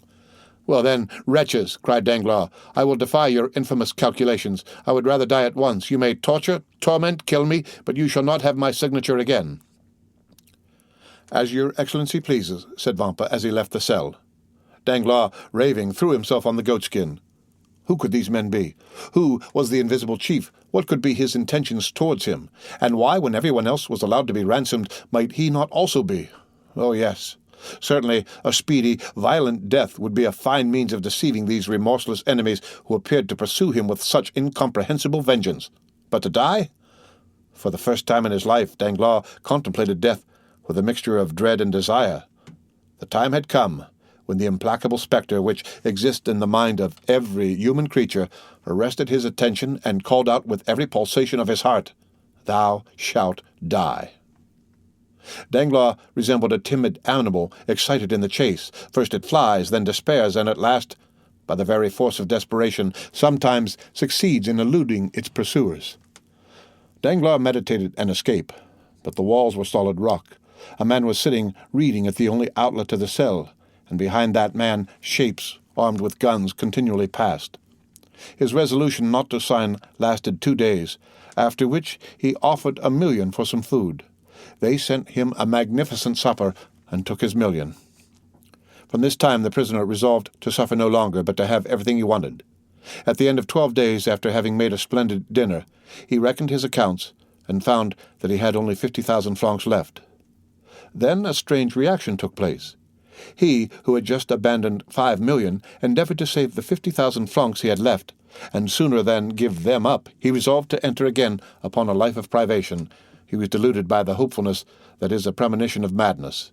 He, who for so long a time had forgotten God, began to think that miracles were possible, that the accursed cavern might be discovered by the officers of the Papal States, who would release him, that then he would have 50,000 remaining, which would be sufficient to save him from starvation, and finally he prayed that this sum might be preserved to him, and as he prayed, he wept.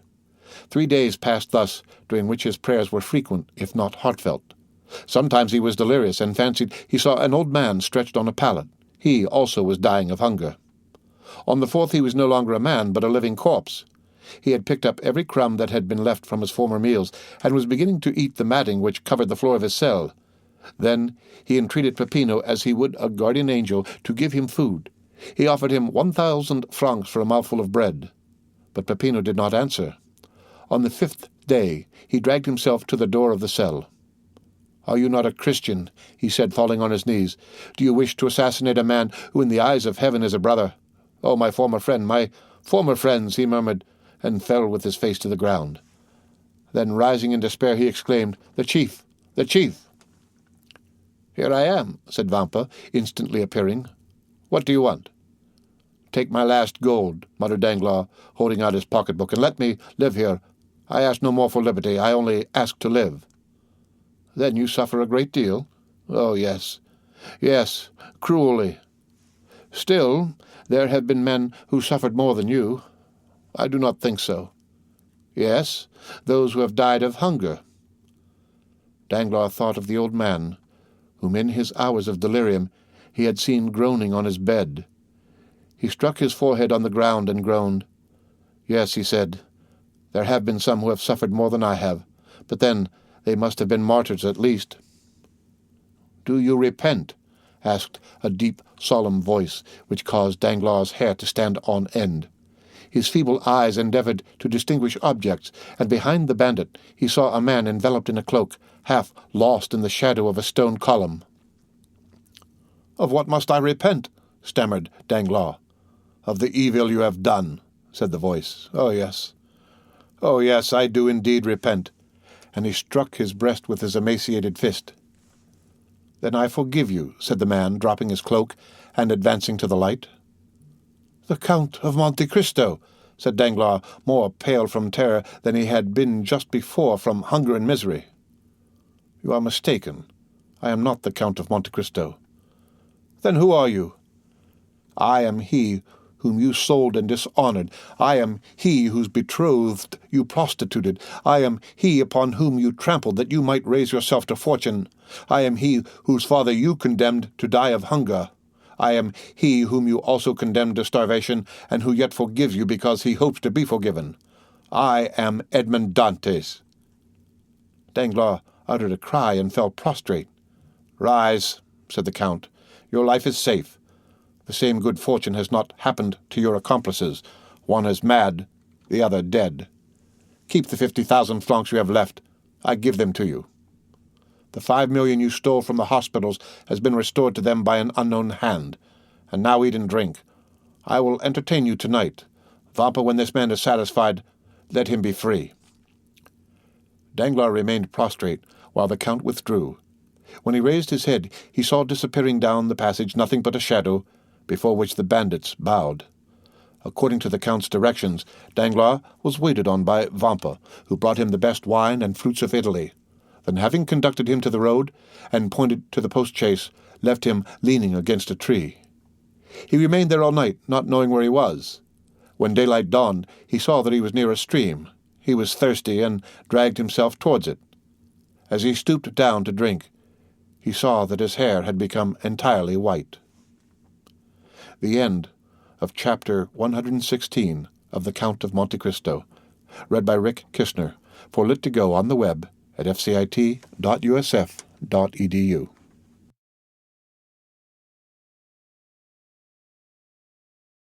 The Count of Monte Cristo, Chapter 117. The 5th of October.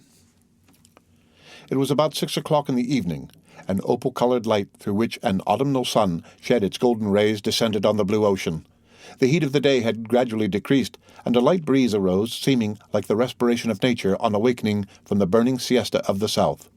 A delicious zephyr played along the coasts of the Mediterranean, and wafted from shore to shore the sweet perfume of plants, mingled with the fresh smell of the sea.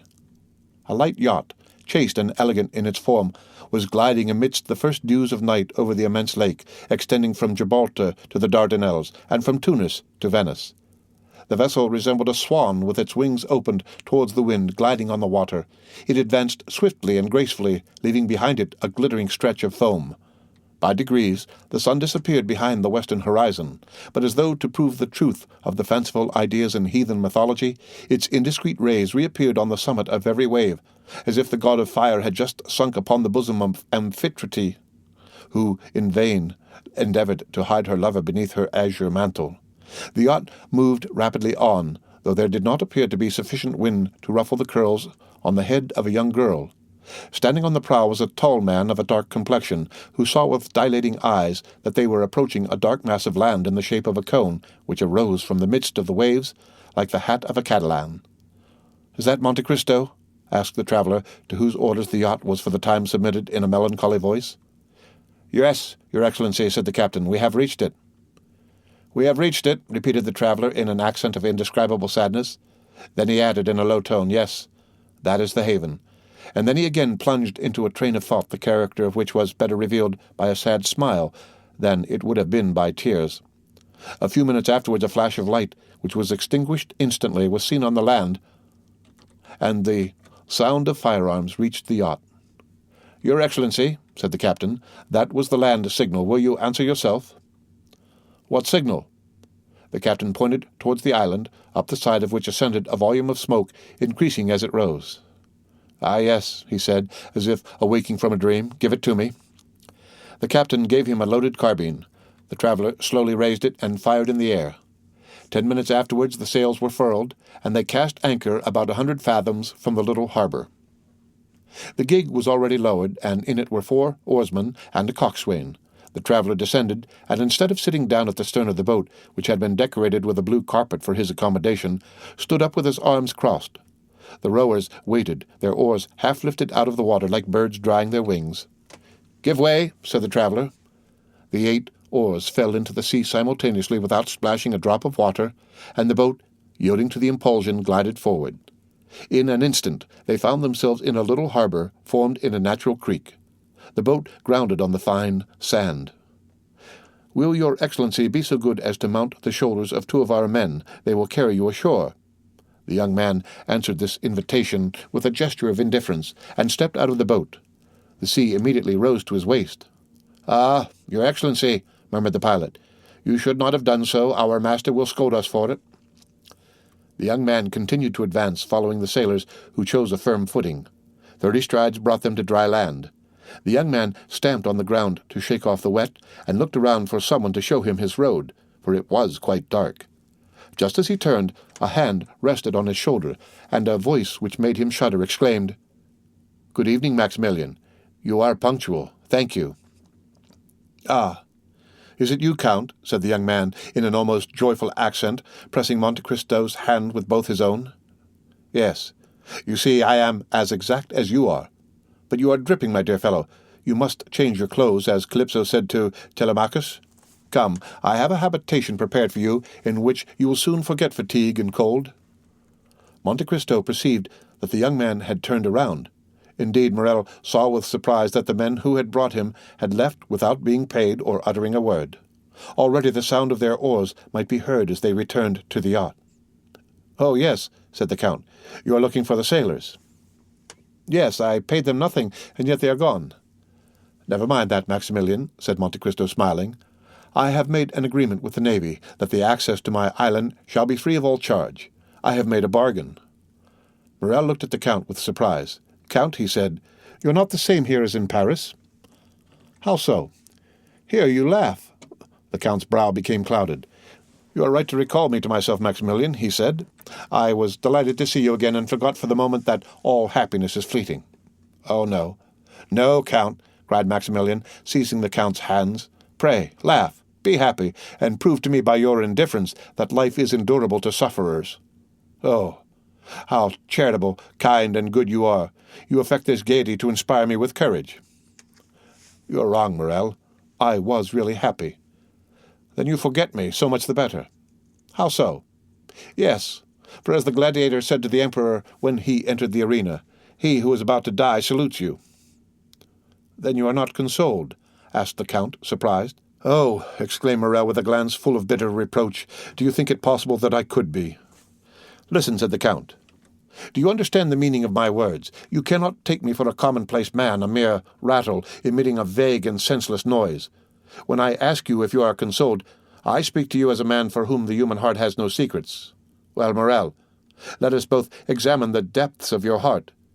Do you still feel the same feverish impatience of grief which made you start like a wounded lion? Have you still that devouring thirst which can only be appeased in the grave? Are you still actuated by the regret which drags the living to the pursuit of death? Or are you only suffering from the prostration of fatigue and the weariness of hope deferred? Has the loss of memory rendered it impossible for you to weep? Oh, my dear friend, if this be the case, if you can no longer weep, if your frozen heart be dead, if you put all your trust in God, then, Maximilian, you are consoled. Do not complain." "Count," said Morel, in a firm and at the same time soft voice, "listen to me, as to a man whose thoughts are raised to heaven, though he remains on earth. I come to die in the arms of a friend. Certainly there are people whom I love. I love my sister Julie. I love her husband Emmanuel. But I require a strong mind to smile on my last moments. My sister would be bathed in tears and fainting. I could not bear to see her suffer. Emmanuel would tear the weapon from my hand and alarm the house with his cries. You, Count, who are more than mortal, will, I am sure, lead me to death by a pleasant path, will you not?" "My friend," said the Count, "I have still one doubt. Are you weak enough to pride yourself upon your sufferings?" "No, indeed." "I am calm," said Morel, giving his hand to the Count. "My pulse does not beat slower or faster than usual. No, I feel that I have reached the goal, and I will go no further. You told me to wait and hope. Do you know what you did, unfortunate adviser? I waited a month, or rather, I suffered for a month. I did hope. Man is a poor wretched creature. I did hope. What, I cannot tell. Something wonderful, an absurdity, a miracle. Of what nature he alone can tell who has mingled with our reason that folly we call hope. Yes, I did wait. Yes, I did hope, Count, and during this quarter of an hour we have been talking together, you have unconsciously wounded, tortured my heart, for every word you have uttered proved that there was no hope for me. Oh, Count, I shall sleep calmly, deliciously in the arms of death." Morel uttered these words with an energy which made the Count shudder. "My friend," continued Morel, "you named the 5th of October at the end of the period of waiting. Today is the 5th of October. He took out his watch. It is now 9 o'clock. I have yet 3 hours to live." "Be it so," said the Count. "Come." Morel mechanically followed the Count, and they had entered the grotto before he perceived it. He felt a carpet under his feet. A door opened, perfume surrounded him, and a brilliant light dazzled his eyes. Morel hesitated to advance. He dreaded the enervating effect of all that he saw. Monte Cristo drew him in gently. Why should we not spend the last 3 hours remaining to us of life, like those ancient Romans who were condemned by Nero? Their emperor and heir sat down at a table covered with flowers, and gently glided into death amid the perfume of heliotropes and roses. Morel smiled. "As you please," he said. "Death is always death. That is forgetfulness, repose, exclusion from life, and therefore from grief." He sat down, and Monte Cristo placed himself opposite to him. They were in the marvelous dining-room before described, where the statues had baskets on their heads, always filled with fruits and flowers. Morel had looked carelessly around, and had probably noticed nothing. "Let us talk like men," he said, looking at the Count. "Go on." "Count," said Morrel, "you are the epitome of all human knowledge, and you seem like a being descended from a wiser and more advanced world than ours." "There is something true in what you say," said the Count, with that smile which made him so handsome. "I have descended from a planet called grief." "I believe all you tell me without questioning its meaning. For instance, you told me to live, and I did live. You told me to hope, and I almost did so. I am almost inclined to ask you as though you had experienced death. Is it painful to die?" Monte Cristo looked upon Morrel with indescribable tenderness. "Yes," he said. "Yes, doubtless it is painful if you violently break the outer covering which obstinately begs for life, if you plunge a dagger into your flesh, if you insinuate a bullet into your brain, which the least shock disorders, then certainly you will suffer pain, and you will repent quitting a life for a repose you have bought at so dear a price." "Yes, I know that there is a secret of luxury and pain in death, as well as in life. The only thing is to understand it." "You have spoken truly, Maximilian. According to the care we bestow upon it, death is either a friend who rocks us gently as a nurse, or an enemy who violently drags the soul from the body. Some day when the world is much older, and when mankind will be masters of all the destructive powers in nature, to serve for the general good of humanity, when mankind, as you were just saying, have discovered the secrets of death, then that death will become as sweet and voluptuous as a slumber in the arms of your beloved." "And if you wished to die, you would choose this death, Count?" "Yes." Morrel extended his hand. "Now I understand," he said, "why you had me brought here to this desolate spot in the midst of the ocean, to this subterranean palace. It was because you loved me, was it not, Count? It was because you loved me well enough to give me one of those sweet means of death of which we were speaking, a death without agony, a death which allows me to fade away while pronouncing Valentine's name and pressing your hand." "Yes, you have guessed rightly, Morrel," said the Count. "That is what I intended." "Thanks. The idea that tomorrow I shall no longer suffer is sweet to my heart." "Do you then regret nothing?" "No," replied Morrel. "Not even me?" asked the Count, with deep emotion. Morrel's clear eye for the moment clouded, then it shone with unusual luster, and a large tear rolled down his cheek. "What?" said the Count. "Do you still regret anything in the world, and yet die?" "Oh, I entreat you," exclaimed Morrel in a low voice. "Do not speak another word, Count. Do not prolong my punishment."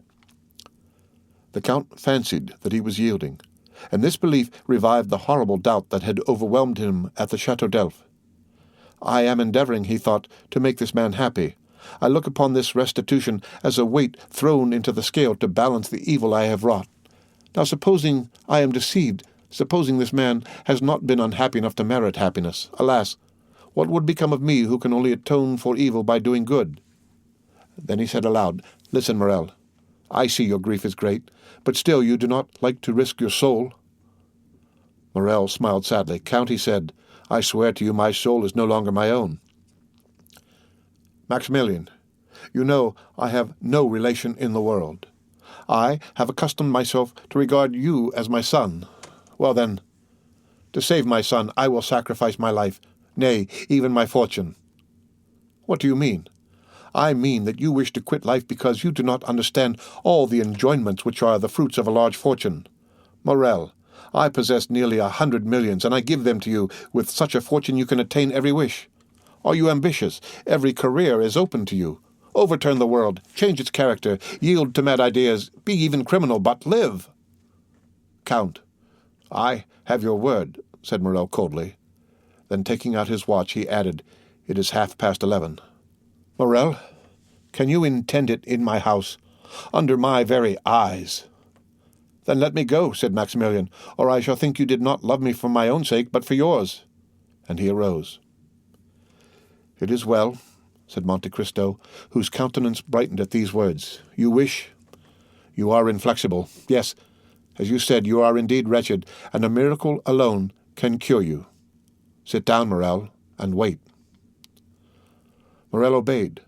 The Count arose, and unlocking a closet with a key suspended from his gold chain, took from it a little silver casket, beautifully carved and chased, the corners of which represented 4 bending figures similar to the Caratides, the forms of women, symbols of the angels aspiring to heaven. He placed the casket on the table. Then, opening it, took out a little golden box, the top of which flew open when touched by a secret spring. This box contained an unctuous substance, partly solid, of which it was impossible to discover the color owing to the reflection of the polished gold, sapphires, rubies, emeralds, which ornamented the box. It was a mixed mass of blue, red, and gold.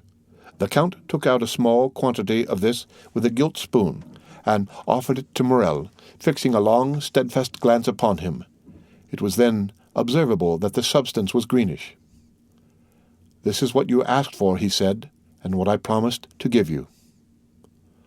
"I thank you from the depths of my heart," said the young man, taking the spoon from the hands of Monte Cristo.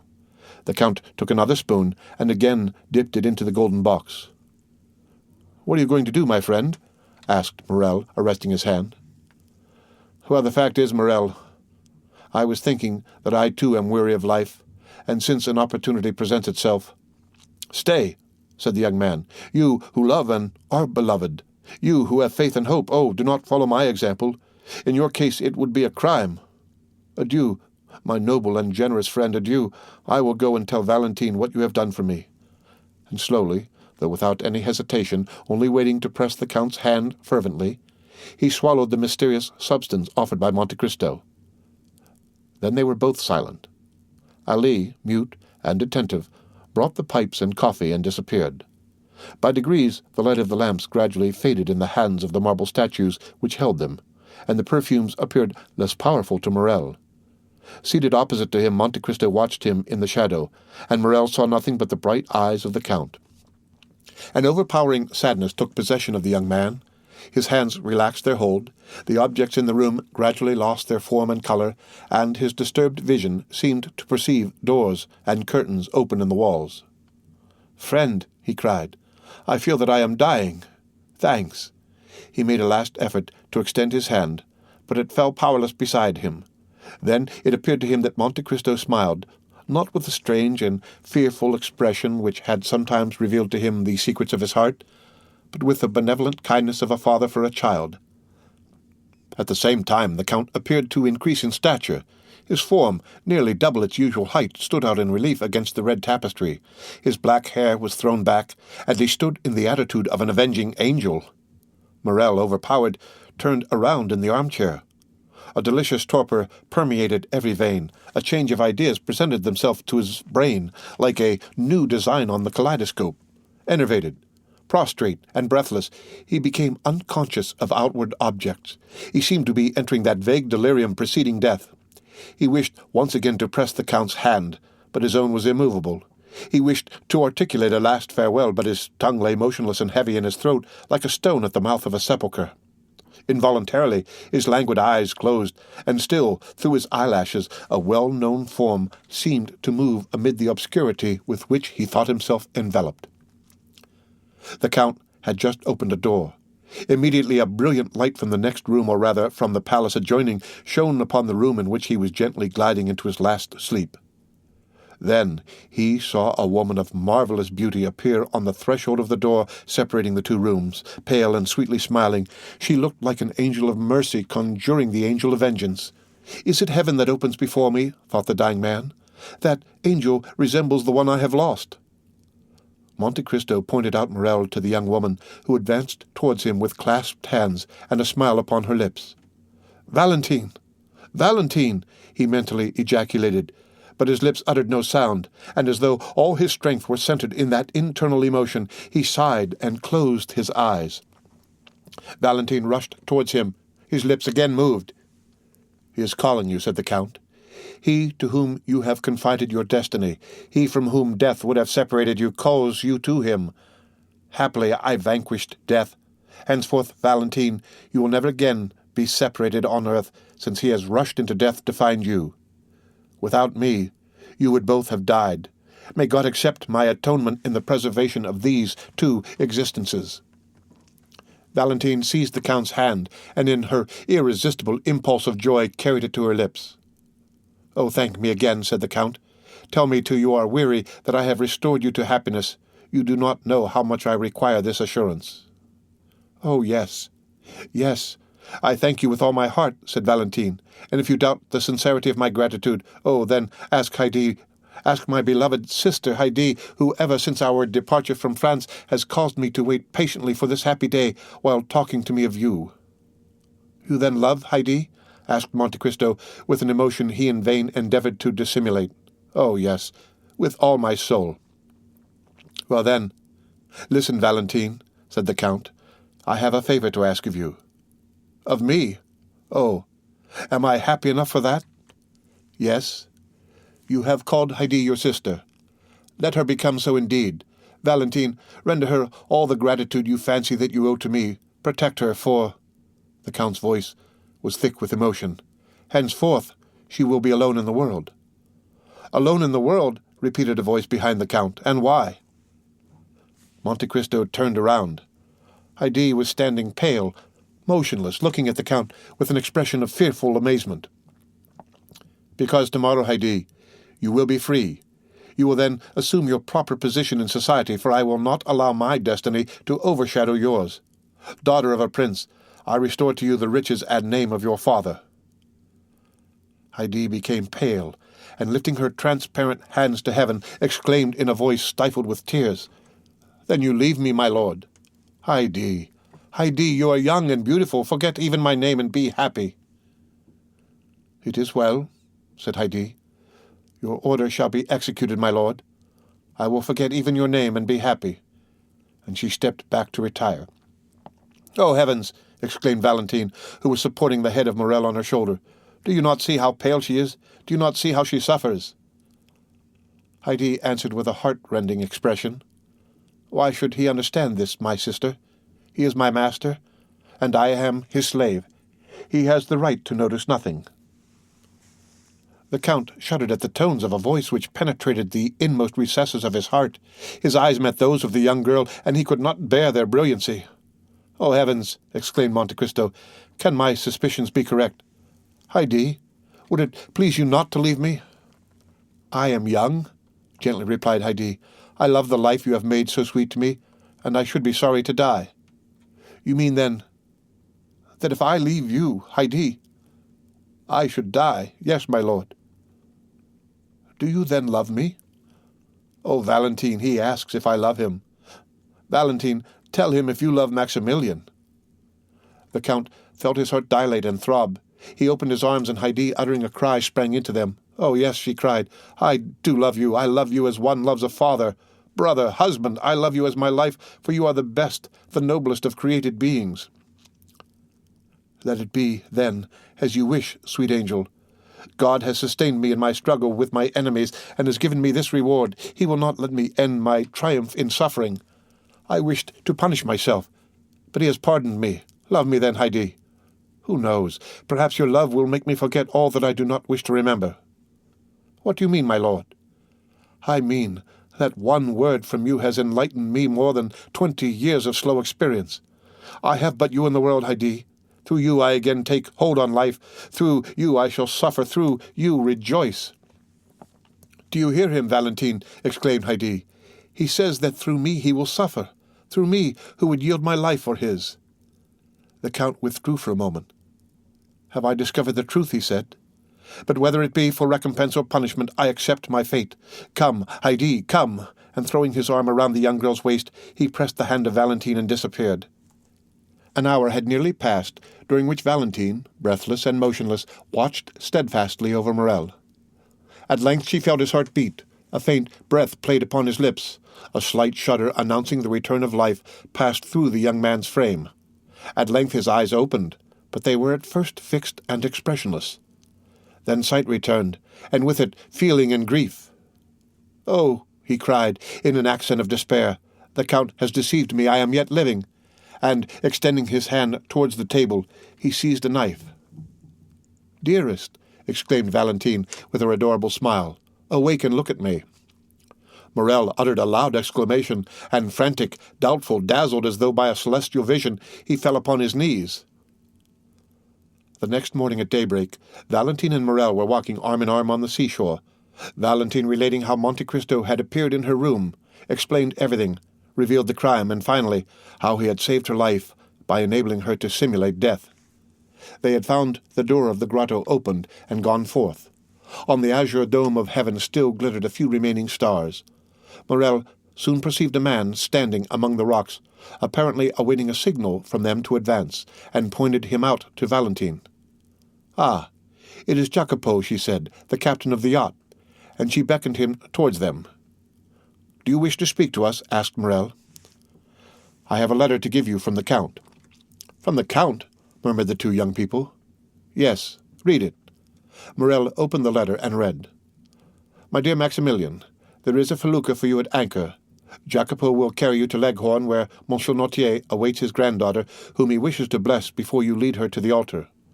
All that is in this grotto, my friend, my house in the Champs-Élysées, and my chateau at Tréport, are the marriage gifts bestowed by Edmond Dantes upon the son of his old master Morel. Mademoiselle de Villefort will share them with you, for I entreat her to give the poor the immense fortune reverting to her from her father, now a madman, and her brother, who died last September with his mother. Tell the angel who will watch over your future destiny, Morel, to pray sometimes for a man who, like Satan, thought himself for an instant equal to God, but who now acknowledges with Christian humility that God alone possesses supreme power and infinite wisdom. Perhaps those prayers may soften the remorse he feels in his heart. As for you, Morel, this is the secret of my conduct towards you. There is neither happiness nor misery in the world. There is only the comparison of one state with another, nothing more. He who has felt the deepest grief is best able to experience supreme happiness. We must have felt what it is to die, Morel, that we may appreciate the enjoyments of living. Live then, and be happy, beloved children of my heart, and never forget that until the day when God shall deign to reveal the future to man, all human wisdom is summed up in these two words: wait and hope. Your friend, Edmond Dantes, Count of Monte Cristo. During the perusal of this letter, which informed Valentine for the first time of the madness of her father and the death of her brother, she became pale. A heavy sigh escaped from her bosom, and tears, not the less painful because they were silent, ran down her cheeks. Her happiness cost her very dear. Morel looked around uneasily. "But," he said, "the Count's generosity is too overwhelming. Valentine will be satisfied with my humble fortune. Where is the Count, friend? Lead me to him." Jacopo pointed towards the horizon. "What do you mean?" asked Valentine. "Where is the Count? Where is Haydée?" "Look," said Jacopo. The eyes of both were fixed upon the spot indicated by the sailor, and on the blue line separating the sky from the Mediterranean Sea they perceived a large white sail. "Gone," said Morel, "gone. Adieu, my friend. Adieu, my father." "Gone," murmured Valentine. "Adieu, my sweet Haydée. Adieu, my sister." "Who can say whether we shall ever see them again?" said Morel with tearful eyes. "Darling," replied Valentine, "has not the Count just told us that all human wisdom is summed up in two words: wait and hope?" The End of The Count of Monte Cristo by Alexandre Dumas. Read by Rick Kistner. For Lit to go on the web at fcit.usf.edu.